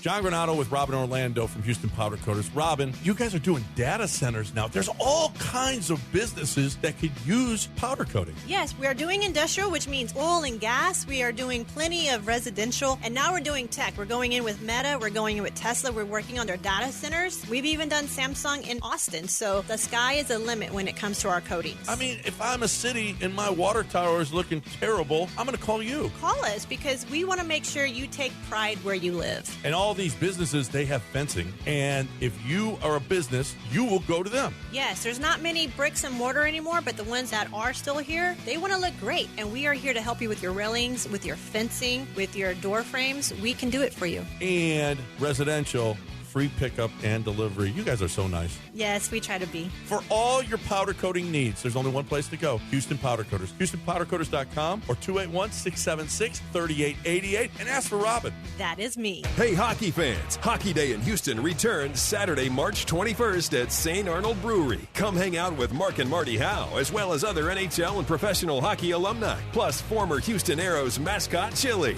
This free family-friendly event is full of activities, too. Take pictures on a Zamboni, play some street hockey, enjoy live music, vendors, and great food and drinks. So don't miss the 3rd annual Hockey Day in Houston on Saturday, March 21st at St. Arnold Brewery. Learn more at hockeydayinhouston.com. Get ready for Eat, Drink, HTX, kicking off on Sunday, February 15th. Eat, Drink, HTX is a 2-week-long dining event to support Houston area restaurants and raise money for the Houston Food Bank, helping its mission to lead the fight against hunger. Eat, Drink, HTX is a sister event to the popular Houston Restaurant Weeks with the same motto, dine out and do good, because every meal you enjoy at participating restaurants creates a donation. Get a sneak peek at the menus right now at eatdrinkhtx.com.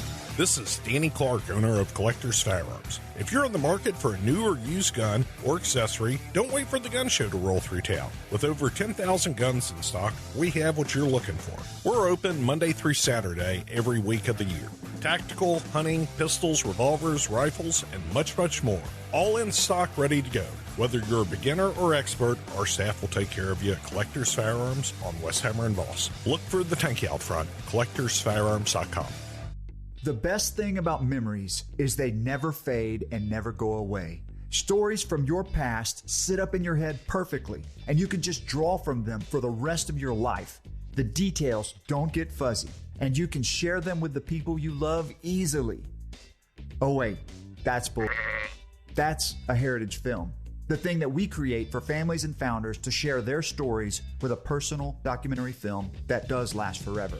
YourHeritageFilm.com. Football's biggest game is right around the corner, and you can get in on all the action with Underdog right now in Texas. There's no better place. Not on Underdog yet? Then you're in luck, because new customers score $75 in fantasy bonus entries when you make your first $5 fantasy entry with promo code KILLERB. Playing on Underdog is so easy. Just head to the Underdog app, make picks on if a player will go higher or lower on stats like touchdown, rushing yards, receptions, and more. Get them right, you can win up to 5,000 times your cash. You know ball, go prove it on Underdog. Plus, there's new promos dropping daily in the app. So if you like making picks and winning money, then Underdog is the place to be for the big game. What are you waiting for? Download the Underdog app today. Use promo code KILLERB to score $75 in fantasy bonus entries when you play your first $5 on fantasy. That's promo code KILLERB. Underdog. Make picks, win money. Must be 18 or older and present in Texas. Terms apply. See assets.underdogfantasy.com/web/play and get terms _DFS_.html for details. Concerned with your play, call 1-800-GAMBLER or visit NCPGambling. Presented by Indeed. The Rich Eisen Show. Christian McCaffrey has just shown up here. What's the toughest thing about being a dad? You didn't know going in. Softened me up for sure. Yeah, it's just been awesome, man. But diaper changing, you're in the mix, right? Changed her first diaper. To be honest with you, I've been lacking. I owe a few diaper changes. Okay. Yeah. All right. Yeah. It's and you're taking accountability. That's a sign of leadership. There are areas where I need to get better. That's one of them. The Rich Eisen Show from noon to 3 Eastern on ESPN Radio, ESPN Plus, and on Disney Plus. ACC Network, your home for ACC women's basketball. Stars are going to emerge, and that's what you're going to see. So many teams got talent back, so many new faces. And I don't think the product's been any better in the ACC than what it is right now. For three, here I come. It's going to be massive, and it's just great for basketball fans. So many good matchups. It doesn't get much better than this, does it? It does not. ACC women's basketball, all season long on ACC Network.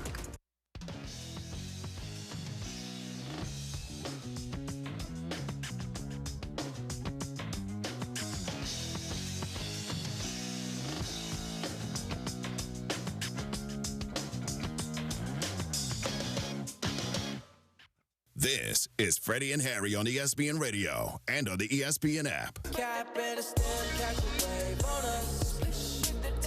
into NBA action Saturday night. Lakers host the Warriors. It's presented by Indeed. Coverage beginning 8 p.m. Eastern on ESPN Radio and the ESPN app. It's Freddie and Harry, ESPN Radio, ESPN app, Sirius XM Channel 80. I'm Gabe Neitzel in for Freddie along with Harry. And really today for the NBA trade deadline, Harry, It wasn't about who's on the move. It's about basically what didn't happen. A lot of smaller ancillary moves happening today. No big name like Giannis Antetokounmpo on the move. And Giannis, just moments ago, tweeting out and then also posting on his Instagram that legends don't chase, they attract. And then he attached the famous Wolf of Wall Street video about not going anywhere. That's about all I can say, because I'm pretty sure the rest of that's curse words that you can't say on ESPN radio. So if you want, you can go search it out yourself. But that is what Giannis. I'm not leaving. There you go. But for Giannis, like, you know, he is a guy. The Milwaukee Bucks took a chance on him, right? And he delivered and cashed in.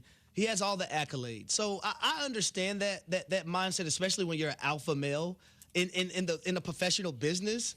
But at the same time, Gabe, and you're a Milwaukee guy, and you love the Milwaukee Bucks. Yes, sir. Who is going to be attracted to the Milwaukee Bucks at this juncture in their organization? Yeah, I'm not sure. I don't see it. I don't see it. I'm not sure. Yeah, because at least last year when they were able to, and they did the aggressive thing of clearing cap space and waiving and stretching the Damian Lillard contract so they could go get somebody like Miles Turner. Like, they were coming off of a playoff appearance, and I don't know when Giannis is coming back from the current calf injury that he has. I don't know if he's going to be shut down, if he's going to play. That's one of those things we're going to have to wait and see. So I doubt they're going to be coming off of a postseason appearance, is what I'm saying. Like, the best they can do is let's just say we highly doubt that they're going to be coming off a postseason appearance. But I would also say that is something else that you need to look at. You look at the last 3 years. First round exit, second round exit. And Giannis, like you mentioned in the break when we were talking, it's not like Giannis has been the healthiest within those postseasons as well. So, and I'm also looking at Damian Lillard as a guy that left his team and went to Milwaukee, and we all seen how that panned out. Now he's back in Portland with the Trail Blazers. So if I'm another really good player, if I'm a star player, I don't know if I'm trying to go to Milwaukee and pair up with Giannis. And it's not because of Giannis.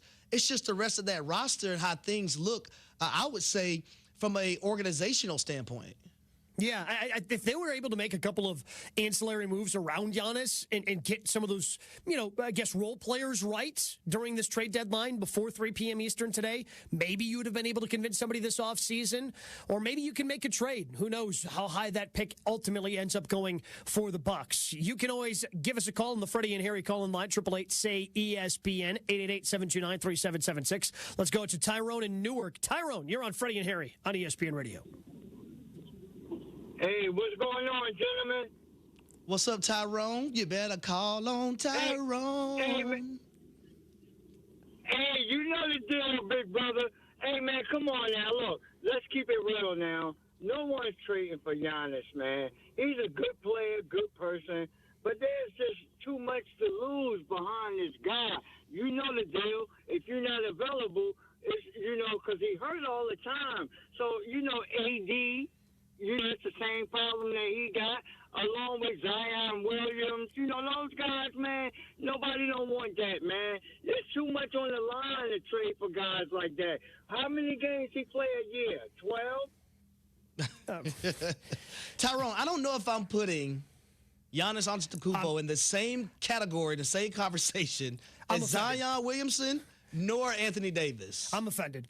I just as you should be offended, Gabe. Yeah, look, I love the callers here on Freddie and Harry when I get to fill in with you, HD, but no, I'm just straight up offended by that call. Giannis has had some injury issues in the postseason, but he's been available and eligible for postseason awards every year. He's been first team All-NBA. This is going to be the first time in his career that he's not going to be eligible for MVP, All-NBA, all those sorts of things.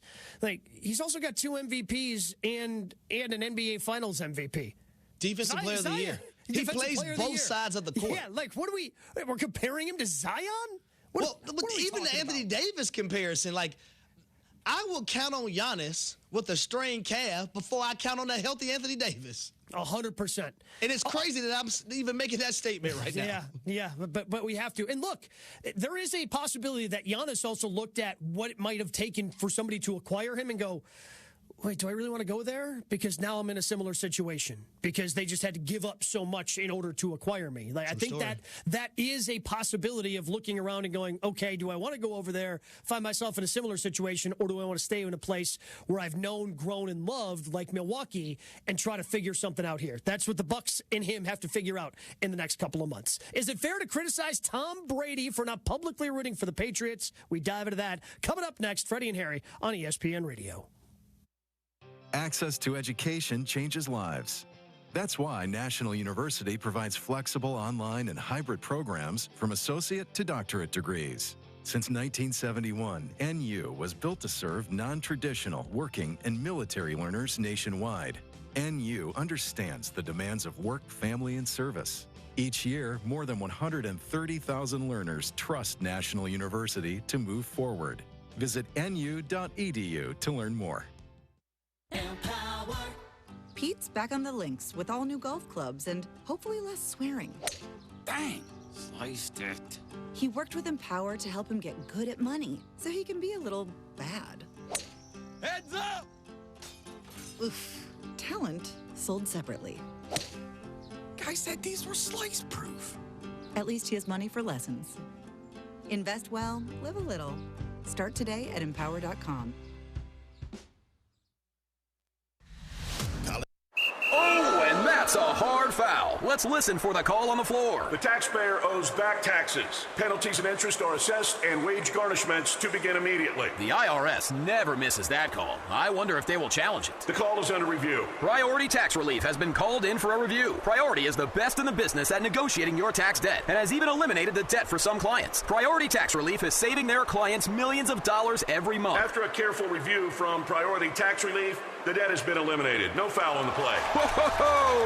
That completely changes the game, folks. If you owe more than $5,000, call Priority Tax Relief, and in minutes they'll review your case for free with a direct line to the IRS to see if you qualify for life-changing relief. No more worrying about wage garnishments or frozen bank accounts. Call Priority Tax Relief today at 800-781-9216. That's 800-781-9216. We make your tax relief our priority. Call now. Priority Tax Relief. Buying a new vehicle shouldn't be hard. Monument Chevrolet makes it easy. Del Olalea here. Monument Chevrolet has a huge selection of Chevy vehicles priced with transparency. No hidden fees, no upcharges, no dealer add-ons. For over 50 years, Monument Chevrolet has earned relationships with thousands of customers doing business this way. For new and used cars, fleet sales, and service, visit Monument Chevrolet in Pasadena at 225 and Beltway 8 and monumentchevrolet.com. Chevrolet. Together, let's drive. I'm Ed Evans, CEO of Consumer Cellular. You know, the big wireless companies say they have discounts for people over 55. But unless you're willing to sit on hold and ask, you're probably paying more than you should. At Consumer Cellular, there's nothing to hunt down. We're built for people 50 plus with plans starting at just $20. And our 100% US-based customer service actually answers the phone. Call 1-888-FREEDOM or visit consumercellular.com today and get your second month free for a limited time. Taxes, fees, and other third-party charges will apply. See website for additional details. Why choose a Sleep Number smart bed? Can I make my site softer? Can I make my site firmer? Can we sleep cooler? Sleep Number does that. Cools up to 8 times faster and lets you choose your ideal comfort on either side. Your Sleep Number setting. Enjoy personalized comfort for better sleep night after night. And now, during our President's Day sale, take 50% off our limited edition bed. Shop now for a limited time. Only at a Sleep Number store or sleepnumber.com. Cast your line and relax at TwoCreeksCrossingResort.com. Your fishing getaway awaits. Hi, this is Harold Gunn. And this is Bill Olson. Texas Outdoor News is the longest running, most award-winning outdoor radio show in the state for a lot of good reasons. We bring you the latest news and information about hunting and fishing across our great state and beyond. And our guests are who's who from industry, government, and the field. Texas Outdoor News is brought to you by Ford Trucks and your best in Texas Ford dealers. Join us Saturday mornings at 6, Sunday at 7 on ESPN 97.5. In pressure situations, execution matters. When something breaks, you don't want delays, scripts, or handoffs. You want answers. At EAG, our IT outsourcing model puts experienced engineers on the front line, focused on fast first-call resolution when time matters most. Less escalation, less downtime, less frustration for your team and leadership. As an IT managed service provider, we measure success by problems solved, not tickets closed. EAG, built to execute. Visit eaginc.com/ESPN. Small business owners, does your bank get your life? Does it let you switch from your personal to your business account with a tap? Or let you give your CPA direct access? We do. Let's get more from money. Switch to Huntington Bank. Welcome.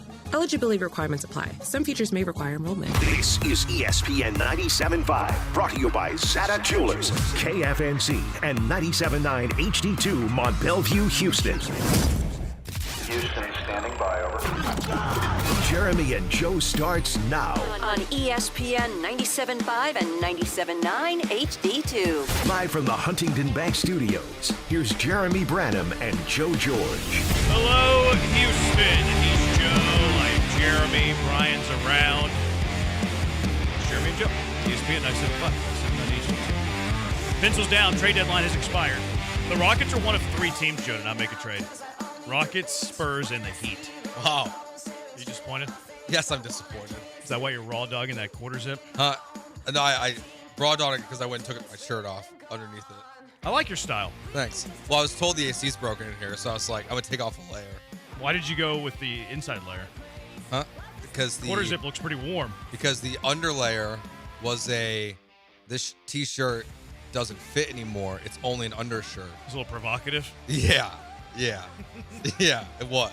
That's too bad. Twitchers would have loved it. I know they would have, but yeah, can't give them everything they want. Yeah. So Rockets did make a trade. Disappointment in Joe's face is apparent. We'll get to that in a little bit. Rockets' disappointing effort yesterday led to 2 ejections. I hope I'm not as soft as that lady official with her ejections. Yeah. I hope I'm not that, because those were a couple of soft ejections yesterday. Although Alpy might have said the magic word. He might have said the magic word to a female official. And it was National Girls and Women in Sports Day. Not really a word you can say to a women's official ever, but especially that day on the calendar. Yeah, it's a tough day for that. Can't do it on that day. No, I forgot about that in the moment. Yeah. But now it's like, yeah, that's a good point, Jeremy. It's you no can't way. Do it. It's can't no do way it. to celebrate National Girls and Women in Sports Day by calling a female official the B word. Yeah. No. Not the way to do it, Alpy. It's probably not, but she got to show her stuff in the moment. Shouldn't have been an ejection, though. I think it should have just been a T. There's no reason to double eject there. IMO. But we start with the lead story in this city.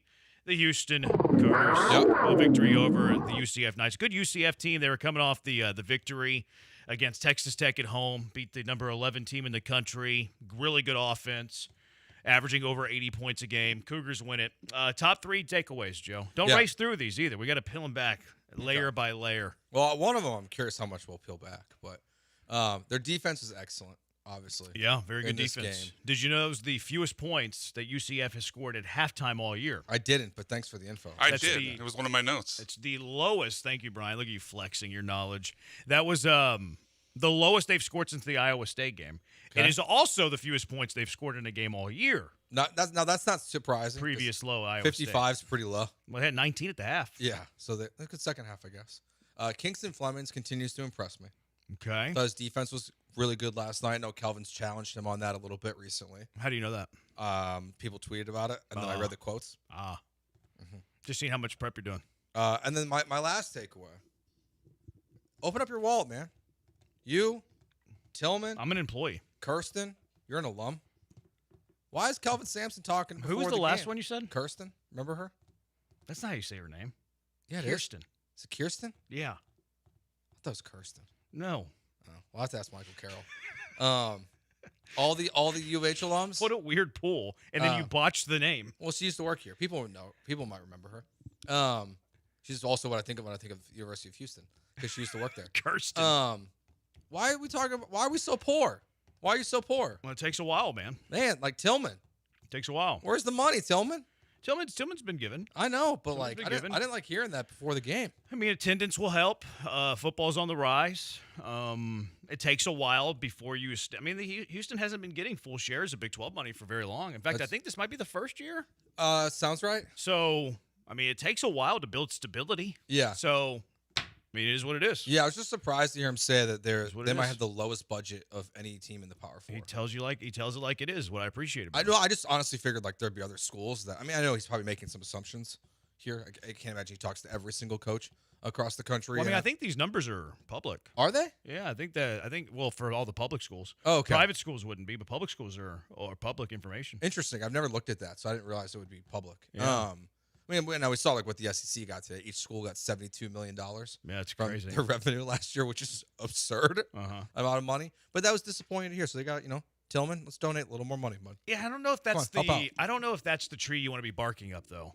Like, why not? Because I think he's done it very before, generous. though, with the helicopter.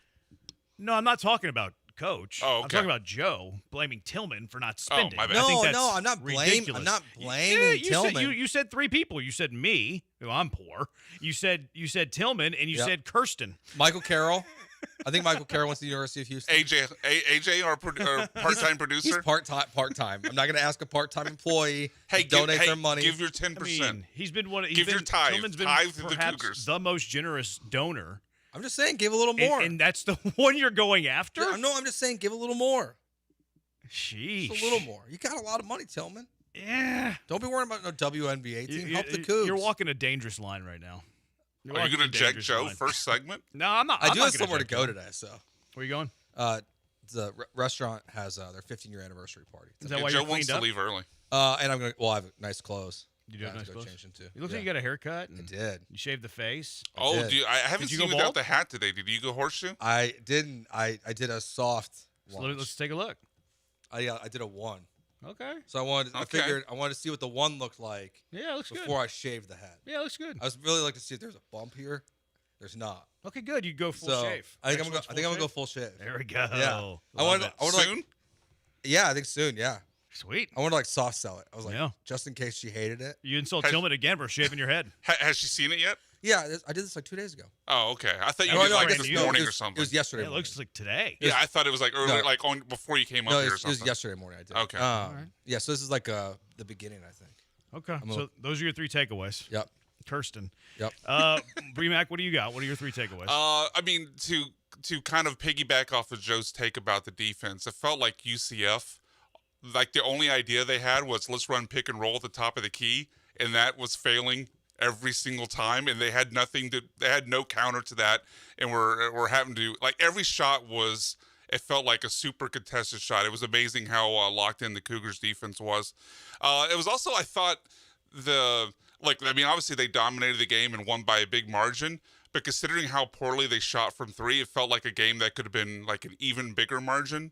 I mean, Sharp didn't do much, at least early on. He had some big buckets towards the end of the first half. Uzan didn't do much offensively. The 2 freshmen. Uzan. Oh, my bad. The 2 freshmen carried them, obviously, with Flemings and Sanak. Like, Sanak in particular in the second half, like, he was awesome.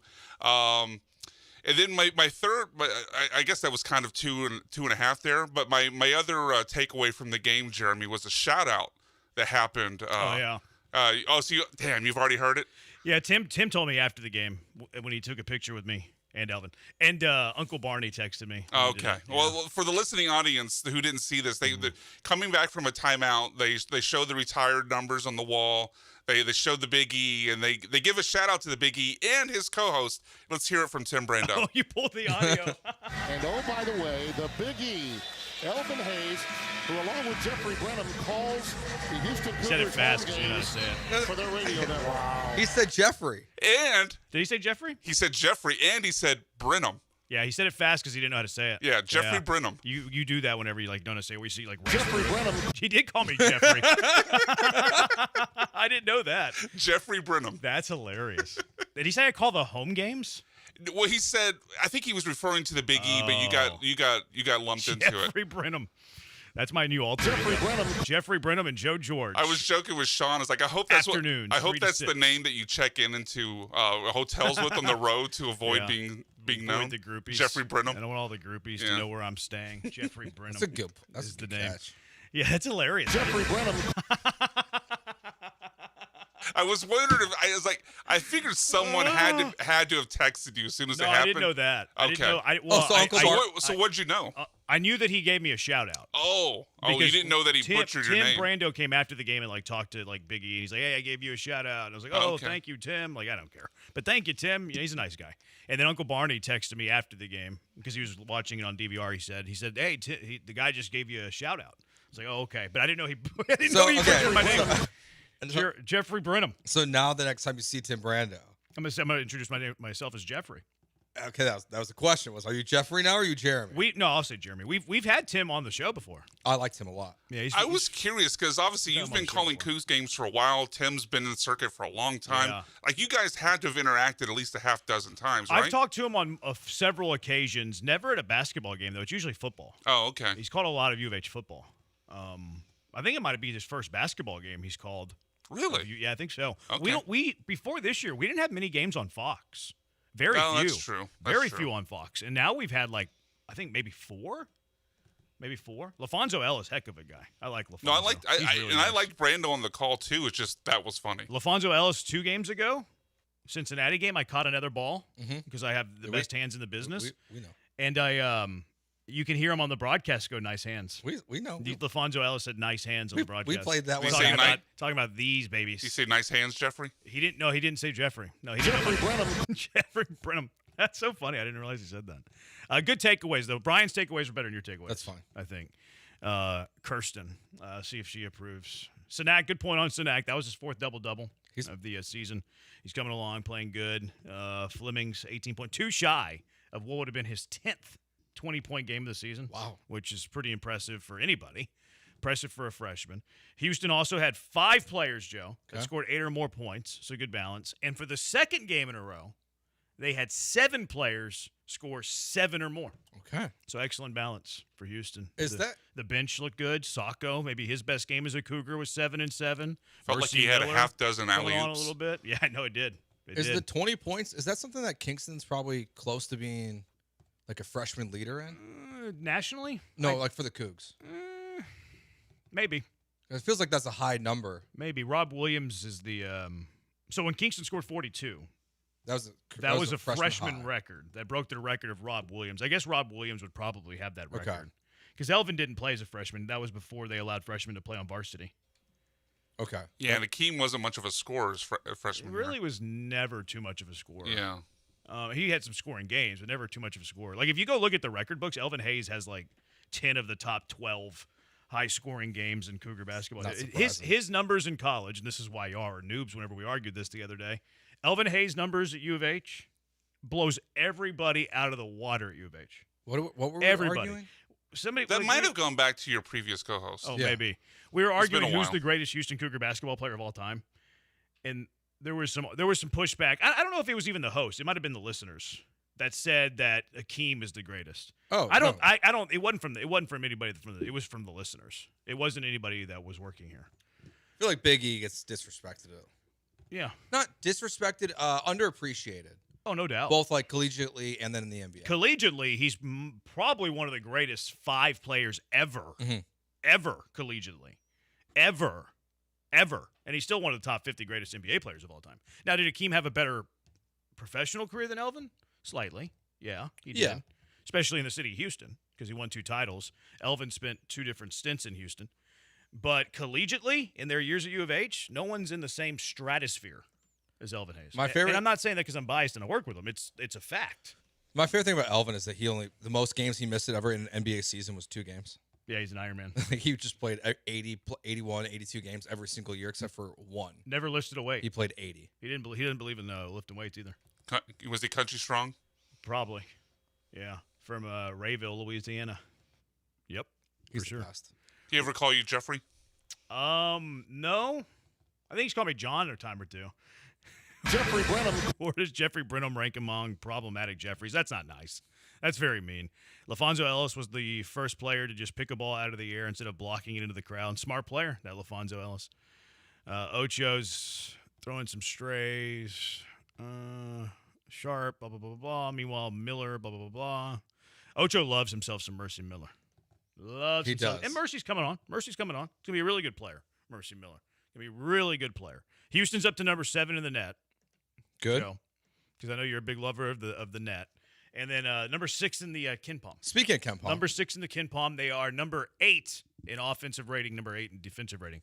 Equal in both. What'd you think of Gottlieb the other day? I thought he brought up some good points, actually. Like, I do believe in the KenPom. Yeah. But he poked some holes in the KenPom that are 100% accurate. Yeah, if you missed it, he said bleep KenPom. Yeah, he did. He said stupid. It was very aggressive. I overall like KenPom. I think KenPom overall is good. Does it have weaknesses like any computer metric? Absolutely. Did Doug Gottlieb bring up some of the issues with it? Absolutely. It doesn't take things into context. It doesn't take when a team loses their best player. It doesn't take when a team has a guy in foul trouble. It doesn't take whenever you pull the starters out of the game and send the bench out and lose by 30 instead of 20. Yeah. No, he brought up some great points about it. No, I like the KenPom. I don't think it's whatever he said, but he did bring up some holes in the KenPom for sure. Yeah, it was interesting. Like I never really thought about it like the way he presented it because like it's just kind of the accepted one of the accepted standards we have in college basketball. Like because I think in general like the negatives he brought up are fair, but like throughout an entire season it balances out. Mm-hmm. That's why I thought like it was a little aggressive for the way he approached it, but like I thought it was interesting. Yep. Yeah. No, he brought up some good points for sure. All right, 713-780-ESPN HRP listener line. You can watch along ESPN Houston. We like to hang out there on ESPN Houston on YouTube, so you can follow along there as well. Twitch, be careful on Twitch, though. Who's a fat guy in his underwear living in his mother's basement. That's absolutely true. That's a fact. I mean, that's a fact. You can follow along twitch.tv/ESPN975, TikTok at ESPN975, Twitter at ESPN975, Joe's at George Radio, Brian's at Zach BMac, I'm at Jeremy Branham. We come back. Let's hit on the Rockets. Their game yesterday, disappointing effort. And then also the nothing burger that is the NBA trade deadline for the Houston Rockets. 713-780-3776. Jeremy and Joe, ESPN 97.5, 97.9 HD2. You know what's not a nothing burger? Federal American Grill. In fact, they have the best burger. They have the best burgers you can imagine. Love the burgers at Federal American Grill, but you can't find anything wrong with their menu. Their menu's fantastic. I like to go during social hours. What's great about social hours at Federal American Grill is they last until 7. I get off at 6, so I can take advantage of that social hour because it's 4 hours long. It's 3 to 7 every single day, and they got $10 apps for you, various drink specials, the whole gambit of drink specials. You're going to love it. The vibes there is great. A really classy happy hour too. You're going to love your time there. World-class whiskey, world-class bourbon selections that you're going to absolutely love. Make sure you join Club Fed. Club Fed's their rewards point system. Members have early access to all things Federal American Grill, and you're going to be happy that you did. You're going to get some perks for being a member of Club Fed. And don't forget, look, we're let's see if I can do Brandon math here real quick. 9 days away from Valentine's Day. Little over a week away from Valentine's, and you need to make those reservations now. They're going fast. Take her out to Federal American Grill for Valentine's Day, and they're going to love you even more than they already do. $75 a person, 3-course dinner menu. Everything on the menu is fantastic. You're going to love it. Locations all over Houston, 5 of them to be. In fact, the River Oaks location's opening up soon too. But book now. Get those reservations in for Valentine's Day at Federal American Grill, where precision cooking meets quality ingredients in a tribute to classic American cuisine. This is ESPN 97.5. Football's biggest game is right around the corner, and you can get in on all the action with Underdog right now in Texas. There's no better place. Not on Underdog yet? Then you're in luck, because new customers score $75 in fantasy bonus entries when you make your first $5 fantasy entry with promo code KILLERB. Playing on Underdog is so easy. Just head to the Underdog app, take picks on if a player will go higher or lower on stats like touchdown, rushing yards, receptions, and more. Get them right, you can win up to 5,000 times your cash. You know ball, go prove it on Underdog. Plus, there's new promos dropping daily in the app. So if you like making picks and winning money, then Underdog is the place to be for the big game. What are you waiting for? Download the Underdog app today. Use promo code KILLERB to score $75 in fantasy bonus entries when you play your first $5 on fantasy. That's promo code KILLERB. Underdog. Make picks, win money. Must be 18 or older and present in Texas. Terms apply. See assets.underdogfantasy.com/web/play and get terms _DFS_.html for details. Concerned with your play, call 1-800-GAMBLER. Visit ncpgambling.org. Danny Clark here of Collectors Firearms on Westheimer and Voss. You have some guns collecting dust in your closet? We want to buy your guns. We're the strongest buyers for one gun or entire collections. If you have a big enough collection, we can come to you. Modern and antiques of any kind. You could be sitting on a gold mine and not even know it. Come see us at Collectors Firearms on the corner of Westheimer and Voss. Look for the tank out front, collectorsfirearms.com. Looking for electrical parts and you need them now? Well, for over 30 years, M&J has sold, delivered new and reconditioned electrical equipment in Houston and nationwide. Circuit breakers, transformers, disconnects, fuses, panels, switchgear, and more. If it's hard to find, well, M&J has it. They have all brands, and they can cut down on your lead time. Contractors, M&J Electrical Supply buys, sells, and removes electrical equipment. Call 713-699-5055 or email sales at mnjelectrical.com. Houston's independent voice for sports, ESPN 97.5.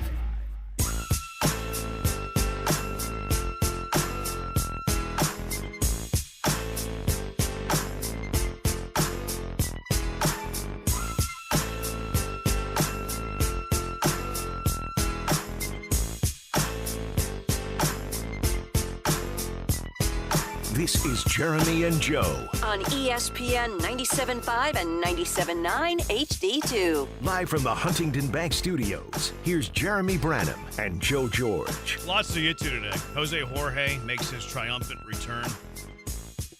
Astro stuff. Iago, El Momento de Perder. Mailbag Monday on a Thursday. The Fix. Bad Take Boulevard. So much stuff. Joe, did you have you watched any of the hockey in the Olympics? No. What do you mean? You had so much adulation for Did it start Olympic yesterday? hockey, and you haven't watched any of it? It started yesterday? Yeah. Oh, I guess I missed There were it. some on the Americans play today, the women Americans.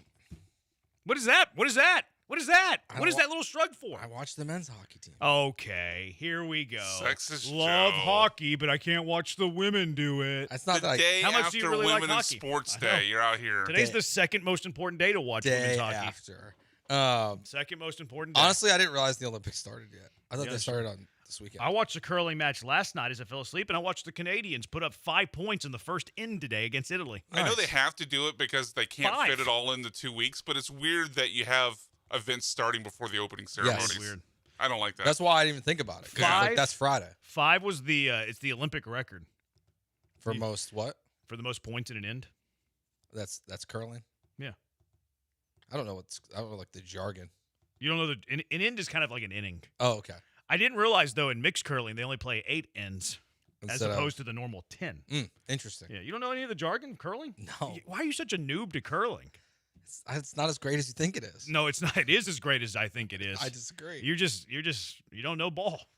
You don't know ball. Stone, Jeremy. Yeah, I know. That's my joke from yesterday, Brian. Don't take it. You I was recycling it. I didn't butcher it. I just didn't use it again because I didn't want to go back to the I'm green, Jeremy. the I'm chamber. recycling the joke. You can't just use jokes over and over again. You got to be. I think you forgot the joke, and you're mad that I remembered. No, I didn't forget the joke. I had a buddy text me, be like, I like that one. Ha, ha, ha. He liked that joke. Somebody who usually doesn't give me any love got some love yesterday. Well, that's nice. Yeah. That's nice. Yeah. Usually don't get any love from this guy, and he gave me some love for that joke. So it must have been really good. But I didn't want to go back to that well. You got to show that you can mix it up a little bit. Makes sense. Yeah, five in one end. That seems like a lot. Yeah. You said it's the most ever. 5 in one end. Can you believe that? Rockets did not make a trade. You said yesterday you'd be very disappointed if they didn't make a trade. Joe, what is your level of disappointment now? Like a 7. So if you're making such a do about nothing. No, I think there's deals they could have made. I don't know if it really matters.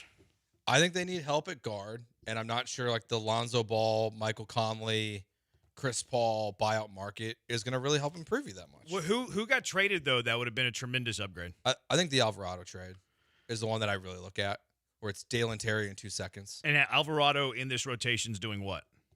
Playing 15. That many? I think so, right? When you have Reed Shepard, who you need to develop, who keeps not playing in crucial moments. But you're just going to sit the number 3 pick in the NBA draft to his offensive upside for a Jose Alvarado? I think he plays more in like the clutch situations. Your 5 in clutch situation includes Jose Alvarado. If you need a point guard out there to run a competent offense, I think it would help. I think you're overrating Jose Alvarado a bit right now. I might be. I like Alvarado. I think he's a nice little piece. I mean, it's probably mostly the Okogie minutes that go away. Also, don't think it's significant. Like Jose Alvarado, does he get you a further round in the playoffs? Probably not. So what's the point? Why trade? Why give up assets that you can stockpile in the offseason to trade for a player that isn't going to upgrade your ceiling at all? And depending on what you traded, how does that factor into the apron? Well, yeah, the apron's the hard part of it, right? Where you have to match salaries. And, like, I didn't realize that also some of the lower-level guys have these implied no-trade clauses as well. Jayshawn Tate also does. Because, like, that was my first thought when I saw the deal. I was like, why didn't the Rockets just trade, like, Jayshawn Tate in 2 seconds for Jose Alvarado? That's equivalent to Dalen Terry in 2 seconds. Is it? I think Terry has some offensive, like, some potential. He's a young player. Tate's 40. I don't like Dalen Terry. I think he's terrible at basketball, personally. But, like, I just thought there's room to improve this roster even just a little bit. Like, does it help you get to the next round? I don't know. But it's, to me, like, it's worth adding to this roster when you need help at point guard. Even if you're going to pay over the cap. Even if you go to the next apron. I would have liked to find a way to not do that. Okay. Yeah, I just don't think that the pieces out there are really that important. I mean, he's making like $4.5 million a year. So, like, that's comparable with a lot of the lower level guys on your team. So I don't think you would have had to go over the apron for that. You have to trade away second-round picks. That's fine. You can buy second-round picks. You might want to use those in a bigger trade in the offseason. No, but you can buy them. Literally. Plus, the Rockets are going to be in a tough spot this offseason because I do think that, like, this trade deadline has shown us that Tari Eason wasn't available. Yes. So if that tells me that if Tari Eason wasn't available, that they're probably going to pick up any offer he gets. I think they'll match, which puts them kind of in a very difficult spot financially. Yeah, I maybe. I think Jabari is the key piece that we're watching this offseason. Mm-hmm. And you aren't trading Jabari right now. No, because you can't. I just think they were limited. I just don't think they had many options available to them. I mean, and Kelly Iko has been reporting that, like, they're focused on in the buyout market. Like, that's what their intention has been, which isn't surprising. Like, that's if that's the philosophy they want to go with, like, and maybe it is the same impact. Like, maybe an Alvarado and Alonzo Ball or an Alvarado and a Michael Conley, like, do bring you the exact same thing. It doesn't cost you any assets. But they're one of 3 teams that didn't make a move in the NBA. Like, they didn't do anything to their roster. Now, it also means they didn't make any bad trades. Like, that's a positive. Like, you're not just, like, making trades to make trades. But I think there was room to improve this team. And I think a guy like Alvarado or Ayo Sumo is someone that you could have had. Now, do you have a Rob Dillingham equivalent that, like, the Bulls would have been interested? Probably. Like, that the Bulls, that you were willing to trade? No. But you know the equivalent? Reed? Yeah. Yeah. Yeah. But, like, came out in the same class, both from Kentucky, both guards, both offensive oriented. Yeah. That was the equivalent. But Reed's played a lot better, I guess. I would say. Reed's shown more. But that's the closest. So far. That's the closest thing to the Rockets roster. Yeah, so, like, that's unrealistic. Yes, I agree. Like, I wouldn't want the Rockets to do something like that. But, like, these low level, like, there were low level moves that, like, were out there. To me, you're just not adding enough. Like, would I rather have Jose Alvarado versus Jayshawn Tate in 2 seconds? Sure. What does that do? Not much. I think it's still not much. I think it improves your chances even just a little bit. Like, it adds to the margin. Now, it would eliminate their chances of, I think, of being a factor in the buyout market, though. It would, yes. So, like, is there going to be a player out there that's better than an Alvarado? I mean, Cam Thomas without trading your seconds? Cam Thomas is the one. Not really a point, though. No, but, like, he can score. Like, I don't know if the Rockets will go down that road. Like, I was surprised that he was waived. Sure. Like, I just figured, like, he'd have some trade value, and you could have traded him if you're the Brooklyn Nets, but instead he's just a free agent now once he goes through waivers. If he clears waivers, like, I kind of wonder if he does, to be honest with you. But Cam Thomas, it's not a point guard, but it adds more to your roster. Like, so that's probably for me, like, that's the number one guy I'm most intrigued by. I don't think he would come here. I don't think he'd come here because of the bodies they have at wing, which makes sense. Yeah, like, I'm fascinated, like, where that whole situation is. I think it's gonna end up being Lonzo. Junkie said go get Lonzo. Lonzo's Where's his health at? I think he's been largely healthy this season. I mean, I'd be fine with Lonzo. Why not? Like, as a buyout option, see what you got. Yeah. Who cares? Like, is he good? No. Can he shoot? No. Is he better than Jose Alvarado? Probably. Well, I mean, he's interesting because, like, it's just like, what are you betting on? Are you betting on that Lonzo is who he was in Cleveland? No. Or could he be what he was last year? Which, like, last year he was 34% from 3. Like, he played really good defense. He could operate an offense very well, like, as like a veteran point guard. So Like, that's fine. Like, I can't imagine he's going to shoot as poorly as he did again in Cleveland. It feels like it's just... I mean, you're just looking for a backup point guard body. Which, like, Lonzo makes sense. I prefer Lonzo over Mike Conley. Yeah, I do too. Rocky, he's not happy with what's going on. He says that they're just banking on Fred VanVleet coming back. I don't know that they are. I don't know if they're banking on Fred VanVleet coming back this year. I think it's more to do with the finances. They weren't in love with anybody out in the trade market. They might not feel like they're going to go that far this year because of the injuries to Fred VanVleet and Steven Adams. Very logical. So you're kind of like hanging on to these assets in case you want to do something big in the offseason. So that's kind of where I think they're at. They're going to address the media here like in an hour and a half, but they won't give you real answers. I think they're just stockpiling their assets. They didn't want to trade something for a marginal rental piece. And Stone's usually pretty quiet at the deadline too.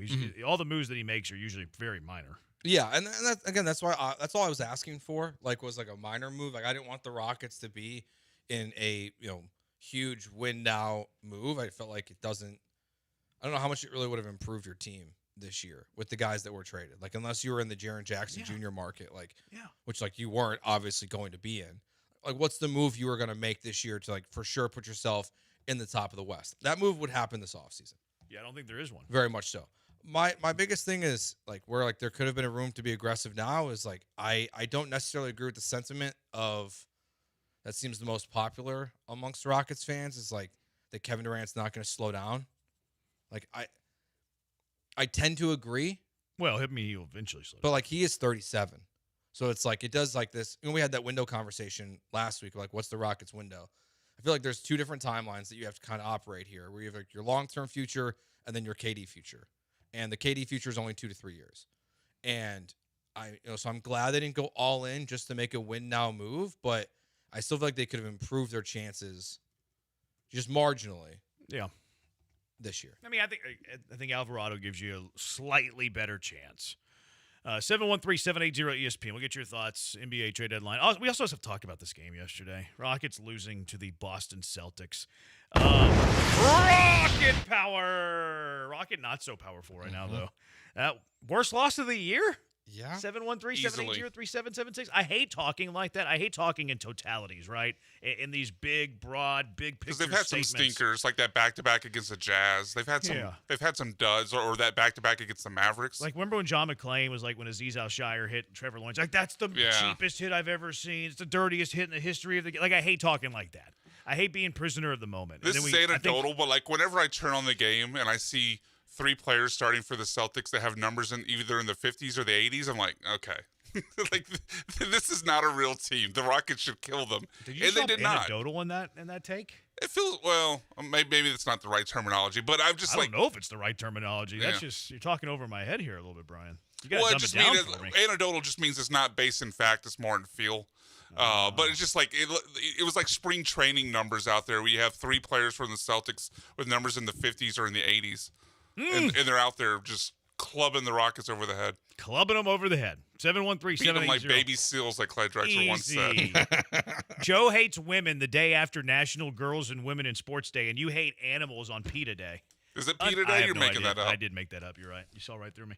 BS flag. PETA Day is coming up, though. Is it? March 15th. I knew it was coming up. How'd you know that? Google, bro. That was quick. He didn't know that. That was really quick. It was very quick. I got quick hands. That was pretty impressive, the quickness with that. It was so quick, I thought you knew it. No, we're starting to learn each other a little bit. That was all right. What's the date was going to be the next question. That was very quick.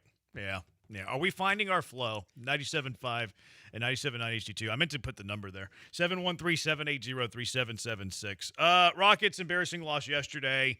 Are you as disappointed as Joe that the Rockets didn't make a move ahead of today's deadline? 713-780-3776. Jeremy and Joe, ESPN 97.5, 97.9 HD2. All right, 1976, D&M Leasing, they opened their doors with one mission: make getting a vehicle easier, smarter, and more affordable than buying it the old-fashioned way. 50 years later, that mission has not changed. Over 5 million people are leasing vehicles, new and used, through D&M Leasing. So if you're tired of wasting weekends at the dealership, tired of paying too much for too little, or just dealing with negative equity, give D&M Leasing a call at 713-290-1000 or visit them at dmautoleasing.com today. They will help you save money, protect you from depreciation, and design a lease around your life. So if you've never leased a vehicle before, don't worry. They've got agents who have been there for, on average, 10 years to help you through the entire process, from start to finish. Check them out right now, dmautoleasing.com, or call 713-290-1000 and tell them ESPN 97.5 sent you by. You're listening to ESPN 97.5. We're taking a break. Okay, that's cool. Are you living with dry AMD? If so, you could be on the road to geographic atrophy, or GA, a condition that leads to retinal cell death and permanent vision loss. But with Izervay, you can slow it down and get it going slower. Izervay slows GA progression by targeting a key source of retinal cell death, which may help preserve your vision longer. Izervay, or avacincaptad pegol, is a prescription eye injection used to treat GA. Don't take it if you have an infection or active swelling in or around your eye. Izervay can cause eye infection, retinal detachment, or increased risk of wet AMD. Izervay may temporarily increase eye pressure. Your vision may be impaired after an eye injection or exam. Don't delay. Ask your doctor about Izervay today. Izervay gets GA going slower. Visit Izervay.com. That's IZERVAY.com. Paid for by Astellas Pharma. Oh, and that's a hard foul. Let's listen for the call on the floor. The taxpayer owes back taxes. Penalties and interest are assessed and wage garnishments to begin immediately. The IRS never misses that call. I wonder if they will challenge it. The call is under review. Priority Tax Relief has been called in for a review. Priority is the best in the business at negotiating your tax debt and has even eliminated the debt for some clients. Priority Tax Relief is saving their clients millions of dollars every month. After a careful review from Priority Tax Relief, the debt has been eliminated. No foul on the play. Whoa! That completely changes the game, folks. If you owe more than $5,000, call Priority Tax Relief, and in minutes they'll review your case for free with a direct line to the IRS to see if you qualify for life-changing relief. No more worrying about wage garnishments or frozen bank accounts. Call Priority Tax Relief today at 800-781-9216. That's 800-781-9216. We make your tax relief our priority. Call now. Priority Tax Relief. Jeremy and Joe, weekday afternoons from 3 to 6.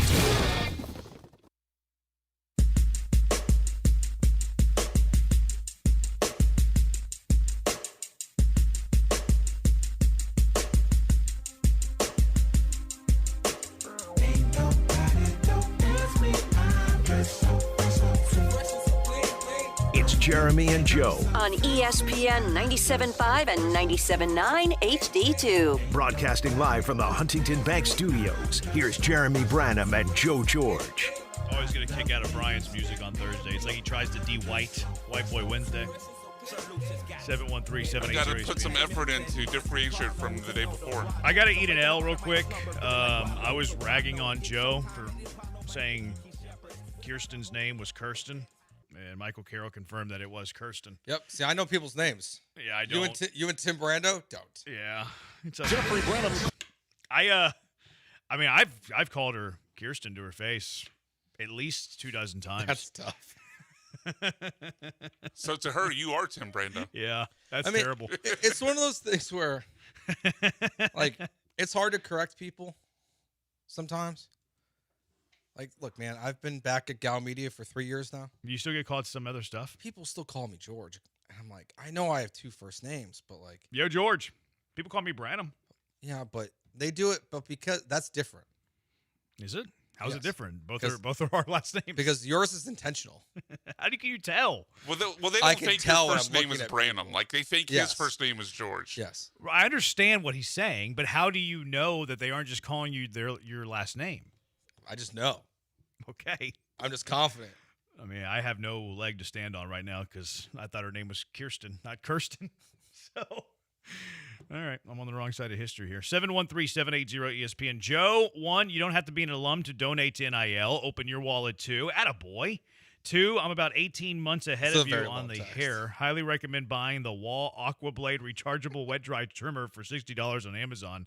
Hang a shatterproof mirror in your shower, $5 on Amazon, and use the half guard. You can go way faster than going no guard or razor, and it just all rinses down the drain. Your wife will appreciate it, and it takes 80% less time and basically looks like a 5 o'clock shadow. Like you, I'm in my 30s. Welcome to the club and good luck. Thanks. And also donate to the U of H NIL. Lincoln Cougs. My wife. I can get you in touch with the people there. If the Rockets can't beat Boston without their 2 best players, We have no chance of getting out of the West. Looks like we're content to waste KD's last 2 years. Why is making no trade at the deadline today wasting his last 2 years? So, while I'm disappointed they didn't make a trade, I don't agree with the sentiment of that text. That's a fearmonger text. There. Like I think like last year when people thought KD was coming to the Rockets at the deadline and then it didn't happen and people got upset and then they made the trade in the offseason. If there's going to be a big trade to really help this team, it's going to be in the offseason. Fred's going to be back. Adams is going to be back. You have contracts that you can more easily trade away. Some of these no trade clause essentially is that they have on their roster are gone at that point. Like they have more flexibility. So if they don't make a move this offseason, I'll be concerned. But this to me does now feel like another year of where like we're just kind of learning about who this Rockets team is and who they believe in the long term. Yeah, I think it's kind of betting on the development too a bit. Like, I mean, Alpe's going to be your second best player, which he's going to be no matter what you did at the deadline. You know, Amin's going to get heavy minutes, obviously, so that will help his development. And Reed's still going to play. Like, Reed's going to get minutes. I think you have to give him minutes. I'm not happy with his play, and Zerline Math yesterday pointed out, how Reed Shepherd's been shooting the 3-ball these last few games, which is also fascinating. Oh, he deleted it. His math must have been off. I copied Lance's tweet about Reed Shepherd's 3-point shooting like the last 5 games or whatever, and I put his tweet in our show prep, and it says, here you go, here's the link to click on when you're ready to talk about it, and I click on the link, and it says, that page doesn't exist. His math must have been. He deleted it. I mean, look, he deleted it. See, that's where I feel like it's okay to delete a tweet. No, I disagree. I'm anti-deleting tweets. I think if you factually get something incorrect. No, okay. You respond to the tweet and said, my bad, here's the real math. You own it. You have to own it. Agree to disagree. It's way better than deleting it. No, I think it's okay. I'm anti-delete. I'm anti-delete. I'm anti-block on Twitter, and I'm anti-deleting post. No, I disagree. Well, you own it. Hey, my bad. I messed up the math. Here's the real number. Let's see if he tweeted it out again. The block is now officially useless too. Why? Well, I mean, I guess someone can't reply to you, but they can now see all your tweets still. You sure? Yeah. I can go to Brado's Twitter account and read all of his stuff. Who? Brado. Who's that? The Rockets guy. He blocked you? Yeah. Why did he block you? When I was talking bad about what's his name? Who made Lance delete this tweet? Stressens. He never responded. Yeah. Oh, so you're talking bad about Stressens and talked bad about like content creators? Yeah. That was dumb, Joe. It was deserved. Why do you dislike content creators? I like content creators. But Stressens and I are fine now. What did you say to him that made Brado block you? I lumped him in a category of people stealing content, which was unfair. And when I went to go apologize, I realized he blocked me. Stealing content or stealing like news? Both. Or not crediting content. You know what? I think it's Bush League to do that. Yeah, I agree. Like people will post like stuff that's in the Athletic. I think that's Bush League. Oh yeah, it's behind a paywall. Well, have you seen the new thing with Grok that people are doing? Yeah, that you can just say what's in this article and it just gives you the article. That was pretty funny. Like I'm like, oh, that's not funny. Great for them. Worst loss of the year yesterday for the Rockets. We all think that. So the Rockets win total, is this current? Yes, this is the current win total. The Rockets' current win total in Vegas is 53.5. Which is up a game from their opening line. They opened at 52.5. Okay, so they're exceeding expectations this year. Yeah. I bet the under. You're betting the under on that? I already did. Why? I just don't think they're consistent enough right now, and with the injuries they've already had to get there. I think they're gonna get really close. I think they might miss it by literally like a game or two. They're on a 52 win pace. Yeah, I'm gonna be sweating this one out. It's kind of interesting that they're on a 52 win pace, but their over under is 53.5. I wonder if it's gonna move. You know what it is? It's their schedule imbalance between home and away. Did they have all these home games coming up? Yeah, because they've played 27 away games. They played 22 home games. Yeah. So that's why the Vegas total is a little bit higher than their pace. Yeah. I think I like the over here. I think I like the over here because of their home away. Show bet. Let's see what their schedule looks like coming up. Their schedule coming up is tough. Well, actually, the Clippers are blew it up in the last 24 hours. You know what? I'm going to take you up on that. Okay. I'm going to take you up on that. I think the Rockets will win more than 53.5 games because I think that you're down on them right now. And they had their most embarrassing loss of the season yesterday, so everybody kind of gets recency bias because of that. Their pace is a little under their over. I don't love it. As to defend myself, I placed this wager yesterday before the game. Oh, before the game? Yes. Oh, it looks great now. Yeah. Feel good about it. So you placed a wager at 53.5 before yesterday's game? Yeah, it did. I checked this morning. When I checked this morning, Let me check my book. Let me check my bookie before I commit to anything. I don't want to give away value. I don't believe in giving away value. Why would I give you equity in a bet? That's fine. I mean, y'all, you talk amongst yourselves while I look this Brian, up. Brian, are you with me or are you with Jeremy? Brian's busy. Brian's talking to Michael Carroll. He's supposed to be running our board. He was That's no way to he treat was asking the host. about you guys have live reads to record. I'm trying to tell him when you guys are available, but I'm on the underside in commercial of this. breaks, Michael. I'm on the underside of this. I'm with Joe. All right. Are you joining the wager? Why are you? Because they lost to the Celtics. You guys are prisoners of the moment. No, it has nothing to do. You with guys are both very reactionary. I've learned. No, it doesn't have the. It's not I just said I specifically bet the it yesterday. Celtics.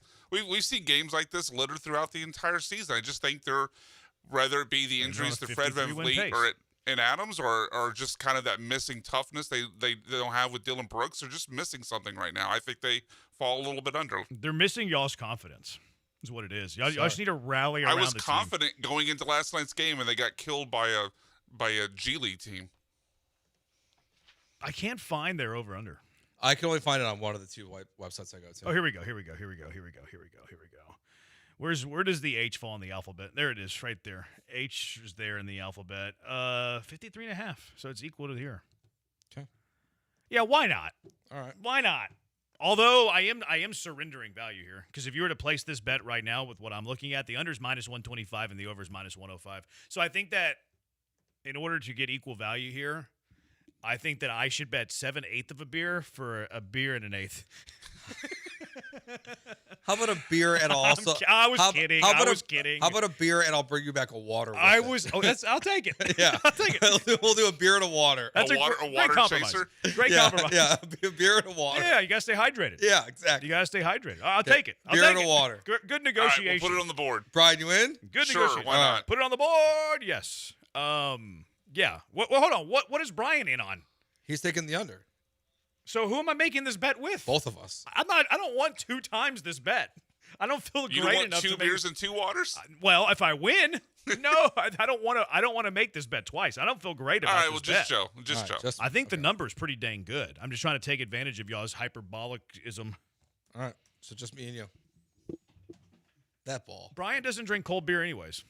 Facts. That's true. Yeah. Yeah. The other ones are. You can't make a cold beer bet with Brian because then he asks for a top shelf whiskey. Well, that's why we whenever changed, you go up to the bar. That's I was why like, we changed the other ones to just drink last time bets. Brian is the worst person to make a bet with. So when I win a bet with Brian, Yeah. he buys me a beer whenever I'm already getting beers bought for me. Yeah. I'm not netting a beer there, Brian. Thanks for the bet. And then whenever you lose a bet with Brian, who doesn't drink cold beer, he asks for the toppest shelf whiskey, That's and not all of a true. sudden a $3 That's bet not turns true. into a $12 bet. No, I just did Jack. That's a lie. When He's we went getting to 4 to 1 odds every time he makes a cold beer bet with me. Then don't make it. I know, that's what I've learned. I've only done it once. So I'm when not you making a bet with him again. No. You When owe off him a the drink. Hold on. When Jeremy paid off I'm the a cold beer Altuve bet equivalent. at Saltgrass, it was a Jack and Coke. It was not top shelf. I know. I was exaggerating a bit, but it's still twice as much as a cold beer. Nah, no. Yes, it is. Depending on the beer, Yes, it is. twice as much. Probably at some places, Jack and Coke Now, is. so for Don't it went you from think? yes to It probably. depends on the place you go to. Yeah, like that's a pretty. I feel like at a place like Saltgrass, it's probably Ratio. pretty even. You think? Yeah.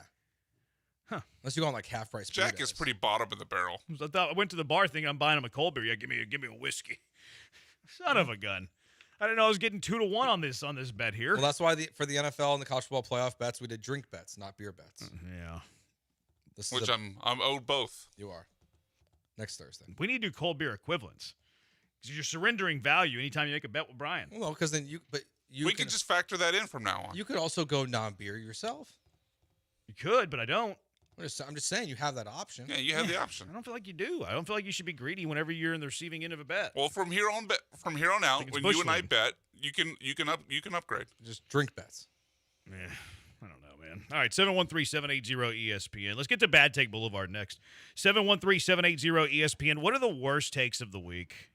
713-780-3776. It's Jeremy and Joe, ESPN 97.5 and 97.9 HD2. Yeah, I lost that value in that bet with Brian. I was like, you know what I need to do? I need to go out to Two Creeks Crossing Resort. My coworkers are annoying me, and I just need to get away a little bit. I need to bite my tongue and get away, and whenever I do that, I like to get out there to Two Creeks Crossing Resort on Lake Livingston. You'll like to do it, too. They're the best. You can escape the city, enjoy the relaxing, great outdoors, nature the way it's intended to be.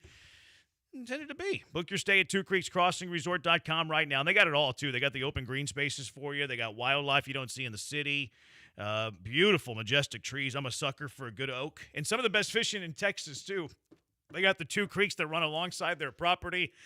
The big catch and release pond in the middle of the property, which is great for the kiddos. Great way to teach the kiddos how to fish. You're going to love it. Just 90 minutes from Houston. You can escape the city without going too far at Two Creeks Crossing Resort on Lake Livingston. It's an hour and a half away. Leave at 3 o'clock. You're halfway through our show. It's when most people turn it off anyways, and you're there. You're there at Two Creeks Crossing Resort. You're going to be hiking their 92 acres of property, doing some kayaking, maybe a little pickleball. Maybe you got a pickleball bet with your coworker. You can go do it out there at Two Creeks Crossing Resort, or just hang out at Swampers and have a cold one. Brian's having the whiskey. Hike on their 92-acre property, do some kayaking, play some pickleball. They got all the stays for you, too. You can stay in their cabins. They got a beautiful tree house out there. It's like you're staying in the tree.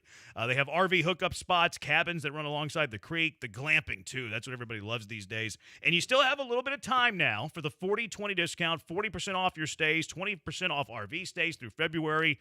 Book your stay now, twocreekscrossingresort.com. And they're always taking care of their visitors, too. Look at what they got coming up in February. Next week, Valentine's Day weekend. Your loved one's going to love you if you go out to Two Creeks Crossing Resort. Mardi Gras and Gumbo Cook-Off. Boy, I'm tempted. And then the Western Roundup weekend after that. They always have so much fun out at Two Creeks Crossing Resort. So what are you waiting for? Book your stay now, twocreekscrossingresort.com. ESPN 97.5. This Saturday, your Texas A&M Aggies hit the court to take on the Florida Gators. Game coverage begins Saturday night at 7 on your home for Texas A&M Athletics, ESPN 97.5. This is Danny Clark, owner of Collector's Firearms. If you're in the market for a new or used gun or accessory, don't wait for the gun show to roll through town. With over 10,000 guns in stock, we have what you're looking for. We're open Monday through Saturday every week of the year. Tactical, hunting, pistols, revolvers, rifles, and much, much more. All in stock, ready to go. Whether you're a beginner or expert, our staff will take care of you at Collector's Firearms on Westheimer and Voss. Look for the tank out front, collectorsfirearms.com. For 72 years, Stokes Hardware has been your go-to family-owned and operated hardware store, serving 3 generations strong. Whether it's plumbing supplies, paint, power tools, or everyday hardware, we've got what you need at competitive prices. Shop local, support small business, and get old-school personal service. Our knowledgeable staff is always ready to help. Hablamos Español. Find us online and follow Stokes Hardware on Instagram, Facebook, and TikTok. Stokes Hardware, family trusted since 1954. Hey guys, Lance Zerline here. Football's biggest game is right around the corner, and you can get in on all the action with Underdog right now. It's Underdog Fantasy. It's legal here in the state of Texas. And if you've heard me talk about it, but you've been hesitant to pull the trigger, let's do it right now. Download the app right now. Use promo code Lance. They're going to give you $75 in bonus entries after you spend your first $5 on an entry. That's when you use promo code Lance. What do? Well, you pick the statistics, higher or lower. They're going to give you stats for all these different players in the big game, and you simply go higher or lower on that stat. You piece and pair them together, 2, 3, 4, 5, 6 players. The more you pick, the higher your payout is going to be when you hit those plays. And what you're going to do is analyze the game and make smart decisions. Use that big football brain to your advantage with Underdog Fantasy. Download it now. Make your first deposit using promo code Lance. Must be 18 plus and present in Texas. Terms apply. See assets.underdogfantasy.com/web/plan. Get terms _DFS_HTML for details. Concerned with your play? Call 1-800-GAMBLER or visit ncpgambling.com. This Saturday, your Texas A&M Aggies hit the court to take on the Florida Gators. Game coverage begins Saturday night at 7 on your home for Texas A&M Athletics, ESPN 97.5. Listen to ESPN 97.5 and HD, 97.9 HD2. Time to welcome some new takes. Right this way. To Bad Take Boulevard. If only there was something in your head to control the things you say. It's the dumbest argument ever.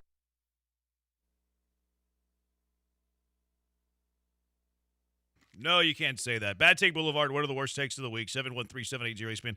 I was looking through my Twitter notifications, the dozens and dozens that I get each day. Brian put out a show tweet, and Cristiano, 1963, who has 0 followers. So he's somebody's burner.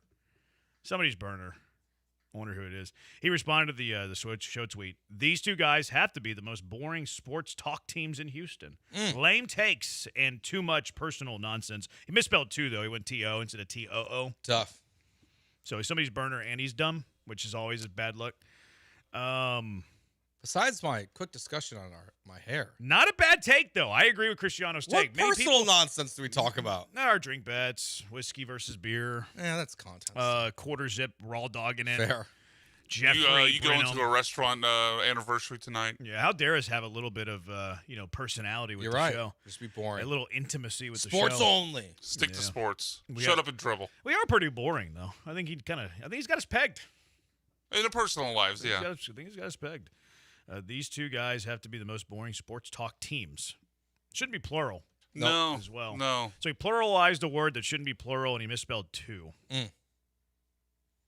713-780-ESPN. All right, Bad Take Boulevard. What belongs on Bad Take Boulevard? The first one here, Joe.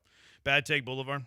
Colin Cowherd, who he lands on. I actually like Colin Cowherd. He's okay. I like listening to Colin Cowherd, but Colin Cowherd has bad takes left and right.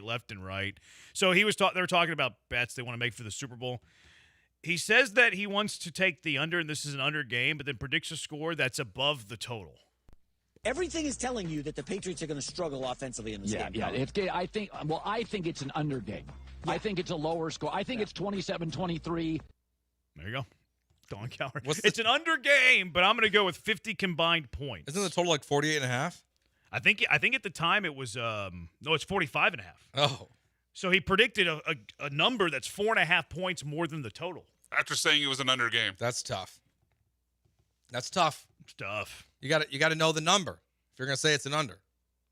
Or give a score that reflects the under. Yeah. Maybe he teased it. Overcomplicated it. That's rough, Colin. I like it. You just made the list. I like it. Cowherd makes the list. Next one that makes the list is Sam Quinn. I don't know who this jabroni is, but Sam Quinn, he said today. This is today. This took less than 4 hours to make. Actually, it took less than 2 hours to make Bad Take Boulevard. At 12:07 today, Joe, he said Pacers won't trade their 2026 pick. That's off the table, period. They traded it for Zubac. Now, it is protected. Still their pick. It's still their pick, though. Still their pick. You just made the list. Sam Quinn of CBS makes the list. That was the trade that surprised me. Yeah. Because it's like they're, I think, third right now in odds. But like if they land fifth, they lose their pick. And they could really use that. Kingston Flemings and Tyrese Halliburton would be nice together. Well, what's the protection, though? Top 4. Oh, it could be the 5th pick. Yeah. Is that what you said? Yeah. My bad. That's what I meant. This is what I hope the Rockets are saving all of their picks for. It's for Flemings? Yeah, they're trading all these second-round picks. Yeah, just keep getting younger. They're going to trade a dozen second-round picks for the number 5 pick in the NBA draft. Peyton Tolley enthusiast, who is a Red Sox fan, he said that I'd expect the Eugenio Suarez to the Red Sox to break either tonight or in the next couple of days. Very, very soon, though. Literally the next day, he signed with a National League team. The Reds. He signed, not with the Red Sox. Yeah. The Reds. Maybe he just got his information a little incorrect. It's not that unfathomable. Like he's like on the phone. Yeah. Not text. Breaks up a little bit. It's a Peyton Tolley enthusiast. I heard Reds. Makes the list. Red Sox. You just made the list. What does Keith want? Keith's on the line. What He does said want? NBA. Does But he I told have us, like, hey, we're in is it bad general take. NBA, or is it a bad take from NBA? No, it's not bad take at all. We're not going to Keith. All right, 713-780-ESPN, HRP listener line. Framber Valdez has signed the richest average annual value contract for a left-handed pitcher in the history of the game. Also the most for a Latin pitcher in the history of the game. We'll discuss that. Also, are the Astros better than they were last year? 713-780-3776. Jeremy and Joe, ESPN 97.5 and 97.9 HD2. You know something I do know, though? Monument Chevrolet is better than they've ever been before. It's hard to do because they've been in the business for 50 years. 50 years, 5 decades. They've been a pillar of the community. And how have they done it? Because they have an unbelievable culture. They're family-owned. They still believe in that family atmosphere, the friendly atmosphere. You can feel it the moment you step foot in their showroom or even their lot. And they have a massive lot. Their lot's so big, they have road names. Their lot's so massive. But Monument Chevrolet is the dealer you can trust. They hire great people, including salespeople. They take care of these salespeople so salespeople don't leave. It's why they're great. They're not going to hassle you with pricing. They're going to be transparent with you. You're going to love your experience in Monument Chevrolet. They've helped generations of families get into new vehicles, and they want you to be next. So what are you waiting for? Head on out there.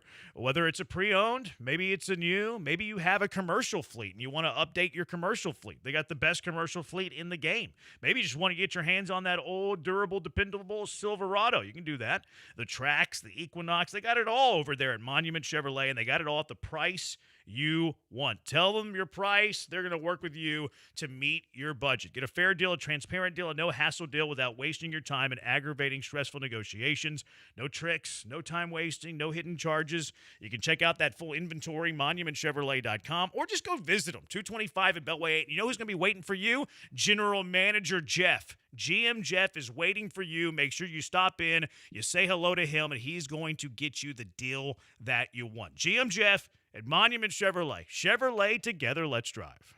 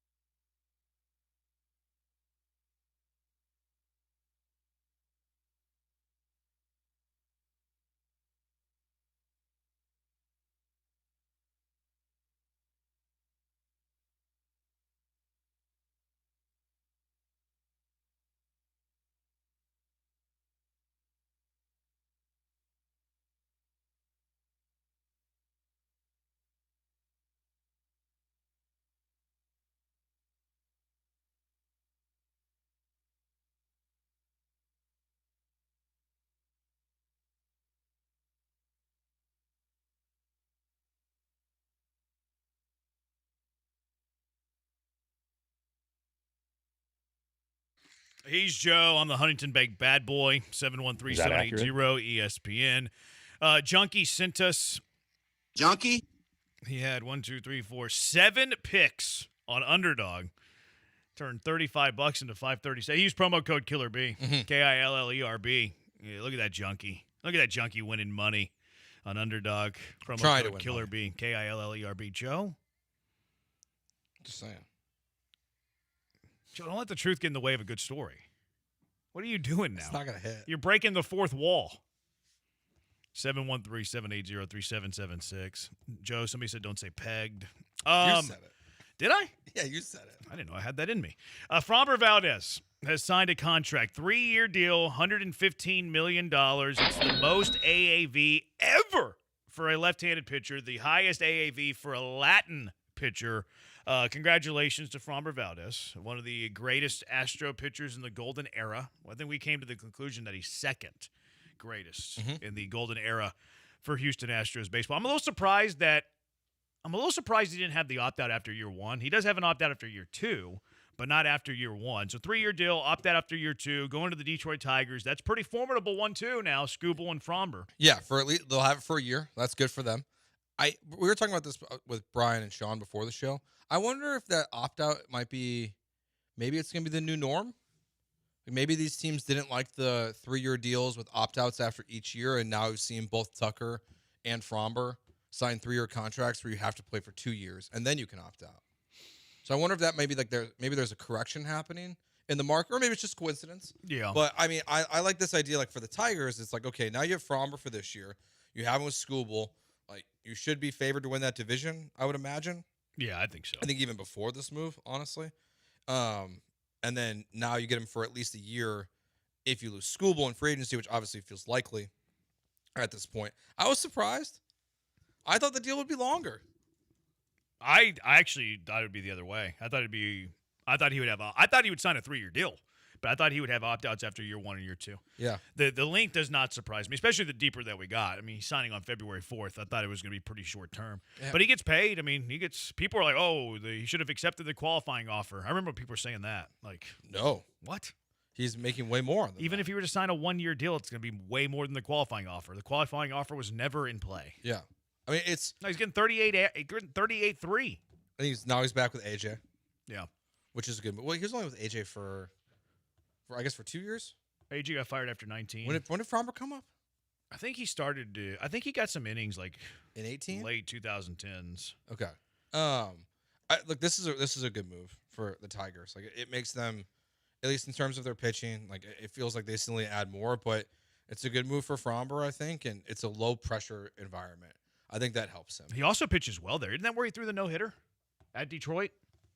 I think he threw a no-hitter at Detroit. I don't remember. Yeah, I think he threw a no-hitter. No, his no-hitter was here against Cleveland. Then it was like a one-hitter. Okay, yeah, he might have had a one-hitter. It might have been the one where he flirted with the no-hitter. Because I remember watching it at, was it the Circa?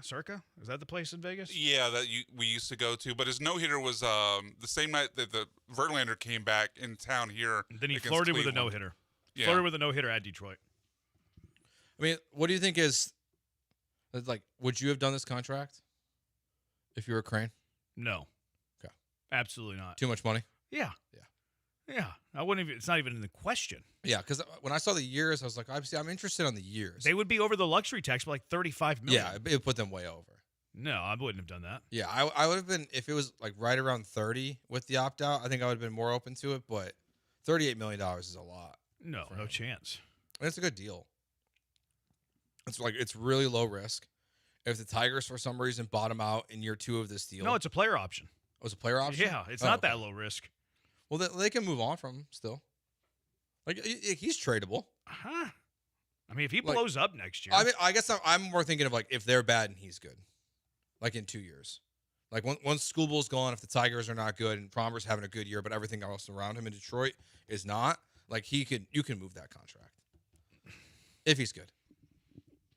It's going to be in his mid-30s. So is this his last deal, or you think he ends up having to do, like, another one of these? No, I think he'll be pitching again. I don't think he's going to be bad, but I don't think that he's going to be like the Framber who he is now. Right? Yeah. Like, he also he showed you some decline last year. Like, his baseball savant stuff wasn't as good last year as it was the year prior.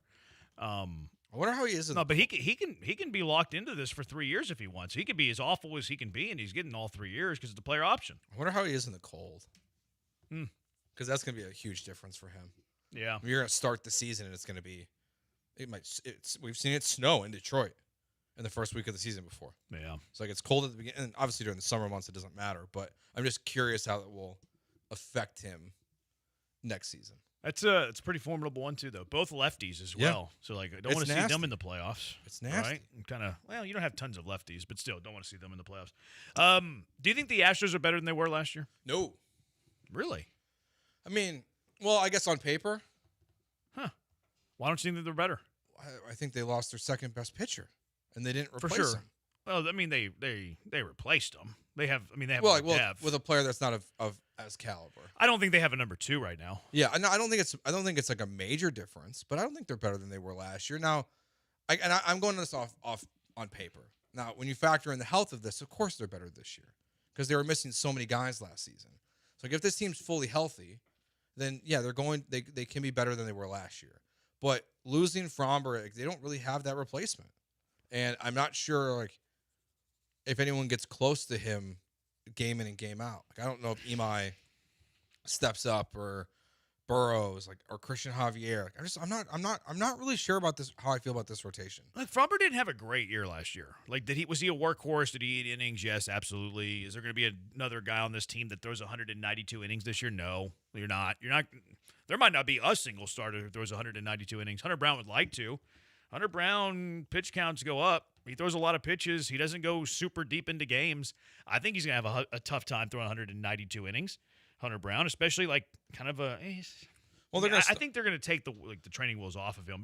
Hunter Brown last year had 185. Well, they're going to go 6-man too to start the season, it seems like. Yeah. So that's going to slow down his inning, amount and everything. I would make the take right now that there will not be an Astro starter who throws 192 innings. I wouldn't bet against that. So I do think they're going to have trouble replacing the workhorse that Fromber Valdez was.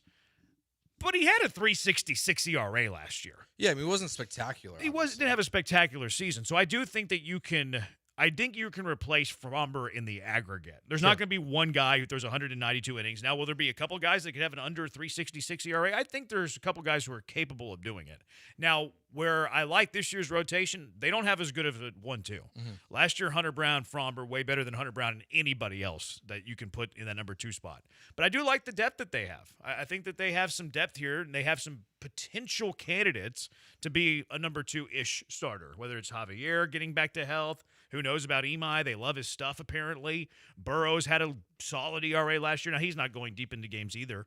Where's Arrighetti? People loved Arrighetti last year, but then barely pitched last season because he had a freak injury and then hurt his elbow. Is his elbow going to flare up again? Who knows? So they have some pieces that I'm intrigued by. And then they also have the depth. Like, they have 1 through 6. I think they have 6 guys who are going to be quality major league starters. And then offensively, I think they're going to be a lot better than they were last year. Now, you mentioned on paper, which is a good point, because last year you had all these pieces on paper too, sans Correa. Correa was the only player that wasn't here last year. Jesus Sanchez, but people hate Jesus Sanchez in Houston. I actually think that this year's team is better, despite not having that number 2. I like the depth of their pitching more. I think they're deeper in the pen. I actually like the feng shui of the offensive construction. People hate it. I actually like it because you have options. If people aren't productive or injury, and you always have injury and lack of production throughout the course of a season, you can kind of do the lefty-righty thing in the outfield with Jesus Sanchez, Zach Cole being your lefties, Cam Smith, Jake Myers being your righties. Maybe DeZenzo mixes in there a little bit. He didn't play much last year. They used to like him. I kind of like their roster construct. I know it's not very popular to say, but I kind of like it. I mean, they're definitely deeper than they were last year. I think in pretty much everywhere. I mean, because even their bullpen's deeper because they have all these arms that can't fit into the rotation that can add to the bullpen this year. And plus, they always just seem to kind of find guys when they need them to come out of the bullpen. So that helps them. I was surprised to see that their win total is at 85.5. Yeah, it seems low. I'm going to go make that bet. Which would be under what they had last year total, was 87. So I think they're deeper, and that can help them be better this year just because of the amount of injuries they face. Am I being a homer to think that they're better? But I think it's marginal either way, right? Like I think they're like, if they're worse, I don't think it's significant. I would be shocked if they don't hit the over on that number you just threw out. Okay. I would be shocked. I think they're a 90-win team minimum. I hope so. I think it's minimum. They're going to need 90 to make the playoffs. Let's see. I mean, extra wild card. I mean, 90 makes you feel pretty secure. I got it. I got it in the books, baby. Let's go. Let's do it, Astros. All systems go. 85.5. I don't even care if you make the playoffs. Just give me 86 wins, baby. Brian? 86 wins. No, I don't think they're better. Brian hates the Astros. And Brian's a homer on the Texans. The under. Brian's a homer on the Texans and a hater on the Astros. I get what you guys are saying, but other than Hunter Brown, and Jeremy's going to hate this take, I think, but other than Hunter Brown, I don't think they have anyone that's like still ascending to their peak, whatever their prime is. Like Arrighetti. Yeah, I guess we just don't know what his peak is. Like Burrows. Again, like we're. I mean, I guess it'd be a definition of what of what peak would be. Like you're right. Like they're still young enough; they could still be ascending. But I don't think their highs, or at least what we've seen so far, are enough to make a difference in the equation of what they ended up doing this year with their record. So I don't know. Like I mean, most of the roster, it feels like. Is either on the wrong side of 30, is always hurt like Jordan, or a bunch of good thing they have an 4 infield and surplus. 5 starters that I'm not excited about. Yeah, you just hate Imai. I see how it is. You don't like I people didn't from even the mention Nippon him. League. I didn't even. You don't believe it. You're not a believer in the Nippon League. You don't think it can translate. I couldn't spell Nippon. From the Nippon to the bigs in America. He's going to be. I don't want to say like it hinges around him. Because that seems unfair. I think he has your best chance to be your number 2. Yeah, because he's the biggest unknown. Sure. Like it's just like, what is he? Like we saw last year with the Dodgers, with Roki Sasaki. Like he was terrible, and then he got hurt and made it even worse. But then in the postseason, all of a sudden he's like a lights out closer for the Dodgers. All of a sudden, and now you think going to this year he's going to be awesome. Yeah, y'all sleep on K-Way. Why y'all sleep on K-Way? That's the guy they got from the Giants? Yeah, I'm just kidding. I do not know this man. Y'all sleep on Jason Alexander. He ain't a factor. Y'all sleep on Jason Alexander. Well, the jerk store called. They're running out of you. Jason Alexander will make a start on the Astros this year. Maybe, but he's not like a big fan. I mean, he's going to start the year in AAA. Is he just 2026 JP France, though? Probably. JP France stayed in the organization. Cleared waivers. No one wants him. MTV Jess is thrilled. That she doesn't have to move? Yeah, if they live here. Yeah, they probably live in Iowa Colony over there. Where? I don't know. They used to live in that apartment complex across from the ballpark. Well, chill out, Brian. I said you're used doxing to. them. How do you know that? Used to because they told us on there. Oh, okay. Just doxing the Francis. Like, damn. MTV Jess, a reality TV star. I said used to. This is when he was still there. Yeah, Burrows. So this is like 2022 or 23. You got to live out by Sugarland. That's a big commute if you live downtown. You have no faith in Miguel Yolola. 713-780-ESPN. He's going to be great for the Space Cowboys. Renell Blanco's going to be great come August. Hayden Wisniewski's going to be great come August. We're doing that again with the Tommy John guys? Here's the thing, though, with those guys, you don't need them. You don't need them this year. So, you get to a spot where you have a couple arms that are hurt. Like, okay, well, maybe they'll help you. If not, okay, go rehab in AAA, I do like the depth of the pitching staff. I don't think they're as good at the top as they were last year because Fromber's gone. And I don't think you have a pitcher as good as Fromber on this team, a starter as good as Fromber on this team. So I'll concede that. I don't think they're as good at the top of the rotation. But I do think their pitching staff in totality is deeper, and I think their offense is going to be way better, mostly because of injury. Oh, yeah. They were hurt last year. You knocked on wood that they're healthy this year, but I'd like their depth more this year. Yeah, I mean, if you get the Jordan that is the healthy years of Jordan Alvarez, this is a 90-win team. Yeah. I think alone. I think he can push you into 90 wins by himself, single-handedly. Sure. And if you can get second half of the year, you can talk me to the Astros being close to a 95-win team. Yeah. Just with, if Jordan's healthy.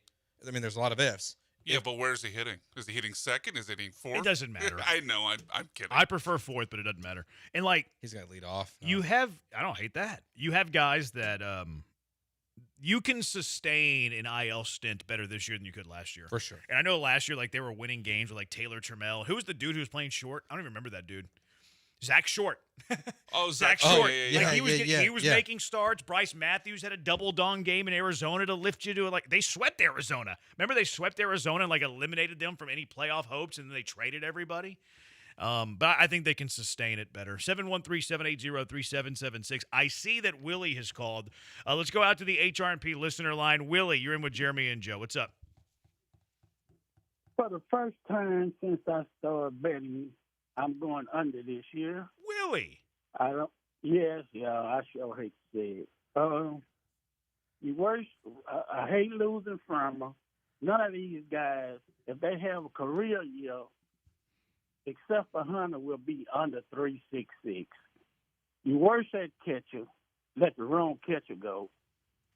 You worse at utility players, and I heard that clown Brown, Dana say the other day that if we stay healthy, the worst team in the league at staying healthy, and he gonna let Doobie go for this. I don't even want to go there, but I'm going under.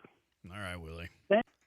Thanks, Willie. Appreciate it. The only thing I'll push back on is that I just hope he's blind to the optimism of the Houston Astros this year. Because where I think he's very incorrect is when you're talking about if guys have career years, then that means Christian Javier is going to have a below 2.54 ERA this year. That's the other guy. If that Christian Javier can come back, I don't have faith in that. But we haven't seen that in almost 4 years. I don't have faith in that. But I think he could be a middle of the rotation guy. I think he can give you that. He'll be fit. He'll be big. He's a big wild card. Ime's a big wild card. Burrow's a big wild card. Yeah. Arrighetti's a big wild card. But you have some options there. Yeah, they certainly have enough to where if the question marks are answered favorably, then I'm with you guys. It could be close to 95 wins. I'm not optimistic that all the question marks will be answered favorably. No, I think it's fair. That's a fair take. And I do wonder, after I don't know if you guys saw what Buster Only tweeted today. That bum. That the way he phrases this tweet, he says, as an interesting aspect of the trade conversations that the Red Sox have had with the Astros about Isaac Paredes. That makes me feel like they're still happening. No, he said it in a weird way, though. He said like a player like Paredes. Oh, he said Paredes seems to be the best fit on paper for Boston. What are they talking about, Christian Walker? Look, maybe Dana's just dug his heels in the sand and is saying, well, this is what we want, and if you don't meet it, then we're not doing it. Which I love. Yeah, that's cool with me. I love big Dana Brown. It's a bad boy. Dana, I was thinking about this yesterday. Dana Brown's kind of aggressive. He's low-key aggressive. I realize that. Yeah. He traded Kyle Tucker going into the final year of his deal. That's never happened with the Astros when they're contenders. How much he traded for Carlos Correa, I don't know. But he was active at the deadline, making all these splashes left and right. Remember they were in on the old boy from the Padres, Cease. Oh, yeah. They were on Cease. Sure. Well, Dana Brown's kind of an aggressive son of a gun. You didn't have to acquire a third baseman last year. Well, I don't. That's why I think Correa wasn't his move. You think that more of a Crane move? I do. Okay. And I remember that article saying that Crane called their ownership, kind of pushed it over the top. Oh yeah, because they were going back and forth about the money eating. No, I do think that Dana initiated the conversation, sure. and then Crane had to get on the phone, let the big boys talk, Yeah. kind of deal. But he also traded for Arias, who was probably going to be their third baseman if they didn't trade for Correa. Yeah. Which he hasn't signed yet. Kind of surprises me. He hasn't? No, he's a free agent still. Bring him back. See, I think that's a guy the Red Sox should have signed instead of IKF. Is that their move? I texted my buddy in Boston, and I asked him, I was like, hey, are they done? What's going on with Boston? What's your feel on Boston? Are they done? What's happening there? And he said he shouldn't be, but Breslow's an idiot. So, maybe it is. That's kind of my hunch, though, is that Dana's here's what it's going to take for us to get off of Isak, and if you don't meet it, then we're just going to go to war with Isak. Yeah. And I've drawn out the perfect plan to play everybody. So, yeah, I think that's where they're at. I don't understand the fascination of Mauricio Dubon, man. I love him for what he's worth. He's friendly. He's good on the air. I think it just goes fun. He can play every position. Do we forget that he can't hit a lick? See, I think people do. I think people think back to when Altuve broke his thumb at the last World Baseball Classic, and Dubon was incredible at second base. I mean, he was defensively or just in general. His numbers on offense were that was in 23. Yeah, he had an OPS plus of 97. It fell off when Altuve came back. Yeah, he had a hot month where he had the 20-game hitting streak. Exactly, but he's I think never been that guy. But I think people when they think of Dubon, that's what they think of. He's an 85 OPS plus guy who's on the wrong side of 30. Yeah. Why do we overrate Dubon? Because he's a super utility guy? Because I love a super utility guy, but I don't want to give 400 plate appearances to a dude who has less than an 80 OPS plus. People have their forget favorites. That. He's one of them. We forget that he can't hit a lick. He doesn't draw a walk. He has zero power. He hits 250. Oh, yeah, we love Doobie. Why? There are just certain players in this market, man, that Remember this conversation we had yesterday about truthers in this city? Yeah. Throw Dubon into the conversation. They fall in love with these guys who are okay players in any sport, and they're just that's their dude. Dubon shouldn't be moving jerseys. He does. It makes no sense. Yeah. Junkie says that not sure you can say the Astros are better, paper or not. Altuve is past his prime. Absolutely, Altuve's past his prime. I mean, Altuve's been past his prime since let's call it 2017. That was his prime, I would say. Probably the year he won the MVP. That's his prime. That's the pinnacle of his career. He's been past that ever since. He hasn't come close to the season he had in 17. Offensively, he's had some years, but he's fallen off defensively. Yeah, no argument there. They'll only be better if they can figure out a way they can get Isak at bats every day. Can't be bitching your third best player every other day. I've already laid out the plan, bro. I've already laid out. Follow me on Twitter at Jeremy Branham. I'm a great time. I'm a delight. 86 wins, chase the fight. Explain how this pitching staff is better, better. We chase the fight. I think we did. I believe that they have more depth instead of just like 4A arms. Certainly not as good up the top. BMAC is right. Blind Squirrel found his nut. That's mean. Is this clubhouse so much better because Fromber's gone, though? I think that stuff gets overrated. Does he fall off a cliff and get complacent now that he's paid in Detroit? It's always possible for a pitcher in their 30s. Seattle's pacing way ahead of the Astros. Hope Crane doesn't sit on his hands at the trade deadline. They almost never do that. No, if they're in position, they'll strike. What about like a Viper? What about baseball savant anomaly, Brandon Walther? He had Tommy John. He's probably out for the year. Who the is that guy? Stop it. He's the redheaded Tom Glavine. But even like the Mariners, like their win total with Vegas is 89.5. Like it's only a 4-game difference. I don't love their offense. Everyone really seems to be very upset that Donovan's there and not here. Yeah, I mean, Donovan's okay. Like he's solid. Like I don't want to sit here and like bash on Donovan, who is a solid player, but people are acting like he's Robinson Cano. Yeah. Like he's not. He's okay. He's a fine piece. He's a good player, but he's not this stud. He's not going to push them over the edge. And they still might win the division. I still might win the division. I would have brought Suarez back for a year. Yeah, it's kind of weird they didn't. That contract is crazy for him. Yeah, he didn't hit well in Seattle though. Like he seems like he only hits well in hitters' ballparks. Would you trade Isak for Duran? Absolutely. Yeah, Duran's a better baseball player, and he's under club control for a year longer. If that's what they're holding out for with Boston, then good move. Yeah, and it might be. Preseason Astro talk has me hyped up for the season already. 3 exclamation marks, all capital letters. I'd like to see Jordan lead off, just crushing pitchers' dreams on the first pitch. I mean, if he's going to hit second, why not hit him first? Yeah. I like him more in the 4-hole. You can talk me into any spot in the front 4. I think that we overrate batting orders. I think it's going to be Pena Jordan. So much. Probably Pena, Jordan, Altuve. Paredes could factor in the top, right, with the patience. Where do you hit Altuve? Lower in the lineup to reflect what he's doing. Like Pena. See, their Jordan, lineup's not Paredes. If you just go all 6 of their dudes, you go Pena, just call it Jordan. Yeah. Altuve, Isak, Correa, Walker, Yiner. Not bad. No, not at all. Not a bad offense. Like it's like Yiner's batting 6th. He's as low as you can go. No, you're probably about 7th. If you're playing your best 9, which offensive 9, which they're not going to do that every day. I meant 7th. Yeah, because I mean you're going to go. I mean, who knows what they go? But Pena, Jordan, Altuve, I can't imagine lower than 3. Isak 4. Let's go Correa 5. Yep. Walker 6. Yiner 7. Jake. No, let's go Jesus Sanchez 8. Well, no, he's not playing left field because Jordan is. Cam Smith.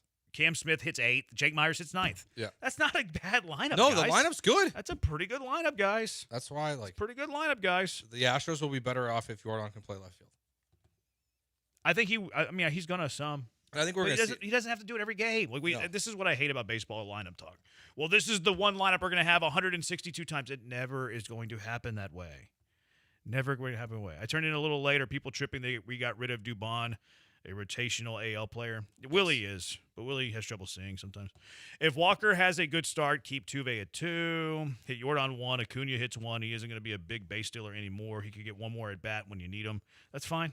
I'm down. Higher in order equals more ABs. The trade-off, though, if you hit him higher in the order, more ABs, you get less RBI situations. So what would you rather have? More ABs or more critical ABs? I would go critical ABs. Yeah, it feels like it's flipped. But again, I don't care that much. Yeah. I prefer the critical ABs personally. Yeah. Like I think if you have everyone in order, like I kind of like Pena, Paredes, Jordan. Mm-hmm. Because like you have 2 guys who can get on. One of them's super patient. gets on base well, and then you have Jordan to bring him home. I like that. That's what I like too. Now go down the Dodgers lineup and see whose is better. That's a straw man. We're not talking about the Dodgers. That's a straw man. Why are you dude. texting a Houston radio show about the Dodgers? Jake 9, so it's not a black hole. That's fine. If you want to go Cam 8, Jake 9, that's fine. I'm cool with that. And then look, Zach Cole's going to figure in sometimes. Jesus Sanchez is going to figure in sometimes. They got a chance to be pretty good offensively. They got a chance. All right, 713-780-ESPN. You want some disturbing stuff? We've been talking about C.J. Stroud, right? C.J. Stroud and like his rookie season and stuff. I did a case study, Joe. Okay.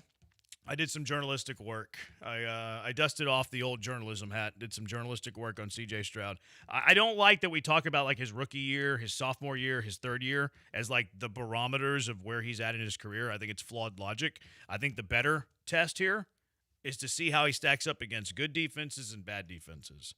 I went and I pulled C.J. Stroud versus the top 8 defenses in the NFL when he plays them, the second best 8, the third best 8, and then the worst 8. And I'll tell you what I found next. It's Jeremy and Joe, ESPN 97.5 and 97.9 HD2.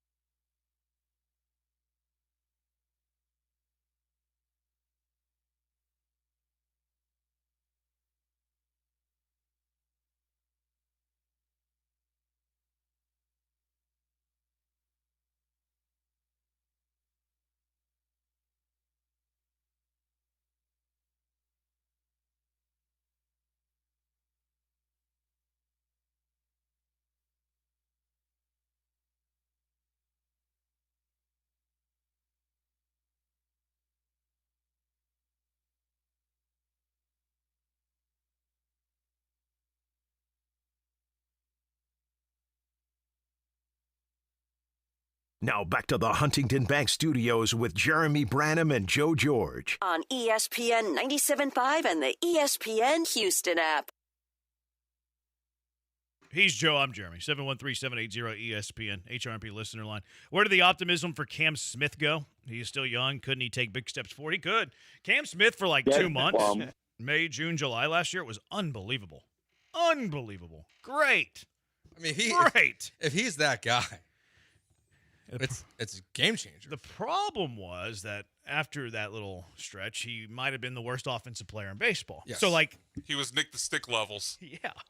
So, and I was yelling to send him down. So, like, the range from what we saw from Cam Smith last year was the worst offensive player in baseball to, like, an all-star. Like, that was the range we saw from Cam Smith. So, who is he? I don't know. No, and then when you also have, like, the manager and general manager acknowledging that he has to earn his spot. Well, he's chasing the fight. Oh, he's chasing the fight. He's chasing the fight. We chase the fight. I think chasing the fight. They were just letting him know that he has to chase the fight. Yeah, it starts with Cam. I don't really believe that though. I don't either. Like I think it's Dana Brown just. I mean, unless he's terrible in the spring. Yeah. Like he would have to be abysmal. The entire spring training. And that was the best he ever was last year. Was in spring. When he was playing his competition. And then they promoted him without a single game in Double-A. And then they brought his mama into the clubhouse and said, "Hey, you're getting the job." And Chaz sitting over there crying. He's like, "Well, my future's over." Now Chaz is a Cub. That video ages worse and worse. Oh, it's such a bad video. It's just if he flames out, that video is going to be an all-timer. Was Chaz on the opening day roster? I think so. No. I'm sorry. You think Chaz is going to make the Cubs opening day roster? Yes. I phrased that poorly. That's yes, my I bad. do. I think he finds a way on the roster. See, I think there's a place for Chaz McCormick in Major League Baseball as a fourth outfielder against left-handed pitching. Yeah, I think so too. Like I was surprised he had to sign a minor league deal. Yeah. Like with not a guaranteed Major League contract. I thought someone would take a flyer on him as that fourth option. Keith says, "We want Jordan to drive in runs, not get more at-bats. If he leads off his first AB, we'll have a 0 chance of getting a RBI. It's an RBI. And you can still get RBIs in the leadoff spot. Yeah. Not the first AB. You can't get an well, you can. You can get an RBI, RBI. Yes. In that first at bat, but you can only get one. But the Astros lineup could be good enough to where it doesn't really matter where you hit him in the lineup. They won't hit him leadoff. Joe Espada will not hit Jordan Alvarez leadoff. It's going to be Pena. It will be Pena. I think Jordan very real chance he hits second. Yeah, Pena's the leadoff guy for this team. I don't know if I love Jordan second though. Actually, as I think through this. Who would you prefer? Probably Isak. Yeah. Isak's your second best on-base percentage guy. I would stack the on-base percentage guys ahead of Jordan. I prefer to stack the top 3 on-base percentage guys and then bat Jordan fourth. Mm-hmm. I can live with the top 2, bat him third, although the third spot in the lineup is the most overrated spot in the lineup because it's the spot in the lineup that bats the most of any other spot with 2 outs and nobody on. But that stuff's all overrated. It's all overrated. Batting order stuff's overrated. Now, I'll ask you what you hate about it every single day, but that's just me farming engagement. I don't really care. It's just me farming engagement. Another junkie, platoon Cam Smith and Sanchez. The problem with platooning Cam Smith is he kind of needs regular at-bats. He kind of needs more at-bats than just versus left-handed pitching. Yeah. Like, he needs some everyday run. Like, frankly, like, I think I'd rather him work on his craft in the minors than put him in a rotation. Okay. Like, I just want to see him. He's just got to play every day. He's got to play every day. He's barely played. Like if he's not going to be your everyday right fielder, I don't know if it's valuable having him play only in certain matchups. Yep. I just don't see it. Cristiano, who was hating on us a little bit earlier, he's back. Oh, really? He can't get enough of me. He responded to my Vamos on the show tweet and said, "These two guys have the most boring sports talk teams in Houston. Lame takes and too much personal nonsense. It'd be team, not teams. And it would be TOO2, not 2TO. I just wanted to point that out. So I hit him with the, you remember the Chicago Bulls security guard? Yeah. The white, I saw it. White perm guy who goes, That was the guy who was throwing dice with Jordan? Yeah. Did you ever see the SNL skit that they had of that? It's very funny. It's very like, funny. I don't really watch SNL, but I saw that like clips, and I was like, this is very good. I watch almost every SNL. Same. I watch almost every SNL. Actually, I just watch them all. Yeah, my wife's a fan of it, and we just watch it together. You guys watch them live, or is it no next morning? No, it's next morning. Whenever we get to it. Gotcha. It's never. It's usually not that high on our queue. Okay. So sometimes we watch like a week later. But that's one of the funnier skits they've done in a while. He's like he loses his pants. That's pretty good. I didn't see the one though where they did. I missed the 1-2 episodes ago. And SNL's not what it used to be. I don't think it's like super funny, but it's just something to have on.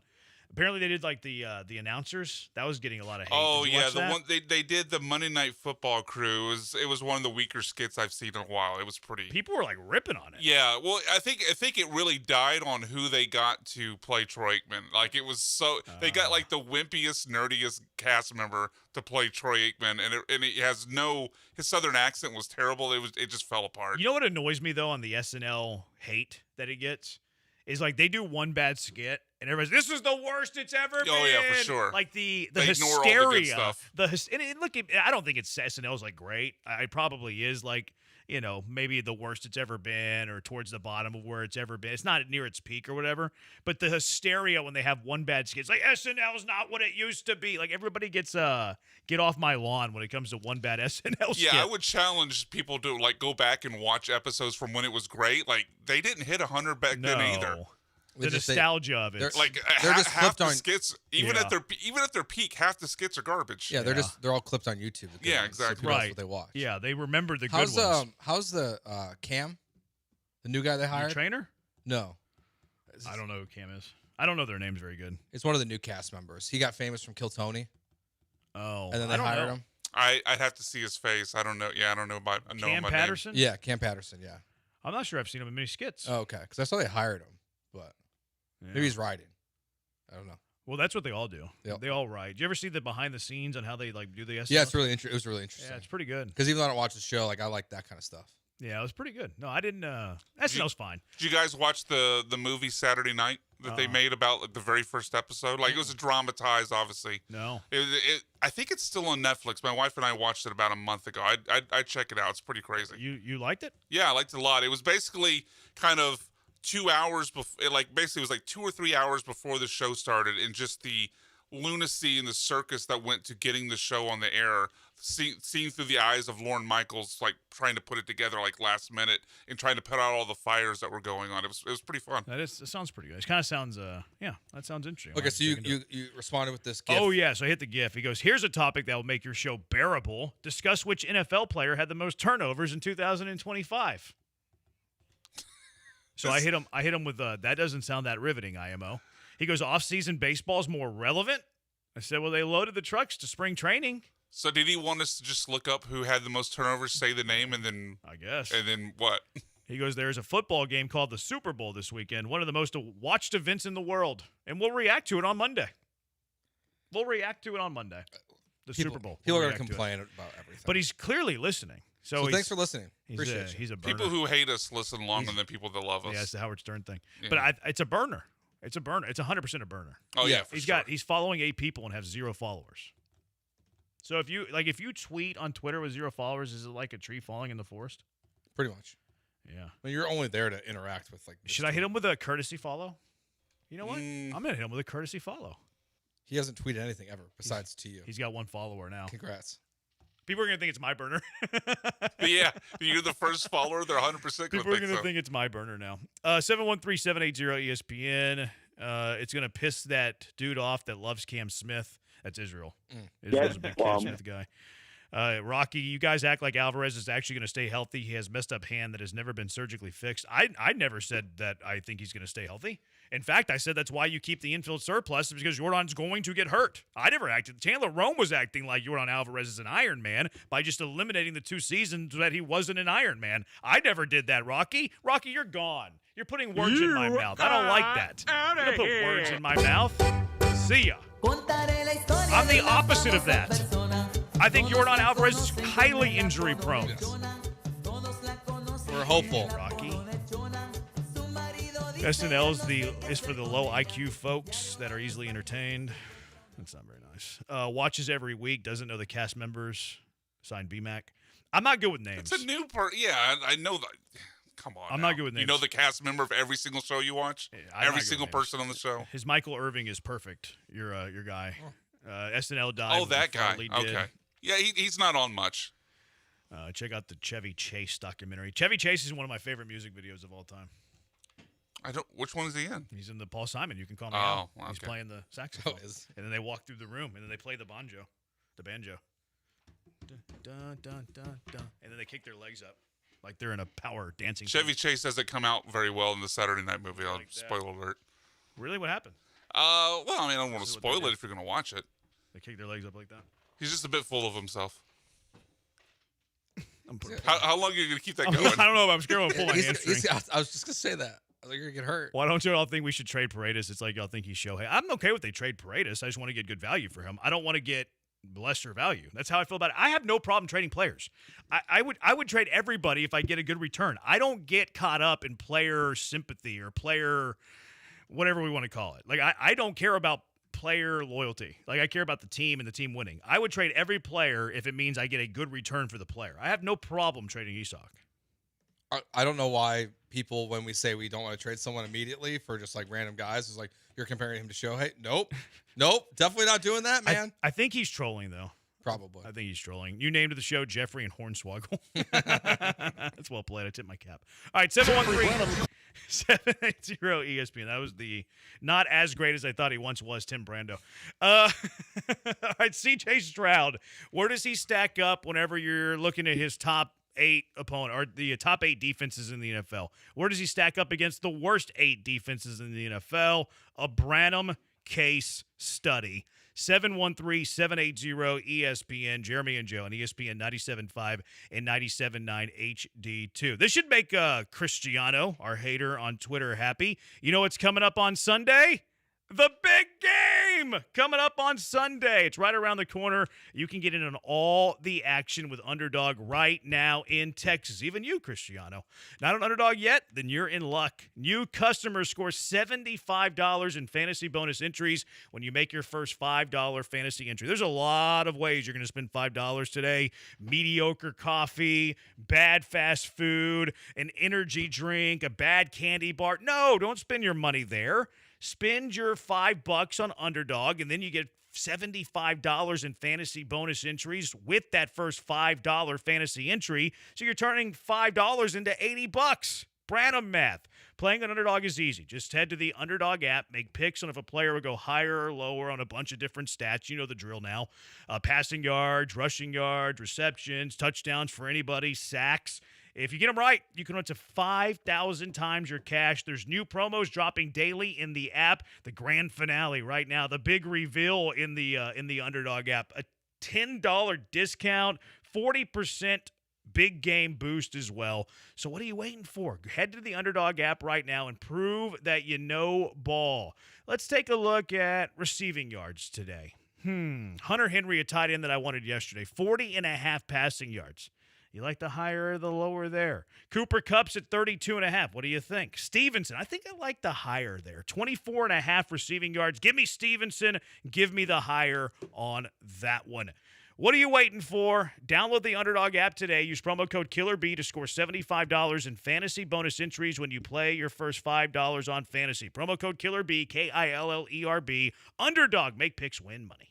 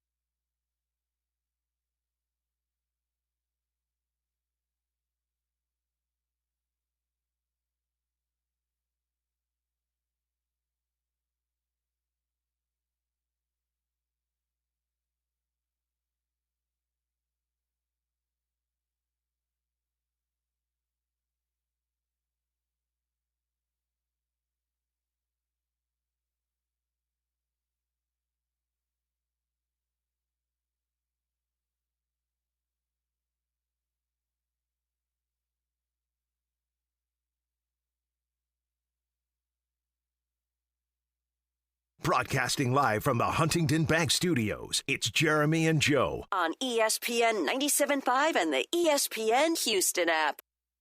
I did some research. Did some research on C.J. Stroud because I got sick of the rookie year, sophomore year, third year conversation. I think it's lazy. So I wanted to see what he does against good opponents, above average opponents, below average opponents, bad opponents. And we've been talking about it. My theory is that C.J. Stroud isn't as good against the worst defense or the best defense as he is against the worst defenses, which is natural, right? Mm-hmm. Like any quarterback in the NFL on average is going to be much better against the worst 8 defenses in the NFL than the best 8 defenses in the NFL. But how much the drop-off there is something that I wanted to see. So I pulled the numbers, Joe. Okay. I pulled the numbers. Every single game that C.J. Stroud has played in his NFL career, I put them in 4 buckets, Joe. I put them in 4 buckets. The first bucket, top 8 defenses. Well, how's that measured? It's measured by the top 8 defenses in terms of points allowed per game. So that's what we're using here. So I put them in the first bucket, top 8 defenses in the NFL. I had second 8 defense, third 8 defenses, and then I had the worst 8 defenses in the NFL. And I just did your normal, basic quarterback stats, completion percentage, yards, touchdowns, interceptions, sacks, fumbles, and fumbles lost, and passer rating. Okay. This was a passer rating calculator. I didn't do that math on my own. I cheated and used the calculator. So top 8 defenses in the NFL. How do you want this? You want this top 8, last 8? What do you want? What order do you want them in here? Let's go from worst to best. Last 8. Okay. Worst 8 defenses based on where they are relative to the NFL that year. He has played 13 games against the worst 8 defenses in the NFL. This is every year, and obviously it changes. His completion percentage when he's playing a defense that's 25th through 32nd in the NFL, 69%. Solid. It's nice. 3,200 yards, just over 3,200 yards in 13 games played. I don't know if I said that or not. His touchdown to interception ratio is 19-6 in 13 games. That's good. 30 sacks in 13 games, a little more than I would like. I will say that a lot of these were like in his rookie year, so maybe that skews it a little bit. He has 5 fumbles, and he has lost just 1 fumble against the bottom 8 defenses in the NFL. Good for a passer rating of 102.7. Which would put him in the top 10. Yeah, that's good. You get a passer rating over 100, you're going to be in the top 10 pretty much every single year in the NFL. Now that was against defenses that rank in the bottom 8. You mentioned the yards. Do you have it yards per game or just total yards? Yards per game can be skewed here, and we can do the math. 3,200 yards divided by 13, but it would be skewed here because one game he played against the Titans, I think in the final week of the season, and he rested after like the first series. So at the game against the Titans, he had 50 passing yards, but it's because they sat him. Sure. So it would kind of skew the yards per game, which is why I didn't do it. That way. Maybe yards per attempt could be something that would be helpful. Sure. Maybe yards per attempt would be something that would be helpful. All right, so third 8, 64% completion percentage. He drops by about 5 points. How many games? This is 13 games. Same amount as the worst 8. Just over 3,200 yards again, which is about the same. His touchdown to interception ratio is slightly better. 19 touchdowns to 4 interceptions versus 19-6 against the worst 8. 31 sacks, 1 more sack. 10 fumbles, which is twice as many, and he lost 6 of them, which is 5 more than against the worst 8 defenses in the NFL. His passer rating comes out to 99.4, so a slight drop. Pretty similar, though. Even a better touchdown to interception ratio. So against below average defenses, pretty good. Yeah, those are good numbers. He would be top 10 in passer rating. It would probably come out if you went those 2 quadrants to about, a 101 passer rating, somewhere around there, which is a top 10 quarterback. Now let's take a look at the defenses that are in the second 8. This would be your 9 through 16 defenses in the NFL. He has played 10 games in his career, and these include regular season and postseason.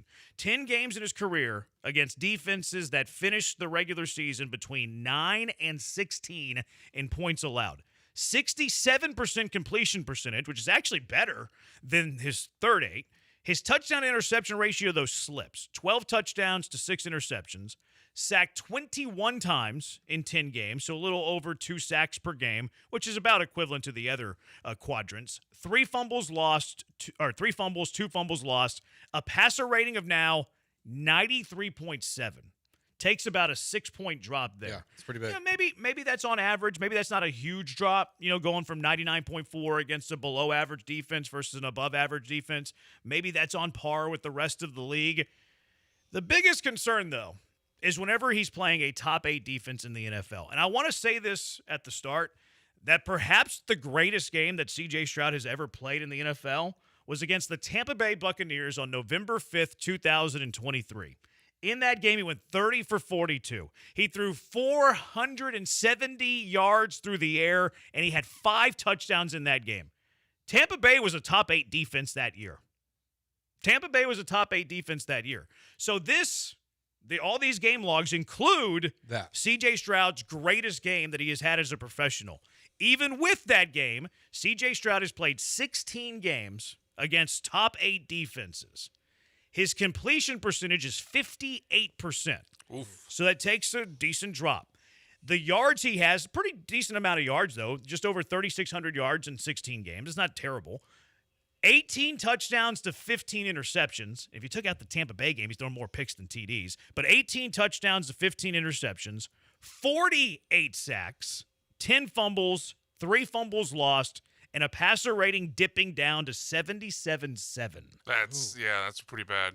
And look, on average, every quarterback's going to be better against bad defenses than they are against good defenses. So the fact that it slips as you go from worst to best isn't a surprise. But is there something to having a 102.7 against the worst 8 defenses and then a 77.7 against the best 8? Is that too much of a gap there? Does it prove the theory? Does it prove the theory that C.J. Stroud struggles against good defenses, like struggles more than the average Bear? Yeah, I think we'd have to go through a Mahomes to really see what the drop off is. But this feels pretty significant. Yeah, if we're able to look at, maybe the top, maybe expand it beyond Mahomes, say top 5 quarterbacks, and see how big their drop off is compared to how big CJ's drop off is. That might give us a better view of it, but just off the cuff, this feels like too big of a drop off. Now, one question on this, especially going from even if you just eliminate the worst 8, right? If you go second 8 to top 8, going from a 93.7 passer rating against defenses 9 through 16 to a 77 rating against defenses 1 through 8, including the greatest game he's ever had as a pro. That's pretty steep. It's a big drop. That's pretty steep. If you take out that Buccaneers game, I did the quick math. It looks like it was about 200 passing yards per game. It was 209 per game. Ooh. The first one against the bottom 8 was 242. So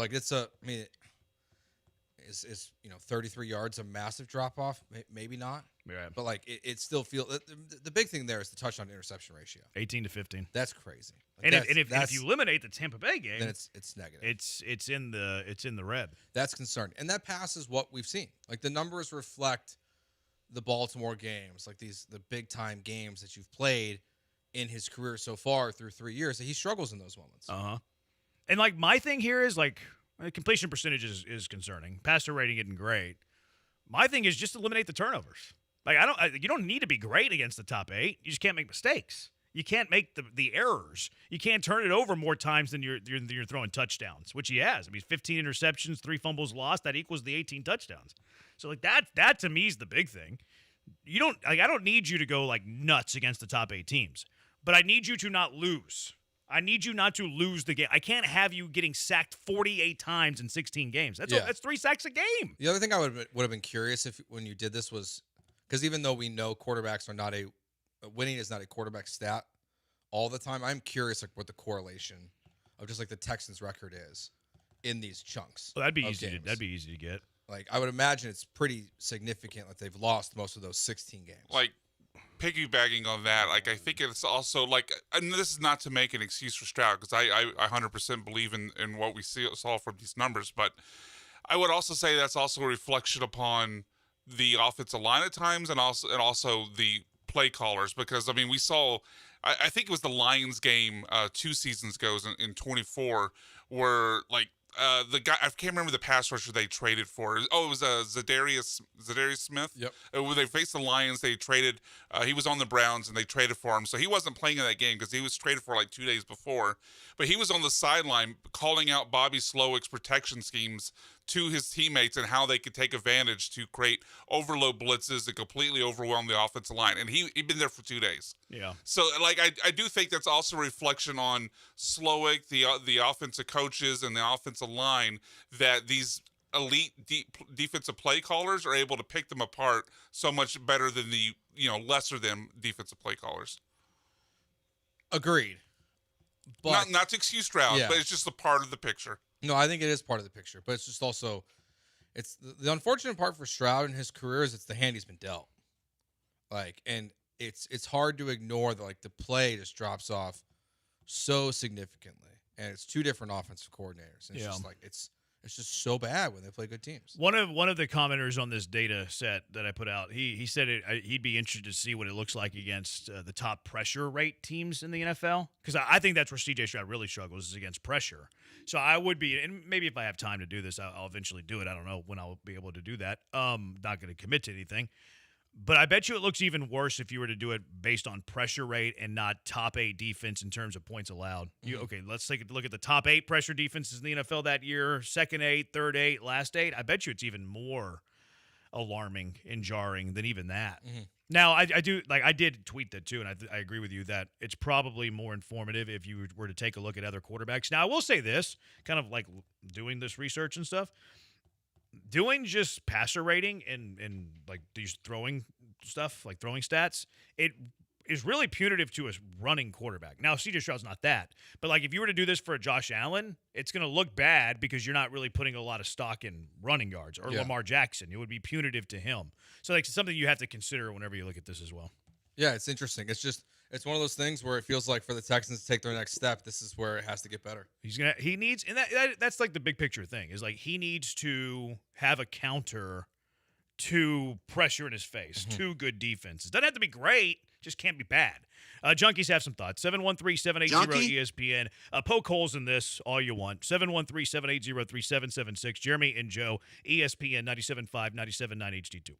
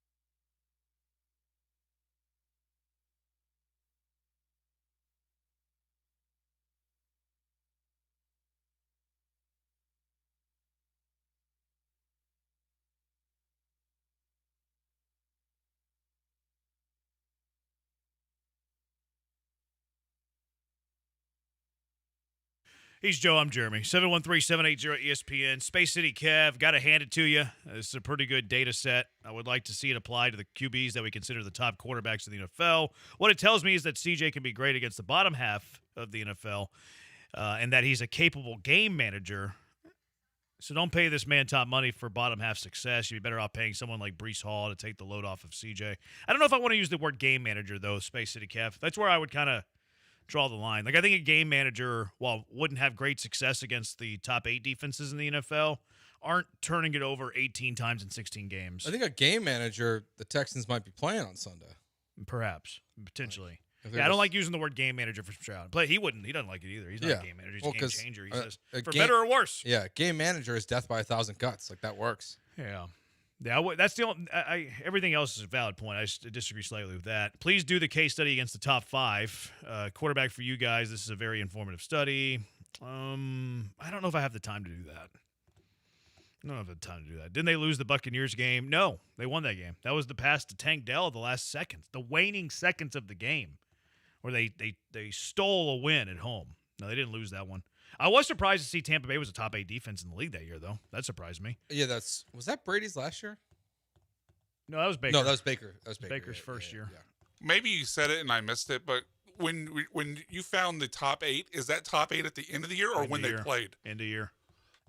See, I think that's interesting because that could change. Absolutely. Defenses get better, worse. There's a lot of context lost in this. Like, you know where I think the biggest context lost in this? Like, if you were to take the Baltimore Raven game this year, Baltimore was at the end of the year, they were in the third 8 quadrant. When the Texans played them, that might have been the worst defense C.J. Stroud ever played. So, like, context does get lost in it because you can't go case like week by week. Yeah, because or tell who was playing that week. This is kind of the Doug Gottlieb Ken-Palm argument. Yeah, because it's like I think back to the one that's going to work out, I guess, in CJ's favor a little bit because it's going to be muddled in with some of the other bad stats. But think back to like that Bears game last year. Mm-hmm. They were one of the worst 8 defenses in the NFL by the end of the season. But when they played in week 2, they were still cooking. Yeah, at that point, like that was a bad CJ game. That one. Yeah, they finished second 8, I think. That was last year? Last year, yeah. 9-15-24. He was okay in that game. 23 of 36, 260, a touchdown, no picks, no fumbles lost. But they're finished in the second quadrant. Well, the defense skews the wins, so you couldn't really use win-loss. That's fair. I would like you to take that same math and use it against the first 3 years of some of the better elite quarterbacks and see how they did in their first 3 years in the league. See, I just don't have time to do all this. There's no way I'm going to be able to do all of this. I mean, and for the most part, like, yes, I get the Texas point. We need Elias Sports and Bureau. What are our interns doing? Not here today. Can they do this? Can they do data search? Depends on the intern. Like Josh Allen, if you use his first 3 years, are probably going to look very similar to this, right? Well, Josh Allen would not be a great case study because he's such a running quarterback. Yeah, and he must also need another category. Took a leap that quarterbacks don't typically take. Yeah, like Mahomes is going to be fine. Yeah, Mahomes is fine. Like I think the one quarterback I would be most interested in doing this with, honestly, is Jordan Love. But he's also got some of the same criticism. That's what I mean. Like I'm curious how similar. I'm curious what it looks like with Burrow. You think Burrow's probably similar? No. Oh, okay. But don't you want Stroud to be Burrow? Yes. Like I see that's the thing that I don't love doing it with Love because if he is Love, well that's bad. Yeah. You know? Like I don't want to define him with Love.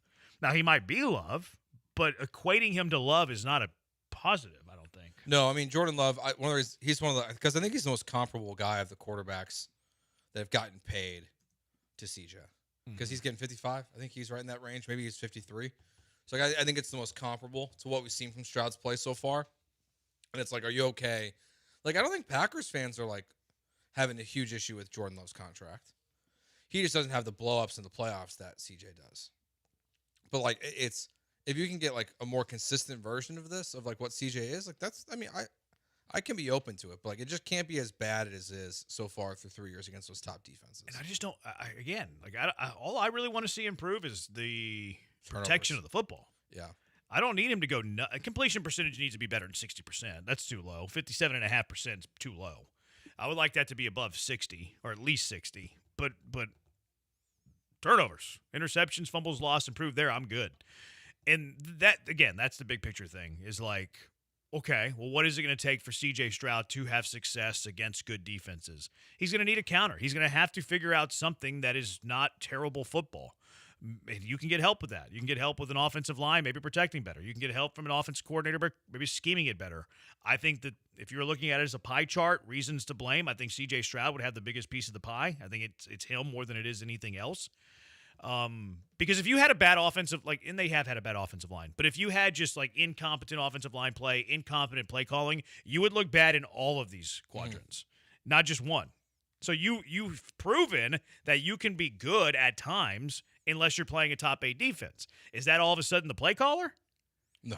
Is it all of a sudden the offensive line? Maybe. Sure, I'll give you a little bit of that. An offensive line is going to struggle too against better defenses and worse defenses. The play caller's kind of the same though. So, yeah. But he needs to have an answer to good defenses. It doesn't have to be wonderful. It just can't be awful. Again, this is the overrating of the good and the bad. Your weaknesses are way more important than your strengths. Mm-hmm. And eliminating your weaknesses are way more important than creating new strengths. And that's what they have to figure out this offseason. It's I'm curious what the is going into all of these turnovers. Because it doesn't feel like he's gotten some of the bad luck that we see other quarterbacks deal with. Feels like a lot of his turnovers are just his fault.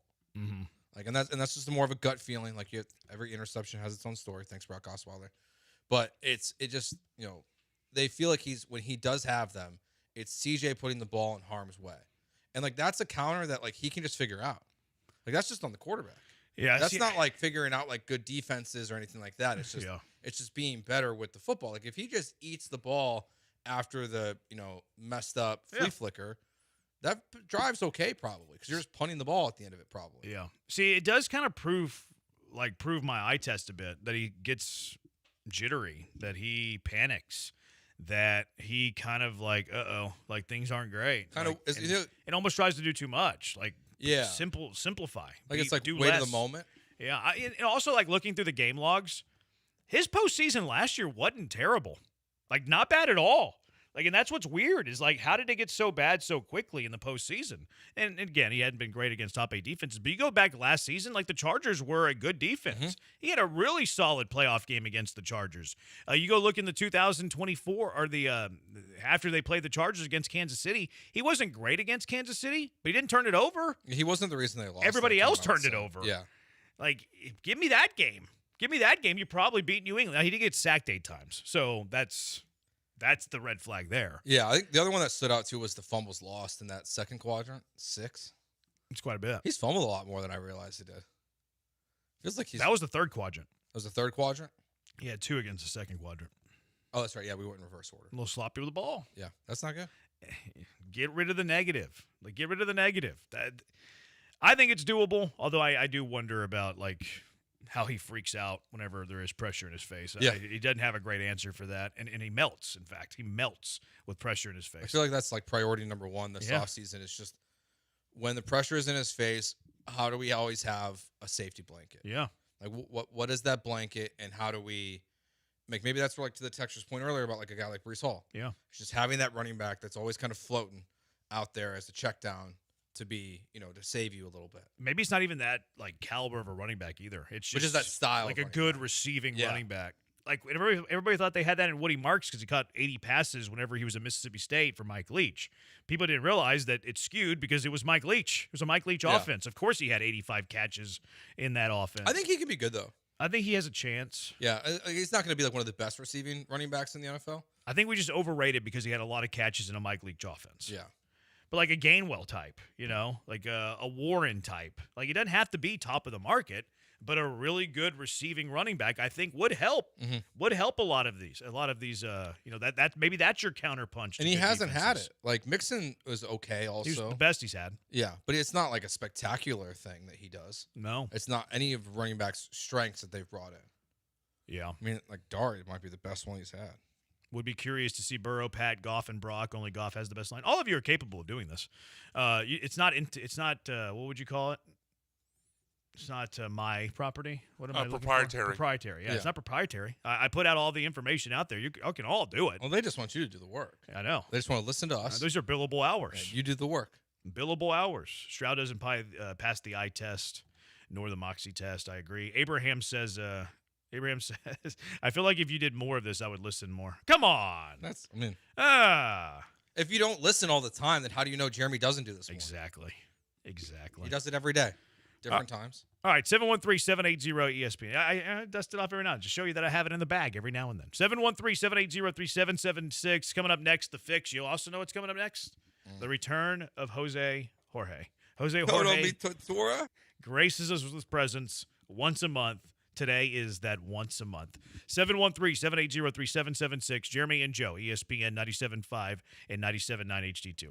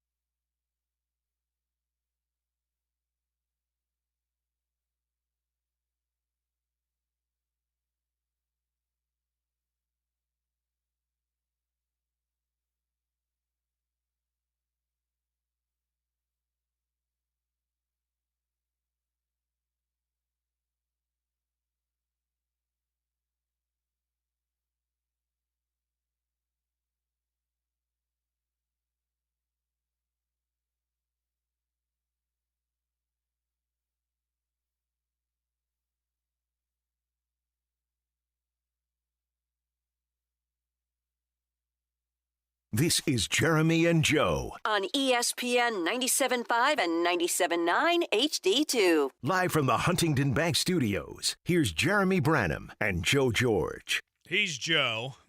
I'm Jeremy. 713-780-ESPN. Are we ready for Jose Jorge before we get to the fix? We'll do the fix here in a little bit. Sure. ¿Hasta dónde estés? You ready for a little bit more of this? Machona. You shouldn't be able to talk English in this segment. The triumphant return of one Jose Jorge, who will be reading the lyrics of our ejection song, our boot song, La Chona. You want to hit it from the top, Joe? See. All right, take it away. C's all I got. You can see the lyrics. No, okay, no. Give it your best shot. Let's do it. All right. Let's see what you got. Y arriba, yo mi apa, y la chona. No, I'm nervous.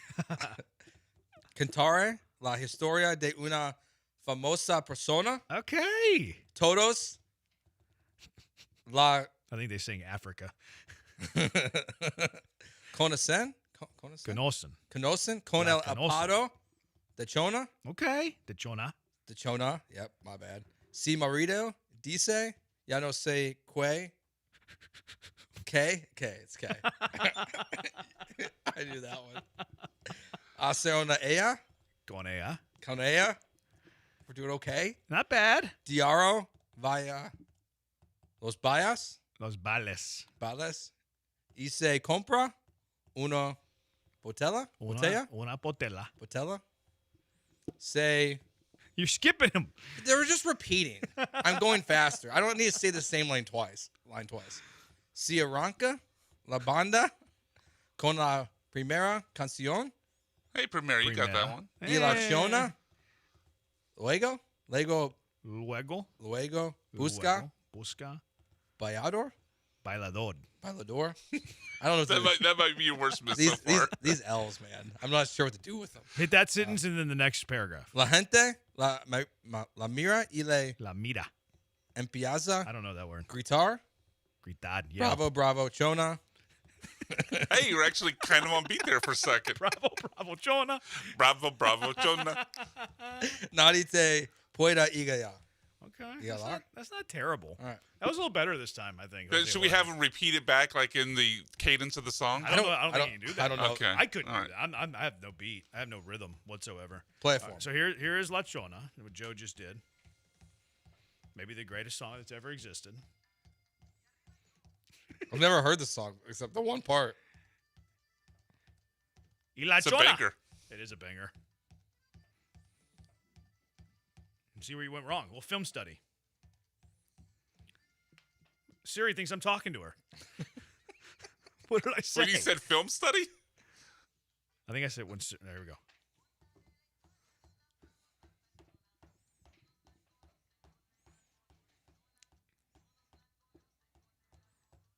Not bad. It's okay.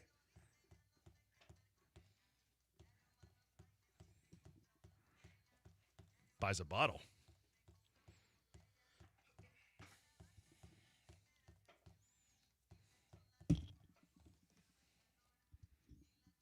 See, I think you should have said it twice. I was trying to give more in the song. Bravo, chona. I got that part. That was pretty good, Joe. All right, thanks. I'm going to give it a 4-3 today. This is the best part. Why didn't we give you to say this part? Can you sing that? No. All right, pretty good. What do you give him, Joe, Brian? Give him a 4-3. You gave him 4-3? Wasn't bad. I'm a friend of Joe. 4-4. Let's go. There we go. What do you think we can cap this at? Like a 7-9? No, you're never getting there. 6-4? I think if you start to get like a passing grade, like it might die. Yeah. If you get like a 70 or better, I think it's dead. This was the widest segment ever. Yep. Maybe we should do it on White Boy Wednesday. Not only is the first time Joe is speaking Spanish, quite possibly the first time he's ever spoken words out loud. What? Joe's Spanish better than Jeremy. Agreed. This is a good song. Good song. It is a good song. I forgot the songs that I didn't forget. My computer broke, so all the songs that we had queued up for Joe, you have to hit me with the other ones. What should Joe do next time? 713-780-3776. I just looked up La Chona on Spotify and it came up on the playlist Drunk Mexican Dads. That's pretty funny. All right, let's get to the fix, guys. How are we doing on this game? Let's see. Last in the championship round, I think I was terrible in the championship Jeremy went 2-1. Yeah. Brian went 1-2, and I went 2-1. Not bad. So on the season, I got Jeremy in last at 22-34-1. Something's wrong with my math with Brian because I've got him at the same. No, 23-34. So that's correct. And then I'm at 32-25. So I'm one game ahead of Branham. Half game. Oh, half game. Ooh. Oh, we got along the line. Yeah. We don't have anything on the line, do we? No, we did not do that. Thank goodness. All right, so You don't want to buy me a whiskey? No. We're Somebody said doing La Bamba. The game? Hold on real quick. I do give it to Joe. He's pretty good reading the lyrics, but he says it so white. If he understood the dialect, he would sound a lot better. Maybe be a Spanglish person. You should be Spanglish in Texas. This is the song Jordan sings at La Playa. And then somebody suggested, somebody said La Bamba. La Bamba would be the easiest one, I think, actually. La Bamba would be pretty easy. Probably, because I've also probably heard that one. Soy Capitan. All right, go ahead. All right, so we're going to pick the games. Spread or money line? Spread. I think you can do either one. Oh, okay. But you can do money line Patriots. Spread over under and then a prop? Yep, and then a prop. Okay. Jeremy, you're on the clock. I go first? Yep. Well, it doesn't matter, right? Well, we'll say the prop Well, is I guess the the prop matters, yeah. Yeah, the prop, you can't steal someone else. All right, I'll go prop first. I'll go Ramondre Stevenson over 22.5 receiving yards. 22.5 Boom. receiving. Boom. Did you drop the mic on me? Boom. All right. Beat that. All right. I guess I'll go prop first as well. I went with one that's a little more goofy. But there's one here. And my computer scrolled away. That's fun. But there's a prop here. What will be higher? Stephon Diggs receptions or Stephon Diggs children? The number 6. Children? I will take the under. A bunch of Cardi B's running around? Yeah, he has 6 children. So Cardi what's baby? higher, his receptions or his number of children? He has 6? I will take the under. How many baby mamas does he have? Unknown. Cardi B's pregnant. Actually, no. There's actually a note in the prop. I didn't see it before. He has 6 children with 6 different women. So, shout out to Stephon Diggs. So you said less receptions? Yeah, less than 6. Okay. What's the value on that? Oh, I don't know. Actually, it's got to be like minus 200. Stephon Diggs. So the receptions being more is plus 165. The children being more, which is the side I took, minus 220. That was pretty close. Okay. So that's a pretty weak bet. So his probably honest prop is like 4.5. He just pulled a minus 220 on his prop. I know we didn't. We didn't set any ground rules. All right. Well, I'm gonna go. What's the number on yours?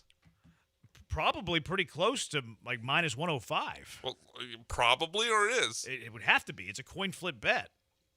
Yeah, it probably does have. But minus 220. That's cheap. Speaking of, I'll just take. Bush league. I don't have to take my Bush league. There's no It's ground so rules Bush here. league. Oh, sorry, I'm rooting for a Diggs MVP He's now. went minus 220.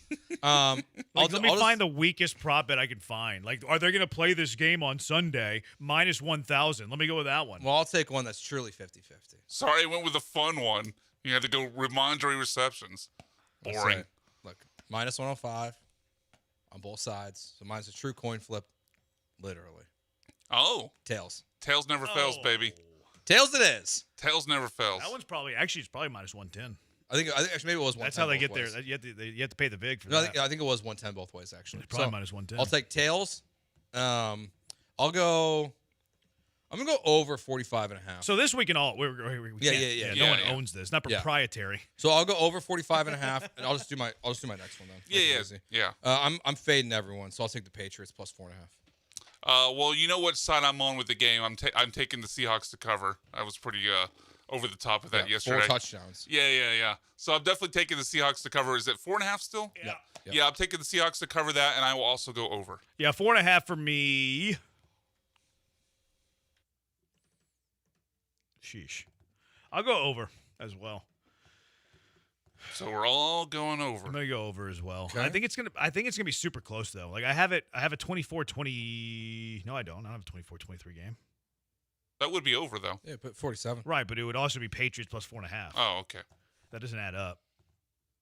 Yeah, 28-20, 28-20, 27-20, 27-20, Okay. 27-20. All right. 27-20 over Seahawks minus 4.5. I just don't like that everyone's picking the Seahawks. So taking the Sometimes Patriots. there's a reason for that though. Yeah, there's a reason why the Patriots were 14-point dogs to the Rams in the Super Bowl once upon a time. Oh wow, we're invoking that, huh? We are today, and the Rams lost that game to the Patriots. Somebody said, "Give me Cup Story time with Uncle Joe over receiving yards." I hope Diggs gets 12 for 120 and 2 TDs. MVP Diggs. That's a huge game. Another junkie says it's going under. We'll see. If we all bet the over, it's probably going under. We see. All right, 713-780-ESPN. You want to do winner Olympics or mailbag? Mailbag. All right. Mailbag Monday on a Thursday. What are your questions for Jeremy and Joe? 713-780-3776. Jeremy and Joe, ESPN 97.5 and 97.9 HD2. We just had some fun with some picks there. Football's biggest game right around the corner. You can get on all the action with Underdog right now in Texas. Not on Underdog yet? Then you're in luck. You're in a lot of luck. New customers score $75 in fantasy bonus entries when you make your first $5 fantasy entry. What a time to be alive for that with Sunday's big game right around the corner. And playing on Underdog is so easy. Just head to the app, make picks on if a player would go higher or lower, and a bunch of different stats. Touchdowns, passing touchdowns, rushing touchdowns, receiving touchdowns, rushing yards, receptions, receiving yards. You get the point. You know how it's done.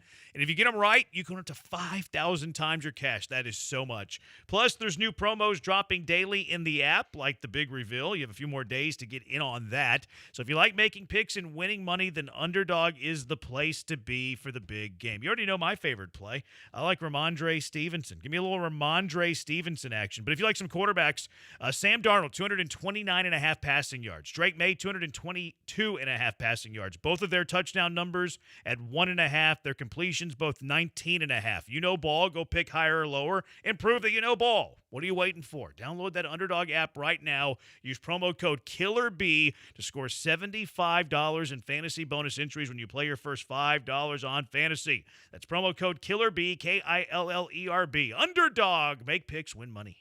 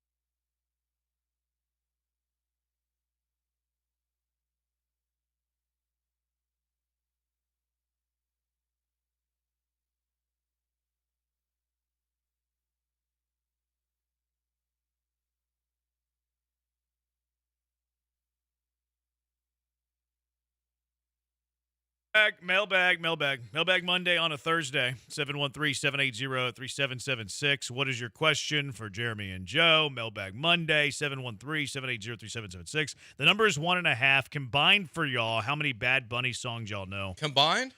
I don't know any of the names. Then under. I've probably heard them. I'm not going to know any. I bet you've heard a few. I'm sure I've heard them. He does a lot of like features too, I think. He's had a bunch of songs with like big people in there. Yeah.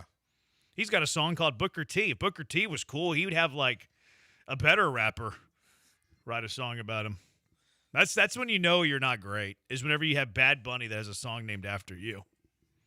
Bad Bunny might be a better wrestler than Booker T. Maybe. It's pretty good. Let's see. 6 of Bad Bunny's best selling hits. DTMF is number 1. That's for Spanish. Debí tener más fotos. The Kitty, number 2, featuring J. Cole. Mi Porto Bonito, featuring Chencho Corleone. Number 4, Titi Mi Pregunto. Yonaguni, number 5. I don't know any of these songs. Maybe I've heard them. Jorge should read off the song list. Maybe I've heard them, but yeah, zero. 713-780-3776. Questions for Jeremy and Joe. How often do you take a bath?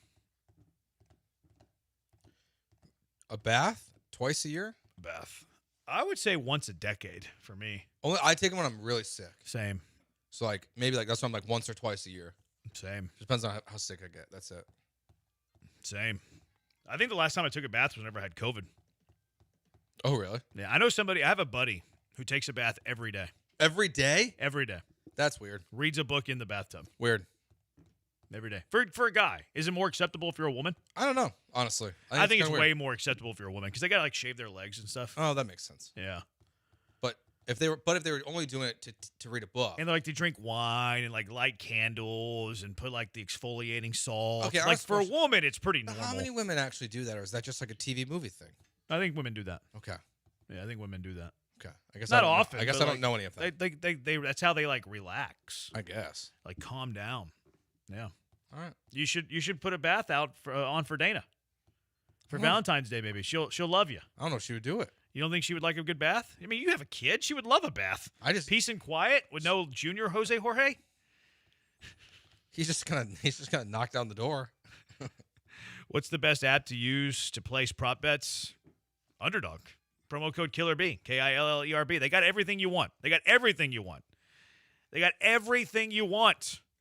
Underdog. Promo code KillerB. Somebody said that he's the most streamed artist, by the way. He was. Took down Taylor Swift. Huh. How dare you? Booker T's way better than Bad Bunny. Not anymore. Booker T needs a new hip. Can't pick your hometown. If you played a professional sport, what city would you want to live in? What's where I want to live in? Miami? Man, we are polar opposites. I was going to say Denver. I'll go Paris. Denver was on my would be on my list. I'll go Paris. I don't want to be cold. It's cold in Paris? No, Denver. Oh, I'll go Paris. Interesting. Live overseas. See Fancy the world. Branham. But was the soccer team over there? Is it Paris Saint-Germain? PSG? That's correct, yeah. That's correct. Yeah. Put me in. Soccer Matters coming up at 6 o'clock. Put me in their kit. Okay. What did that guy say on Ted Lasso? Football is life? Football is life. It says football is life. Sure. Best margs in town? I make the best margs in town. El Tiempo? Those are potent. That's what matters. Potency. If you got the chance to throw a Tide ball at any of your past or present coworkers with no repercussions, who would it be? The rest of that text was funny. For the texter, probably the person you said. For everyone else, past or present. I would dot Brian. Why me? Because of the have I said RBI too many times? Yeah, let's go with that. Oh, that wasn't it. Are we doing it for the reaction or like out of anger? I've never disliked anybody I've worked with. Yeah, like if you want to do like out of like, I want to see a funny reaction and go viral. Because I know he would be so upset with me. Probably Wex. He would get upset? He would be so annoyed Is at he me. temperamental? He can be. I've never seen that side of him. So out of funniness, I'd like to see his reaction. Not because I dislike him, because I love him.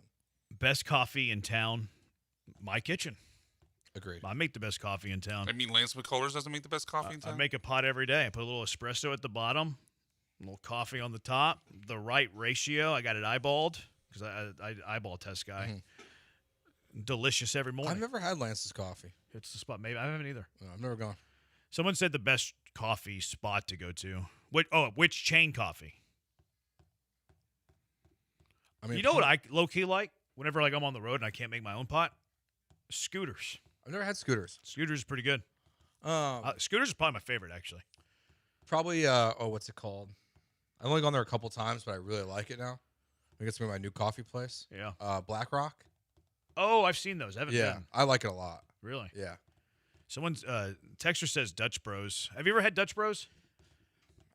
The lines are too long. I heard you can't get like a normal drip coffee there. No, they don't have. It's all like 1,000 calorie drinks. See, all I drink is black coffee. So I have had zero desire to go to Dutch Bros because I heard you can't get a drip coffee there. So I'm out on that. Yeah.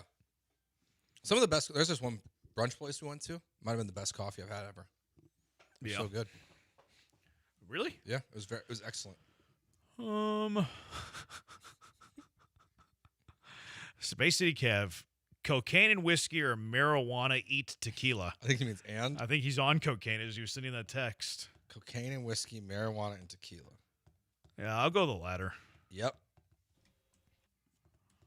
I don't really want anything going up my nose.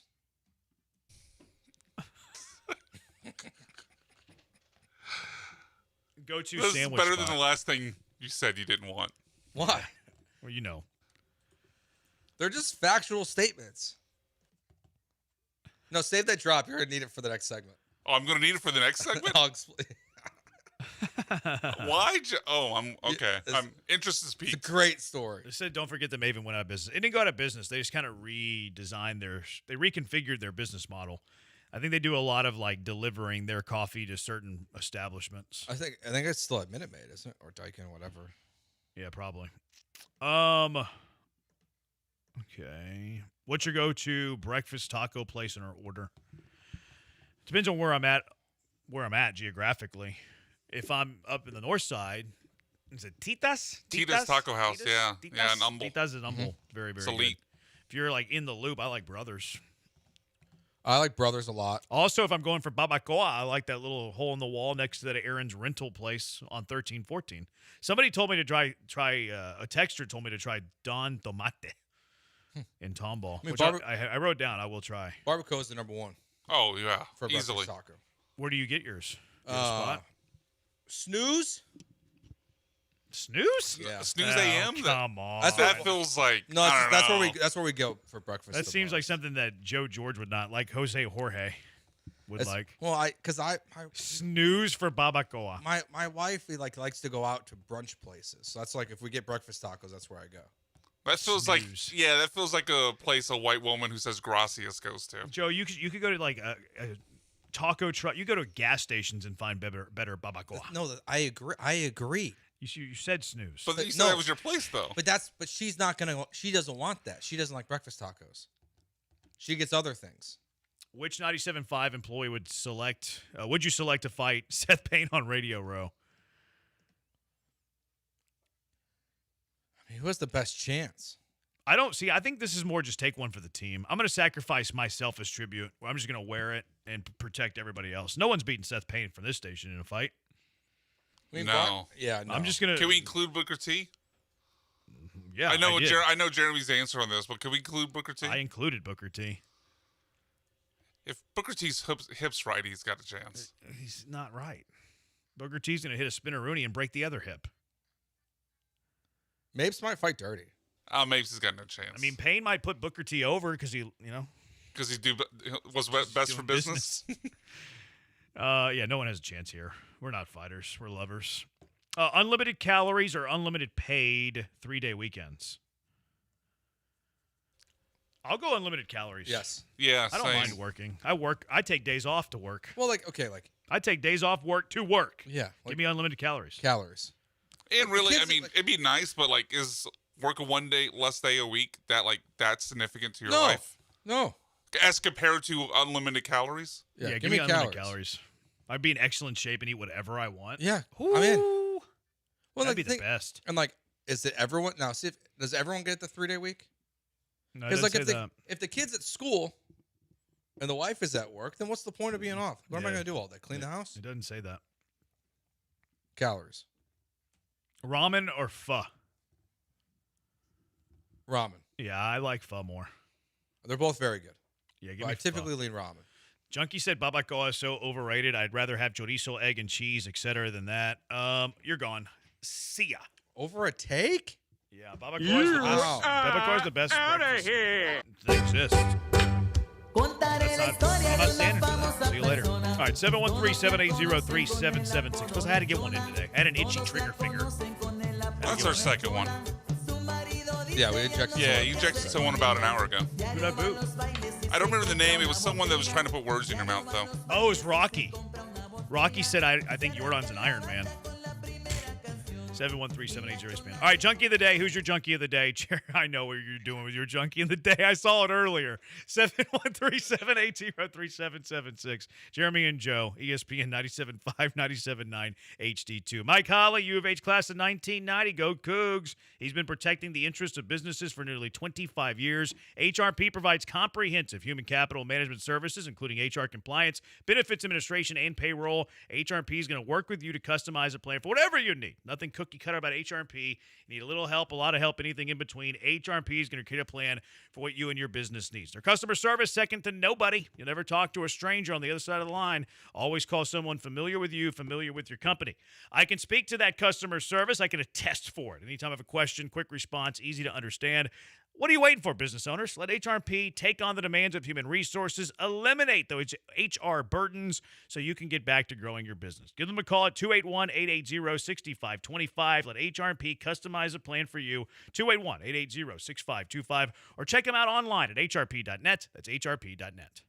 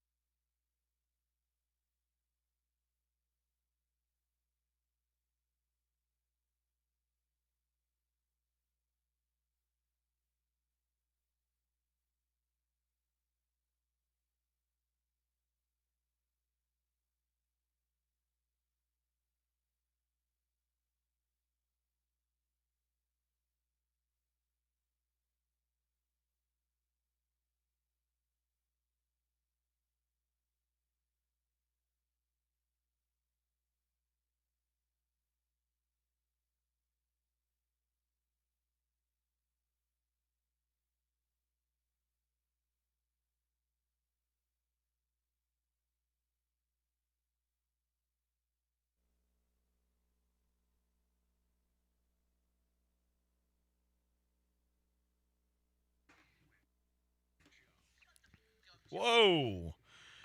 Junkie says my 2-year-old loves La Chona, and whenever Junkie? you play it, I have to turn you off to play the whole song for her. Just don't let her turn into it, Chona. That might be problematic. Ears covered for your 2-year-old for this segment, potentially. Yeah. Yeah. Who's your junkie of the day, Joe? Oh, Soccer Matters coming up after us at 6.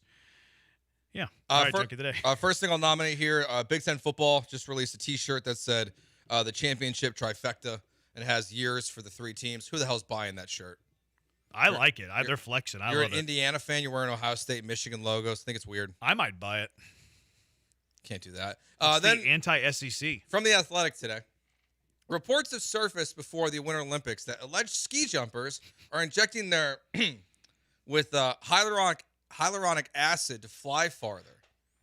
So they're injecting themselves in their wieners. I don't want to see wieners. What's the science behind that? Okay, so I read the article on the Athletic. Yeah. So why there? So their skin is the suit is skin tight.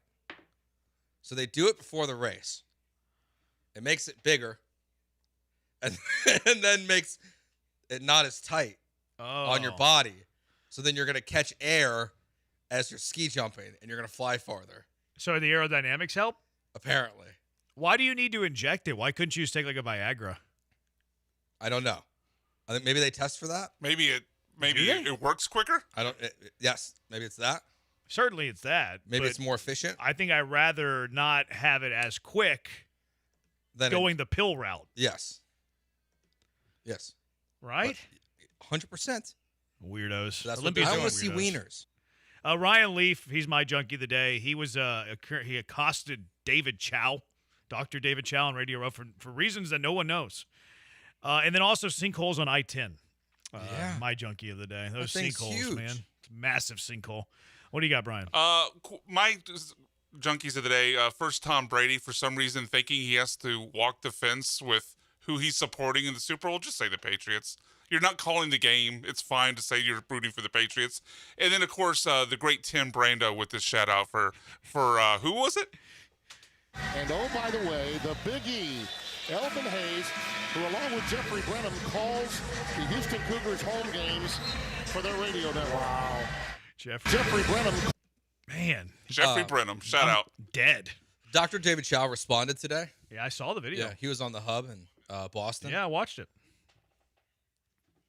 He's not wrong. He said, did he sue me after he left the Chargers? Yes. Did he lose the lawsuit? Yes. If you become an alcoholic, do you blame the venue that hosted your 21st birthday party? So he blames Dr. Chow for being addicted to painkillers. But they've seen each other since then. Like, something new happened. Yeah, something must have happened. But, I guess it goes back to that. All right, what's winning? I mean, the Skiers? Skiers. I was going to vote for Brando. Oh, that's pretty good call. Oh, yeah. Brando's I'm never going to hear the end of that. Yeah, Brando. Thank you, Brando. Thank you, Big Shot Brando. All right, Jeffrey Brenham, your winner. Thanks, Jim. Wins. All right, does it for us. Appreciate Brian's hard work. He's Joe. I'm Jeremy. I'm out tomorrow. Will Kunkel in for me, so make sure you tune in to the boys. Good night, Houston. Have a great weekend.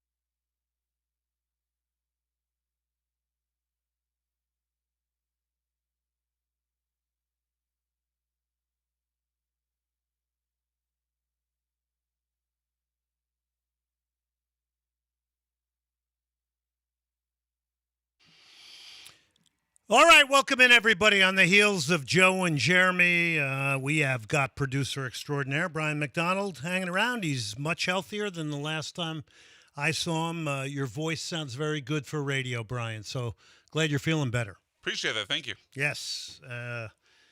These kind of flus and stuff are a little bit tougher these days, I'm thinking.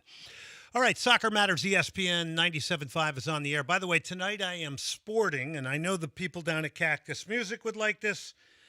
So I have two great friends, Jim Siemens and Chris, and we've gone to a lot of Rolling Stones concerts together. Well, they went over to the final Ozzy Osbourne concert called Back to the Beginnings, and they brought me back this T-shirt. So if you're on YouTube and you're watching the show on YouTube, it's a pretty awesome T-shirt. I'm showing it off right now. And tonight we're playing a lot of rockers. We'll play one from Black Sabbath and Ozzy as well. But all the songs tonight are going to kind of be, a bit rebellish rock and roll tonight. So that's what we're doing. World Cup is only 125 days away, 122 days away from the opener here at Energy Stadium here in Houston. They will rename the stadium because of FIFA Houston Stadium. That match, the opener here in Houston, will feature World Cup winners 4 times, by the way, Germany. So we got the soccer culture of Germany coming here, one of the most passionate soccer nations on the planet. Then you got Curacao, the smallest country in the World Cup. We're going to be doing an interview with their goalkeeper, Eloy Room, in the very near future. So that's the opener in Houston. Then we have 6 matches to follow, including 2 in the knockout stages, a round of 32 and a round of 16. And we are probably going to get Brazil or Morocco here. I'm going to talk a little bit about Neymar tonight and if he's actually even going to be in the World Cup. But it's a safe bet you're going to get Brazil or Morocco here in the knockout stages. I am looking for you to help me out on this show tonight, all you great soccer fans that are tuning in at 713-780-3776. Had a little cataract surgery, so I want the power of the fan to weigh in here tonight. And we are going to get a great taste of Europe when it comes to the World Cup here in Houston. You got Germany, you got the Netherlands, we've got Portugal. I know I repeat this a lot, but the reason I repeat it a lot is because for those that are maybe newbies who don't know what's about to hit our shores here in June, it's good to put out a few reminders. There's going to be over 500,000 people coming here. There is going to be a big fan fest down in Edo. And we are all going to have a good time. By the way, there are going to be watch parties all over Houston. So for those that don't go down to the Fan Fest or don't take the Metro, by the way, I hope we get that cleaned up in time, out to the stadium,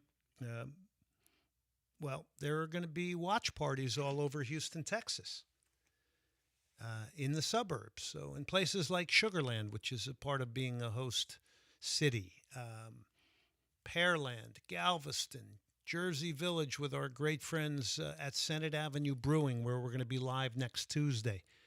There's going to be all these pockets of great, great places to watch games with great fan bases, with really interesting people, and they're like-minded, like all of you on the show. 713-780-3776. I will take people's thoughts on the upcoming World Cup in Houston. How do you feel about it? Yes, the tickets are very expensive. I don't think there's any question about that. And that led to some interaction in recent times where Tim Weah was asked a question. By the way, this has nothing to do with Tim Weah or anything that he has done wrong. But Tim Weah responded to a question about high ticket prices. Yeah, it's kind of a loaded question. Everybody knows that ticket prices are high. That's a whole nother discussion. We can get into that. 713-780-3776. But Mauricio Pochettino was asked about it in a press conference. And, he said something along the lines that, we don't need to be worried as players about ticket prices. We need to be focused on the task at hand. Those aren't the words he used. That's me paraphrasing. Okay, so this was simply a coach taking a moment to reboot and make a statement about focus on an upcoming World Cup that is going to be a seminal moment for the United States, an opportunity that's not going to come around again in a long time. With a good roster, with a coach that's got a little bit more of an autocratic nature to him. And you would not believe how many people missed that this was just a coach sending a message to his entire team through the media. Now, you can debate whether you like a coach to do something through the media or not, but he was asked the question just like Tim Weah was, and he basically said, yeah, it's not up to us to worry about the ticket prices. So all of a sudden, I'm getting on Twitter all these, he's in bed with Gianni Infantino and he's with FIFA. And, I think you missed the moment here. Oh, what's he going to do next? Tell Tim Weah he can't buy a car or a house? He's not censoring the guy. He's taking a moment to remind his team that there is a task at hand, and it's getting closer and closer. What did I say? It's only 125 days away from the World Cup. And he's taking every moment he can to remind his team that they are on a mission. And that mission is only going to be accomplished with the collective. And for sure, he doesn't want people worrying about ticket prices and or really talking about it, quite frankly. And he's the coach. By the way, talk about ticket prices, you may not go to the World Cup. Let's follow the leader here. I like Pochettino. I liked him from the start. I was not ready to bash him. I know everybody had their takes on him. Even Bruce Arena said you can't have a foreign coach. All that kind of rhetoric. I think he's got a pretty tight-knit group right now. It seems like they're all on the same page. They got huge games coming up when it comes to friendlies with Belgium. Who else do they have? They've got Belgium. They got a bunch of really, really good games. They got Germany and Chicago. I'm missing one. Belgium, Spain, maybe. So they got the perfect 3 games, I think, heading into the World Cup. We've seen better performances, and he's going to be able to probably go a little deeper tactically in these 3 games. And we're going to need good games against that good competition. But, boy, that's great preparation as a host nation going into a World Cup. So I don't have any problem with what Mauricio Pochettino. You may. I don't. 713-780-3776. In fact, that's what I signed up for. I signed up for a coach, non-kumbaya, that wants to get it done, that wants to take us to a tournament. Now, again, you may believe in using the press or not to motivate. I mean, he was in a press conference. I thought it was a stroke of brilliance, personally. And I know a lot of coaches wouldn't do it that way. 713-780-3776. 713-780-3776 is the number. Do you agree with the way Mauricio Pochettino handled that or not? And I got a whole bunch of reaction to it.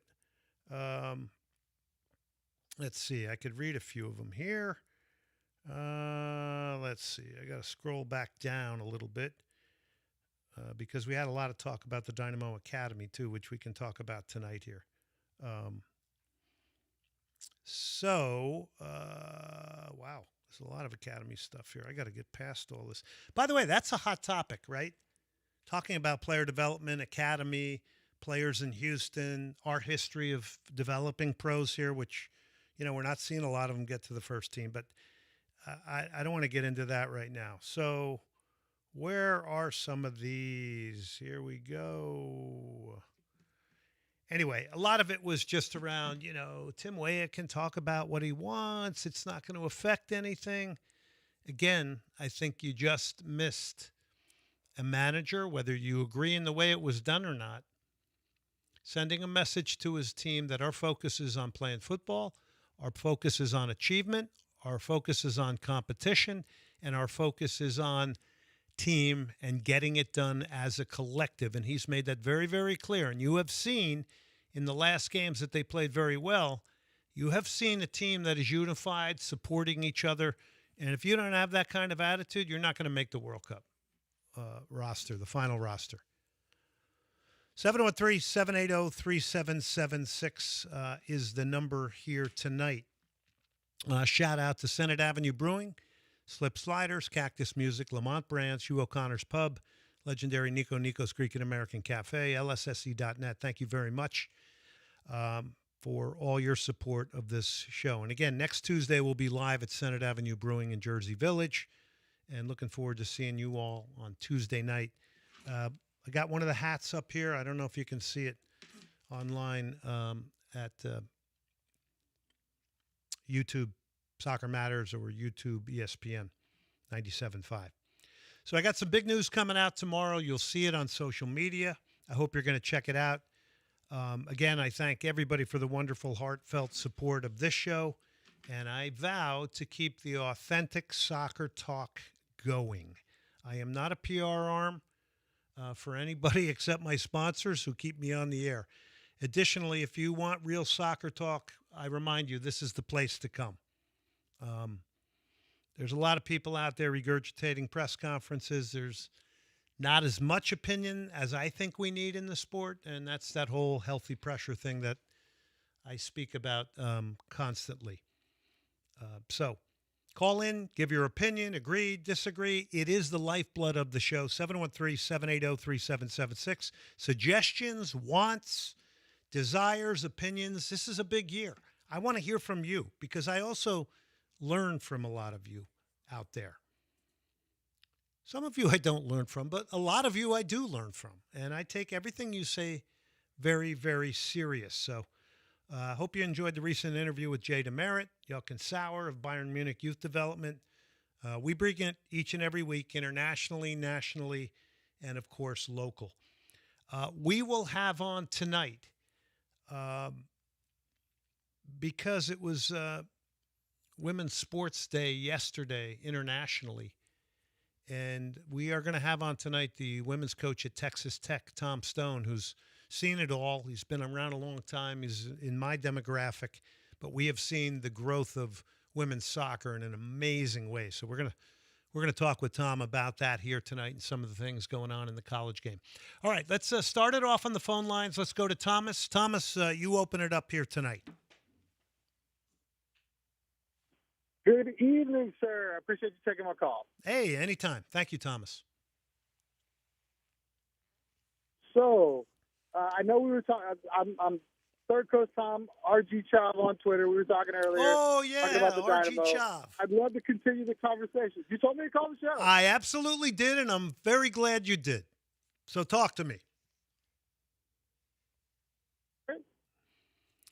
You cut out, Thomas. Say it again. I said I'd love to continue the conversation we had earlier. All right, so let's continue it. So my statement is that the Houston Dynamo are not getting it done. So let me just give you my narrative of it, and then you take it because it's a lot easier than doing it through text, Thomas. So I appreciate you very much calling in, and that's why this is a radio show for platforms with people like yourself, who, by the way, I appreciate your opinion. Okay, so it's pretty clear the Dynamo aren't developing players for the full first team. In fact, they may not even want to do that, as far as we know. It may be just about having a two-team, putting kids from the academy there, but more importantly, putting players from South America there, and then allowing them to kind of nurture their way into the club and then get moved up to the first team, much like Mikael, much like Felipe Andrade. So the Dynamo may not even really be in the game of trying to produce Houston players. I'm not saying the whole team has to be Houston players. We have a history of developing soccer players for Major League Soccer, a lot of them. The part that bothers me a lot is this whole PR move of look at all our academy players playing, look at all our youth national team players, look at the pathway to the pros, and we're patting ourselves on the back.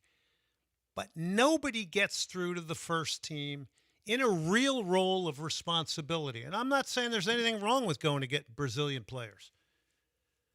But for me, you are not community, as you claim. if you are not using some local players. Now, a lot of people out there, and I think you're going to agree with this, Thomas, you're going to say you don't really care because you just want to win. I care because the stadium's half empty all the time. I care because they count little against the salary cap. I care because I want to see Houston kids that love the game achieve and go places. So really that's kind of my Cliff Notes version of it. It can go deeper, but I think there is a little bit of false advertising going on. Thomas, you're up. I don't think I would argue that. I think the way the club like tailors it makes it seem like, yeah, they're doing this to like make it more about the community. You're right about that 100%. I think the reason the stadium is empty is because they're not winning. I think winning cures all. I think if you look across the landscape, there's not going to be a ton of homegrown talent on winners. You go look at Miami. You go look at the Galaxy. You go look at LAFC. They're venturing out to get these players. Now, I think it's awesome. Well, we're not LAFC. We know that. You know, a young. We're not LAFC. Oh, 100%. And by the way, all you need is one from a marketing standpoint to then show the rest of the kids in the academy that there is possibility. They don't see that now. They don't see that. And by the way, I'm going to call your all you got to do is win take incredibly naive, Thomas. Because if you saw in 2023, it didn't change much with Hector Herrera. It didn't change much the following year. In fact, the data proved that out. It didn't change much in 2018 with Elise and Kyoto running like runaway trains. The attendance never changed. Attendance, yes, you have to win, but you have to score goals and play an attractive style of soccer. In addition, to have people with a vision in the front office and a big marketing arm. There's not enough marketing and promotion. Nobody knows who these Brazilian players are because they haven't been star built. Now, I hope they are this year. I don't think they can speak English. I don't know. But somehow you have to be able to do more than just win because just winning doesn't get it done. Okay, ball's back in your court. I definitely think that you're right, that it's not just okay, it has to be more than just winning, but I think it has to be consistent winning. The years you mentioned, they're really flash in the pan type stuff. Correct. Where it's like, yeah, they were great for a moment, but it wasn't sustained. And if you look at teams like, and for me, I'm all the way across the board with all of my Houston teams. Mm-hmm. So if you go back and you look at the Astros, when they weren't winning, people didn't come into the building. And now this dynasty you're getting people in the building. Yeah. I think the Texans, when they weren't winning, people weren't in the building. So if you build a winner that's sustained, you get people in the building. If you light it up for 1 year and then you go away, well, for me, I'm a season ticket holder. So can I jump back in for a second, Thomas? Could I jump back in? And I'm glad you mentioned you're a season ticket holder. This is a great conversation, by the way, and this is good radio. Let me just say this. Even bad teams in MLS, and I'm not saying I like the 2018 team. That was fun. And I love the 2023 team. And I will say that performance by Hector Herrera in that season was as good as any Dynamo player in history when it came to carrying a team, running a team, and organizing a team. But I will just say this. You have to score goals, and you also have to play an entertaining brand of soccer. But in this league, you have to have entertainment for people to come to the games. And if you're going to pass the ball back and forth and, you know, at the end of the day, your center backs have had the ball more than your skilled players, that's not going to do it. So we're not in the community. We're not in the greatest of relationships with the youth community. There's so many things going on. Do you want to hang on and come back and continue the conversation, Thomas? Sure, absolutely. Okay, stick with us. Let us get through a break, and then we'll start off with you can respond to what I just said, okay? All right, let's take a break. By the way, slip sliders down on bins. It's going to be right in the path of all the soccer fans going out to, well, it's still Energy Stadium. Until they change it and the World Cup starts, I'm calling it Energy Stadium. They've got all kinds of sliders down there. They got beef.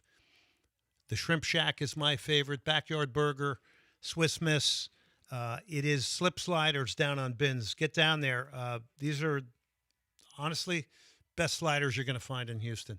Slip sliders. Bins in the Museum District near Herman Park. We're going to come back with more from Thomas in a second.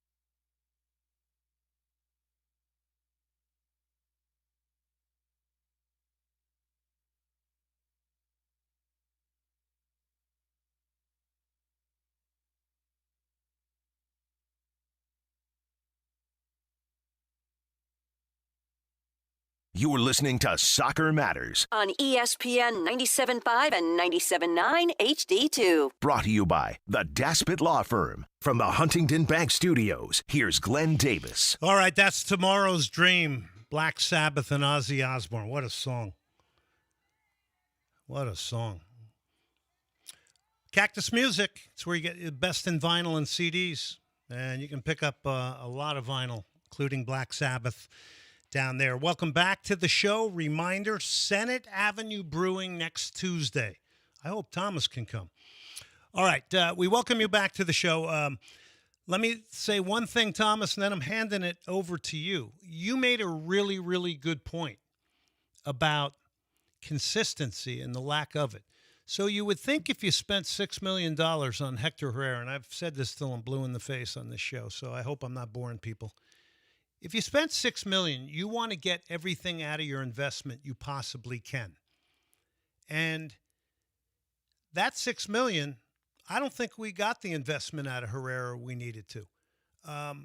And I'll tell you why. Because 2023 could have been the league MVP of the league. In fact, I voted for him league MVP.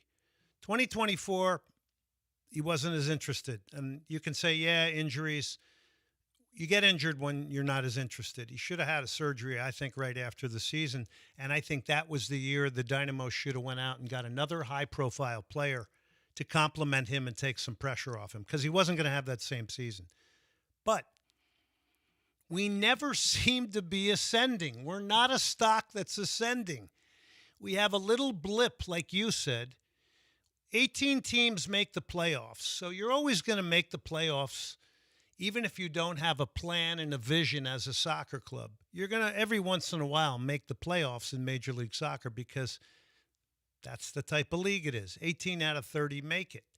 And when you say, well, our goal is to make the playoffs, that's a weak goal. That's a sustainable, easy goal to reach. We should hear top 4 or home field advantage in the playoffs or top 2 or win the division. But you are absolutely right. There is no consistency, and the arrow is not going up on the graph. It just continues to flatline, and it just seems like each and every year we're back to the drawing board, throwing it at the wall and trying to make something happen. And if the Dynamo communicated better, maybe they'd be able to tell us that I'm really, really wrong here.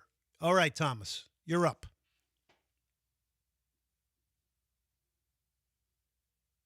Thomas, you there? I spoke to it today. That they, yes, hello. Okay. Hello. Yeah, you're there. You're there. Go. I said totally agree with everything you just said. I think Pat spoke to it today that they really expect this team to get further in the playoffs than they have before. Okay. I think that their seats should be very warm, Pat and Asher, if this season does not turn out the way that they think it will because of the investment that they made financially that you spoke to, that they needed to make more of. You're 100% right. Hector Herrera did not, by himself, was not enough. And you're seeing it now in the league that you really have to invest heavily to keep up with the Miamis and the LAFCs as much as you can.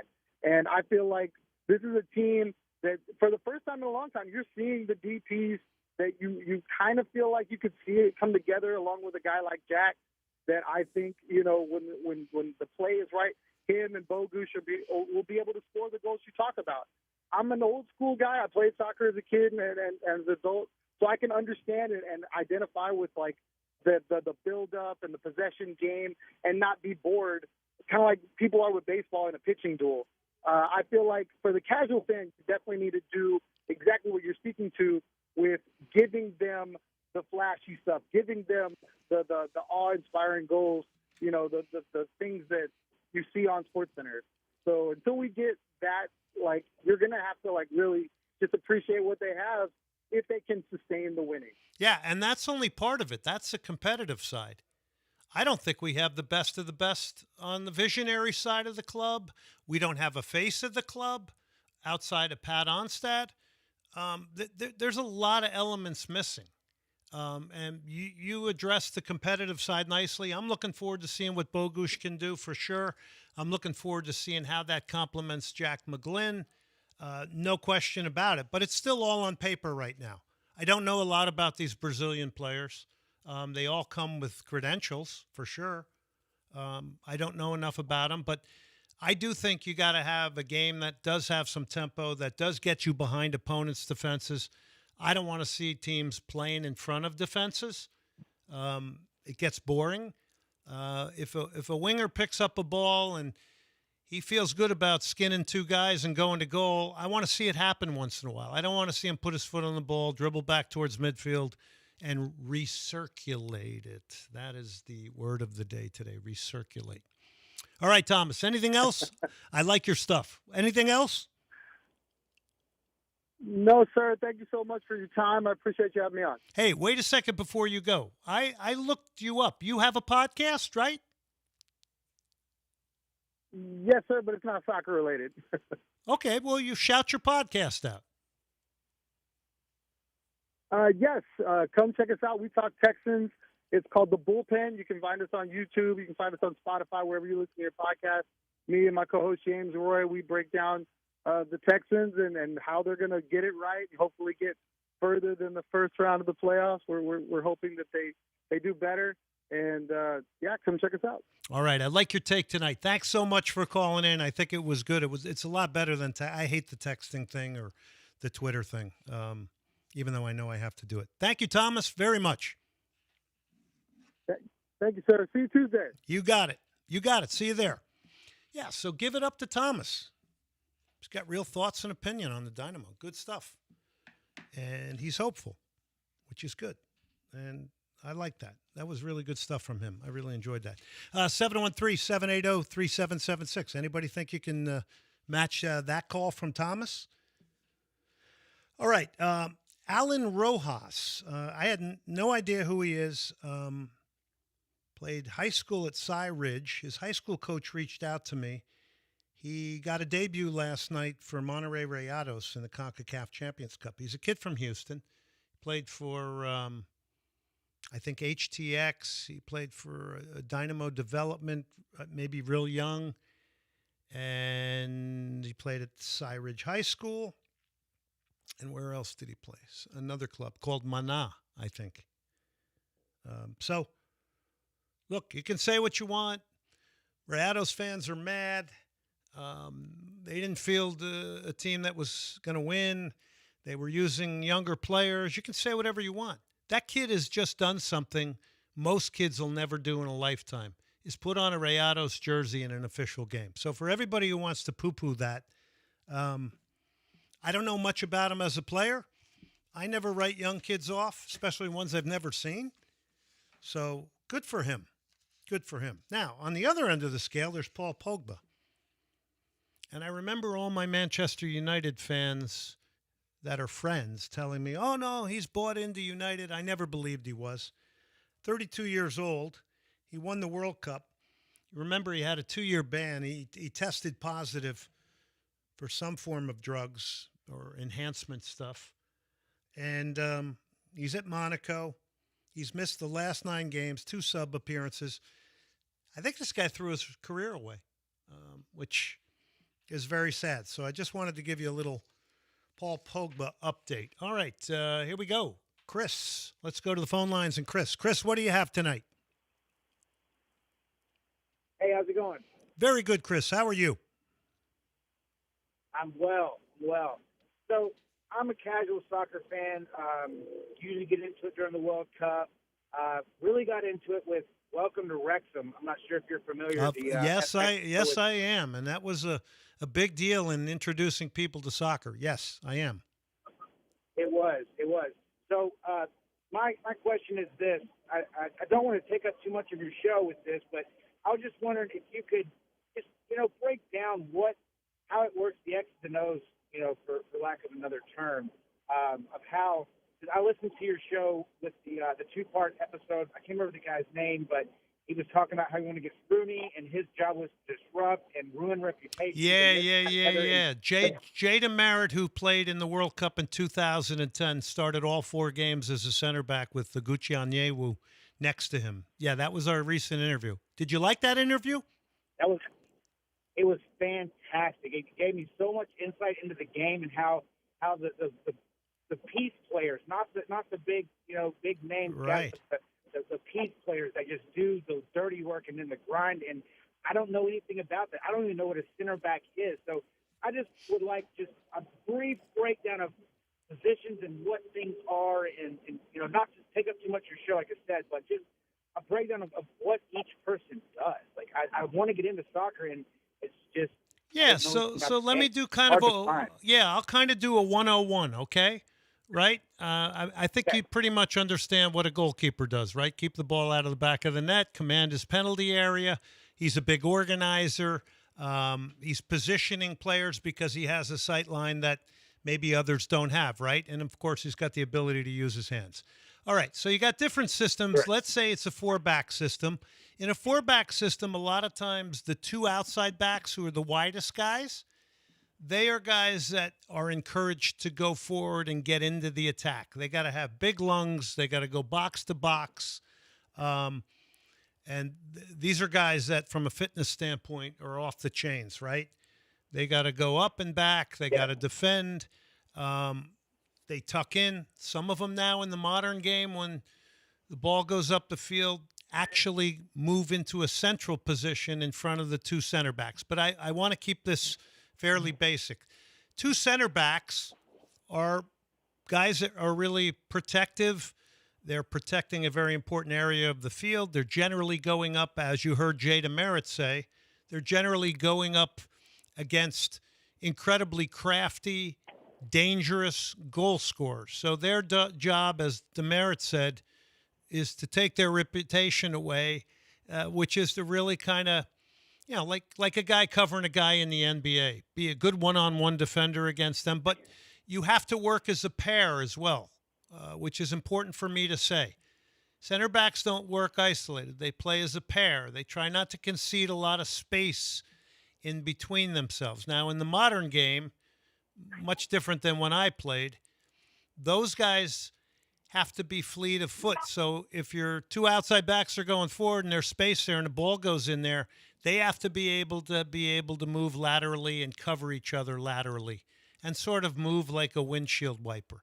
Then you get into midfield, you generally have a player that's in front of them that protects them, is sort of a balancer and a controller. Then you'll have more, let's say it's a three-man midfield. Then you'll have one that you call an 8, which kind of goes up and back. Now, some teams will play with two guys that sit there in front of the center backs. That's a little bit more cautious for me because it means there's one less player up the field, or one of the two can join in the attack a little bit more, or either. But somebody has to stay home to be protective. And then you have somebody above them that likely is more of a playmaker type. And then you've got two wide men up front. A lot of them are inverted wingers now, which means they cut inside a lot. And they'll come inside a lot in order to let the two outside backs get forward. And then you have generally a lone center forward, and those can come in a lot of varieties. They can be a guy that's fleet of foot, that's dangerous behind defenses. They can be a combination of that and the guy that comes back to the ball in midfield to try to pull the opposing center backs out and maybe be a part of the buildup. Or they can be a big, strong, powerful guy that's like a target man, that sometimes will kind of post up like an NBA center and post up on defenders and, ultimately will be in the penalty area where the ball is going to come if it's swung in from out wide. So that's a really basic way of maybe talking about some of these. Center backs in this modern game, different than DeMerit's time and my time, because when I was listening to him describe a center back, I was thinking, man, that's exactly what I did, right?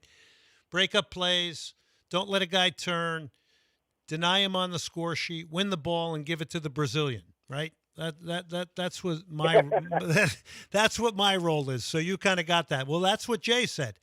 What Jay said that was very important was, and I think young kids need to know this at some point in their career as they get older, is that you at some point have to know what you're good at and what you're not good at. So in a case like me, and even what he said, I was good at breaking plays up, reading the game, dealing with center forwards, winning the ball, and then giving it to, the Brazilian or the creative midfield players that would come towards me. Now, every once in a while, I could hit a ball that turned lines. But in order for me to remain in the professional game, I had to not think I was Franz Beckenbauer or somebody like that and try all these difficult types of passes that were out of the range of what I was capable of doing. So you figure out what you're good at, and then you become a more effective and more valuable player to the coach. Does that make sense? Yes, it does. It does a lot. And without that interview, this would have been Chinese to me. But listening to him talking about how he was a center back and what he did and just disrupt. I love what he said. That you're right. That should be the tagline for every soccer caster everywhere. he ruined reputation. Yeah, I love that. That was a great quote. You're going to hear some commentators start using that. Probably won't hear me doing it on a Dynamo game, but you might hear some other people doing it. Hey, that's a great phone call. What makes me really happy is that you, Chris, you really, you went through that interview and you enjoyed it. I thought it was a wonderful interview. I try to bring those good interviews. If you're up in Jersey Village on Tuesday, come by and see us. I got a Soccer Matters hat for you. I want to make you an even bigger fan, okay? Sounds good. I'll do my best. Hey, thanks so much for calling in tonight. We appreciate it. Yeah, thanks for taking the call. Have a good one, Glenn. Yeah. Thanks a lot. Yeah, you made it a good one. So great stuff there from Chris. Love that. All right. Quality craft beer at Senate Avenue Brewing, Jersey Village. It's a true local favorite, community-driven brew pub. By the way, we're going to hear from Andrew Mitchum tonight to close the show when we're going to make our Soccer Matters beer as well. But the craft beer culture is really cool. And there are a lot of similarities with soccer. They got a rotating list up there. They got IPAs, amber ales, darker malt forward styles. Come up Tuesday, drink some of it. If you wear a jersey, you're going to get in for free. They got a great kitchen menu. And on Tuesdays, as Brian McDonald knows, they have the Belogi Bowl, which is my favorite. What was your favorite up there? You got something else, though. Pizza? Yeah, I've had a couple different things. Their pizza's pretty good. But I think my favorite is their crab sliders. Ooh. They have crab cake sliders, which are really dang, good. I didn't even know that. Yeah. Oh, I'm on for those. I've had those a couple times. It's really good. I'm going for those on Tuesday. Big tap room, plenty of TVs, Senate Avenue Brewing, 16,000 Dillard. They're going to want to get a lot of people out on Tuesday. We're going to have some influencers out there, like-minded people. I got Jan Luke from Team Houston. You want to come out and make connection about the World Cup and see how to be involved with it in business type ways or volunteering or being a part of it. Come on out, all of you. It's a great spot. Senate Avenue Brewing, proud sponsors of Soccer Matters, Tuesday, 6 to 8 Central. I'll be out there at 5 o'clock. Come on out. I'm going to have T-shirts, hats, Soccer Matters. We take a break.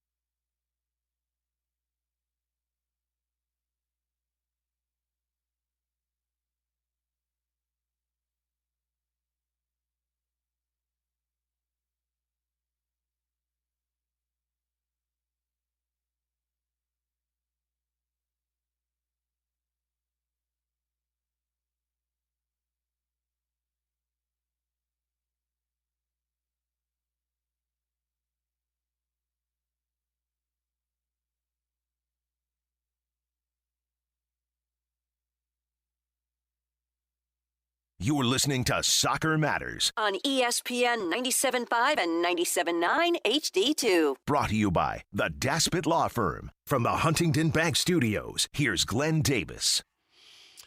All right, welcome back to Soccer Matters on ESPN 97.5. We're going to finish off this first hour in really, really good style with a great guest here coming up. Before we get to that, I just want to remind you about Nico's Greek and American Cafe.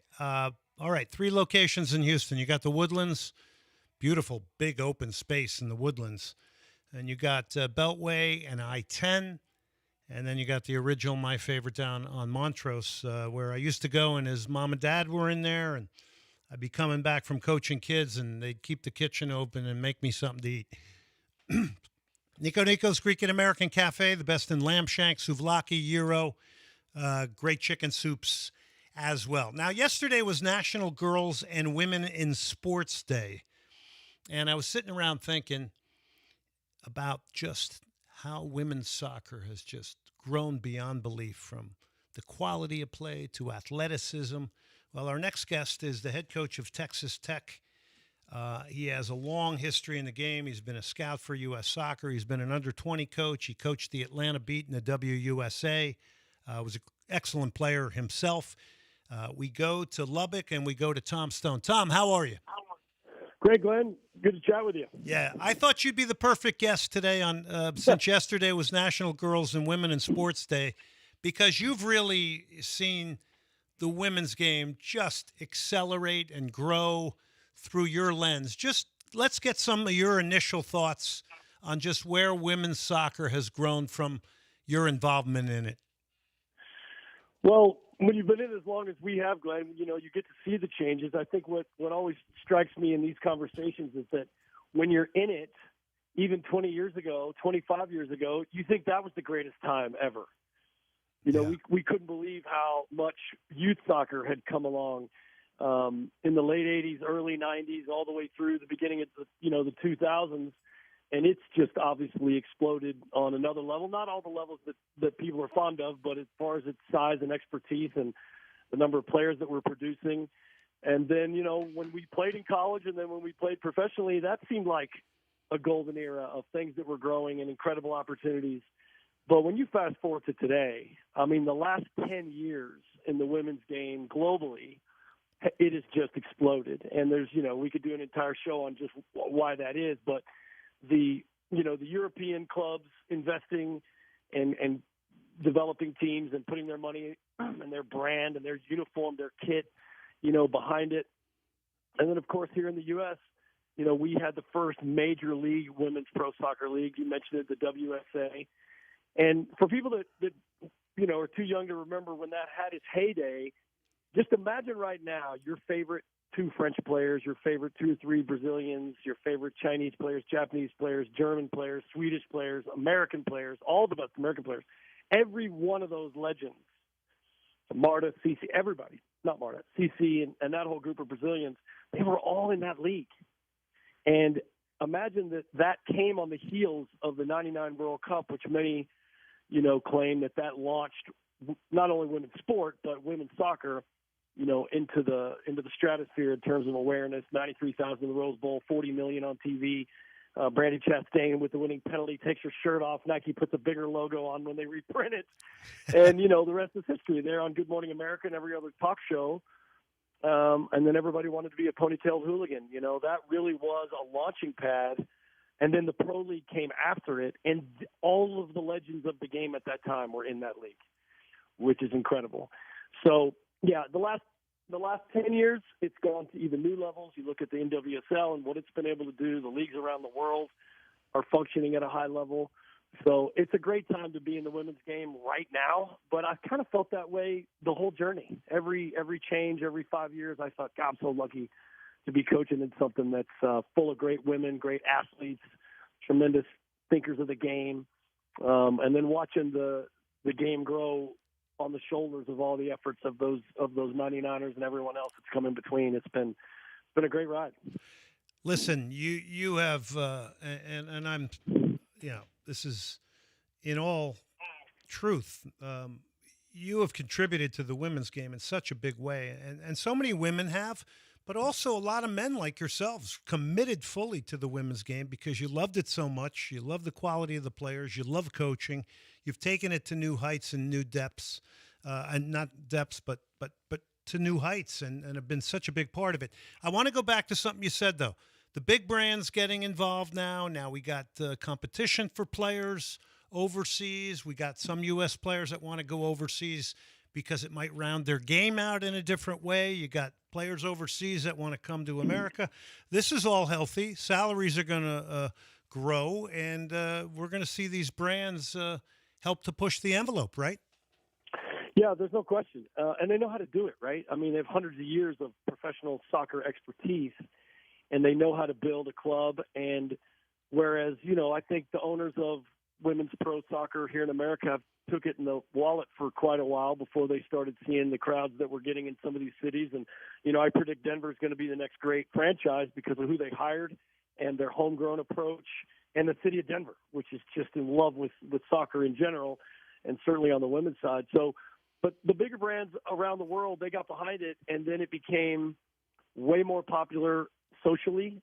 You talk to some of the older English pro players, and they'll tell you that, when they had kids, their daughters were part of the elite because these guys were making, big money. They didn't play soccer. It wasn't for – over here, it's always been a middle to upper class, unfortunately. It's been a middle to upper class sport for many, many years. And over there, those players didn't play. But now it's cool, and now you're making good money, and now you can be good enough to get an education from a U.S. university or somewhere else if you choose to go that route first. And it's just so widely acceptable all over Europe specifically that everyone's playing. And once that happened, it certainly lit a fuse around the world. And, of course, it's been like that over here for quite some time. Very, very exciting. We're talking to Tom Stone. By the way, a little note on Tom Stone. Scored the lone goal in the NCAA National Championship 1986 against Akron. So just a reminder, we got a Duke University Blue Devil on here who scored a game winner in a national championship game. That's kind of rarefied air. All right, let's talk a little Texas Tech and your program, and maybe how the game has changed a bit for you as a coach with the portal. I mean, you're seeing it all through the college game in your lens. Yeah, speaking of change, right, the whole college athletic landscape is tilted. Football and basketball have always been the drivers, and they are now more than ever because you need to be successful in those areas to keep athletics cooking in many ways. And so we're all excited for those changes, for those sports, those athletes. And it's, there's more than a trickle down into women's soccer because it's such a popular, collegiate sport as well, that we're seeing those changes also. The portal has a lot of pros and a lot of cons. The cons really are that we may be losing a generation of players that want to grind it out with development on the forefront and opportunity not immediately realized, and graduating the player that they fully could have become because it's so easy to go. And we're seeing players, I think, jumping around in some cases because they don't play as much as they thought they should have as a freshman on a top 5 team in the country, fill in the blank team. And so they go somewhere else. And I think that's a con, but it's also an unintended consequence. Like no one said, oh, that'll be a good thing. Because the other side of it is maybe it wasn't a fit. Maybe the coaching staff and the player aren't a fit stylistically. Maybe the education they wanted they weren't getting. Maybe in the area of the country they were at, they didn't love it as much as they thought they would, right? So now, instead of it being difficult to move, and instead of it being really a challenge to get somewhere else, it was really tough before. If you think about the transfer rules, you could be out